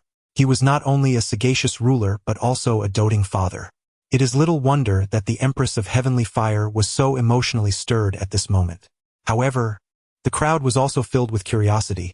Could it be that the Fire Emperor later fell victim to the sinister machinations of the Dark Demon Emperor, Xiaofan? The intricacies of the animosity between the Empress of Heavenly Fire and the Dark Demon Emperor were somewhat elusive to the onlookers, as the Empress had never explicitly spoken of her grievances against Xiaofan. Nevertheless, judging by the attitudes of the Empress and the Fire King, it was evident that there existed an irreconcilable enmity between them and the Dark Demon Emperor. Soon, discussions began to circulate among the crowd regarding the nature of the hatred between Xiaofan and the Empress of Heavenly Fire, Huolinger. The Fire King, overhearing the murmurs, chose not to silence them this time. Instead, he declared with a thunderous voice, "In the past, I treated Xiaofan as a beloved brother, yet he coveted the treasures of my Heavenly Fire Kingdom. Blinded by greed, he caused the Heavenly Fire to spiral out of control during his pursuit, resulting in a catastrophic disaster that claimed the lives of my father and more than half of the innocent citizens of the Imperial City." So that was the case. It appeared that Xiaofan's misdeeds were indeed unforgivable, a veritable catalogue of transgressions. Yes, indeed, Xiaofan deserves to die 1,000 deaths. His sins are beyond redemption. Several cultivators, eager to curry favor with the Fire King and wishing to join the Fire Dynasty, echoed his sentiments. However, many were left pondering. From what they had observed thus far, Xiaofan came across as a paragon of kindness and righteousness, one whom even they, as upright individuals, felt somewhat ashamed to compare against. He hardly seemed like the kind of person capable of such heinous acts. Was it possible that the Heavenly Fire had failed to completely purge Xiaofan of the malevolent consciousness within him, and that he had since fallen entirely under its control? Yet these were merely speculations. The true nature of events could only be unraveled with time. Within the Haotian mirror, Xiaofan and Huolinger returned to the Chang'e Palace. Naturally, Xiaofan could not reside within Huolinger's chambers, so he arranged to stay in a nearby annex. "Royal sister, you have finally returned. Yonger has missed you dearly." As Huolinger showed Xiaofan around the palace, a delicate, cherubic boy leaped into her embrace. Huolinger affectionately ruffled the boy's hair and introduced him to Xiaofan, saying, "This is my younger brother, Huoyang." Xiaofan nodded in acknowledgement. Along the way, Huolinger had already provided him with a comprehensive overview of the royal family. The Fire Emperor was an exceedingly devoted monarch, having only loved one woman throughout his life, Huolinger's late mother, the former empress. Although Huolinger was the third princess, the previous crown prince and second princess had tragically passed away due to unforeseen circumstances. This was the reason for the Fire Emperor's deep affection for his daughter. Regrettably, Huolinger's mother had departed shortly after giving birth to Huoyang. Since then, the Fire Emperor had not sought the company of any other woman. Upon learning of the Fire Emperor's unwavering devotion, Xiaofan felt an increased sense of respect for him. "Royal sister, who is he?" Huoyang's obsidian-like eyes fixed intently on Xiaofan, revealing a hint of animosity. Xiaofan found the situation somewhat amusing. It was evident that this little fellow was consumed by jealousy. "Do not be impolite. This is the master of the crown princess," Huolinger stated solemnly. "Master?" Huoyang's large eyes brimmed with confusion. "Crown princess, you must be deceiving me. His cultivation is even inferior to mine. How could he possibly be the crown princess's master?" Xiaofan could no longer suppress his laughter. The situation was undeniably embarrassing. Children speak without restraint.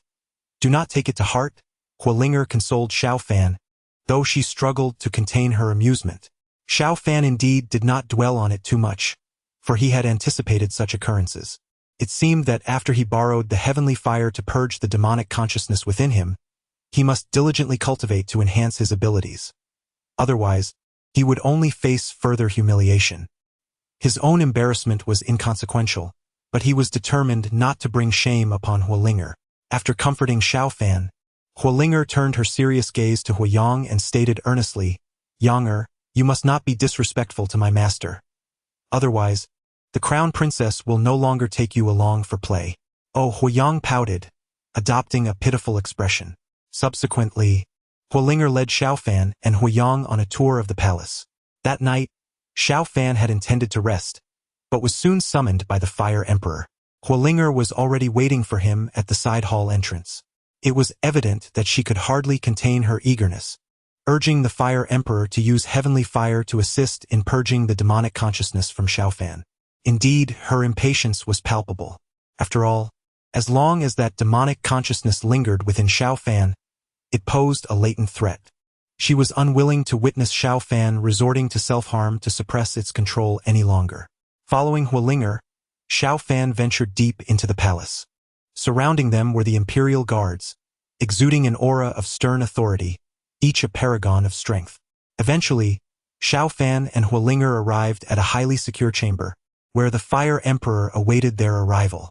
As soon as Xiao Fan entered the chamber, he felt the temperature surge dramatically, and in an instant he was drenched in sweat, struggling to breathe, unable to approach any closer. In the center of the chamber, a blazing crimson-gold flame roared to life. Surely, that was the coveted heavenly fire of the Kingdom of Fire. Huolinger, brimming with excitement, stepped forward to admire the heavenly fire, her mind racing with thoughts of finally ridding Xiao Fan of the demonic consciousness.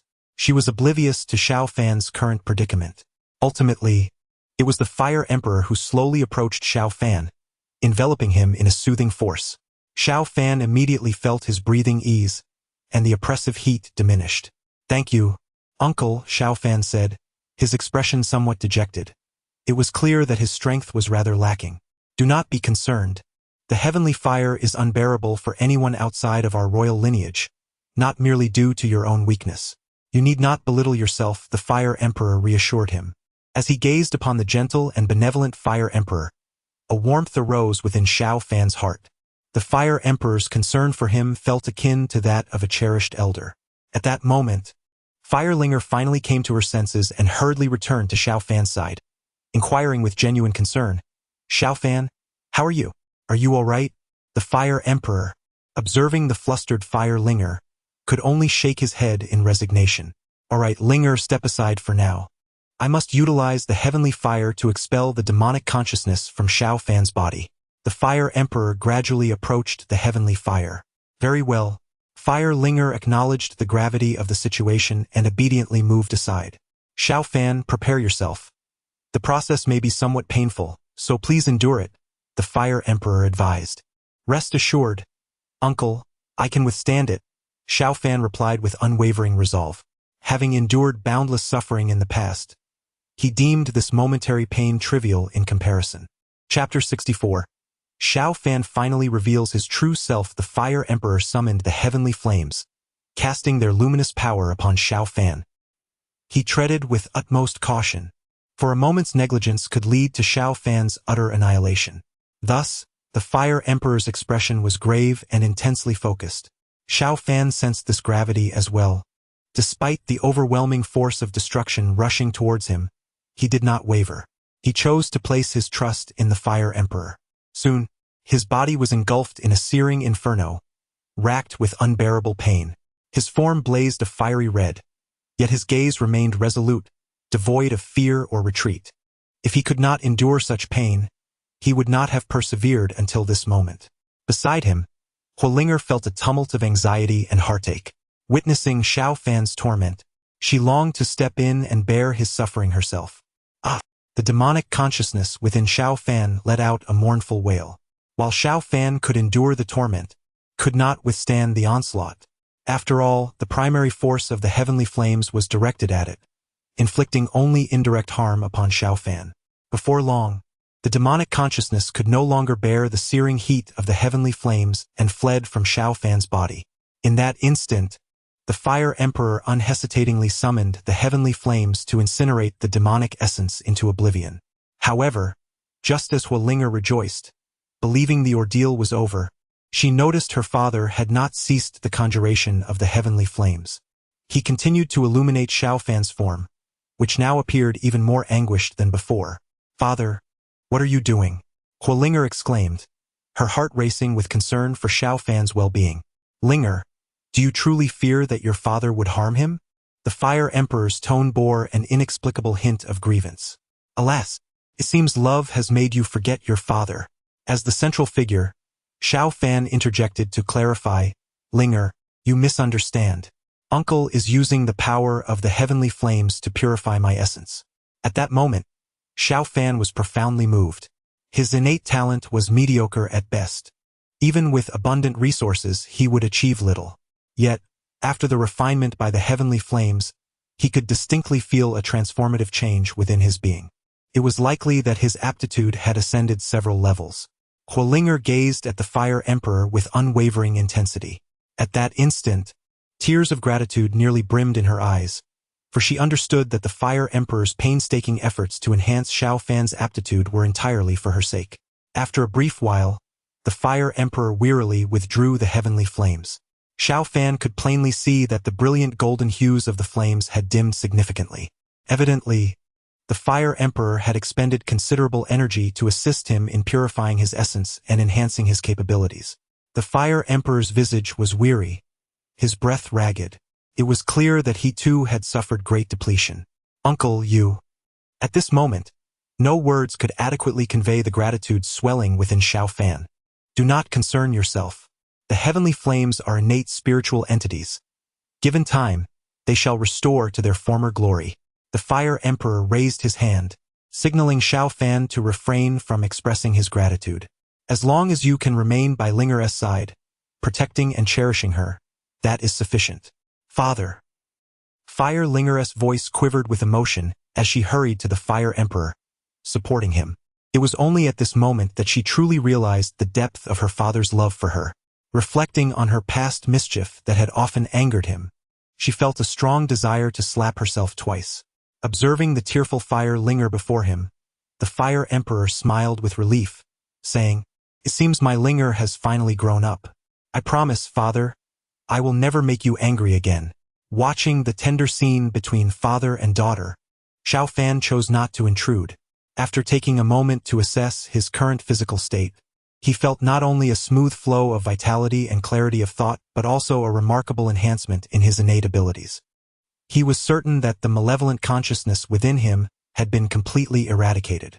At this moment, he felt utterly free, unbound by any constraints. A look of joy and excitement adorned Xiao Fan's face. He could finally live for himself. Outside the Haotian mirror, the onlookers sensed Xiao Fan's heartfelt elation.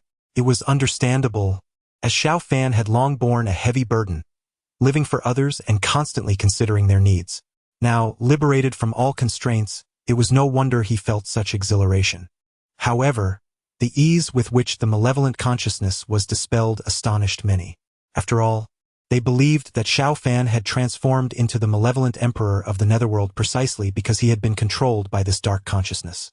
Yet now they were informed that this malevolent force had long ceased to exist.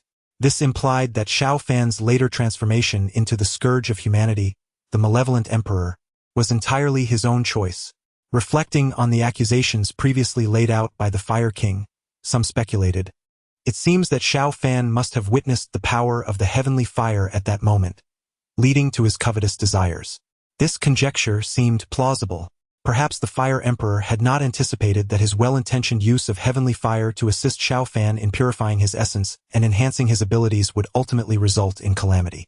It was truly unexpected that the originally kind-hearted Xiao Fan, upon gaining power, succumbed to temptation, gradually descending into the abyss, embracing the path of darkness, and becoming the malevolent emperor, a figure notorious for his malevolence. Some lamented for Xiao Fan, feeling both regret and disappointment. This sentiment was not difficult to comprehend. The former Xiao Fan had simply been constrained, lacking the opportunity to liberate his true nature. It is reasonable to assert that a person can only reveal their authentic self when unencumbered by limitations.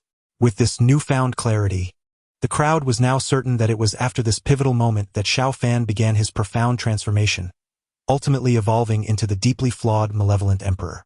With everything understood, the spectators gazed at the joyful and excited smile on Xiao Fan's face reflected in the Haotian mirror, and the feeling was completely transformed. This smile marks the inception of Xiao Fan's transformation. The Empress of Heavenly Fire, Huolinger, gazes at the smiling Xiao Fan within the Haoyin mirror, her eyes filled with vexation and regret. She laments having been entirely absorbed in joy and emotion, utterly oblivious to the shifts in Xiao Fan's demeanor. Had she been aware of his changing mindset at that moment, perhaps she could have averted the unfolding calamity. Alas, to speak of such matters now is utterly futile. As she gazes upon Xiao Fan, now a mere shell of his former self within the primordial imperial city, Huolinger's eyes turn icy, exuding a sense of murderous intent. The more naive she once was, the more resolute she becomes in the present. The Empress of Yaoqi observes the jubilant and excited Xiao Fan in the Haoyin mirror, a cold smirk curling at the corners of her lips. Xiao Fan, you hypocrite! Your true nature has finally been revealed. Chapter 65. The canon of heavenly doctrine recalling the hypocritical demeanor that Xiao Fan once displayed before her. The Empress of the Yaoqi felt a wave of nausea. She exerted tremendous effort, utilizing the supreme powers of the Haoyin mirror to reveal Xiao Fan's memories to the world, intending for all to witness the depths of his hypocrisy, despicability, and utter depravity. Her goal was for Xiao Fan to be remembered with infamy for eternity. Up until now, Xiao Fan had only shown his virtuous side, which had left her feeling exceptionally stifled and infuriated. Had it not been for the necessity of capturing crucial details regarding her husband's soul-nurturing bottle, she would have long since urged the Haoyin mirror to skip over those scenes. Fortunately, she had finally endured to this moment. Xiao Fan was about to reveal his true nature. Now, let the world appreciate the life of Xiao Fan, filled with malevolence. Thousands of miles away, the Empress of Baiming Langruoxue gazed steadfastly at the images projected by the Haoyin mirror. She firmly believed that her master, Xiao Fan, would never become a villain. To her, the excitement and joy radiating from her master were more akin to a sense of liberation. The Empress of Taiyin, Wenyaxian, shared a similar sentiment with Langruoxue. In her eyes, Xiao Fan's smile was more about reconciling with his past, no longer shackled by the memories and ties that once bound him. In this moment, she too felt joy for Xiao Fan's liberation. Even though her place in Xiao Fan's heart had gradually been overshadowed by Huolinger, she bore no resentment. Unbeknownst to her, a crystalline tear slipped down Wenyaxian's cheek. All she wished for was Xiao Fan's enduring happiness. Within the Haoyin mirror, after a brief exchange between the Fire Emperor and his daughter, Huolinger, they departed the secret chamber with Xiao Fan. However, as they stepped outside, a formidable figure awaited them. Brother Emperor, I have heard that you summoned the heavenly fire tonight. What is the reason behind such an act? The commanding tone of the man carried an air of inquiry. Xiao Fan felt a twinge of surprise. How dare this man speak to the Fire Emperor in such a manner? Though he addressed him as Brother Emperor, there remained a distinction between sovereign and subject. Even as the Fire Emperor's blood brother, such a tone was exceedingly disrespectful. It seemed that this man held no respect for the Fire Emperor whatsoever. The Fire Emperor narrowed his eyes slightly and replied with a faint smile, "The news of the Fire Dance King travels swiftly. You learned of my summoning of the heavenly fire rather quickly. Brother Emperor, you misunderstand. I merely happened to pass by," the man replied with an indifferent smile. "Humph! Fire Dance King, do not forget your place. I am the sovereign, and you are the subject. You have overstepped your bounds." The Fire Emperor's aura surged dramatically. "I need not justify my actions to you. Brother Emperor, you exaggerate. I merely fear that some rogue may harbor ill intentions towards our nation's treasured heavenly fire." As he spoke, the man's gaze fell upon Xiao Fan, whose skin was still flushed and had yet to recover. At that moment, Xiao Fan felt as though he were under the predatory gaze of a ferocious serpent. "Uncle, it has been a long time since we last met. You seem to have grown even more handsome."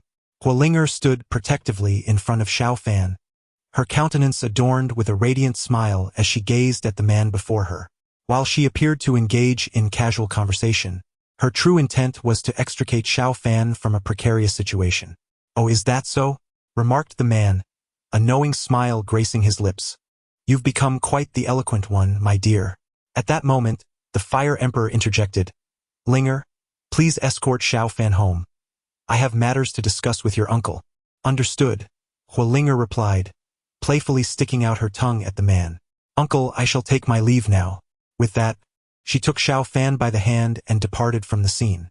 As they made their way back, Huolinger spoke to Xiao Fan. "That man was my uncle, the Fire Dance King. Everyone else fears him, but I do not, although I find him quite detestable. Rest assured, with my father around, he would not dare to harm you." Huolinger beamed with pride, convinced that her father was the mightiest being in existence. Fire Dance King? Xiao Fan furrowed his brow, his expression betraying concern. He perceived the situation with greater depth than Huolinger. It was evident that the Fire Dance King held no fear of the Fire Emperor, suggesting he possessed considerable confidence, to the extent that even the Emperor could not challenge him. Moreover, the exchange between the Fire Dance King and the Fire Emperor indicated that the Emperor's intentions to use the heavenly fire tonight remained concealed from outsiders. Yet, the Fire Dance King awaited them at the door, implying that his agents were already lurking near the Fire Emperor. The circumstances appeared dire. The Fire Emperor had extended immense kindness towards him, and naturally, Xiao Fan felt a sense of worry for the Emperor. However, given that this was a conflict among royalty, he, as an outsider, could offer no assistance. Furthermore, with his current level of cultivation, he feared he would be unable to contribute meaningfully. He had undergone a significant transformation and was no longer the same. It was high time he prioritized his cultivation. The Fire Emperor had aided him greatly, and he could not afford to disappoint him. Tomorrow, he would visit the Royal Library to select a suitable cultivation technique. Upon learning of his intentions, Huolinger offered to accompany him the following day. The next morning, Xiao Fan intended to join Huolinger at the Royal Library to choose an appropriate cultivation technique. To his surprise, however, Huoyang, that impish boy, insisted on tagging along. Xiao Fan had no objections. Although he was ostensibly Huolinger's master, he relied entirely on her guidance for all matters pertaining to cultivation. Admittedly, he found this somewhat difficult to express. Though young, Huoyang possessed exceptional talent. Huolinger had mentioned that she established her foundation at the age of 8, while Huoyang, merely 7, had already reached the foundational stage. His aptitude surpassed even that of Huolinger, rendering him capable of instructing Xiao Fan. Xiao Fan was eager to learn from this delightful young lad about the intricacies of cultivation. To ensure minimal contact between Xiao Fan and his royal sister, Huoyang displayed exceptional enthusiasm towards Xiao Fan. It seemed that, among the three, only Huolinger was displeased. Originally, she had the opportunity to be alone with Xiao Fan, personally guiding him in his cultivation, which would undoubtedly foster a burgeoning affection between them. However, the sudden appearance of Huoyang, acting as an unwelcome third wheel, disrupted her carefully laid plans. Yet, observing the harmonious interaction between Xiao Fan and Huoyang, Huolinger found herself at a loss as to how to intervene and separate them. She could only sulk, pouting her lips in discontent as she trailed behind the two. Upon arriving at the Royal Scripture Repository, Huoyang enthusiastically recommended that Xiao Fan cultivate the same technique as him, a method known as the Fire God Sutra. The very name suggests a strong association with fire attributes. Without a moment's hesitation, Xiao Fan discerned that this technique was ill-suited for him, as it was specifically tailored for individuals like Huoyang and Huolinger, who possessed a natural affinity for fire. After politely declining Huoyang's generous offer, Xiao Fan began to search for a cultivation method that would be more appropriate for himself. It was then, in a rather obscure corner, that he stumbled upon a scripture entitled Heavenly Tao Sutra. Chapter 66. The heavenly scripture only Xiao Fan can comprehend. The way of heaven diminishes the surplus to supplement the deficient. Xiao Fan perused the heavenly scripture, and in an inexplicable manner, he entered an extraordinarily profound state. "What are you looking at, Xiao Fan?" Huolinger inquired, noticing Xiao Fan standing motionless, her curiosity prompting her to lightly tap his shoulder. Xiao Fan, momentarily disoriented, gazed at Huolinger with bewilderment. "What just happened to me?" "Huh?" Huolinger looked at him, puzzled. "I was speaking to you and you didn't respond. Then I saw you lost in thought." "How long was I in a daze?" Xiao Fan asked again. Although Huolinger found his question odd, she answered earnestly, "About half an incense stick's worth of time." "Only half an incense stick?" A sense of astonishment arose within Xiao Fan. Just moments ago, he had been immersed in the heavenly scripture, comprehending the grand principles of the cosmos, as if he had traversed several days of time. Subsequently, as he circulated his vital energy, he was astonished to discover that his cultivation had indeed advanced significantly. Realizing this, Xiao Fan cast another glance at the heavenly scripture, his expression becoming exceedingly solemn. If merely half a moment could equate to several days of cultivation, then this scripture was undoubtedly a priceless treasure. Yet doubts flickered in his mind. Given the immense value of the heavenly scripture, why was it so openly displayed in an inconspicuous corner? As Xiao Fan scrutinized the scripture, he noticed its paper was exceptionally unique. Despite being covered in dust for ages and yellowed with time, it remained entirely intact. What are you so engrossed in? Huolinger, seeing Xiao Fan once again lost in thought, leaned in with curiosity to glimpse the text in his hands. The heavenly scripture? She queried. Xiao Fan, why are you looking at this old book? Old book? Xiao Fan was taken aback. If the heavenly scripture were merely an old book, then nothing in this world could be regarded as a treasure.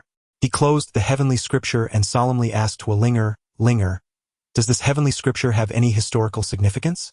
Historical significance? It's just an old book. What significance could it have? Huolinger replied, a hint of impatience in her voice. Xiao Fan, stop fixating on this old book. I found a few cultivation manuals suitable for you. Quickly see if any of them appeal to you. Sighing at her lack of understanding regarding the heavenly scripture's origins, Xiao Fan realized that with this scripture in hand, he had little interest in other cultivation manuals. No need. I shall cultivate using this heavenly scripture, he declared with gravity. Ha! Huolinger thought she misheard him and repeated, Xiao Fan, are you certain you wish to cultivate with this heavenly scripture? Indeed, Xiao Fan affirmed with a nod. But this is not even a proper cultivation manual. Huolinger was at a loss for words. Just because it bears the words heavenly way does not mean it is impressive. In reality, it is merely a convoluted old book. Were it not for its unique paper and considerable age, making it collectible, it would never have been housed within the royal archives. Huolinger earnestly endeavored to persuade him. She does not wish for Xiao Fan to squander his time on the elusive Tao scripture.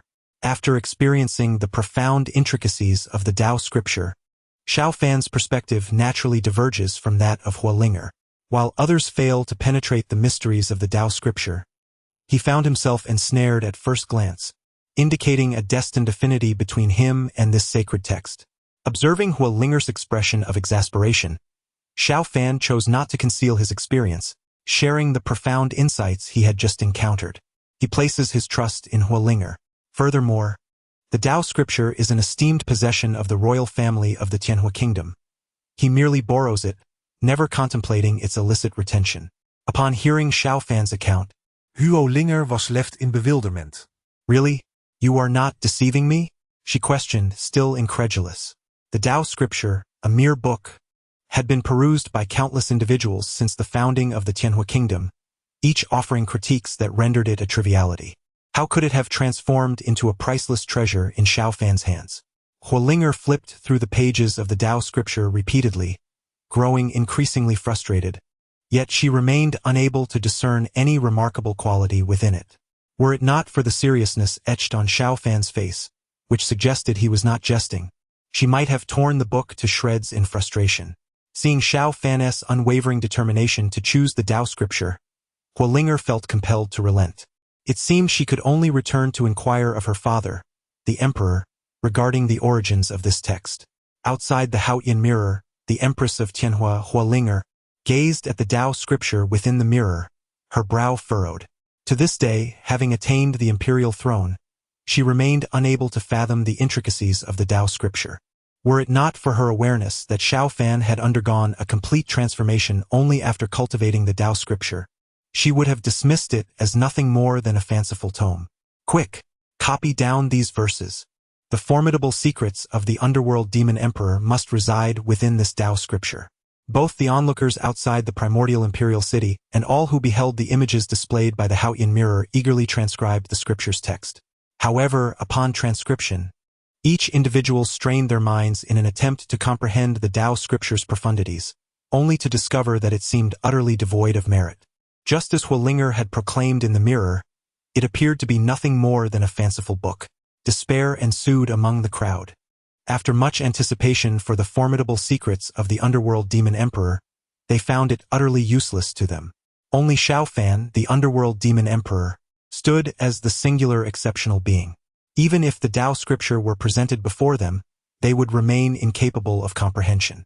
For Xiao Fan, the underworld demon, the scripture was an unparalleled treasure. Yet, for them it was merely a worthless book. At that moment, even the Empress of Yaoqi glared at the Tao scripture within the Haoyan mirror, her teeth clenched in frustration. She realized that she too was unable to grasp the intricacies of the text. Did this imply that she was inferior to Xiao Fan? The Empress of Yaoqi seethed with indignation, yet found herself powerless to change her situation. She could only repeatedly reassure herself that the scripture she practiced, the Heavenly Emperor scripture, far surpassed this Tao scripture. The so-called Taoist scriptures are of little consequence. Thousands of miles away, the northern underworld empress, cold as snow, gazed at the scene unfolding in the Haoyan mirror, feeling a profound sense of relief wash over her. Her face lit up with excitement and fervor. She understood that her master, Xiao Fan, was no ordinary man. Alas, when she later encountered him again, he had already ascended to the formidable status of the Netherworld Devil Emperor. Having not personally witnessed her master's rise, she couldn't help but feel a tinge of regret. Yet now, she was finally able to witness her master Xiao Fan's unparalleled charisma with her own eyes. In that moment, she resembled a devoted admirer, cheering and rallying for her master. Chapter 67.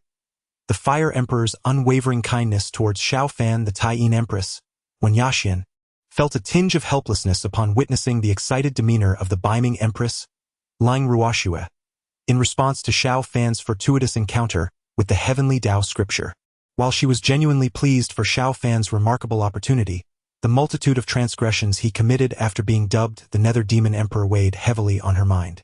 Could it be that every incident harbors hidden truths? She found it hard not to doubt whether all of this was somehow related to the Heavenly Tao scripture. After all, the demonic consciousness within Xiao Fan had been entirely eradicated. Or was it possible that he had truly lost himself along the way? There were many thoughts she dared not entertain, nor did she wish to dwell upon them. In this regard, she lacked the unwavering resolve exhibited by Lang Ruoxue. Yet, regardless of the truth, Xiao Fan had now been rendered a mere shell of his former self. She was determined to exhaust every effort to rescue him, even if it was solely to repay the kindness he had once shown her. With this thought, Taiyin Empress Wen Yaxian fortified her resolve and lent her full support to Lang Ruoxue in her quest to restore her powers. Within the Haoyan mirror, in an effort to uncover the origins of the Heavenly Tao scripture, Huolinger first sent Huoyang back and then took Xiao Fan to seek out the Fire Emperor. Upon learning that Xiao Fan had chosen this particular scripture, the Fire Emperor was taken aback. He initially intended to advise Xiao Fan to select another cultivation technique. However, after hearing about Xiao Fan's profound experiences, astonishment flickered in the Fire Emperor's eyes. The brief duration of merely half a stick of incense had equated to several days of cultivation. Such an extraordinary experience was nothing short of astonishing. Should this information be disseminated, it was impossible to predict the turmoil it might unleash.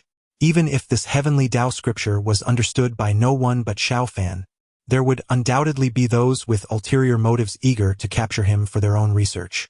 The Fire Emperor recognized the gravity of the situation and solemnly warned Xiao Fan and Huolinger that, aside from the three of them, no one else must ever learn of this matter. As for the origins of the Heavenly Tao scripture, the Fire Emperor pondered for a moment before speaking slowly. The origins of the scripture are beyond investigation. It has existed since the inception of the Tianhua Kingdom. Xiao Fan, since you are the sole individual capable of comprehending its profundities, it signifies that you are destined to be its chosen one. Should you encounter any difficulties during your subsequent cultivation, do not hesitate to seek me out, and I shall impart all my knowledge to you. The Fire Emperor regarded Xiao Fan with profound sincerity, akin to how one would treat a cherished descendant. Thank you, uncle. Xiao Fan expressed his heartfelt gratitude. His heart brimmed with appreciation, as he once again found a sense of familial connection in the presence of the Fire Emperor. However, noticing the Fire Emperor's somewhat fatigued expression, Xiao Fan couldn't help but recall the Fire Dance King from the previous night, pondering what discussions had transpired between them thereafter. He had initially intended to inquire if there was any way he could assist. Yet, as he opened his mouth, the words caught in his throat. Given his current low cultivation level, even if the Fire Emperor truly required assistance, he could offer little aid. He resolved to speak up only after his cultivation had improved. With this thought, Xiao Fan silently vowed to himself. He must diligently cultivate, not to disappoint the fiery monarch for his generous care. Upon returning, Xiao Fan devoted himself wholeheartedly to his training. With the Tao scripture, his progress in cultivation surged remarkably. However, Fire Linger felt quite vexed. Since Xiao Fan's return, he had not ventured outside for several consecutive days, making it difficult for her to see him even once. When he finally emerged, Fire Linger had hoped to take him on a delightful excursion within the Imperial City, only to discover that his intentions lay elsewhere, seeking guidance from the Fire Emperor regarding his cultivation queries. "Thank you, Uncle, for your invaluable insights. The questions that have troubled me for so long have now been clarified." Xiao Fan sincerely expressed his gratitude to the Fire Emperor. "Your recent progress has far exceeded my expectations. Do not be overly anxious. Cultivation is an incremental journey, not one to be rushed." The Fire Emperor generously shared his experiences, guiding Xiao Fan towards the right path in cultivation. Though they bore no formal title of master and disciple, Xiao Fan had already regarded the Fire Emperor as both a mentor and a family member in his heart. Watching the two ignore her presence, Fire Linger felt a twinge of annoyance, yet she understood that it was not the right moment to interrupt. Thus, she could only sulk in solitude. Outside the Haotian mirror, the Fire Empress Fire Linger displayed a complex expression. The memories of those past moments now appeared so beautiful.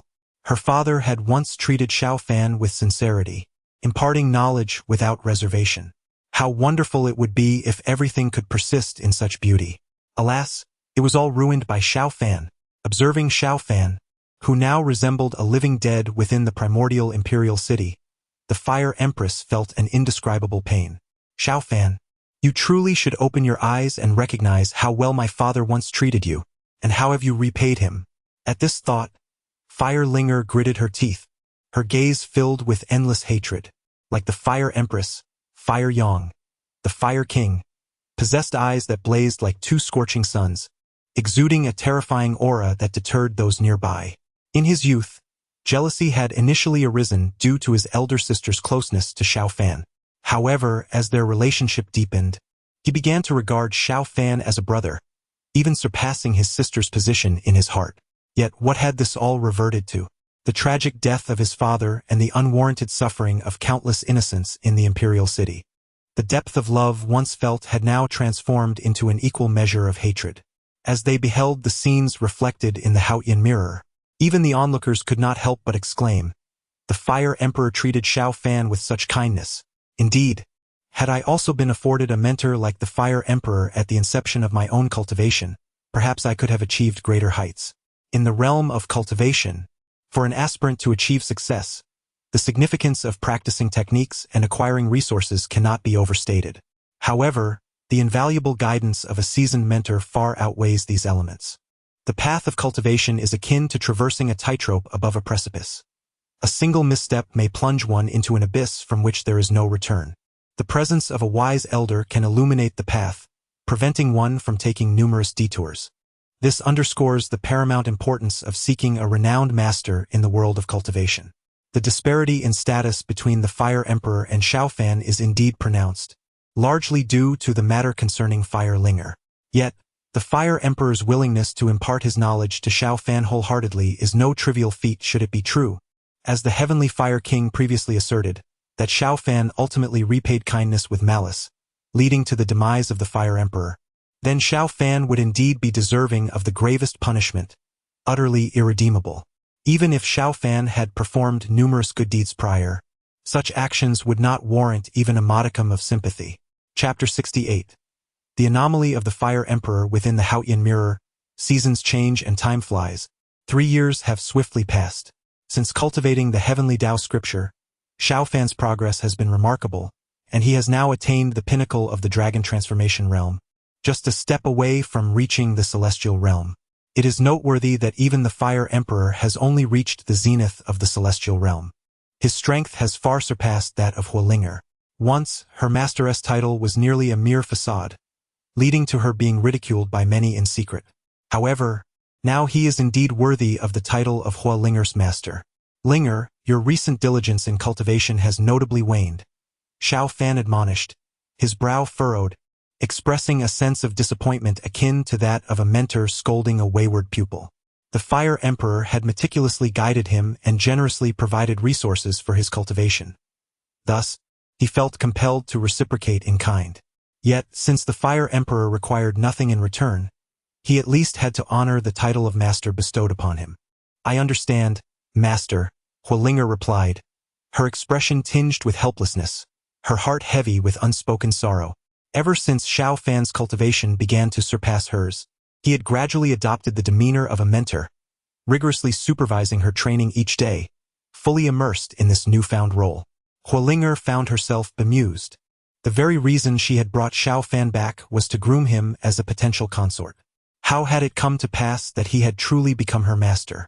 When would this peculiar situation come to an end? Master Xiao, it seems my cultivation has once again made a breakthrough, Huiyang exclaimed joyfully, bounding towards Xiao Fan in search of praise. 3 years had elapsed, and Huiyang had grown into a youthful lad. The bond between him and Xiao Fan had evolved into that of brothers. Due to Xiao Fan's daily teachings to Huolinger, Huiyang had also joined their training sessions, addressing Xiao Fan as master just like Huolinger. Seeing Huiyang's progress, Xiao Fan's furrowed brow finally began to relax. You are doing splendidly, Younger. Continue to strive forward and aim for further improvement. Yes, I will certainly surpass my elder sister soon, Huiyang replied, beaming with enthusiasm. Huolinger chuckled softly at his words, clearly amused. In her eyes, it seemed impossible for her to be outdone by Huiyang. Yet, watching this little traitor, Huolinger felt a twinge of discomfort. Previously, Huiyang had always been her devoted shadow, but at some point, he had shifted his allegiance to Xiao Fan. It seemed she had completely lost her favor. Noticing Huolinger's lack of ambition and her sarcastic demeanor, Xiao Fan's expression hardened. If you continue to be so negligent, it won't be long before Huiyang truly surpasses you. I know, it's so irritating, Huolinger retorted, her annoyance evident as she waved her hand dismissively. In Xiao Fan's mind, Huiyang's standing had likely eclipsed hers, which left her feeling quite vexed. Observing this, Xiao Fan shook his head in resignation. Sometimes relentless pressure is not the best approach. It is essential to ease up a little. After a moment of contemplation, Xiao Fan remarked, there is a temple fair in the city today. Would you like to join me for a stroll? I want to go. I want to go. Huoyang exclaimed excitedly. Xiao Fan affectionately ruffled Huiyang's hair, anticipating his enthusiasm. However, his words were primarily directed towards Huolinger. He then turned to Huolinger with an inquiring gaze. Huolinger felt somewhat embarrassed, having just quarreled with Xiao Fan. Yet, her heart fervently yearned to attend the fair, especially alongside him. Clearing her throat, Huolinger haughtily declared, this princess shall reluctantly accompany you for a brief outing. Upon hearing this, a smile graced Xiao Fan's lips. Please wait a moment. I must inform my uncle. After all, it was imperative to notify the Fire Emperor before escorting a prince and a princess out of the palace. Xiao Fan made his way to the imperial study without hindrance. However, after a prolonged wait for the attendant to announce him, he received no response, despite sensing the Fire Emperor's presence within. Finally, after what felt like an eternity, the attendant conveyed that he could enter. With a hint of confusion, Xiao Fan stepped into the study. The Fire Emperor was seated at his desk, reviewing memorials as usual, and greeted Xiao Fan with a smile upon his entrance. Nevertheless, Xiao Fan keenly detected a hint of disarray in the Fire Emperor's aura. Uncle, you... Xiao Fan began, but was interrupted by the Emperor, who said, it's nothing, just a minor mishap during my meditation. No cause for concern. Xiao Fan fell silent, acutely aware that the Fire Emperor was likely facing a significant issue, contrary to his nonchalant assertion. Yet, even with this understanding, there was little he could do to assist the Emperor, who, as a sovereign, held his dignity in high regard. Since the Fire Emperor chose not to elaborate, Xiao Fan refrained from probing further. The emperor regarded Xiao Fan with appreciation, recognizing his intelligence and remarkable progress in cultivation. He understood that Xiao Fan was perceptive enough to grasp the situation, yet chose to preserve the emperor's pride. This was a testament to the wisdom of his investment in Xiao Fan's upbringing. The emperor had nurtured Xiao Fan not only because Huolinger adored him and wished for him to be a worthy match for her, but also because he discerned Xiao Fan's inherent kindness and integrity. Furthermore, Xiao Fan's ability to comprehend the profound intricacies of the Tao and ascend to the ranks of top-tier cultivators was a delightful surprise. With Xiao Fan by Huolinger and Huiyang's side, the emperor felt a sense of reassurance. The Fire Emperor then inquired, "Did you come to see me for a specific purpose today?" Xiao Fan promptly conveyed his intention to take Huolinger and Huiyang out of the palace to attend the temple fair. The emperor nodded in response, acknowledging, "Cultivation can indeed be a tedious endeavor. It is no wonder Linger has become increasingly lethargic. She should take the opportunity to relax." With the emperor's consent granted, Xiao Fan prepared to depart. Before departing, Xiao Fan spoke solemnly to the Fire Emperor. "Uncle, should you require any assistance, do not hesitate to ask." Upon hearing this, the Fire Emperor was momentarily taken aback. Then a look of appreciation graced his features. "Your intentions are commendable. Now go, they must be waiting anxiously." Xiao Fan did not linger this time and left the imperial study directly. However, a sense of unease lingered within him, an ominous premonition that he could not shake off. Even while accompanying Huolinger and Huiyang to the temple fair, his mind drifted elsewhere. "Master, do you think this fox mask looks good on me?"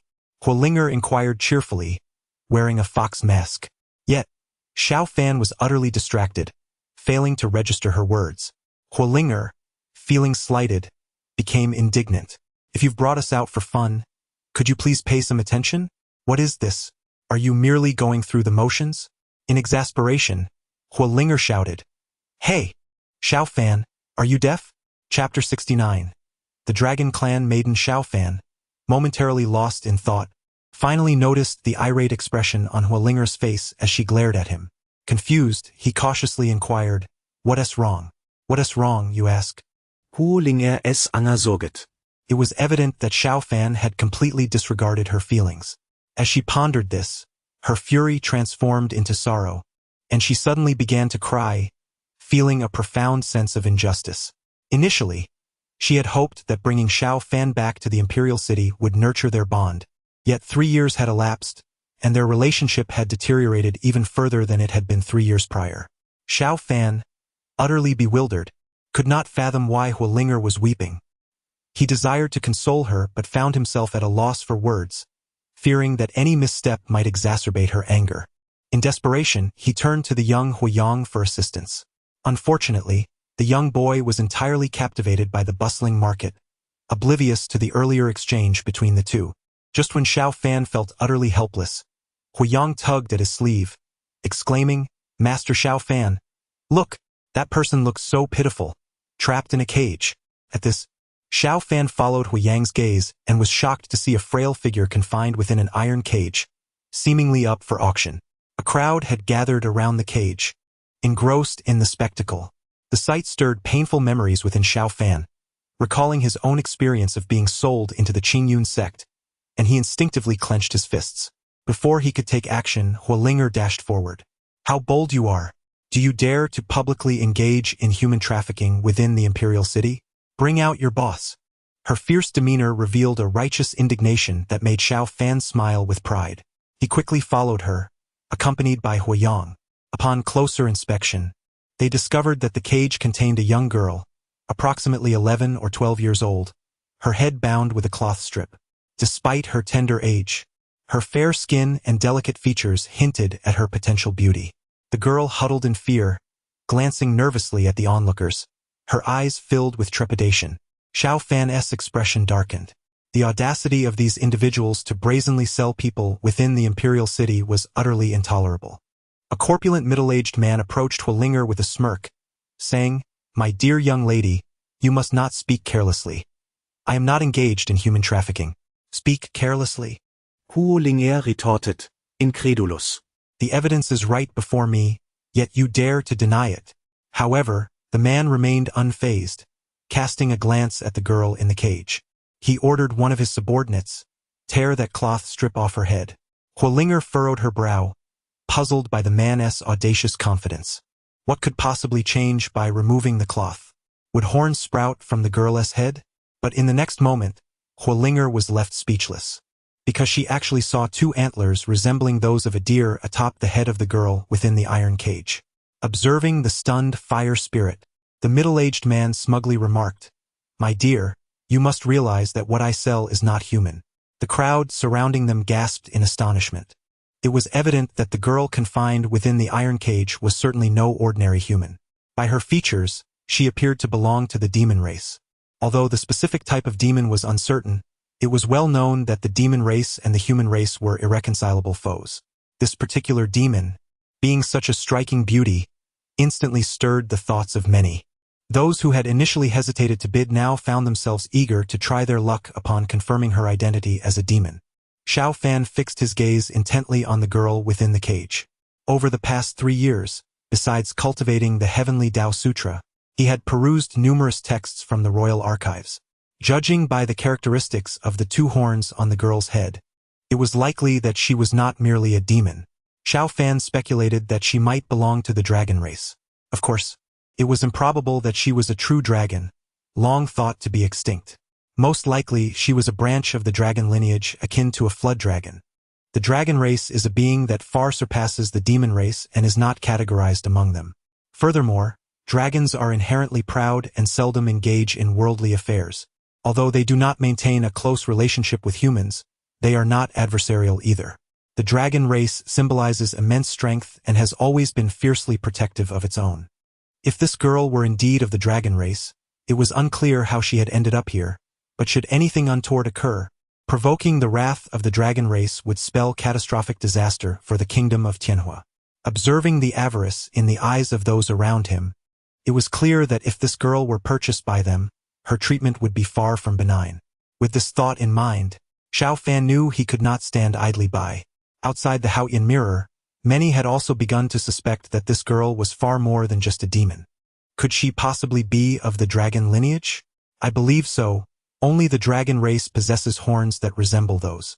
Goodness, if this girl truly belongs to the dragon race and falls into the hands of these vile individuals, one can only imagine the retribution that would ensue from the dragon race. In the void above, the Fire Empress, Hualinger, watched the girl in the Haoyan mirror, her jaw clenched and hands unconsciously tightening as she suppressed her inner resentment. It was indeed true that the girl was of the dragon race. Moreover, it was she, not Xiao Fan, who had saved this dragon girl. In the years that followed, she had regretted her decision to rescue the dragon girl countless times. Had she not intervened, she might not have had to witness Xiao Fan escaping right beneath her nose. Years ago, Xiao Fan had sought to seize the heavenly fire, resulting in a great calamity that claimed the life of his father and half the innocent populace of the imperial city. Yet Xiao Fan himself had sustained grave injuries. Alone, he could not have escaped. Just as he seemed destined to be captured, the dragon girl revealed her true form and rescued him. To this day, the memory still haunted her. If she were to encounter the Dragon Clan maiden once more, she would surely rend her limbs and flay her skin to release the pent-up grievances accumulated over the years. Suddenly, the void quivered. A figure cloaked in black appeared in the ethereal expanse. All eyes were drawn to this enigmatic silhouette, the black-robed Empress. Many recognized her identity with exclamations. This Empress is the most mysterious among the 7, her origins and true visage shrouded in secrecy. It is known that she always appears draped in a black robe, earning her the reverent title of the Black-Robed Empress. How could the Black-Robed Empress suddenly reveal herself? The Celestial Fire Empress, Hualinger, also regarded her with a hint of perplexity. This enigmatic figure seldom graces the world with her presence, making her sudden appearance truly astonishing. In the next moment, the black-robed Empress slowly placed her hand upon her robe, as if intending to unveil it. Noticing this movement, a wave of excitement rippled through the crowd. Could they be fortunate enough to behold the true form of the black-robed Empress? Chapter 70. Remember my name. I am Hualinger. The crowd held their breath, as if time itself had come to a standstill. Slowly, the black-robed empress lifted the veil that cloaked her form. In the next moment, when all eyes beheld her true visage, they gasped in disbelief, their mouths agape as though they were choking. How could this be possible? Numerous voices erupted in incredulous exclamations. She. Some were so astonished that they found themselves speechless. As they had anticipated, the black-robed empress had always donned her dark attire, concealing her true appearance, not due to any unsightliness. After all, any practitioner who had undergone the rigorous refinement of body and spirit could hardly be deemed unattractive, particularly female cultivators who placed great emphasis on their beauty. The empress's countenance was undoubtedly breathtaking, flawless in every regard. Yet, her features bore an uncanny resemblance to the dragon maiden they had glimpsed moments ago in the Haoyin mirror. If it were merely a matter of similar looks, it would suffice. However, the black-robed empress possessed a pair of horns upon her forehead that mirrored those of the dragon maiden perfectly. The timing of her revelation was all too deliberate. Everything pointed to one conclusion. The black-robed empress was indeed the dragon maiden depicted in the Haoyin mirror. Perhaps it would be more fitting to refer to her as the dragon empress. The revelation was nothing short of astonishing. The dragon maiden who had once been confined within a cage had now ascended to the esteemed status of an empress revered by the world. The disparity was akin to the difference between heaven and earth, rendering it nearly inconceivable. The crowd remained unaware of the events that had transpired between the dragon empress, Xiao Fan, and Huolinger, thus their excitement was purely visceral. In contrast, Huolinger, the empress of heavenly fire, found herself in a different state of mind. Moments prior, she had been contemplating the need to flay the former dragon maiden, should their paths cross again, to vent the resentment that had accumulated within her heart over the years. Yet, to her astonishment, as soon as that thought had crossed her mind, the very dragon maiden she had envisioned appeared before her. However, the once vulnerable dragon maiden now stood as an emperor-level powerhouse, on par with her among the 7 great empresses. Particularly, the dragon race was renowned for their formidable physicality. Among the other 6 empresses, even the exalted Yaoqi Empress would be at a disadvantage without the assistance of the Haoyin mirror. Yet, the Dragon Empress was unparalleled in her physical prowess and formidable defense. It was said that the top-tier dragons made their nests in volcanic craters, bathing in magma as if it were a mere bath, inherently resistant to high temperatures. Moreover, her cultivation was aligned with the fire element. Should a confrontation arise, it would likely be highly disadvantageous for Huolinger. Thus, she resolved to exercise caution and refrain from acting recklessly until she was fully prepared. However, the sudden appearance of the Dragon Empress raised questions. What were her intentions? Did she wish to rescue Xiao Fan once more, as she had before? Yet, Huolinger could not help but feel perplexed. If the Dragon Empress's goal was indeed to save Xiao Fan, why had she previously allied with the other 6 empresses to suppress him? In summary, before discerning the true intentions of the Dragon Empress, it is unwise for her to act impulsively. Instead, she must remain vigilant. The Fire Empress cast a discreet glance at the Fire King, who understood her intent and quietly commanded the entire Fire Shaman army to keep a watchful eye on the Dragon Empress's every move. In the void above, the Yaoqi Empress initially paid little heed to the sudden appearance of the Dragon Empress. However, upon realizing that the Dragon Empress was the very girl confined within the iron cage in the Haoyin mirror, her demeanor shifted to one of inexplicable irritation. How could such a lowly being be ranked alongside her as one of the 7 great empresses?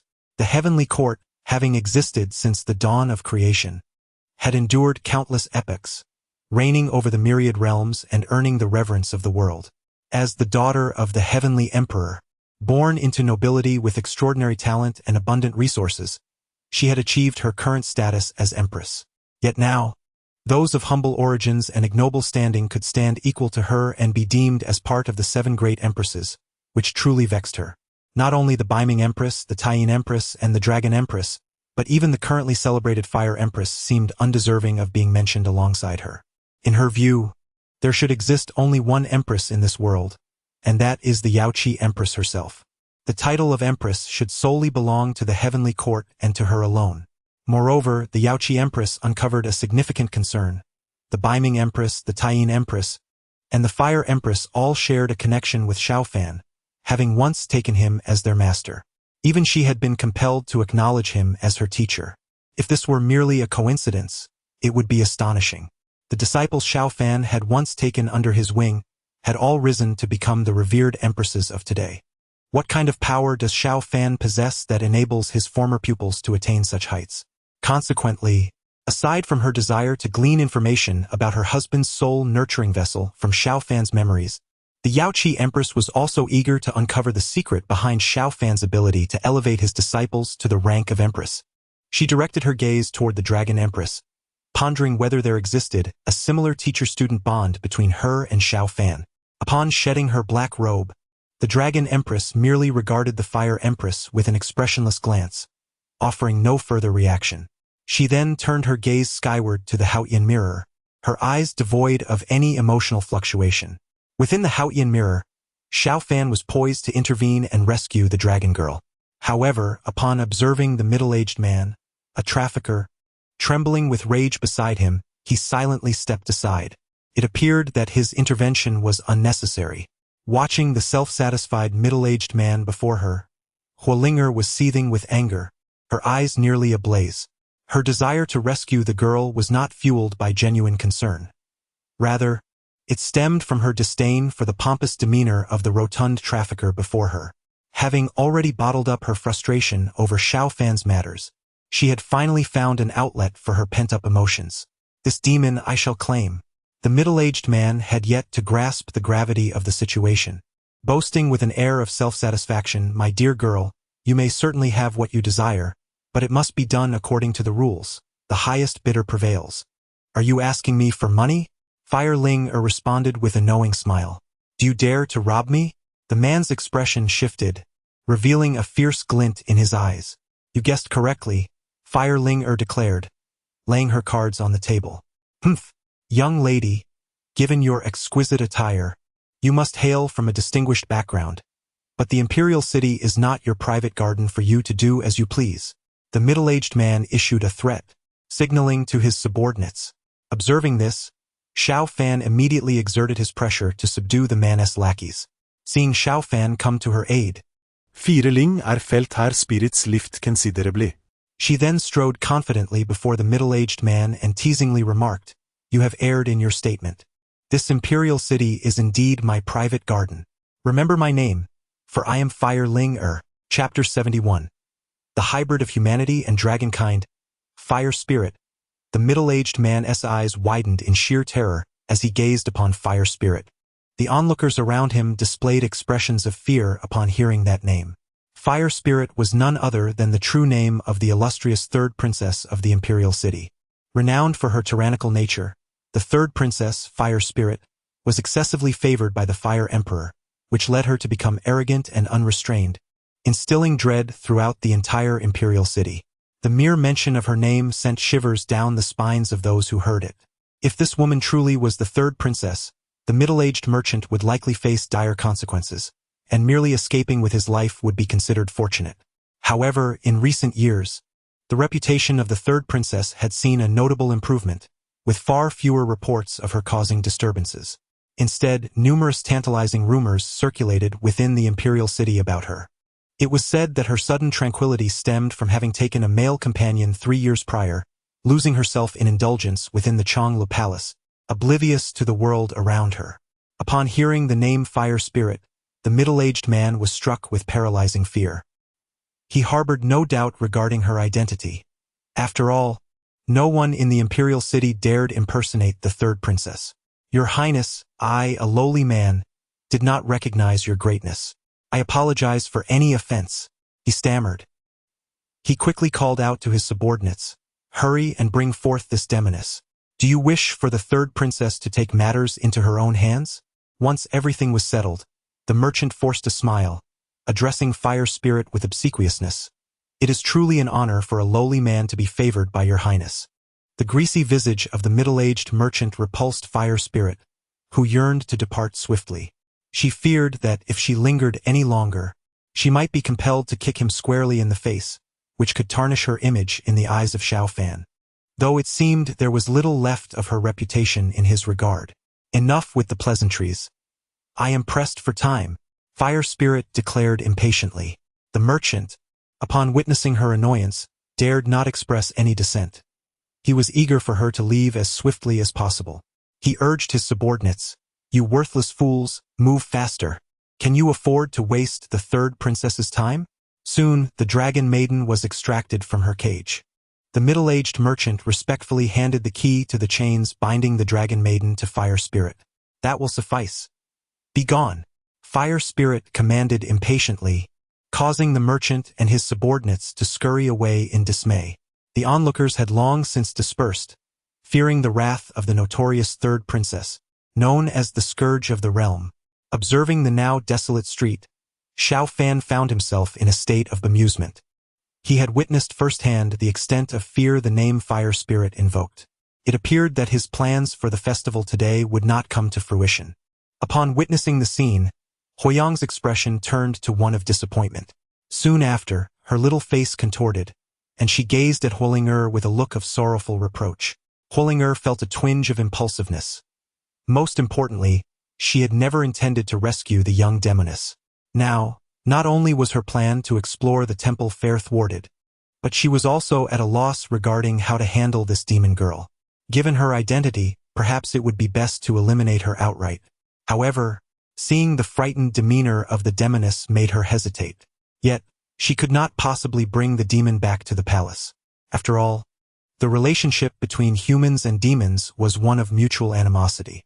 Even in her recklessness, she was aware of this fundamental truth. Helpless, Huolinger decided to leave this dilemma to Xiao Fan, for he was her master. Who else would she burden with the task? Unfortunately for Xiao Fan, this was hardly a challenge. He took the key from Huolinger's hand and directly unlocked the shackles binding the dragon girl.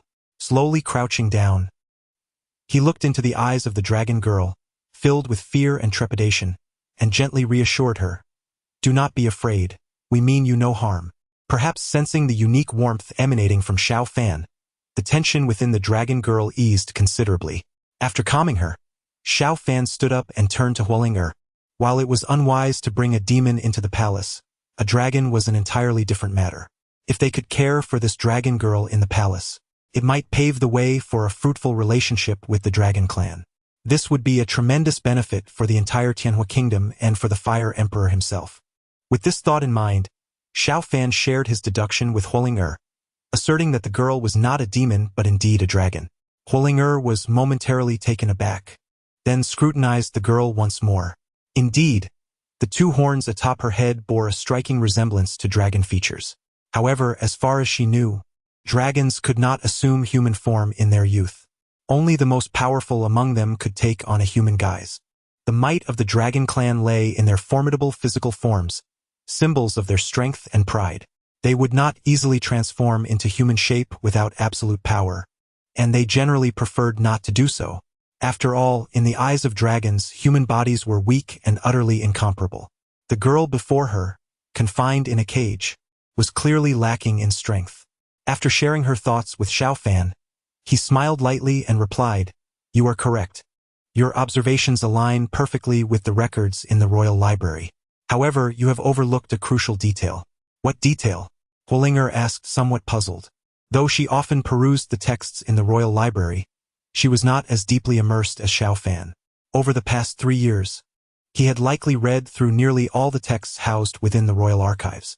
Xiao Fan, without any pretense, spoke solemnly. If she is of mixed heritage between the human race and the dragon clan, she would have manifested in human form since childhood. It is only after the awakening of her dragon bloodline that she can truly transform into her dragon form. You say she is a hybrid of human and dragon? Fire Linger's expression reflected a degree of astonishment. If this were indeed the case, it would be utterly astonishing. The dragon clan is inherently a species with an exceedingly low reproductive rate, and a hybrid with the human race is an even rarer occurrence.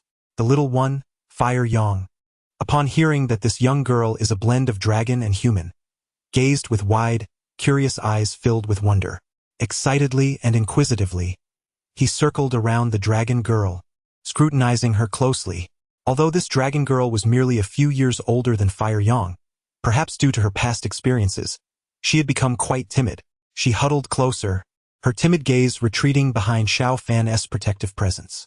Chapter 72. the reminder from the Fire Dance King outside the Haotian mirror. The onlookers were taken aback by the unfolding scene. They were astonished to discover the intricate ties between the Dragon Empress and the Fire Empress. Indeed, had it not been for the intervention of the Fire Empress, the Dragon Empress might have faced dire consequences. It is not an exaggeration to assert that without the timely assistance of the Fire Empress, the current Dragon Empress may not have existed at all. Given such a monumental act of salvation, one would presume that the relationship between the two empresses would be exceedingly close. However, the apparent distance between them suggested otherwise. Upon her arrival, the Dragon Empress merely cast a fleeting glance at the Fire Empress, offering no further acknowledgement, clearly indicating that their relationship was far from amicable. It seemed inconceivable that such a significant debt of gratitude could fail to bridge the gap between two individuals. Or perhaps, subsequent events had transpired that led to a rift between the Dragon Empress and the Fire Empress? Human nature is inherently inquisitive, and gossip surrounding the two empresses was particularly tantalizing. Everyone was eager to uncover the events that had unfolded.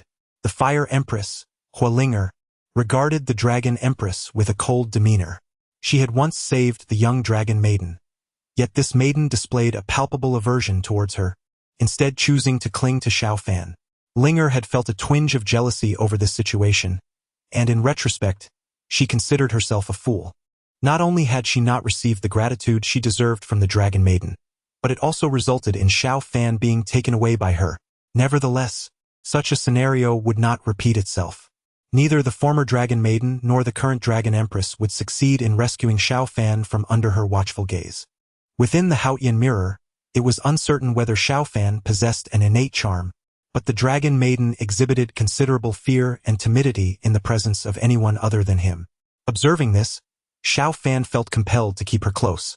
Upon returning to the palace, he intended to report the matter to the royal court, but the Dragon Maiden clutched tightly to his garments, unwilling to let him depart. Her eyes were filled with trepidation, fearing abandonment. Reluctantly, Xiao Fan decided to stay and soothe her until she eventually succumbed to exhaustion and fell asleep, allowing him the opportunity to inform the Fire Emperor. Linger, I would appreciate it if you could watch over her, Xiao Fan instructed before his departure. Very well, Linger replied reluctantly. Witnessing Xiao Fan's attentive care for the Dragon Maiden stirred a hint of jealousy within her. Yet, the maiden was merely a child of 11 or 12.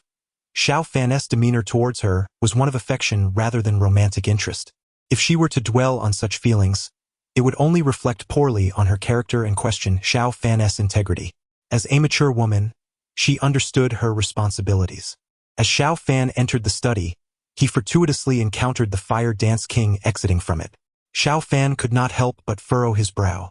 Having resided in the Imperial Palace for 3 years, he had gained a more profound understanding of Prince Huowu. The prince was the half-brother of the Fire Emperor, possessing both literary and martial prowess that rivaled the Emperoress. However, as he was not born of the primary consort, he ultimately lost the struggle for the throne to the Fire Emperor.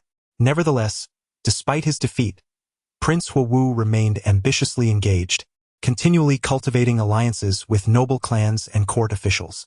Over the years, his prestige in the kingdom of Tianhua had even come to rival that of the Fire Emperor. It was solely due to the emperor's benevolence and reluctance to see brothers turn against one another that he had consistently granted Prince Huowu leniency. Furthermore, Xiao Fan understood that unless matters of great significance arose, Prince Huowu rarely entered the palace. Thus, encountering him outside the imperial study raised suspicions of an unusual occurrence. Additionally, the prince bore a hint of concern etched upon his brow, a sight that struck Xiao Fan as exceedingly rare. Xiao Fan halted in his tracks and acknowledged Prince Huowu. The prince likewise paused and turned his gaze toward Xiao Fan. After scrutinizing him carefully, a flicker of surprise appeared in his eyes. Xiao Fan, I pride myself on my discerning eye, yet I must admit I misjudged you. It seems my elder brother was indeed wise to employ the Tianhua to assist you. You are truly a prodigious talent.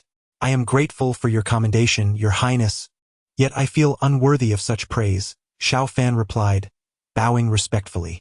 After extolling Xiao Fan, Prince Huowu unexpectedly sighed deeply. Xiao Fan, I know my elder brother holds you in high regard. I implore you to advise him against committing grave errors. With that, The prince brushed his sleeve and departed. Xiao Fan was left somewhat bewildered. To counsel the Fire Emperor against making grave mistakes? He could not fathom what this meant. In his eyes, the Fire Emperor was an exceedingly wise and benevolent ruler. If such a sagacious monarch were to act knowingly against reason, how could he possibly offer counsel? Moreover, compared to Prince Huowu, he clearly placed greater trust in the emperor's virtue. Perhaps this was merely a ploy by Prince Huowu to sow discord. Shaking his head, Xiao Fan ceased to ponder the meaning behind the prince's words. After receiving the summons, Xiao Fan entered the imperial study. Xiao Fan, did you not take Linger and Younger to the temple fair? Why have you returned so soon? The Fire Emperor inquired, a hint of confusion on his face. Xiao Fan did not respond immediately but instead observed the emperor closely. The emperor appeared unchanged from his usual self, and the earlier disarray of his aura had vanished without a trace. It seemed the emperor was indeed in good spirits. Although he harbored reservations about Prince Huowu's words, he also worried about the possibility of the emperor encountering unforeseen troubles. Now, seeing no signs of abnormality, he felt a weight lift from his heart. He then proceeded to inform the emperor about the matter concerning the Dragon Clan girl. The Fire Emperor listened intently, his expression turning grave. The Dragon Clan was synonymous with power. Even without training, an adult dragon could rival a human cultivator at the transformation stage. The essence of the dragon transformation realm lies in the physical form that can rival that of the dragon race, while they are, in fact, the true dragons. Among the dragon lineage, there exist exceptional beings whose strength, upon reaching maturity, can ascend to the Saint Realm. The Saint Realm has been a legendary existence from ancient times to the present. Since the establishment of the Tianhua Kingdom, its most formidable warriors have barely reached the pinnacle of the celestial realm, never able to touch the threshold of the Saint Realm. Yet, he has pursued this goal for many years and has recently faintly perceived a glimmer of opportunity to break through to the Saint Realm. The Fire Emperor places considerable trust in Xiao Fan. Since Xiao Fan claims that the young girl is of the dragon lineage, and an exceedingly rare hybrid at that, it is only right to take good care of her. Should the dragon race come seeking her, there will be an account to provide. Xiao Fan, given that the dragon girl relies on you so profoundly, it is your duty to watch over her diligently. Rest assured, uncle, I shall not fail in my mission, Xiao Fan solemnly assured. Very well, if there are no further matters, you may take your leave, the Fire Emperor stated. Xiao Fan nodded, and then respectfully withdrew. After Xiao Fan's departure, the Fire Emperor's complexion paled, and his aura became exceedingly turbulent. Is the Saint Realm truly that elusive? He murmured, his gaze tinged with melancholy. Yet, suddenly, the Fire Emperor's eyes became wild with fervor. No, I refuse to believe it. Chapter 73. The promise of the Fire Dance King. In the days that followed, an air of tranquility enveloped everything. Xiao Fan had long since forgotten the words spoken by the Fire Dance King. His daily routine consisted of instructing Huolinger and Huoyang in their cultivation, while the condition of the Dragon Maiden gradually improved. Although she remained timid and fearful of others, she began to find her voice, albeit hesitantly.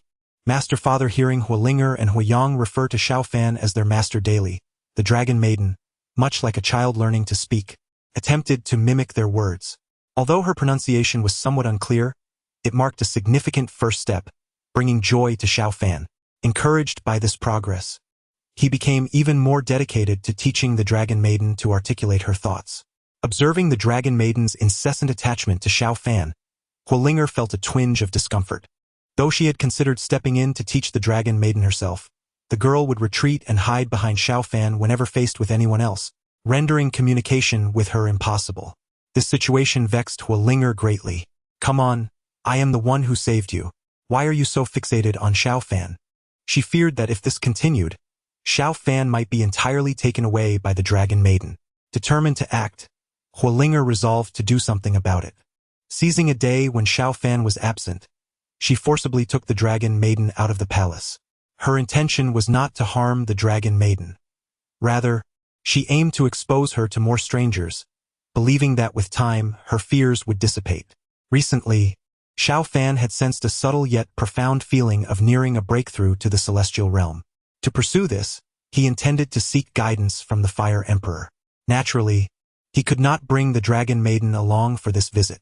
Fortunately, her condition had improved significantly, and under Xiao Fan's gentle reassurances, she was now able to remain alone in his side chamber. I will be gone for a little while, but I will return shortly. Will you stay here and wait for me? Though reluctance filled the dragon maiden's eyes, she nodded obediently. After ensuring her comfort, Xiao Fan made his way to the imperial study. Not long after his departure, Huolinger stealthily arrived at Xiao Fan's side chamber. Come. I will take you out of the palace to play. Huolinger attempted to coax the dragon maiden into accompanying her. However, the girl's demeanor and physical resistance were palpable. Ultimately, she could not withstand Huolinger's insistence and was forcibly led out of the palace. Upon reaching the imperial study, Xiao Fan was informed that the Fire Emperor was not receiving visitors that day. Though surprised, he had no choice but to return. However, he had not ventured far when he encountered the Fire Dance King, who appeared hurried and grave. Upon spotting Xiao Fan, the Fire Dance King's expression shifted momentarily before he spoke in a low, serious tone. Just in time. Come with me. As Xiao Fan was about to inquire about the situation, the Fire Dance King interrupted him, exclaiming, if we delay any longer, it may be too late. Come. Grasping Xiao Fan's sleeve, the Fire Dance King transformed their surroundings, swiftly arriving before the door of a hidden chamber. This chamber was familiar to Xiao Fan, for it was the very place he had visited before, where the heavenly fire was stored. Confused by the Fire Dance King's sudden summons, Xiao Fan wondered about the intent behind this urgency. His Majesty has decreed that no one may enter. The guards outside the chamber immediately barred their way, showing no signs of retreat, even upon recognizing the Fire Dance King. Stand aside. With a flick of his hand, the Fire Dance King sent the guards flying. Without hesitation, he forcefully opened the chamber door. Xiao Fan, come in with me. After calling out, he dashed into the chamber. Although Xiao Fan was unaware of the unfolding events, he knew the significance of the heavenly fire to the kingdom of heavenly fire and feared potential calamity. Without further hesitation, he followed suit. Upon entering the chamber, Xiao Fan was taken aback to discover the Fire Emperor present within. The Fire Emperor sat cross-legged with his eyes tightly shut, his face contorted in struggle, while above him, the crimson-golden heavenly fire blazed and grew in intensity. Xiao Fan keenly sensed that the state of the heavenly fire appeared alarmingly unstable, expanding uncontrollably, and the surrounding temperature was rising drastically. Observing this scene, the Fire Dance King's eyes filled with horror as he shouted, "Brother, stop at once." Slowly, the Fire Emperor opened his eyes, which appeared as lifeless as ashes. It is too late. Suddenly, the heavenly fire above him spiraled out of control, expanding at an unimaginable speed. Brother, the Fire Dance King, frantic, thrust Xiao Fan out of the chamber, then rushed towards the Fire Emperor. Meanwhile, within the imperial city, Firelinger accompanied a young dragon girl through the crowd, attempting to help her overcome her fear of people. However, this effort only intensified the dragon girl's terror, leaving her visibly anxious and uncertain. Do not be afraid, these people pose no threat. You must be brave, Firelinger encouraged as she gently nudged the dragon girl to engage with others. Yet, this only exacerbated the dragon girl's distress, leading her to flee in a panic. Wait, don't run away, Firelinger exclaimed, ready to pursue her. But at that moment, a powerful surge of energy erupted from the palace. Boom! A torrent of intense heat engulfed the entire imperial city, causing temperatures to soar as flames erupted. The earth trembled, buildings collapsed, and a conflagration swept through the city. The anguished cries of the populace filled the air as the streets turned to ash in an instant. The entire imperial city was transformed into a hellish landscape. At the center of this chaos, the Fire Emperor lay on the brink of death, and upon him rested the lifeless body of the Fire Dance King. Just moments ago, the uncontrollable eruption of the celestial fire unleashed its fury, and the Fire Dance King valiantly surged forth, using his own body to absorb the brunt of the force. It was this selfless act that allowed him to retain a flicker of life. As he gazed upon the now silent Fire Dance King, the Fire Emperor's countenance was steeped in sorrow, and 2 streams of tears cascaded down his cheeks. Memories of childhood promises shared with the Fire Dance King flooded his mind. "Brother, if I ascend to the throne in the future, you must support me diligently. What if I were to inherit the throne? If you do, I shall ensure you govern wisely, preventing any missteps, so that you may become a great emperor." Ha ha ha, it is a pact then. Unbeknownst to him, the bond between himself and the Fire Dance King gradually grew distant over time. Yet, the Fire Dance King never forgot the promises they had made. To outsiders, the Fire Dance King appeared to wield immense power, seemingly dismissive of the emperor, with intentions of usurping the throne. Yet, only he understood that the Fire Dance King had never harbored ambitions of seizing power. His overwhelming influence was solely intended to guide him in becoming a benevolent ruler. Ultimately, he realized he had betrayed the Fire Dance King. Chapter 74. Am I truly disappointing you? Outside the mirror of the sky, many individuals felt a sense of numbness. It was evident that Xiao Fan had been unjustly accused once again. The true culprits behind the demise of the Fire Sovereign and half the citizens of the Imperial City were not Xiao Fan, but the Fire Sovereign himself. Despite his illustrious reign, a momentary lapse in judgment ultimately led to catastrophe. However, if they were to place themselves in the Fire Sovereign's predicament, they too might have opted to take the gamble. After all, the desire for ascension is an unquenchable thirst for those who embark on the path of cultivation. Faced with an opportunity to transcend to the realm of saints, it is likely that no one could resist such temptation. Nevertheless, this was not the time for lamentation. Many had turned their gaze towards the Empress of Heavenly Fire. Now that the truth had been unveiled, one could only wonder how she felt at this moment. It was conceivable that the Empress might even side with the Netherworld Demon Emperor. Father, the eyes of the Empress of Heavenly Fire, Huolinger, seemed to tremble. She found it hard to believe what she was witnessing. The catastrophe had stemmed from a fleeting thought of her father. The truth was almost unbearable for her to accept. Her father was so wise and benevolent. Had she not witnessed it with her own eyes, she would have never believed that he could allow his selfish desires to lead to such devastation. Father, why did you do this? Was it truly worth it? Is breaking through to the Saint Realm so vital that you risked your very existence to pursue it? If you had known that this fleeting thought would not only lead to your own demise, but also to the deaths of your brother and half the innocent citizens of the city, would you still have proceeded? Tears filled Huolinger's eyes, and her expression reflected profound sorrow. Suddenly, she felt an overwhelming sense of absurdity. The father she had revered for his virtues was the very architect of this disaster. He was the sinner of the entire Heavenly Fire Kingdom, and as the daughter of a sinner, what right did she have to occupy the throne? With a cough, Huolinger spat blood, staining her lips red. Her gaze turned desolate, and a sorrowful smile slowly emerged on her face. Her vitality diminished abruptly, her eyes becoming as lifeless as ashes. Sister, the Fire King Huoyang called out anxiously. He was deeply concerned for his sister. He sensed that she had lost all will to live. The truth, though harsh, was difficult for him to accept as well. However, without his sister, the former Heavenly Fire Kingdom would never have transformed into the present Heavenly Fire Dynasty. Although their father had committed a grave error, the accomplishments of his sister, the Empress of Heavenly Fire, had long since atoned for those sins. While the lives of the innocent victims could not be measured against these achievements, the citizens of the Heavenly Fire Dynasty needed their Empress. She was their faith, the one who had bestowed them with a life of happiness and peace. If the Empress wished to atone for her father's sins, it was imperative that she continue to live.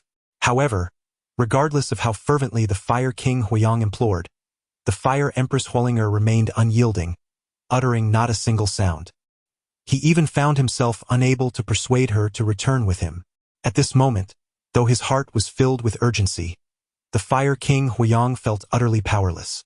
Casting his gaze upon the once vibrant Xiao Fan, now a mere shell of his former self within the primordial imperial city, the Fire King's expression turned despondent. It seemed that only his master, Xiao Fan, could potentially rouse the Empress from her stupor. Alas, this notion was akin to chasing phantoms. He desperately wished to invoke his master's name to galvanize the Empress, believing that she would surely respond upon hearing Xiao Fan's name. Yet, he could clearly sense that the attention of the Yaoqi Empress was fixed upon him and the Fire Empress. It was evident that the Yaoqi Empress was already on guard against any betrayal from them. Should he make any move related to Xiao Fan, he would likely face the wrath of a thunderous strike. If his sister were in her usual spirited state, their combined strength would naturally pose no threat to the Yaoqi Empress. Even with the Haotian mirror in her possession, they could have retreated unscathed. However, given the current state of his sister, she could not withstand the Yaoqi Empress's might. Helplessly, he could only suppress his intentions and await a moment of opportunity in silence. Humph! Observing the Fire King retreating obediently, the Yaoqi Empress let out a scornful huff. She then turned her gaze toward the Fire Empress, who had become a mere shadow of herself, and a cold smile crept across her lips.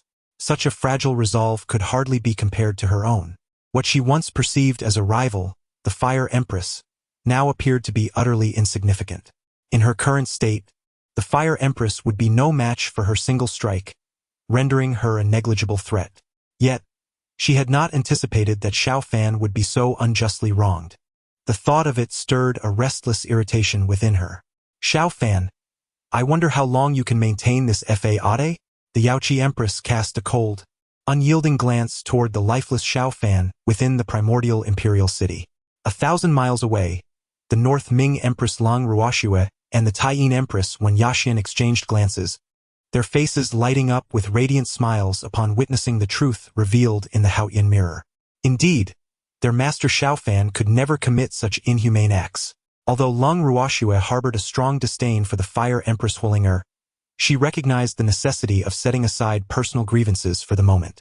If they could bring the Fire Empress to their side, their chances of rescuing Master Xiao Fan would significantly increase. Regrettably, her cultivation had not yet fully recovered, and she could only urge the Taiyin Empress to hasten her pace. Within the Haotian mirror, Xiao Fan slowly rose from the ruins. Just before the calamity struck, he had been thrust out of the secret chamber by the Fire Dance King. The chamber that housed the heavenly fire was constructed from special materials, highly resistant to extreme temperatures, which absorbed a substantial portion of the unleashed energy during the fire's rampage. Moreover, as he was not at the epicenter of the explosion and due to his profound cultivation, he had narrowly escaped death. Regrettably, the guards surrounding him were not as fortunate. Surveying the charred remains of bodies around him, he realized that such devastating power would likely not spare even the innocent citizens within the royal city. Xiao Fan's expression was laden with sorrow, and his heart was engulfed in an indescribable melancholy. He was acutely aware of the true architect behind this calamity. Though reluctant to accept it, he could not deny the reality before his eyes. The secret chamber lay in ruins, having been obliterated. Xiao Fan mustered his strength, advancing step by step toward the Fire Emperor's position. Observing the Emperor's ghastly countenance, Xiao Fan was overwhelmed with a torrent of questions. Yet as he beheld the sudden aging and desolation etched upon the Emperor's face, all words faltered on his lips. It was likely that the Fire Emperor experienced more regret and anguish than anyone else at that moment, for he was a benevolent ruler, one who cherished his people as his own children. As Xiao Fan remained silent, gazing at him, the Fire Emperor forced a wretched smile and asked, "Are you disappointed in me?" Xiao Fan, unsure of how to respond, remained enveloped in silence. Yet that silence spoke volumes, serving as the most poignant answer. Chapter 75. The fight begins. The Fire Emperor smiled wryly and said, "Xiao Fan, do you know why I hold you in such high regard?" Why? Xiao Fan's curiosity was piqued. Over the past 3 years, whenever he faced any doubts in his cultivation, the Fire Emperor had unreservedly guided him. Their relationship transcended that of a mere teacher and student. If it were solely due to Fire Linger's affection for him, the Fire Emperor could have simply granted him some wealth and honor without such dedication. However, the Fire Emperor's kindness towards him was far more profound than that. Noticing the look of confusion in Xiao Fan's eyes, the Fire Emperor continued with a gentle smile, "Xiao Fan, at times I find myself envious of you, envious of your unwavering innocence and transcendence. As humans, we are bound to have desires. Despite your relentless and even frenzied dedication to your cultivation, you have never lost sight of your true self. I, however, have not achieved what you have, nor do I believe many can. Perhaps this is why you are able to comprehend the profound mysteries of the Tao." As he spoke, a glimmer of longing appeared in the Fire Emperor's gaze. "Xiao Fan, I truly wish to witness your growth, to see you rise to heights beyond my reach. Alas, I fear I will never see that day. A hint of melancholy clouded the Fire Emperor's expression. He was acutely aware of his current predicament, and having committed such a grave error, he felt unworthy to continue living. Xiao Fan was shaken, his emotions a complex tapestry that words could scarcely convey. He had never anticipated that the Fire Emperor harbored such great expectations for him. The Fire Emperor's aura gradually diminished, and at that moment, 2 tears welled in the corners of his eyes. A moment of folly had led to such calamity, and he felt unworthy to face his ancestors, let alone those innocent victims. After this disaster, the Tianhui kingdom would likely suffer a severe blow to its vitality, plunging into an irretrievable decline. Furthermore, should the citizens learn that their emperor was the catalyst for this catastrophe, it would surely incite turmoil across the nation. With Fire Linger still unsteady in her character and Fire Yang still young, he felt he had failed as a father to leave them such a dire situation. I believe Linger and Younger will govern the Tianhui kingdom ever more successfully. Xiao Fan suddenly spoke. The Fire Emperor was momentarily taken aback, but he soon lowered his gaze. Indeed, Xiao Fan was a remarkably astute individual. How could he not perceive the worries that weighed on his mind? Imagining Fire Linger and Fire Yang governing the kingdom, a smile involuntarily crept upon the Fire Emperor's lips. Xiao Fan, do you truly believe Linger and Younger can lead the Tianhui kingdom well? Without a doubt. Xiao Fan's tone was earnest and resolute. Ha ha ha! How I longed to see that day. Although the Fire Emperor's eyes were open, they had lost their focus. Xiao Fan, with a heavy heart, looked down at the Fire Emperor and gently reached out to close his eyes.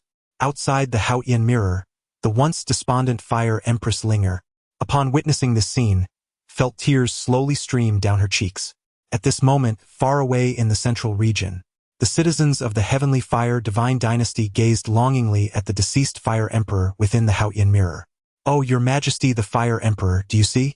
Under the governance of the Fire Empress, the once humble Heavenly Fire Nation has transformed into the illustrious Heavenly Fire Divine Dynasty, revered by countless nations. Your Majesty, the Fire Empress possesses extraordinary wisdom and diligence, leading the Heavenly Fire Divine Dynasty to prosperity, with its citizens living in peace and contentment. Your Majesty, the Fire Empress is a sagacious ruler, beloved by the people. Your Majesty, the citizens of the Heavenly Fire Divine Dynasty continuously extolled the virtues of the Fire Empress, as if conveying to the Fire Emperor that the current state of the dynasty was precisely as he had envisioned. Indeed, the Fire Emperor had wrought calamity through a moment's folly, yet he remained, from beginning to end, the benevolent and wise monarch. Ultimately, his merits outweighed his transgressions. Let the past return to dust, dissipating into the annals of history. The accolades bestowed upon the Fire Empress by the people transformed into virtuous energy, infusing her very being. Upon feeling this influx of virtue, the Fire Empress, Huolinger, appeared rejuvenated, her eyes sparkling with renewed vitality. The Heavenly Fire King, Huoyang, watched this scene, rendered speechless with excitement. The one most deserving of gratitude in this moment was Xiao Fan. Gazing upon Xiao Fan, now a mere shadow of his former self within the primordial imperial city, Huoyang's expression shifted, as if recalling bygone days. In those times, whenever he and his sister faced difficulties, Xiao Fan would patiently assist and guide them. Once again, it was thanks to Xiao Fan that his sister had been revived. In his heart, Huoyang solemnly expressed his gratitude. Master Xiao Fan, thank you. Subsequently, Huoyang exchanged a glance with the Fire Empress, a silent understanding passing between them. The Fire Empress, Huolinger, was the first to act, charging towards the Yaoqi Empress in the void. Humph! Seeking death, the Yaoqi Empress did not shy away, countering with equal fervor. As long as she possessed the Haotian mirror, she believed herself invincible. Yet, she was eager to ascertain who would prevail between herself and the Fire Empress without the aid of the mirror. Here it comes, indeed. The Fire Empress had aligned herself with the Shadow Demon Emperor, Xiao Fan. The onlookers below were filled with excitement and anticipation, for this was a direct confrontation between two empresses, a rare spectacle indeed. The heavens roared, and the void shattered. Each clash resembled the very collapse of the world. The spectators could not help but draw in sharp breaths. Imperial-level powerhouses were truly fearsome. Just as the Fire Empress and the Yaoqi Empress engaged in their fierce struggle, the Heavenly Fire King, Huoyang, commanded the Fire Fiend army to assault the extermination formation outside the primordial imperial city. As some observed this scene, concern washed over them. Surely, the extermination formation cannot be breached? What if the Shadow Demon Emperor is truly rescued? Fear not, my friend, replied another. The extermination formation was forged by the combined strength of 7 empresses, with the Haotian mirror as its core. Cannot be easily shaken. Indeed, the outcome was as anticipated.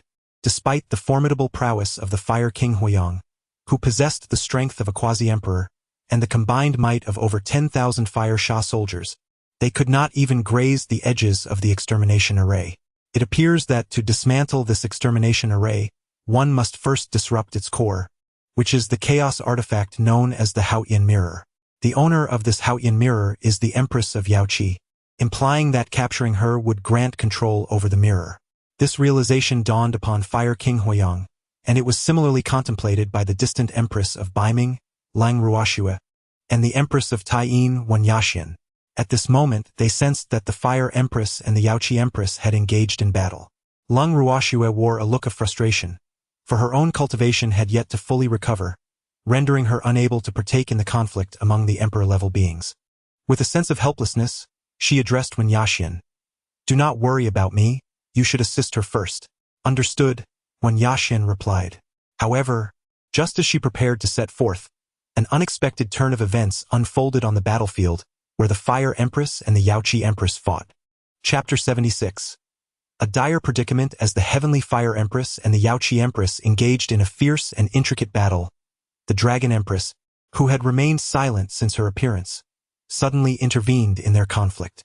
Her countenance was inscrutable, making her intentions difficult to discern. The involvement of a sovereign being necessitated utmost caution. While the Heavenly Fire Empress and the Yaoqi Empress fought each other, they could not afford to disregard the Dragon Empress, for they were uncertain which side she intended to support. At last, the Dragon Empress made her move, targeting none other than the Yaoqi Empress. Humph! Seeking death. The Yaoqi Empress scoffed, showing no surprise. After all, she had previously witnessed through the Haotian Mirror that the young Dragon Empress had always relied on Xiaofan. Thus, it was not unexpected that she would choose to ally with the Heavenly Fire Empress against her. Onlookers shared this sentiment, yet they were perplexed. If the Dragon Empress had intended to rescue the Netherworld Demon Emperor Xiaofan from the outset, why had she previously joined forces with the other 6 empresses to suppress him? If her goal was to save Xiaofan, she need not have allied with the others. Although the Heavenly Fire Empress and the former Baiming and Taiyin Empresses had since switched allegiances, this shift occurred only after the true nature of past events was revealed to them through Xiaofan's memories. While it remained unclear what transpired between the Dragon Empress and the Netherworld Demon Emperor in the past, her contradictory actions left many in a state of confusion. Meanwhile, amidst the fierce battle above, the Heavenly Fire Empress, Huolinger, noticed that the Dragon Empress was aiding her side. Although she harbored doubts, she could not afford to dwell on them. If they could seize an advantage and take down the Yaoqi Empress, they would be able to wield the Haotian Mirror to save Xiaofan. Facing the assault of the two, even the Yaoqi Empress began to find herself at a disadvantage.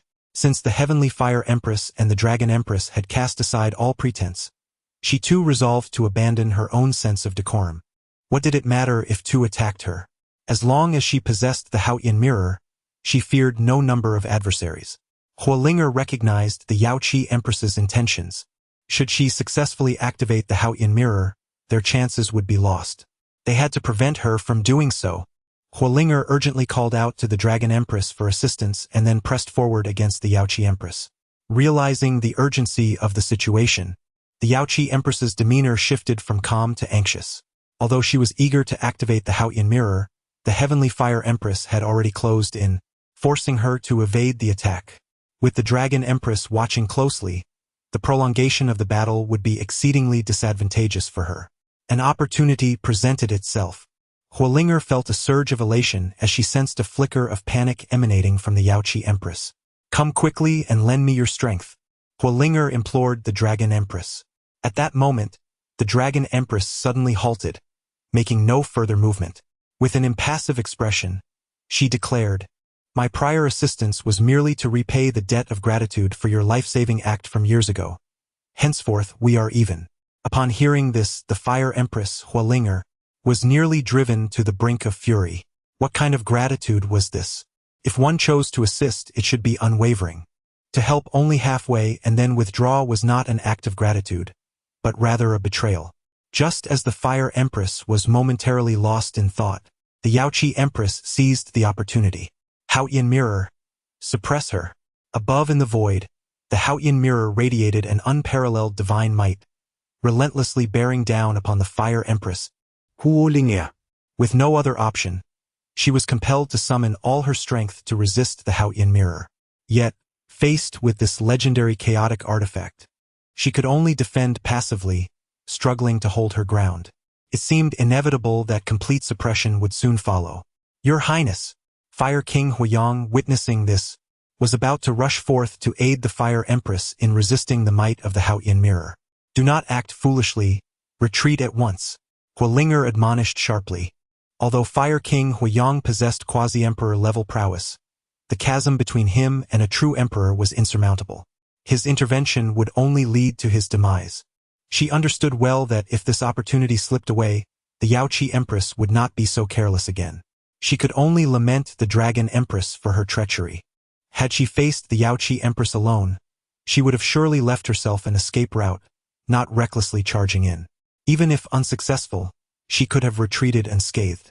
However, the Dragon Empress's earlier involvement had led her to see a chance and recklessly strive to vanquish the Yaoqi Empress entirely. Regrettably, she had been outmaneuvered by the Dragon Empress. Otherwise, her fate would not have been so dire. No! Fire King Huiyang cried out in desperation. The shift in the battle unfolded too swiftly for the onlookers below to fully comprehend. Most bewildering to them was the Dragon Empress's role in this. Such treachery was beyond belief. Yet, for them, this was indeed fortuitous. Should the Yaoqi Empress prevail, she would undoubtedly exercise greater caution henceforth, preventing any further escalation. This, in turn, meant that the underworld demon emperor, Xiao Fan, was highly unlikely to be rescued, a prospect that all would prefer to see. Indeed, so far, Xiao Fan had not committed any heinous acts. In fact, his deeds had evoked a sense of inadequacy among them. To call him a sage among men would not be an exaggeration. However, one must remember that the underworld demon emperor had lived for nearly 10 millennia, while they had only witnessed a mere 2 to 3 decades of his existence. Up to this point, Xiao Fan was undoubtedly a good man, but that did not guarantee that he would remain so eternally. Could it be that the atrocious sins he might commit in the subsequent millennia, along with the innocent souls who fall victim to his transgressions, would all have some hidden justification? It was clear to all that such a notion was preposterous. They cannot overlook the heinous crimes committed by the infernal Emperor Xiao Fan, despite the benevolent deeds he performed 2 or 3 decades ago. Thus, even if, for a fleeting moment, they feel a flicker of sympathy and respect for the past experiences of the infernal Emperor Xiao Fan, they must not lose their reason and discernment. Even though the infernal Emperor Xiao Fan has now been reduced to a mere shell of his former self, devoid of any possibility of resurgence, he must still meet his demise. Only then can justice be served for the countless souls who suffered under the persecution of the infernal Emperor Xiao Fan. Regrettably, such a simple truth eludes the comprehension of the Celestial Fire Empress and the previous empresses of Baiming and Taiyin, who have emotionally swayed towards the side of the infernal Emperor Xiao Fan. This has left countless practitioners and mortals, who once revered these empresses, in profound sorrow and anguish. They can only hope that such occurrences do not repeat in the future. Should another empress, unable to distinguish between right and wrong, be swayed by emotion towards the infernal Emperor Xiao Fan, it would be akin to plunging a dagger into the hearts of all. Chapter 77. They truly have no shame. The Dragon Empress observed in silence as the Fire Empress was on the verge of being subdued by the Haotian Mirror, her expression betraying no hint of emotion. It was as though she were witnessing an event entirely unrelated to her own existence. An aura of profound indifference enveloped her, akin to a frigid block of ice devoid of sentiment. She harbored no intentions of betraying the Fire Empress. Her earlier intervention to assist the Fire Empress in besieging the Yaoqi Empress was indeed a repayment for a life-saving favor from years past. However, in her perspective, Once she had helped the Fire Empress corner the Yaoqi Empress into a desperate situation, the debt was considered fully repaid. What transpired next was merely a personal vendetta between the Fire Empress and the Yaoqi Empress. The Fire Empress's current predicament only served to indicate her inferiority in skill. Should the Fire Empress, Hualing grasp the Dragon Empress's peculiar rationale, she would surely be left aghast, wishing fervently that such a favor had never been repaid. At that moment, as Hualing valiantly struggled against the impending suppression of the Haotian mirror, the elegant Taiyin Empress, Wen Yaxian, stealthily approached. Seizing the opportunity while the Yaoqi Empress was wholly absorbed in her attempt to subdue the Fire Empress, she launched a surprise attack. "How dare you?" The Yaoqi Empress seethed in fury. They truly had no shame, daring to position themselves alongside her as one of the 7 great empresses while resorting to such underhanded tactics, be it ambush or surprise assault. Fortunately, bolstered by the might of the Haotian mirror, the Taiyin Empress's attack did not inflict any substantial harm. However, it did afford the Fire Empress, Hualing a chance to escape. In that fleeting moment of distraction caused by the Taiyin Empress's ambush, Hualing seized the opportunity and evaded the oppressive power of the Haotian mirror. Upon witnessing this, the Yaoqi Empress was consumed by rage, her teeth clenched, her fingers turning pale from the intensity of her grip. The Fire Empress's strength was only slightly inferior to her own, compounded by the presence of the scheming Taiyin Empress and the enigmatic Dragon Empress, an unpredictable variable. Even with the Haotian mirror's support, she found herself merely maintaining a stalemate, unable to completely subdue them. After her escape, Hualing was still shaken but relieved to know she was not fighting alone. The Taiyin Empress, Wen Yaxian, peered at her side. "Thank you," Hualing expressed gratefully. The Taiyin Empress nodded, forgoing any pleasantries. At that moment, they shared a common goal: to rescue Xiao Fan. With one more ally, their strength multiplied, and she could not afford to remain passive. Excluding the unpredictable Dragon Empress and the still-recovering Beiming Empress, Lang Ruoxue, they were effectively 2 against 1. Even if they could not overpower the Yaoqi Empress, who was fortified by the Haotian mirror, they at least held the advantage in morale. The Yaoqi Empress was acutely aware of this fact. Although she remained undefeated with the Haotian mirror's power, the balance of power was undeniably shifting. However, it was a humiliation that she could not tolerate to find herself at a disadvantage in terms of momentum. Setting aside the enigmatic Dragon Empress and the yet-to-be-recovered North Ming Empress, Lang Ruoxue, the mere thought of single-handedly subduing the Fire Empress, Hualing and the Lunar Empress, Wen Yaxian, was a task that necessitated assistance. With this in mind, the Yaoqi Empress called out into the void, her voice resonating with authority. "How long will you continue to watch? Do not delay any longer, reveal yourselves." She was addressing the 2 empresses who had yet to appear.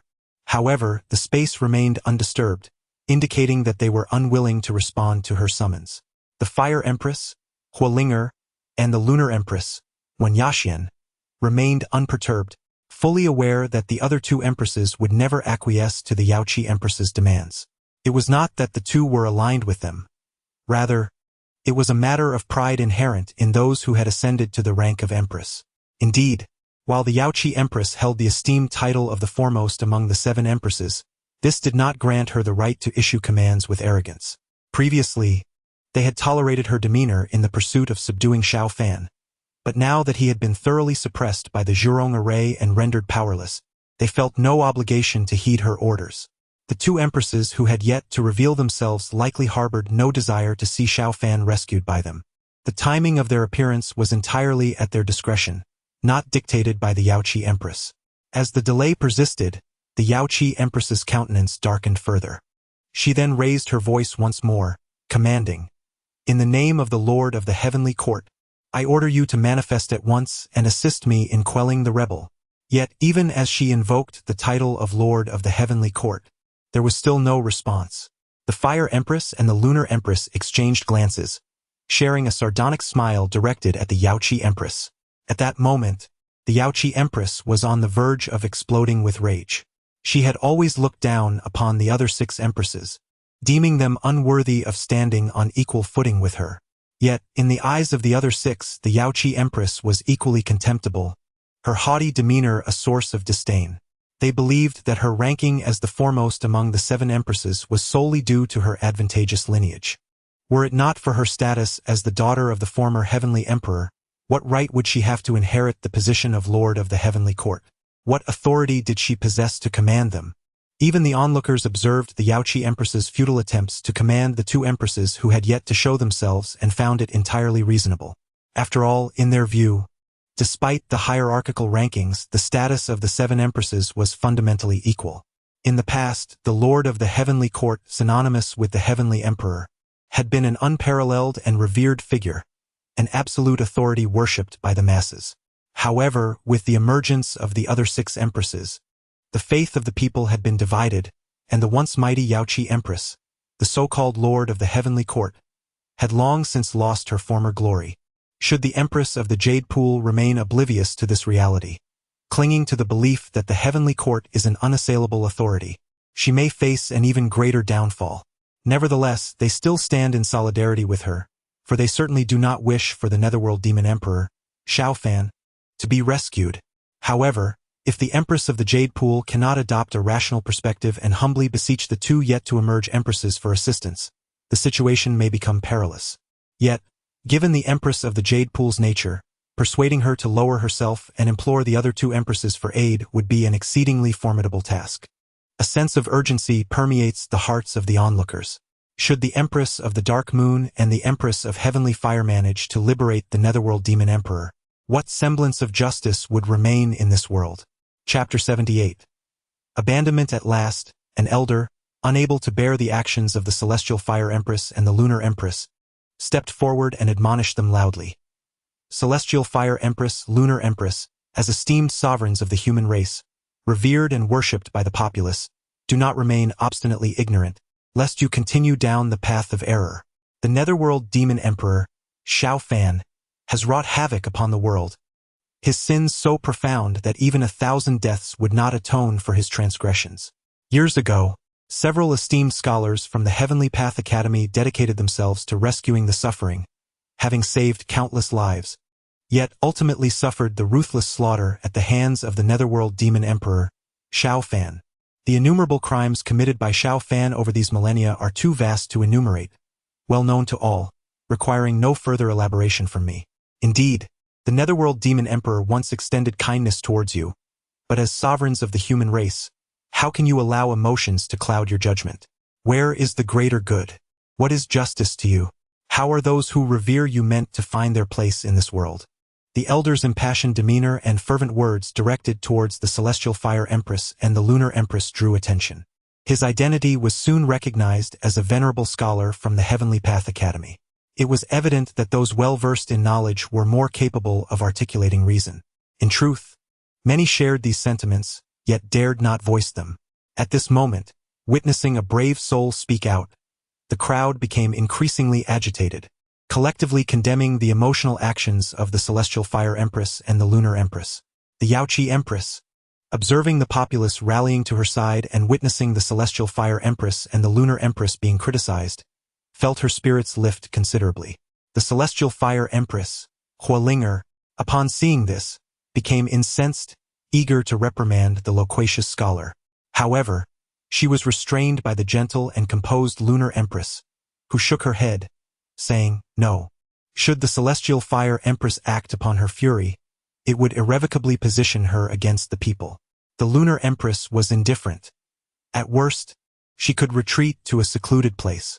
But the Celestial Fire Empress was different.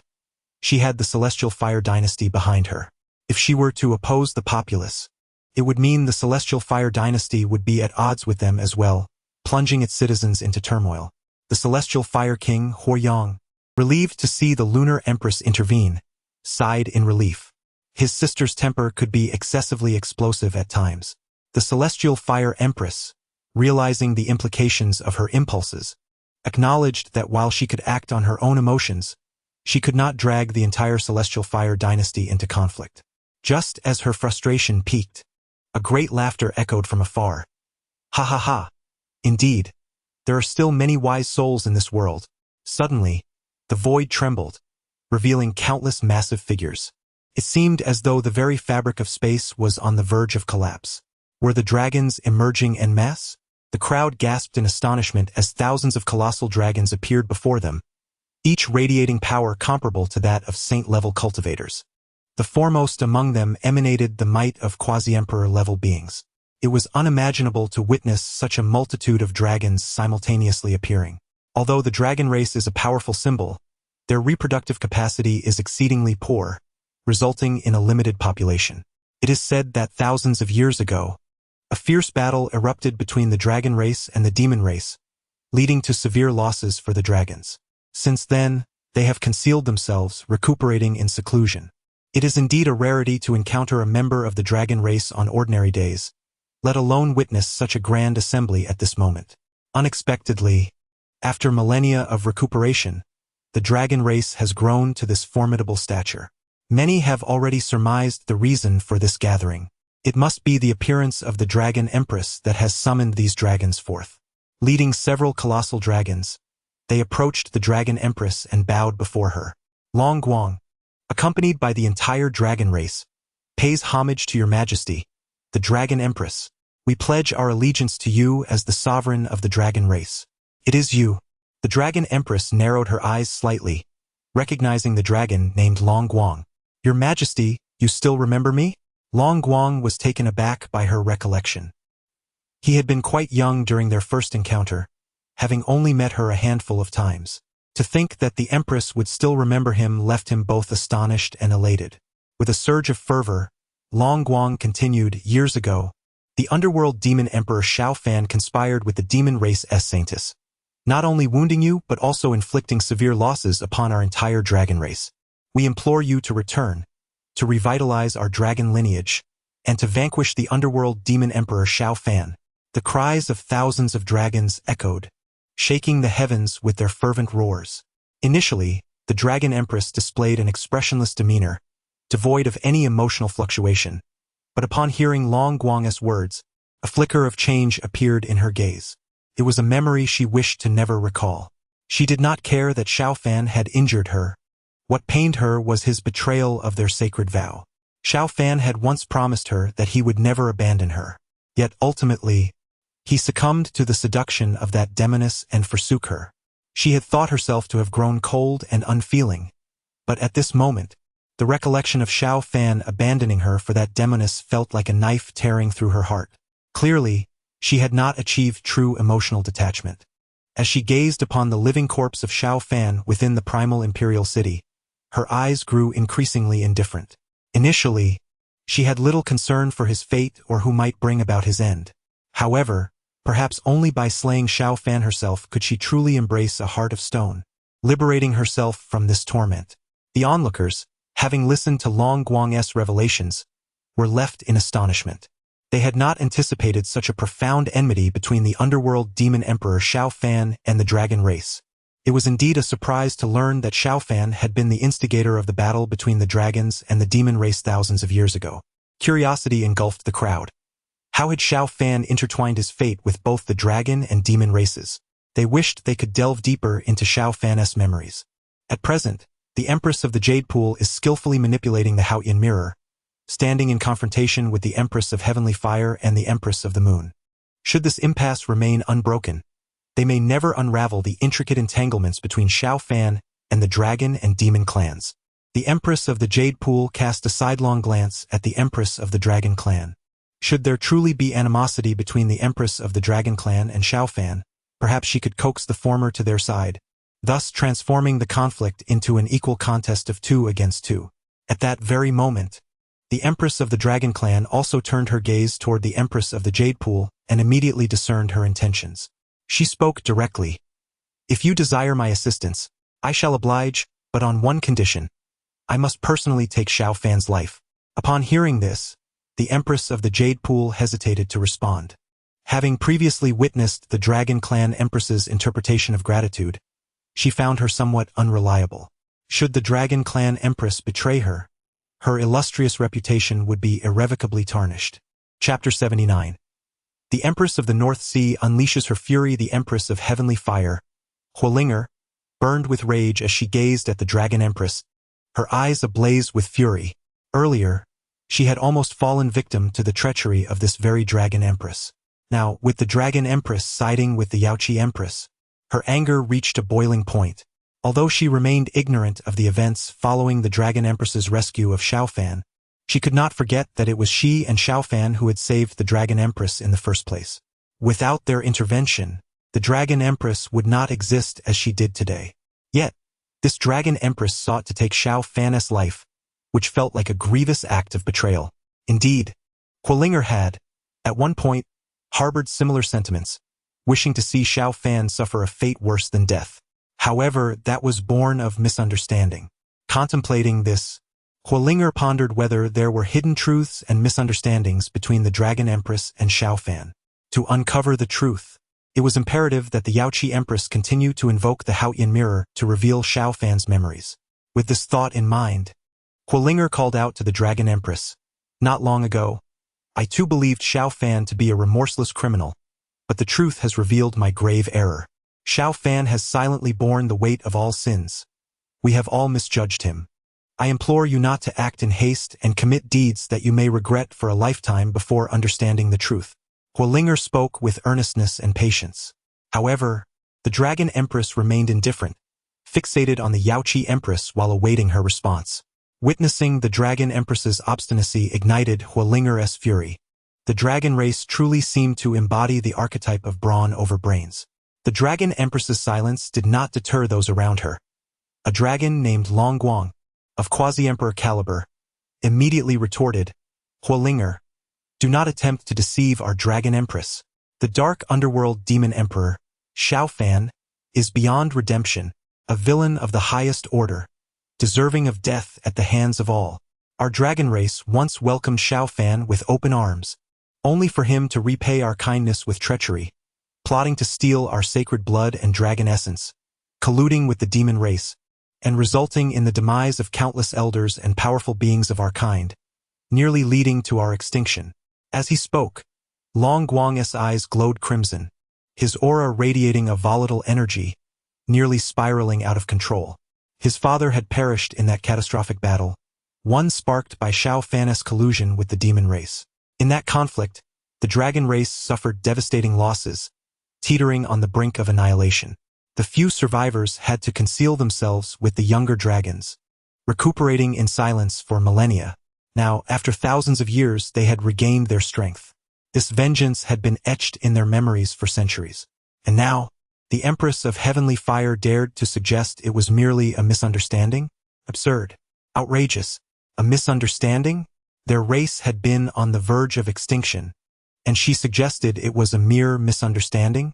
Fortunately, not only had their dragon race flourished and grown strong, but they had also produced a Dragon Empress.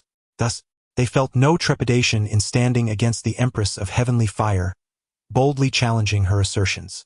It appears that the heavens remain just, for the Dragon Clan shall undoubtedly rise to glory under the leadership of the Dragon Empress. The first step in this resurgence is to eliminate the Nether Demon Emperor, Xiaofan, to avenge the blood-soaked grievances that have plagued the Dragon Clan for millennia. The crowd below felt a jolt of astonishment upon hearing this. Although the Dragon Clan is replete with treasures, its flesh can fortify the body, its bones can enhance physical prowess, and its scales can be forged into armor. Its essence and dragon essence are the most precious of all. In summary, there is scarcely anything of no value upon the Dragon Clan. However, they are the Dragon Clan, a powerful entity that none dare provoke. What does it matter if they are laden with treasures? Who would dare to covet them? It is indeed surprising that Xiaofan had the audacity to target the entire Dragon Clan. Such boldness is truly beyond the reach of ordinary men. Yet the Fire Empress, Quilinger, paid no heed to Long Guang's words. Despite Long Guang's quasi-emperor level cultivation, he was nearly insignificant in the presence of genuine emperor-level powers. In the heart of the Fire Empress, Long Guang was equated with a mere pawn, and the words of such an inconsequential figure need not be heeded. The one truly capable of influencing the entire situation is none other than the Dragon Empress. As Long Guang recounted Xiaofan's alleged transgressions against the Dragon Clan, the Fire Empress observed that the Dragon Empress exhibited little to no reaction. This indicated that Long Guang's lengthy discourse was mere drivel to the Dragon Empress, who seemed utterly indifferent. It appears that the Dragon Empress harbors deeper animosities towards Xiao Fan. If the reasons behind the Dragon Empress's hatred for Xiao Fan remain unclear, this matter may prove troublesome. The only way to uncover the truth is for the Yaoqi Empress to continue utilizing the Haotian mirror to unveil Xiao Fan's memories. However, the current stalemate leaves them without a means to break the deadlock. Furthermore, should the Yaoqi Empress acquiesce to the Dragon Empress's demands, the situation would turn disadvantageous for them. On another front, the Yaoqi Empress noted that despite Long Guang's extensive exposition on Xiao Fan's transgressions, the Dragon Empress displayed no significant reaction. It seemed she did not harbor much hatred towards Xiao Fan after all. After some contemplation, the Yaoqi Empress began to doubt the reliability of the Dragon Empress. What if the Dragon Empress were to suddenly cease her actions midway, leaving her vulnerable to the onslaught of the Fire Empress and the Taiyin Empress?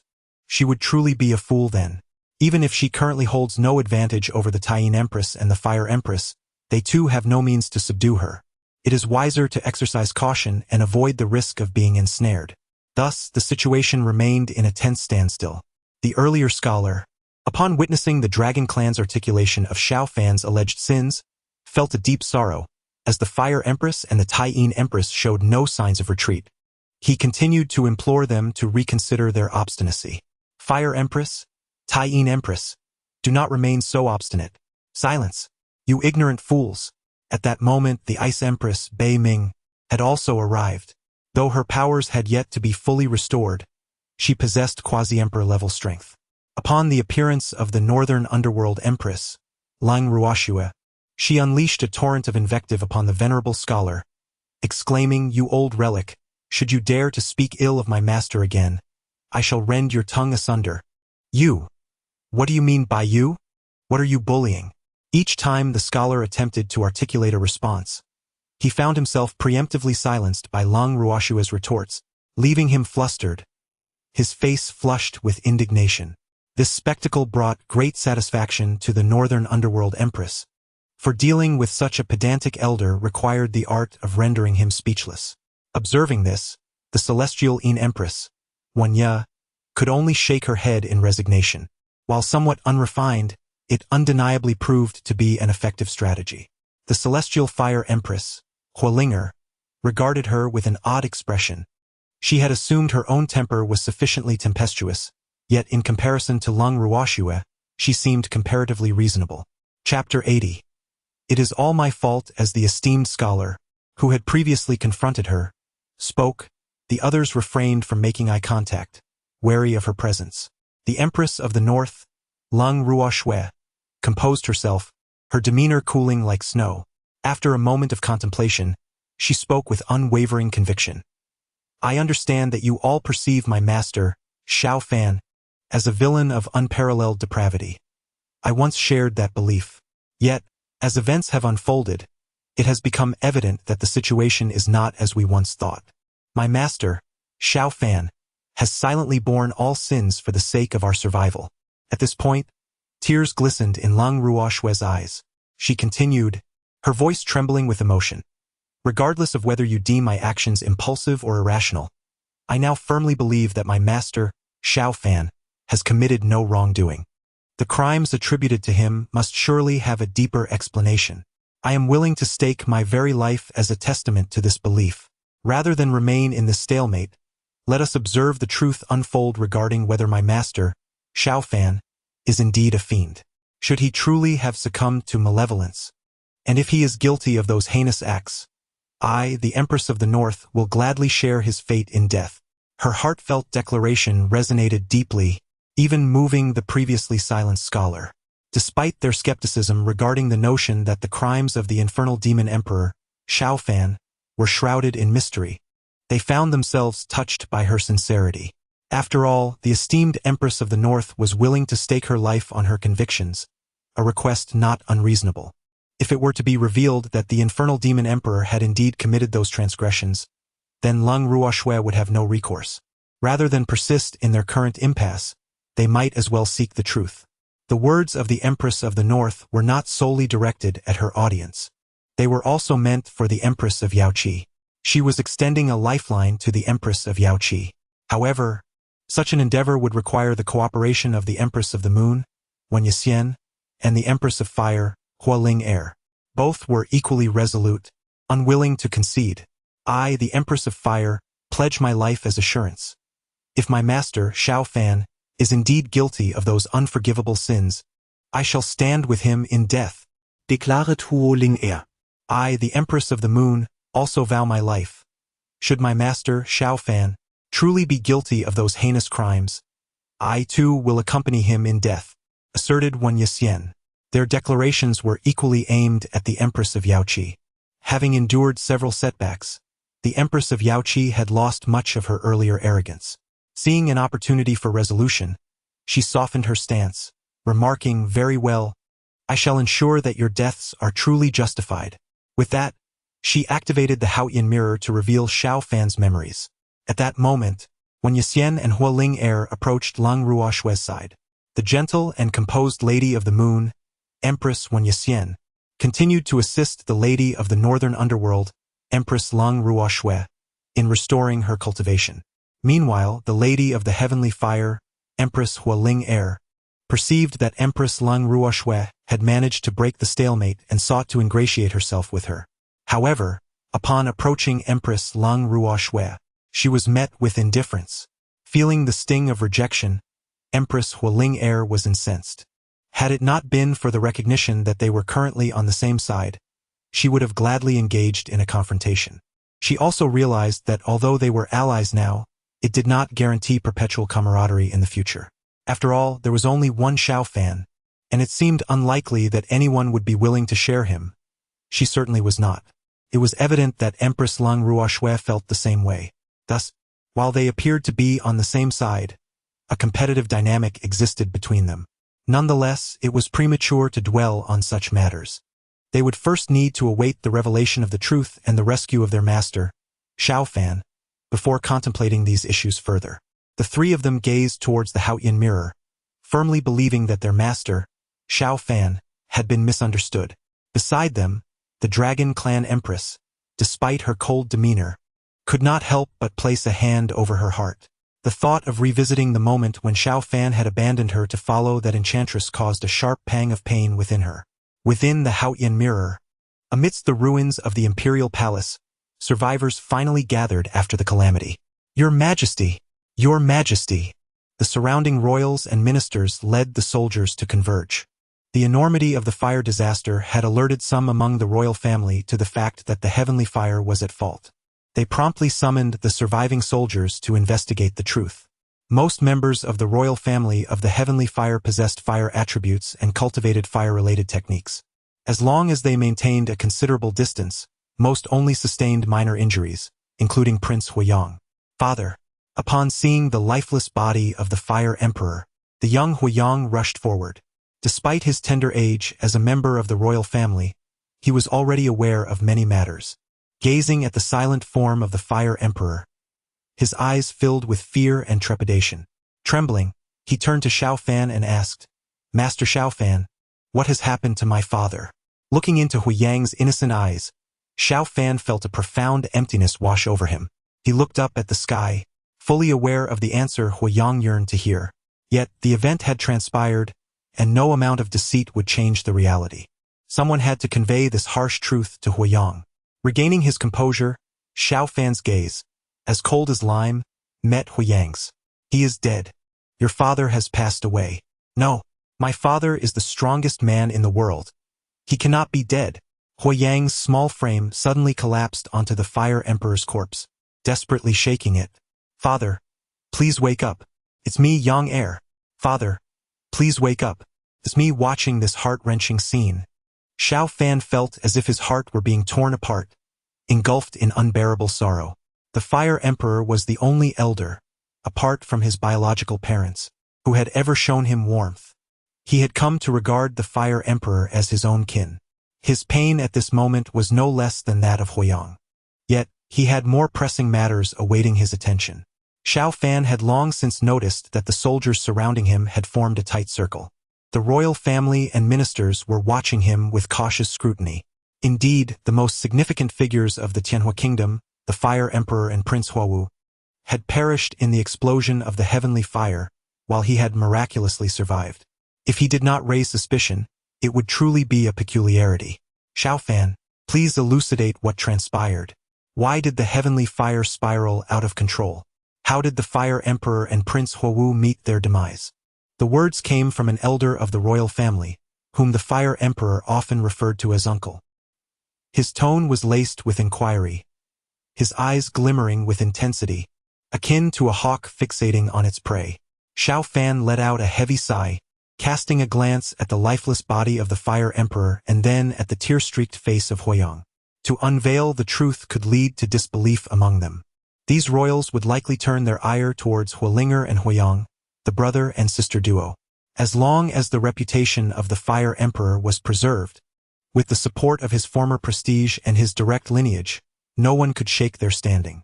With this thought, Xiaofan resolved within himself. The Fire Emperor had bestowed upon him everything he possessed now. Today, he would return it all, thereby fulfilling the debt of gratitude he owed to the Fire Emperor. It was my momentary lapse in judgment that led to this catastrophe. My inability to break through the bottleneck compelled me to seek advancement through the heavenly fire, which, unexpectedly, spiraled into utter chaos, resulting in the deaths of the Fire Emperor and Prince Huowu who had come to intervene. All of this is my fault. Xiaofan spoke with a heavy heart. Upon hearing these words, Huoyang gazed at Xiaofan with tear-filled eyes, disbelief etched across his face. Chapter 81. Is it not that you are too foolish? Master, you must be deceiving me, are you not? Huoyang's voice trembled. He could hardly fathom that the master, who had been like family to him over the past 3 years, would be responsible for the death of his father. Xiaofan remained silent, his gaze laden with sorrow, as if mourning a profound loss. Huoyang's youthful visage froze in disbelief. Even though he was reluctant to accept it, the truth lay stark before him. The series of devastating blows was far beyond what his tender psyche could endure. He sat there, dazed and lifeless, as though his very soul had departed. Seize Xiaofan at once, commanded the royal elder to the surrounding guards. Xiaofan, gravely injured, presented the perfect opportunity for capture. He made no attempt to resist. From the moment he chose this path, he accepted the consequences. Stop! What are you doing? In the distance, Huolinger rushed forward. After the calamity that befell the imperial city, she had immediately sensed that something was amiss with the heavenly fire and hastened back.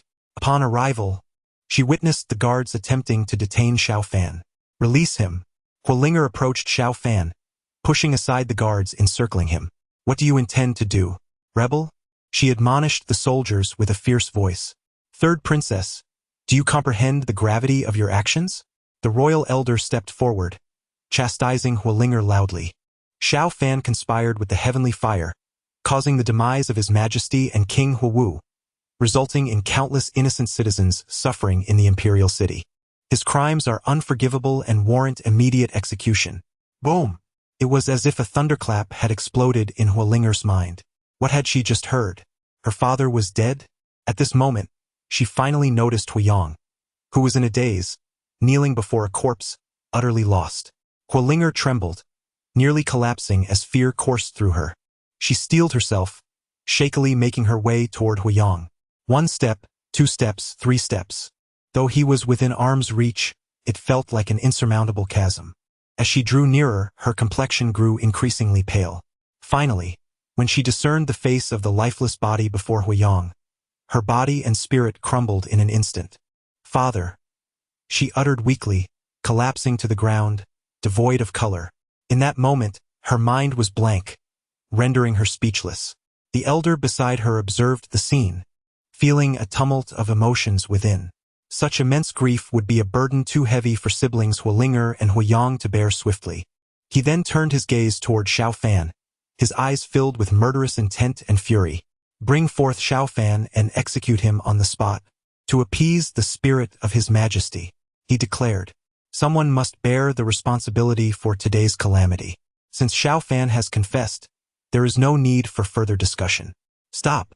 Huolinger slowly rose, her countenance trembling as she looked at Xiaofan. I refused to believe he would commit such an act. The royal elder, upon hearing her words, felt a pang of anguish in his heart. At this juncture, the Princess Huolinger, despite her noble status, found herself overwhelmed by emotions.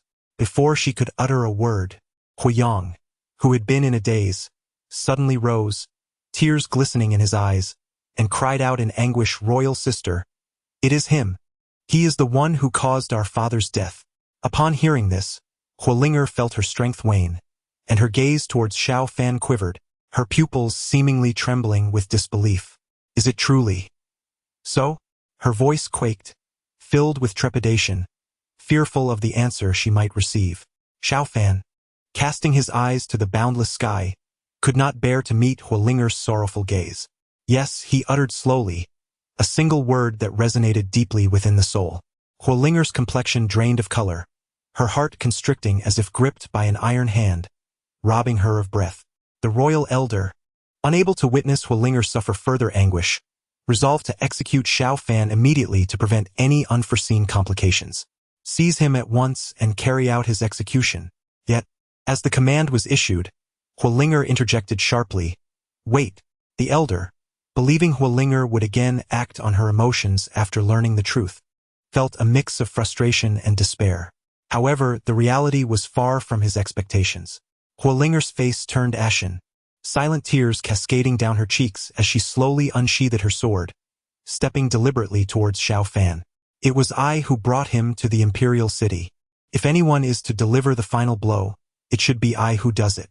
Xiao Fan regarded the approaching Huolinger with a calm demeanor, a gentle smile of resignation gracing his lips. These 3 years in the kingdom of heavenly fire had brought him immense joy and fulfillment. He had acquired knowledge, broadened his horizons, and experienced things he had never known before. He had felt the warmth of familial love and the sweetness of romance. Had it not been for Huolinger bringing him to the kingdom of heavenly fire, he would have likely spent his days in solitude within the remote mountains. Enough, he thought, contentment enveloping him. The only regret was that he had never spoken a particular sentiment aloud, and he feared he would never have the chance to do so. Gazing up at the infinite sky, he silently mouthed those words.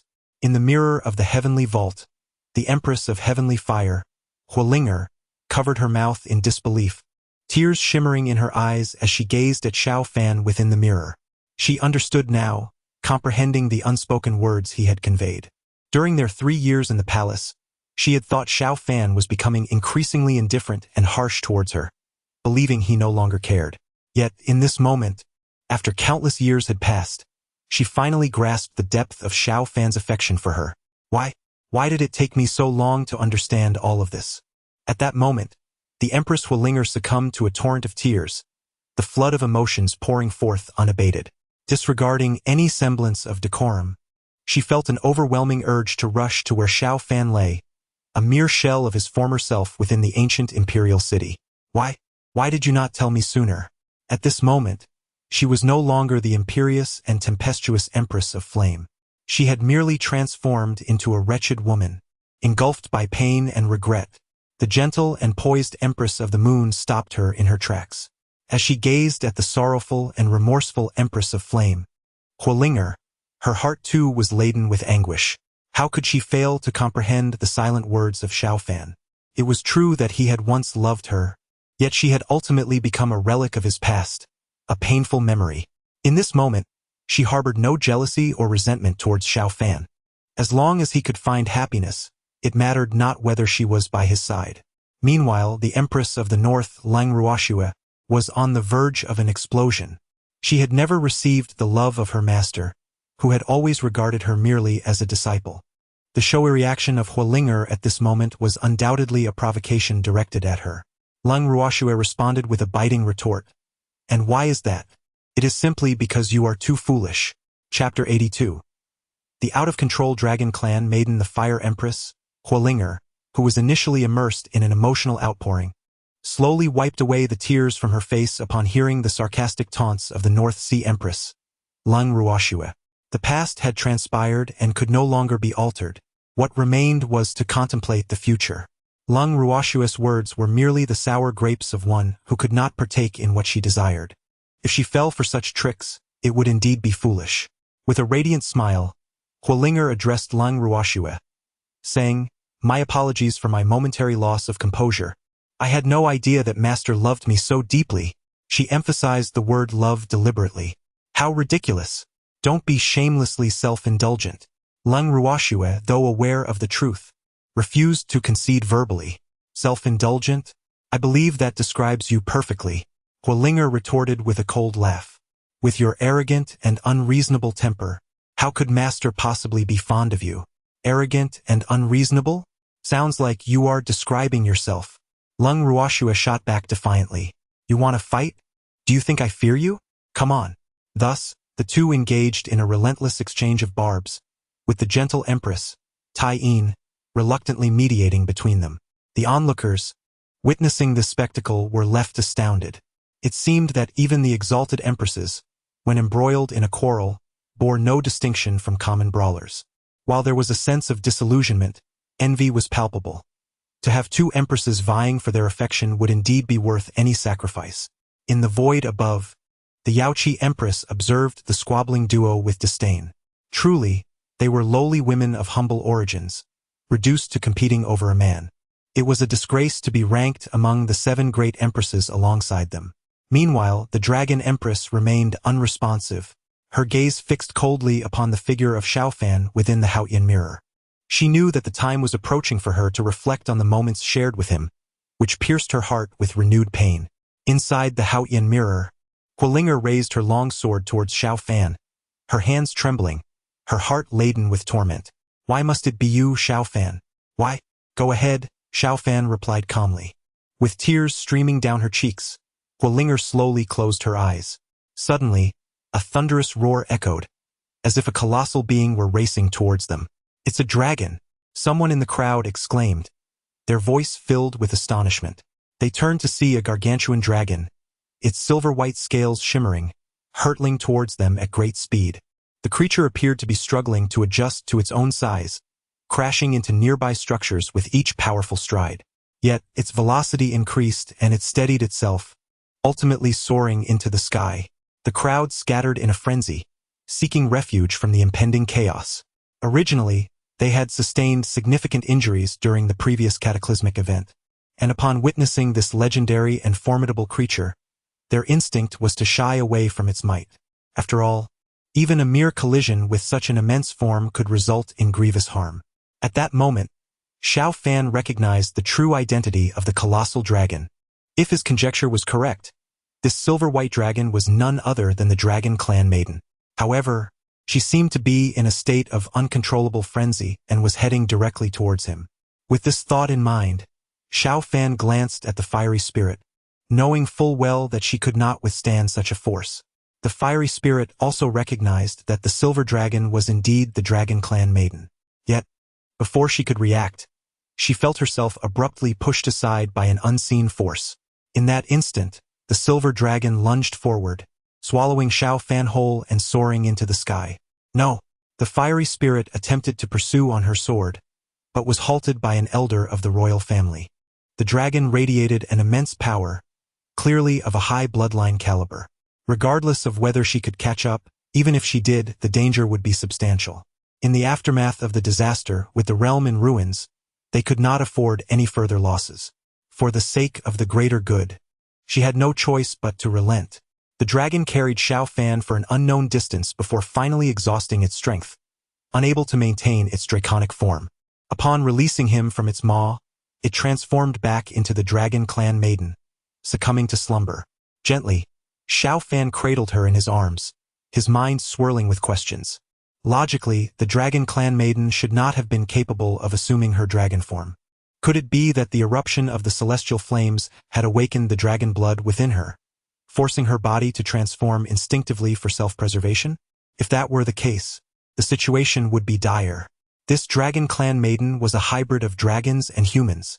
If she were to be coerced into her dragon form before her powers fully manifested, her consciousness might become chaotic, transforming her into a creature devoid of autonomy, driven solely by primal instincts.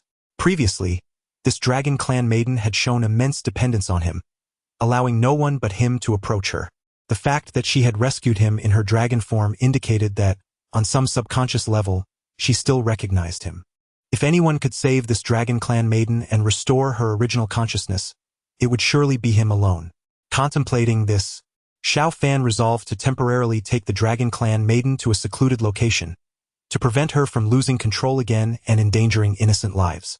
Several days later, in a remote valley, the Dragon Clan maiden finally awakened. The transformation into her dragon form had required a tremendous expenditure of energy, resulting in her prolonged slumber. However, she now appeared disoriented, her eyes a vivid crimson, resembling a frenzied beast. Fortunately, Xiao Fan had anticipated this and had bound her in advance. Ah! The Dragon Tribe maiden fixed her bloodthirsty gaze upon Xiao Fan, her cries echoing in the air. "Do you still recognize me?" Xiao Fan inquired softly. "Ah!" she responded, a clear indication that she had indeed forgotten him. Xiao Fan had anticipated this outcome. He understood that reclaiming her former self would not be a simple endeavor. He was prepared for a prolonged struggle. "Let us first have something to eat," he suggested, presenting the prepared game and wild vegetables before the Dragon Maiden. However, she struggled and knocked the offerings aside, her eyes glinting with primal ferocity. She craved flesh, fresh, sanguine meat. Xiao Fan was acutely aware of her desires, yet he could not acquiesce to them, for yielding would only exacerbate her wild instincts and feral nature.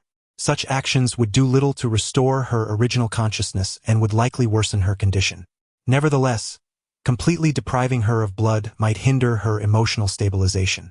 Thus, in the initial stages, he deemed it necessary to provide her with some semblance of temptation.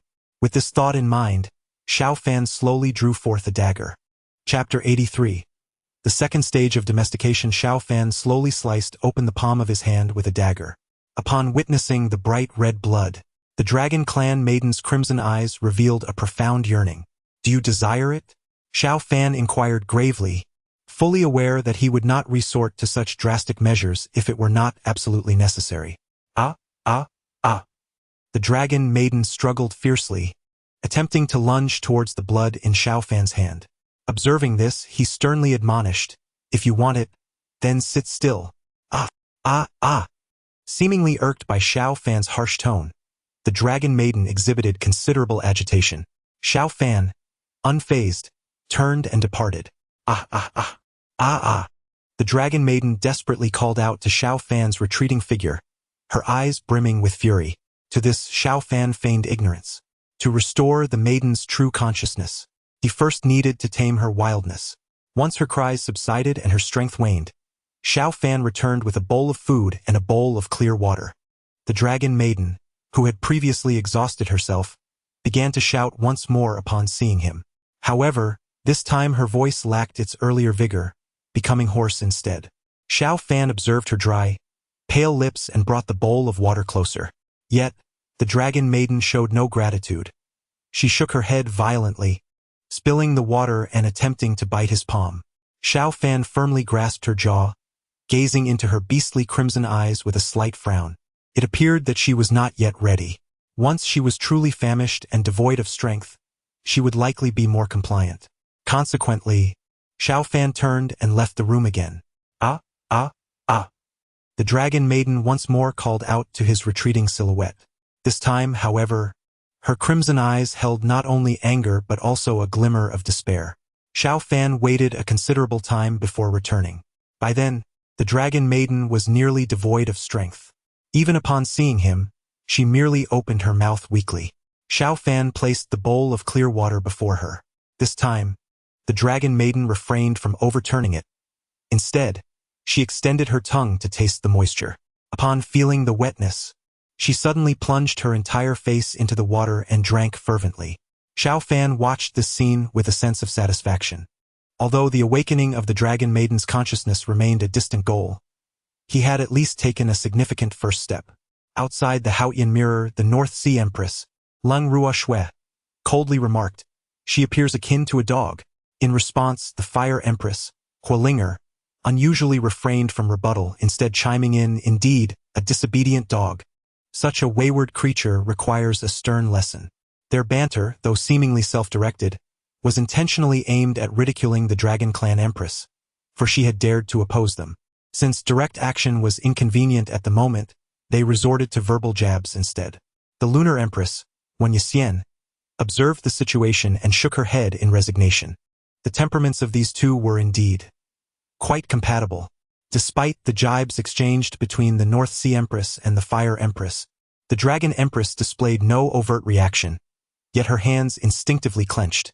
Behind her, the Dragon Clan's aspiring emperor, Long Guang, could scarcely endure witnessing his empress being subjected to such indignity.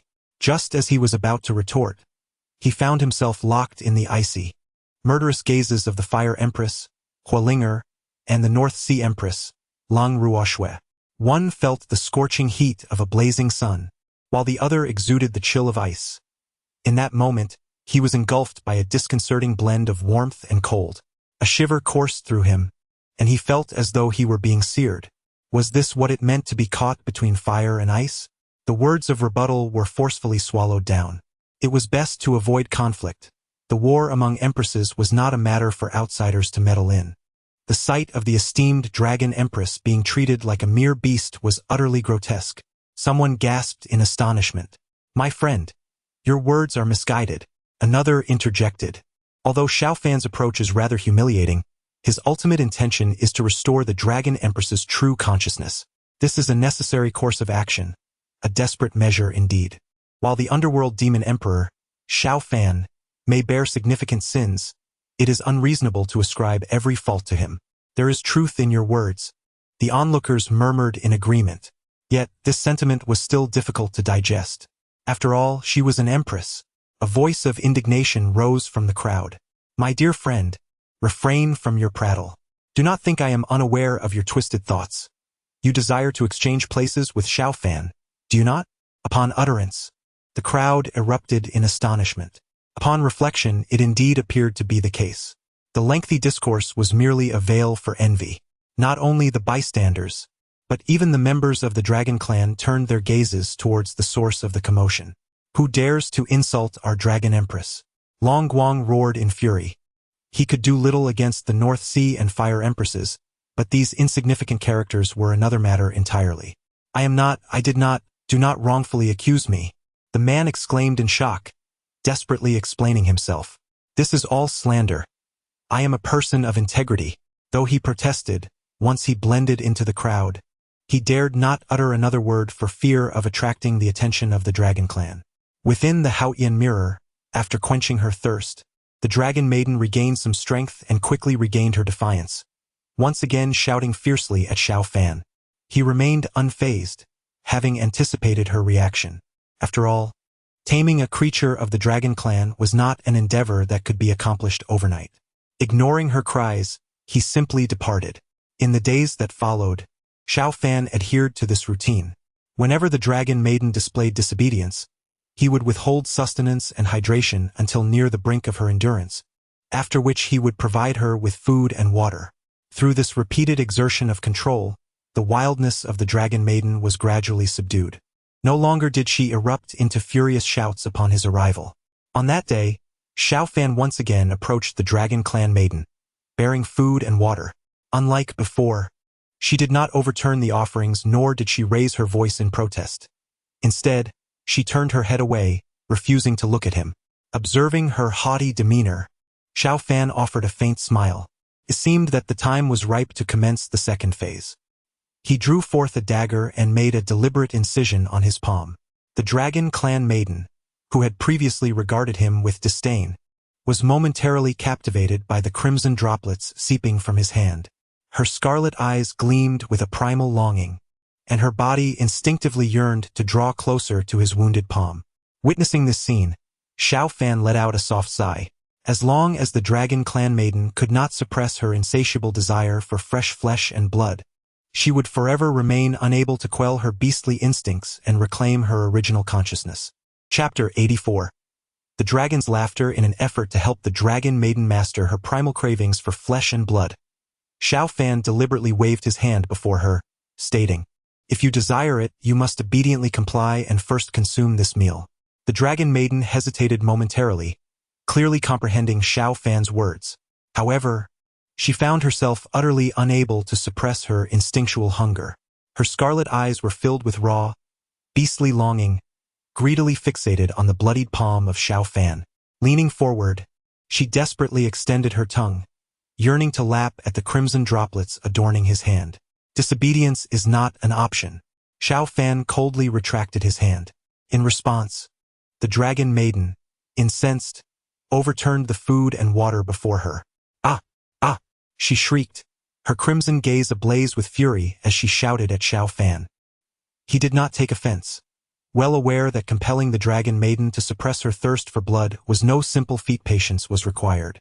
After quietly tidying up the mess, Xiao Fan chose to ignore her and departed. Ah! Ah! The dragon maiden glared at his retreating figure, calling out in frustration. For some time thereafter, Xiao Fan continued his routine, using his own blood to tempt the dragon maiden, guiding her towards controlling her primal instincts. Days turned into seasons. Eventually, the dragon maiden began to attempt to restrain her craving for Xiao Fan's blood. Forcing herself to avoid gazing at his bloodied palm, she concentrated on consuming the meal he had provided. Observing the scene, Xiao Fan exhaled deeply, relieved to see progress. However ungraceful her manner of eating, it was evident that for her, the struggle to avert her gaze from Xiao Fan's bloodied hand was immensely challenging. Consequently, she devoured her meal voraciously, eager to complete it as swiftly as possible, believing that doing so would fulfill Xiao Fan's command. Upon finishing her meal, the dragon maiden's excitement surged as she fixated on Xiao Fan's bleeding hand, instinctively licking her lips. Xiao Fan chuckled wryly, pondering, is this truly what you desire? While providing the dragon maiden with fresh blood might indeed exacerbate her beastly nature, to renege on his promise would similarly provoke her ire, rendering all previous efforts futile.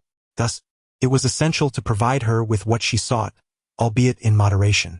By carefully controlling the amount, he could not only refrain from encouraging her primal instincts but also ensure that, after experiencing the sweetness of the offering, she would be more inclined to obey. With this thought in mind, Xiao Fan slowly extended his bloodied palm towards the dragon maiden. You have done well. This is your reward, but you may only lick, not bite. Do you understand? He regarded her solemnly. The dragon maiden fixated on his bloodied hand, disregarding his words, and nodded fervently. Clearly, no matter what Xiao Fan said, her response would be unwavering agreement. Observing her reaction, Xiao Fan felt a sense of clarity within himself. For one who is on the verge of succumbing to thirst in the desert, offering a bowl of water with the stipulation that they may only take a single lick is evidently an insurmountable challenge. Similarly, it is likely that the dragon girl harbors an overwhelming desire to consume him entirely, her self-restraint nearly non-existent. Nevertheless, despite this tumultuous yearning, Xiao Fan extended his hand before her. This was a rite of passage that must be endured. The dragon girl first extended her tongue to taste the blood upon his palm, her eyes brimming with delight. However, soon thereafter a feral, sanguine glint emerged in her crimson gaze. With a sudden snap, she bit down. Thwack! Xiao Fan delivered a sharp reprimand with a swift strike to her head. Only licking is permitted, no biting, he admonished sternly. The dragon girl winced in pain, instinctively opening her mouth. In response, Xiao Fan withdrew his hand. If you dare disobey again, you shall not even be allowed to lick. With that, he turned his back and departed the room with an air of indifference. The dragon girl gazed longingly at his retreating figure, her cries of anguish echoing in the air. Yet, regardless of her lamentations, Xiao Fan did not glance back. His actions were deliberate, intended to impress upon her the lesson that disobedience yields nothing. Time passed, transforming seasons into years. The dragon girl was no longer confined to the room. Smile, smile, what has master brought back for you today? Xiao Fan announced as he returned to their dwelling in the valley, 2 wild rabbits in tow. Smile was the name he had bestowed upon the dragon girl, in hopes that she would often wear a cheerful countenance, free from worries. Little Bunny, the dragon girl, now named Smile, rushed towards him and leaped into his embrace. Do you want them? Xiao Fan lifted the rabbits, teasingly swaying them before her. No. I don't want them. Struggling against her instincts, her eyes flickered with conflict, yet she ultimately clenched her teeth and turned her head away, avoiding the sight of the rabbits. This display brought a sense of satisfaction to Xiao Fan. Although she had gradually regained her autonomy through his unwavering support, the primal instincts within her had not completely dissipated. However, it was evident that Smile had learned to suppress her inner beast.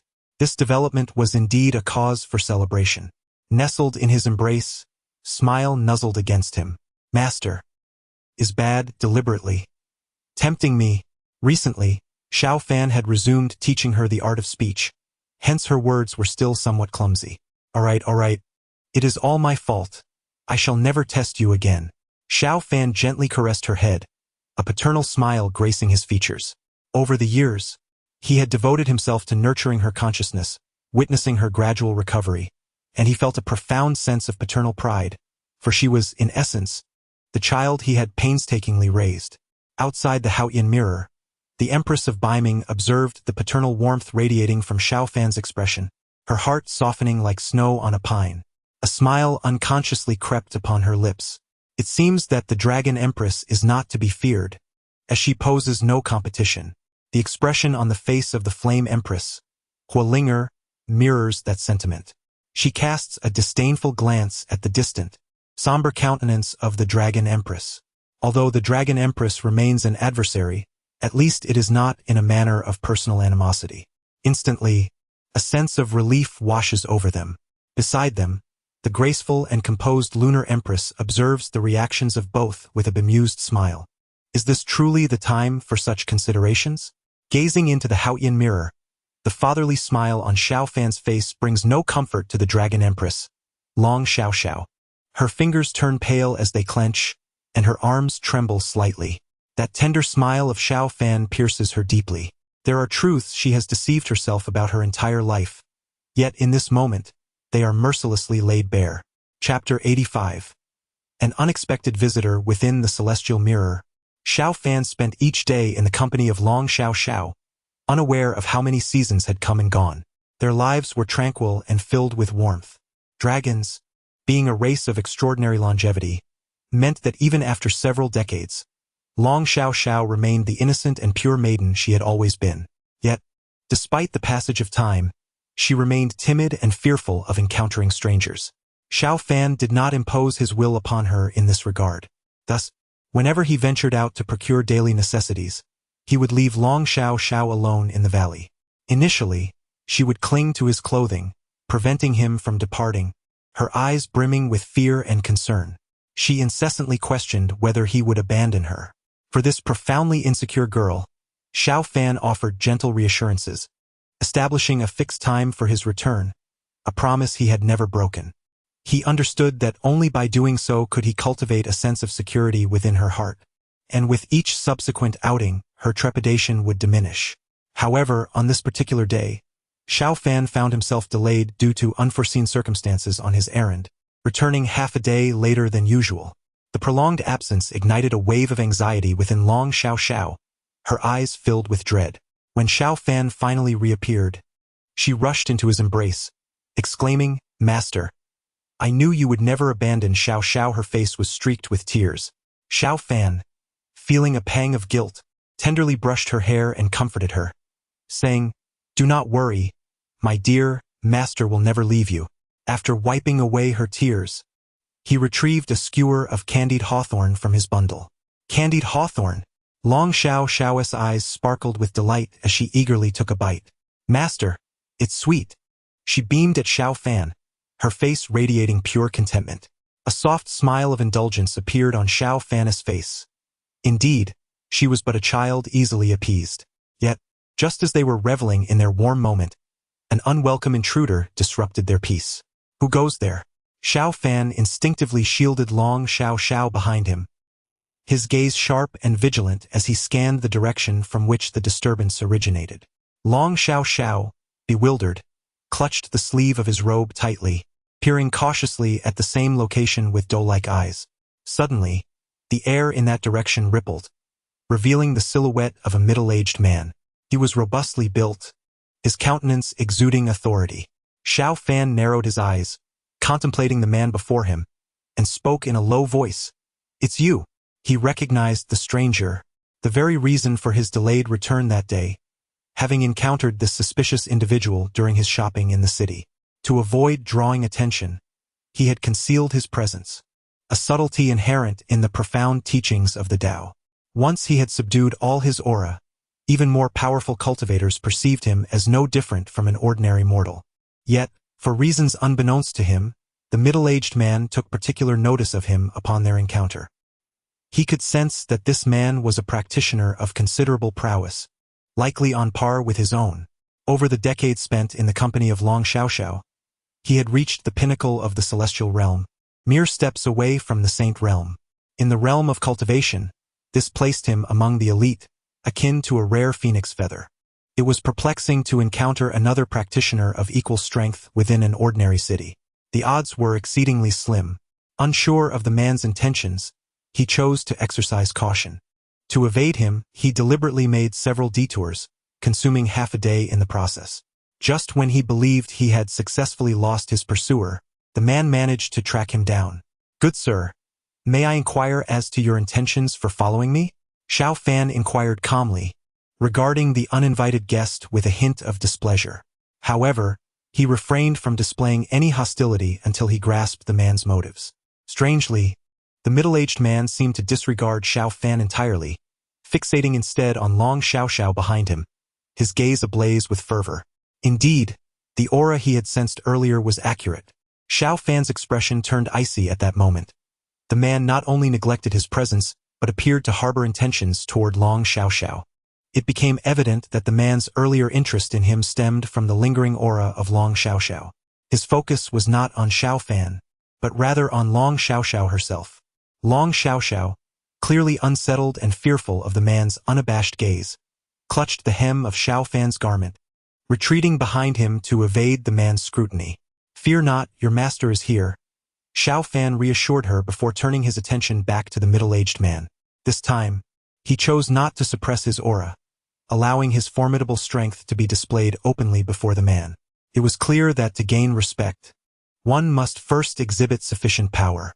Indeed, when Xiao Fan revealed his strength, the middle-aged man was visibly taken aback, shifting his gaze to Xiao Fan. He had previously failed to detect any fluctuations of spiritual energy emanating from him.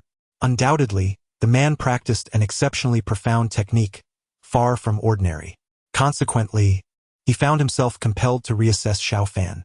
A warm smile graced the middle-aged man's face. "I apologize for my earlier oversight. Please forgive me, esteemed friend. I am Long Xiao. May I inquire your honored name?" He bowed slightly to Xiao Fan, exuding politeness. "Xiao Fan," came the simple response as he raised a hand in acknowledgement.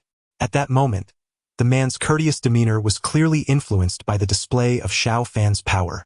If he were truly just an ordinary mortal, or perhaps a cultivator of modest prowess, it was evident that others would continue to disregard his existence, just as they had before. This may be a matter of course in the harsh realm of cultivation. However, from his perspective, the world ought not to be so. Perhaps influenced by the teachings of the Tao, he believed that all beings in the universe are equal, devoid of distinctions of high and low, noble and base. Yet, if outsiders were to learn of his convictions, they might deem him overly naïve and childlike. Xiao Fan scrutinized Long Xiao with care. The surname Long is typically associated with the dragon lineage. It is uncertain whether this is mere coincidence or if he too belongs to that esteemed race. After all, since Long Xiao's arrival, his attention had been unwaveringly fixed upon Long Xiaoxiao, clearly sensing the unique aura of the dragon clan emanating from her. Moreover, his earlier demeanor had been one of palpable excitement. Could it be that Long Xiao is a kin of Long Xiaoxiao? Chapter 86. No one can brother Long Xiao. Might I inquire as to why you hold such concern for my disciple? Xiao Fan gazed earnestly at Long Xiao. A master-disciple relationship? Long Xiao, upon hearing this, scrutinized the dynamic between Xiao Fan and Long Xiaoxiao. Indeed, Long Xiaoxiao appeared to be exceedingly reliant on Xiao Fan, rarely parting from his side. With utmost seriousness, Long Xiao addressed Xiao Fan. "Brother Xiao Fan, I must confess, this disciple of yours is the biological daughter of my younger brother." As he spoke, Long Xiao let out a gentle sigh. "It is worth mentioning that I am this child's uncle." Long Xiao expressed with a sense of nostalgia. "Years ago, my brother and sister-in-law fell victim to the atrocities of the demon clan, and their child has been lost ever since. Throughout the years, I have tirelessly searched for my niece, and heaven has not forsaken the diligent. I have finally found her." Brother Xiao Fan, you are truly a benefactor of the Long clan. Without your assistance, I fear my niece would have met a dire fate long ago. Long Xiao gazed at Xiao Fan with sincerity. Upon hearing this, Xiao Fan furrowed his brow. If what Long Xiao said were true, it would indeed be a fortunate revelation. However, it is not prudent to accept the claims of any stranger asserting a familial bond with Long Xiao without scrutiny. Sensing Xiao Fan's cautious demeanor, Long Xiao chuckled wryly. Brother Xiao Fan, if you harbor doubts, I could establish a bloodline connection with my niece. The bloodline of the Long clan is quite remarkable. If we are indeed relatives, any part of our bodies that come into contact will evoke a sense of connection. Xiao Fan had encountered such information in ancient texts. It was a straightforward and effective method. Very well, let it be as you say, Xiao Fan replied. In an instant, Long Xiao appeared before Xiao Fan and Long Xiao. Eyeing Long Xiao, Long Xiao's eyes sparkled with excitement. He inquired of Xiao Fan, Brother Xiao Fan, has my niece been named yet? Long Xiao Fan answered directly. Long Xiao. Long Xiao repeated the name, a smile breaking across his face. A splendid name. It seems Brother Xiao Fan holds great affection for my niece. You flatter me, Brother Long Xiao. Xiao is my disciple, and my care for her is only natural. Xiao Fan replied with a mild smile. He sensed that Long Xiao's enthusiasm was somewhat excessive. It is well known that the Long clan is notoriously proud and aloof. However, there are always exceptions, so Xiao Fan chose not to dwell on the matter. After all, if Long Xiao was indeed a close relative of Long Xiao, his display of warmth was entirely justified. Returning to the matter at hand, Brother Long Xiao, I would appreciate it if you could extend a finger, Xiao Fan suggested. Certainly, Long Xiao responded without hesitation, raising his hand to present a finger to Long Xiao. Yet, when faced with the impending bloodline connection, Long Xiao appeared quite reluctant, hesitating to extend her finger to touch Long Xiao's. This was something Xiao Fan had anticipated. Since he had met Long Xiao, she had shown resistance towards anyone other than him. To this end, Xiao Fan had no choice but to embrace Long Xiao, gently whispering in her ear, "Do not be afraid. Your master will always be by your side." With Xiao Fan's comforting words, Long Xiao reluctantly agreed to extend her finger. However, throughout the process, she kept her head buried in Xiao Fan's embrace. With no other option, Xiao Fan personally held her hand, allowing their fingers to lightly touch that of Long Xiao. The moment their fingers made contact, Xiao Fan distinctly felt Long Xiao tremble softly in his arms. Undoubtedly, this was the sensation of their bloodlines connecting. There was no doubt left. Long Xiao looked at Long Xiao with palpable excitement, exclaiming, "I knew it. I knew my instincts were correct. Xiao is indeed my dear niece." After the initial exhilaration, Long Xiao's expression gradually turned solemn as he gazed earnestly at Xiao Fan. "Brother Xiao Fan, I have an unreasonable request." Upon hearing this, Xiao Fan anticipated what Long Xiao was about to say. "You wish to take Xiao back?" "Indeed, Xiao is of my dragon clan's bloodline. Only by returning to the dragon tribe can she truly flourish. Brother Xiao Fan, since you are Xiao's master, you must also wish for her to grow strong and thrive," Long Xiao asserted confidently. Upon hearing Long Xiao's words, Long Xiao's body suddenly quivered, and she clutched Xiao Fan tightly. Having spent decades with her, Xiao Fan understood that she was afraid that her master might abandon her. In response, he gently caressed her back and softly reassured her. "Rest assured, I will never leave you." After providing her comfort, Xiao Fan turned to Long Xiao, his tone measured and resolute. "I do not wish for Xiao to become extraordinarily powerful. I merely hope she can live joyfully and without worry each day. If Xiao is unwilling, I will not force her to go anywhere or do anything." His gaze was unwavering. No one could compel Long Xiao against her will. His words were directed both at her and served as a warning to Long Xiao, whose demeanor was starting to darken. Xiao Fan had anticipated this reaction, for the Dragon Clan was notoriously proud and domineering. If their desires were thwarted, they could easily turn hostile. But what of it? As long as Long Xiao was unwilling, as long as he drew breath, no one could impose upon her against her wishes. Outside the Haotian mirror, no one could. Upon witnessing Xiao Fan's steadfast expression and hearing his undeniable tone, The Dragon Empress Long Xiaoxiao trembled, unable to maintain her composure, though she had experienced a similar moment in the past. Her mind had not yet matured enough to grasp the weight of Xiao Fan's words. Now, witnessing the scene from an observer's perspective, she was struck anew by its significance. Within her heart, tumultuous waves surged, refusing to settle. Master, does he truly think this way? The lips of the Dragon Empress, Long Xiaoxiao, trembled as she murmured to herself, her gaze filled with anguish. In this moment, her heart ached profoundly. Why? Her master seemed so resolute at this instant. Why then did he so mercilessly abandon me? The expression of the Dragon Empress twisted in profound suffering. Witnessing this was akin to experiencing abandonment anew. The pain she had buried deep within her soul was ruthlessly unearthed. The torment of her past compelled her to relive it once more, shattering her heart, wrenching her insides, and rendering her existence unbearable. Chapter 87. The Secret Realm of the Dragon Clan. Humph, serves you right. The Northern Underworld Empress, Lang Ruoxue, observed the visibly affected demeanor of the Dragon Empress, Long Xiaoxiao, and could not help but let out a cold snort.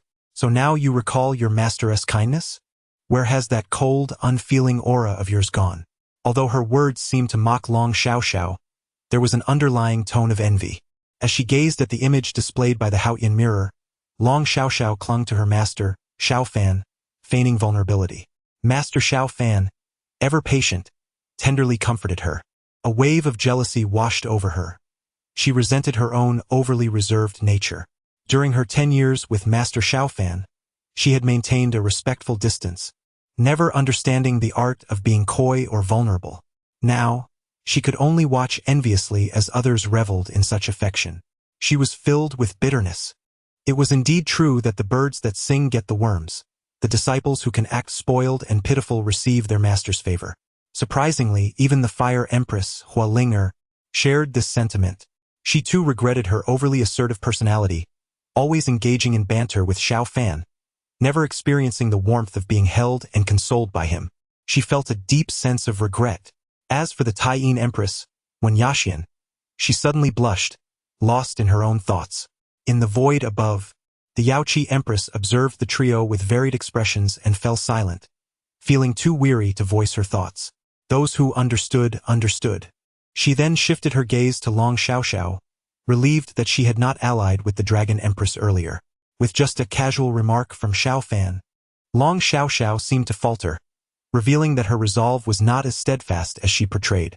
Who knew when she might turn against them? Those of the Dragon Clan shared similar concerns. Long Guang, noticing the Dragon Empress's unraveling emotions, felt an urgent need to intervene. Your Majesty, do not let Xiao Fan's sweet words deceive you. No matter how charming his words may sound, he ultimately injured you and left with that demoness. At these words, Long Xiaoxiao snapped back to reality. Clutching her chest tightly, determination flickered in her eyes. Indeed, what good were all those past promises if Xiao Fan ultimately betrayed them, callously abandoning her? The more resolutely he appeared, the deeper he wounded her. Once, she had been entirely dependent on Xiao Fan. In her world, he was her sole existence. The moment he discarded her, her world collapsed utterly. For thousands of years thereafter, she had sought to escape the shadow of his abandonment. Yet she found it impossible, truly impossible. As long as Xiao Fan lived, she could never escape that shadow. Perhaps only by taking his life could she truly break free. With this thought, the Dragon Empress, Long Xiaoxiao, steeled her resolve, her expression devoid of emotion as she fixed her gaze upon the Haotian mirror. No matter what she saw or heard afterward, her heart would never waver again. Within the celestial mirror, as Xiao Fan resolutely declined Long Zhao's proposal, the atmosphere instantly became tense. Xiao Fan stood protectively behind Long Xiaoxiao, facing the formidable Long Xiao with an expression of calm. Although the Dragon Clan was renowned for its strength, and he had never engaged in conflict since his cultivation began, he felt neither fear nor trepidation within. For him, cultivation was not a pursuit of dominance, but a means to protect those he cherished. This was the essence of his practice. However, he did not wish to resort to violence against Long Xiao unless absolutely necessary, as Long Xiao was, after all, Long Xiaoxiao's uncle. Just as the tension reached its peak, observing Xiao Fan's unwavering demeanor, Long Xiao, whose face had been dark and radiating a fierce aura, suddenly changed his expression and burst into laughter. Ha ha ha! Brother Xiao Fan, having such a devoted master like you to protect my niece is truly her fortune accumulated over 100 lifetimes. You saved my niece, making you a benefactor of the Dragon Clan. Might I have the honor of inviting you to visit us in the Dragon Clan? Upon hearing this, Xiao Fan pondered for a moment. Long Xiao's gesture was a concession. If he remained silent, it could lead to an irreparable rift. Noticing Long Xiao tightly clutching his clothes, Xiao Fan also wished to facilitate a transformation for her. Long Xiao relied heavily on him and was quite resistant to others. In her world, he was almost her sole companion. What would happen if he were no longer there one day? He had no intention of abandoning Long Xiao, but he had to consider unforeseen circumstances. Thus, he needed to help her cultivate connections, at least allowing her to have more friends. Perhaps returning to the Dragon Clan and experiencing the presence of her kin would assist her in overcoming her current predicament. Of course, given Long Xiao's current dependence on him, he had no choice but to accompany her back to the Dragon Clan. After careful consideration, Xiao Fan cupped his hands in salute to Long Xiao and said, "Then I shall trouble you, brother Long Xiao." Upon receiving Xiao Fan's affirmative response, Long Xiao laughed heartily.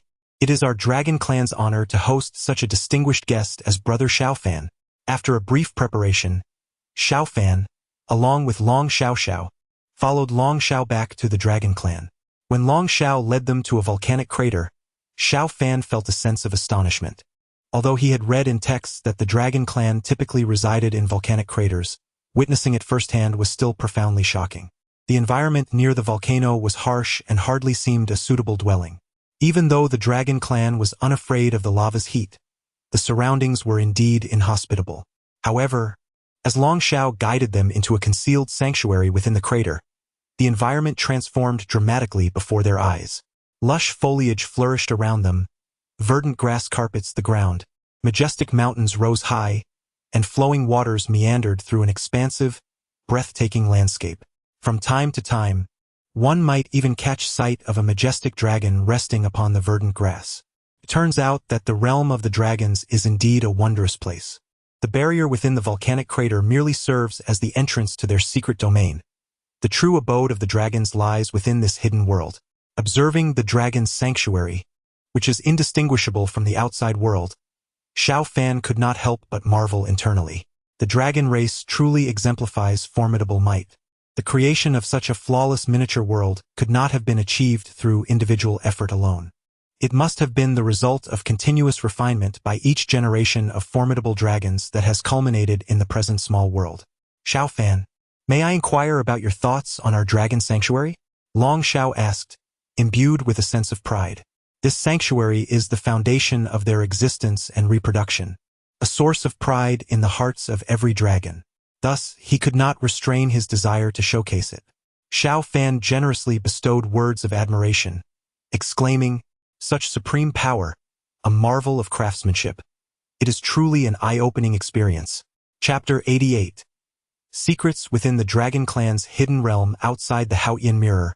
Countless individuals gazed in awe at the flawless miniature world of the Dragon Clan's hidden realm, their astonishment palpable.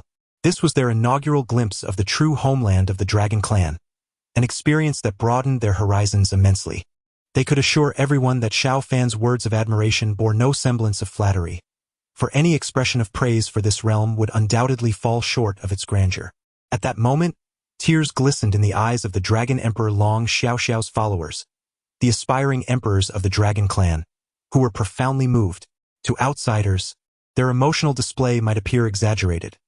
Yet for them, witnessing the long-lost homeland once more ignited feelings that words could scarcely convey. Despite their current formidable powers and status as leaders of the Dragon Clan, they had once lived carefree in this very realm, the sanctuary of their souls, the ancestral home where their kin had dwelled for generations. Alas, all of this was obliterated during the calamitous war between the Dragon and Demon clans, rendering the Dragon Clan's hidden realm a mere echo in the annals of history. The architect of this devastation was none other than Xiao Fan, who now extolled the virtues of the Dragon Clan's hidden realm within the Haotian Mirror.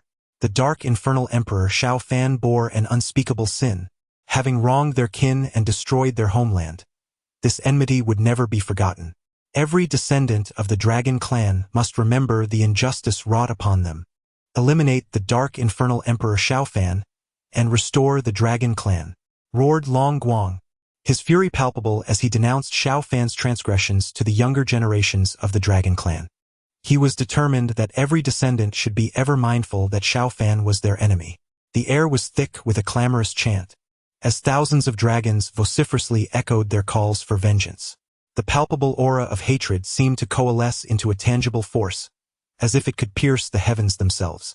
Surrounding practitioners instinctively recoiled, their hearts brimming with trepidation. The sheer intensity of the dragon's murderous intent was terrifying. Those with lesser prowess, if they ventured too close, might find themselves grievously harmed, their life essence severely depleted. Even from a distance, one could feel the depth of the dragon's loathing for the dark infernal emperor Xiao Fan. In response to the uproar, the celestial fire empress Huolinger thundered, "Silence! Whoever dares to raise their voice again shall be turned into roasted eel." The North Sea Empress Lang Ruoxue and the Lunar Empress Wen Yaxuan, though silent, exuded an icy demeanor. They were far from powerless, and the audacity of the Dragon Clan to openly call for the demise of their master was intolerable. Did they truly believe the three of them were mere soft targets? Long Guang seethed with indignation. The Celestial Fire Empress had the audacity to mock their clan as eels. How much could one endure? Did they think the Dragon Clan could be trampled upon without consequence? Surely, the Dragon Empress would not stand idly by in the face of such indignities. With a resolute gaze, Long Guang turned his attention to the Dragon Empress Long Xiaoxiao. Then he suddenly realized that their Dragon Empress was utterly unresponsive, seemingly oblivious to her surroundings, her entire focus fixed on the imagery displayed by the Haotian mirror. "Your Majesty," Long Guang cautiously attempted to beseech the Dragon Empress, Long Xiaoxiao, to advocate for their clan. However, before he could finish, the Dragon Empress furrowed her brows and, with evident impatience, exclaimed, "What a racket!" Long Guang's expression instantly froze in embarrassment. This was undeniably awkward. Their Dragon Empress showed no inclination to champion the Dragon Clan at all. Shortly thereafter, another powerful member of the Dragon Clan whispered to him, "Clan leader, have you lost your senses? The three empresses across from us far surpass our own Dragon Empress. Forcing her to speak on our behalf would only serve to humiliate her." Upon hearing this, Long Guang was struck with realization, followed by immense regret. He had indeed allowed his anger to cloud his judgment, nearly placing their Dragon Empress in a precarious position. Fortunately, the wise and astute Empress pretended not to hear, thus alleviating the tension. With such an illustrious and formidable Dragon Empress at the helm, their clan was destined for resurgence and prosperity. In truth, however, Long Xiaoxiao was entirely unaware of the commotion around her. She merely found it somewhat bothersome. As for the fate of the Dragon Clan, it held no significance for her. When Long Guang previously mentioned her being the clan's sovereign, she never expressed agreement. Everything was merely the unilateral desire of Long Guang and the others.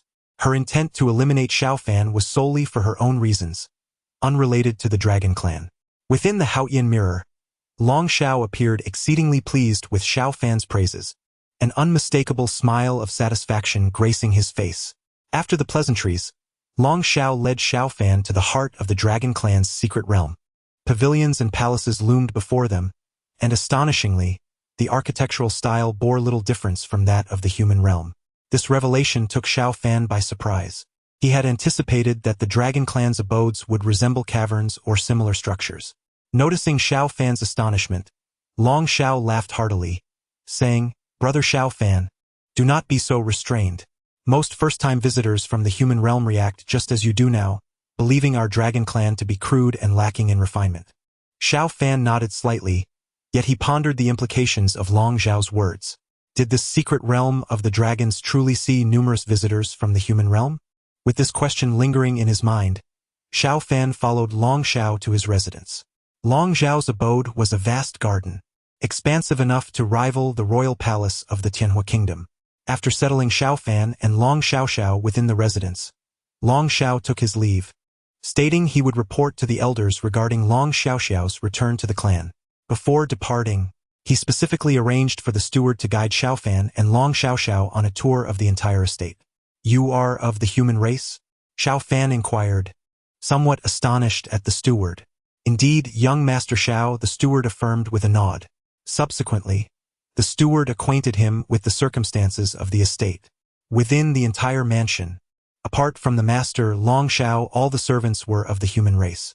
Furthermore, Long Xiao had 385 wives, all human as well. This situation was not unique to Long Xiao's residence, but rather pervasive throughout the entire Dragon Clan's secret realm. The number of humans in this realm far exceeded that of the dragons. However, these humans primarily served the dragons. Individuals like Xiaofan, who were invited as guests, were exceedingly rare. At least according to the steward, he had never witnessed Long Xiao extend an invitation to any human to visit the Dragon Clan's secret realm. Upon hearing this, Xiaofan could not help but ponder for a moment. The circumstances within the Dragon Clan's secret realm indeed surpassed his expectations significantly. Chapter 89. A casual selection. Subsequently, Xiaofan inquired of the steward about the relationship between the Dragon Clan and the human race within the Dragon Clan's secret realm. The steward responded with a notably relaxed demeanor. According to his account, although the humans are regarded as inferior to the dragons within this secret domain, the dragons do not subject them to any form of abuse or undue harshness. Perhaps this leniency is intended to safeguard the secrets of the dragon realm from external discovery. The only stringent rule is that once one enters the Dragon Clan's secret realm, they can never depart from it. Beyond this stipulation, no other adverse conditions exist. Moreover, for individuals like them, who have chosen to enter the Dragon Clan's secret realm as servants, most are either orphans or come from impoverished backgrounds. In the outside world, they struggle to find sufficient food and warmth, living in a state of turmoil and uncertainty, never knowing when hunger or cold might claim them. Now, within the dragon territory, they not only have their basic needs met but also live without worry. In reality, though both humans and dragons inhabit this secret realm, interactions with other dragons are minimal. Aside from their own masters, their daily existence resembles that of the outside world, primarily engaging with fellow humans. The expanse of the Dragon Clan's secret realm is immense, resembling the outside world in that it hosts numerous towns. Ordinary mortals like them spend their entire lives confined to one of these towns. After listening to the steward's description, Xiaofan gained a fresh perspective on the Dragon Clan's secret realm. In essence, the humans residing there are either voluntarily present or descendants of those who entered. Given that dragons possess a notably poor reproductive capacity, the number of humans within the realm far exceeds that of dragons by thousands or even tens of thousands. Young dragons, unable to assume human form, primarily dwell in the mountains and forests, seldom encountering humans.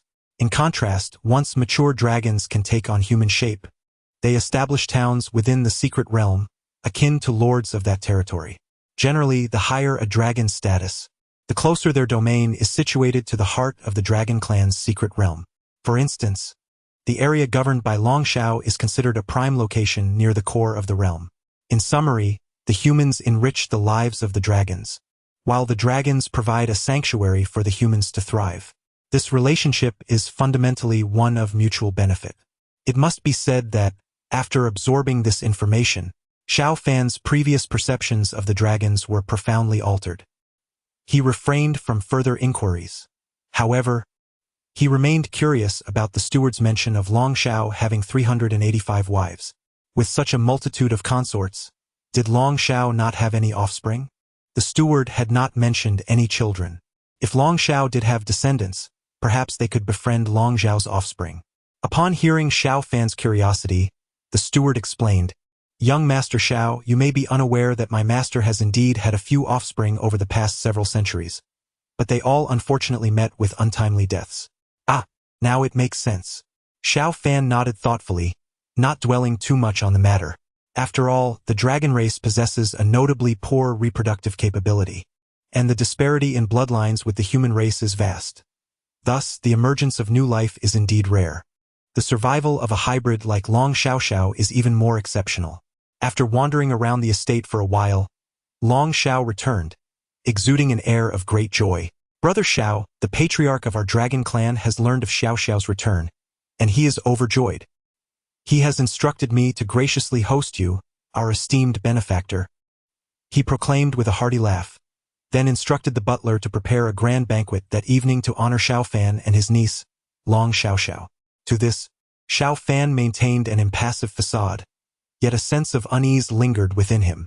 The dragon race's limited reproductive ability and sparse numbers made the patriarch's excitement over Long Xiaoxiao's return seem somewhat exaggerated, unless there was something of immense significance about Long Xiaoxiao that warranted such a reaction. Moreover, he could discern the unmistakable excitement radiating from Long Xiao since his return. Could it be that bringing back Long Xiaoxiao would earn him some reward from the Dragon Clan? These were the peculiarities he noted. Of course, it was also possible he was simply being overly sensitive. Nevertheless, in the secret realm of the Dragon Clan, it was prudent to exercise caution. As night fell, the Long Xiao estate was ablaze with lights. The banquet hall was astonishingly vast, likely capable of accommodating 1,000 guests without difficulty. It was a rare occasion for all 385 of Long Xiao's wives to appear simultaneously. Each of these wives, evidently vying for his affection, had been meticulously adorned. The competition among these 385 beauties was truly a sight to behold. Husband, do you think I look lovely today? Husband, I made this for you by hand. Husband Long Xiaoxiao covered her ears, seeking refuge in Xiao Fan's embrace, clearly overwhelmed by the cacophony. Even Xiao Fan found the noise somewhat excessive. However, Long Xiao had summoned all his wives to demonstrate the significance he placed on this banquet, and Xiao Fan felt it inappropriate to dampen his enthusiasm. Ha ha ha! Splendid! I shall take my time to admire each one. Long Xiao reveled in the attention. Turning to the reticent Xiao Fan, he boisterously added, Brother Xiao, there is no need for restraint. Choose as you wish. If any of my wives catches your eye, feel free to take her. At this, a flash of annoyance crossed Long Xiao's face as he scolded the women surrounding him. You lot with no sense, hurry and attend to my brother Xiao. If you neglect him, I shall not be lenient.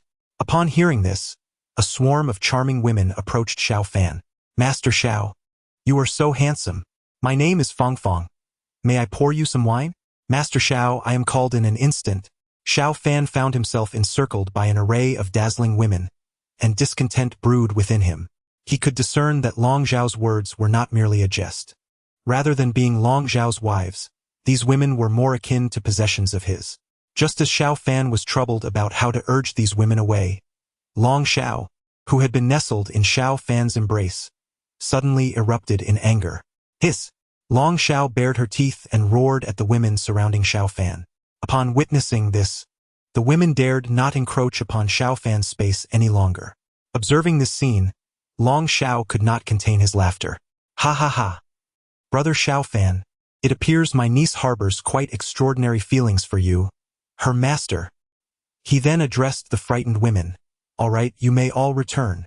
Do not put my brother Xiao Fan in a difficult position. Chapter 90.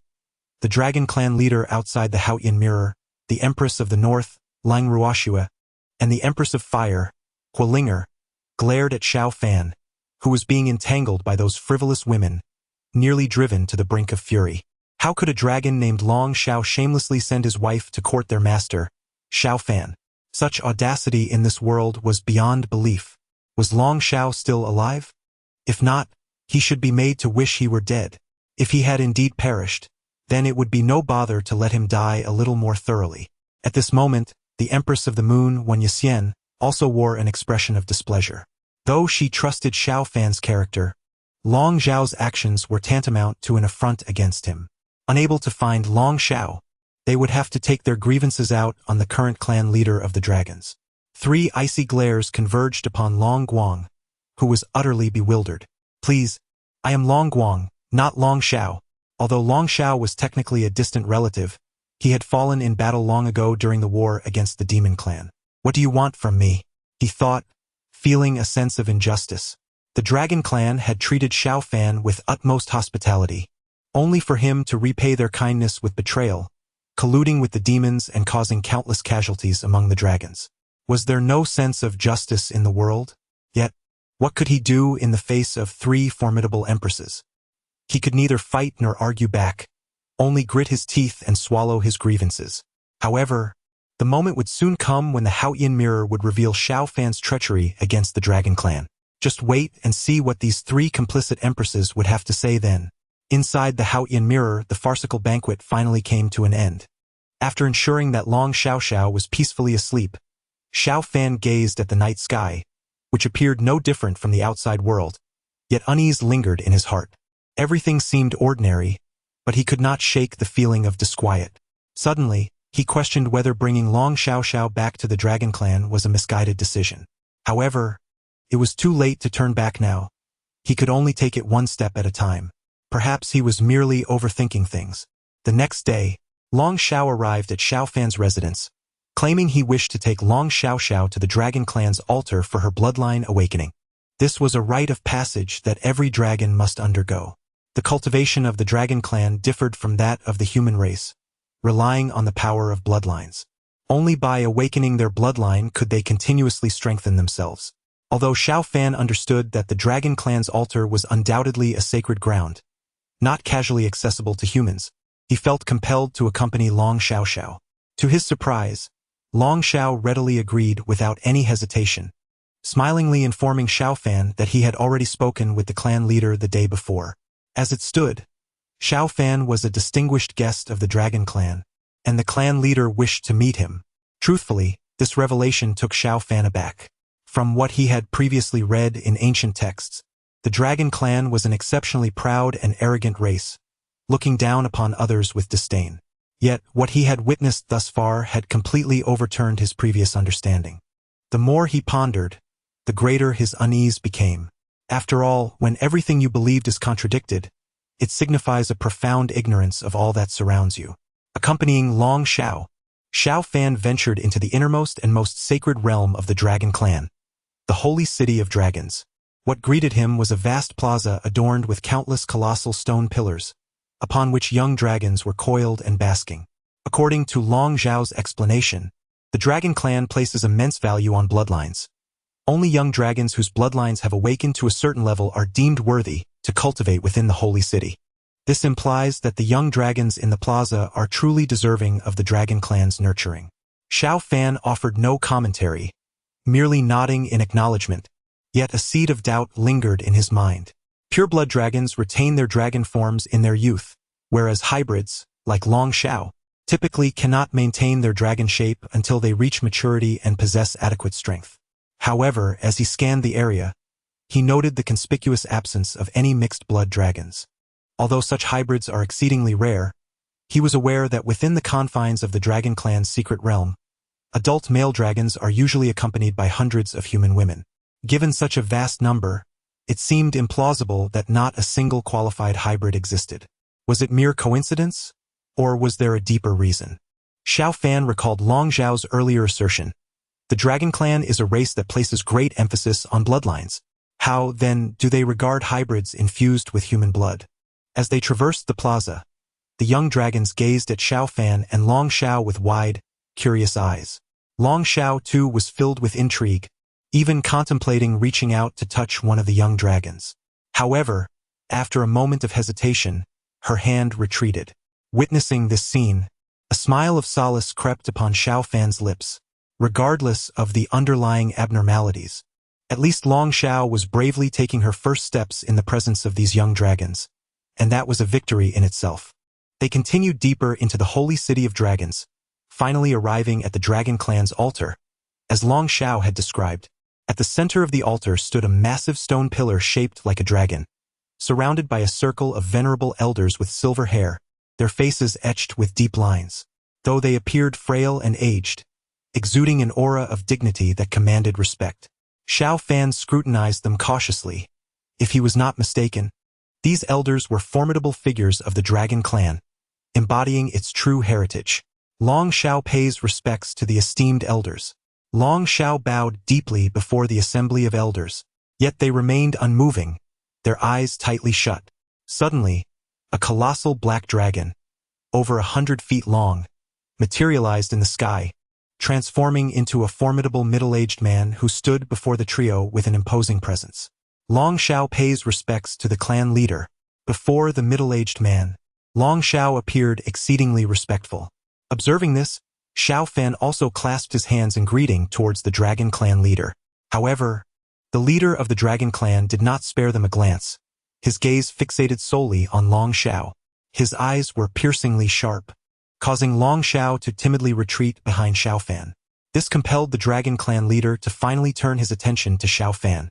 After regarding him with a cold, indifferent stare, the leader abruptly smiled and said, "You must be Xiao Zhao's master. It is thanks to you that she has returned to our Dragon Clan. You are a distinguished guest of our clan and need not feel so constrained." Xiao Fan felt somewhat speechless. Did the Dragon Clan always speak with such grandiloquence? The leader's politeness was appreciated, yet Xiao Fan humbly felt unworthy of such praise. As the saying goes, one should not strike a smiling face. With the respect shown to him, Xiao Fan naturally reciprocated.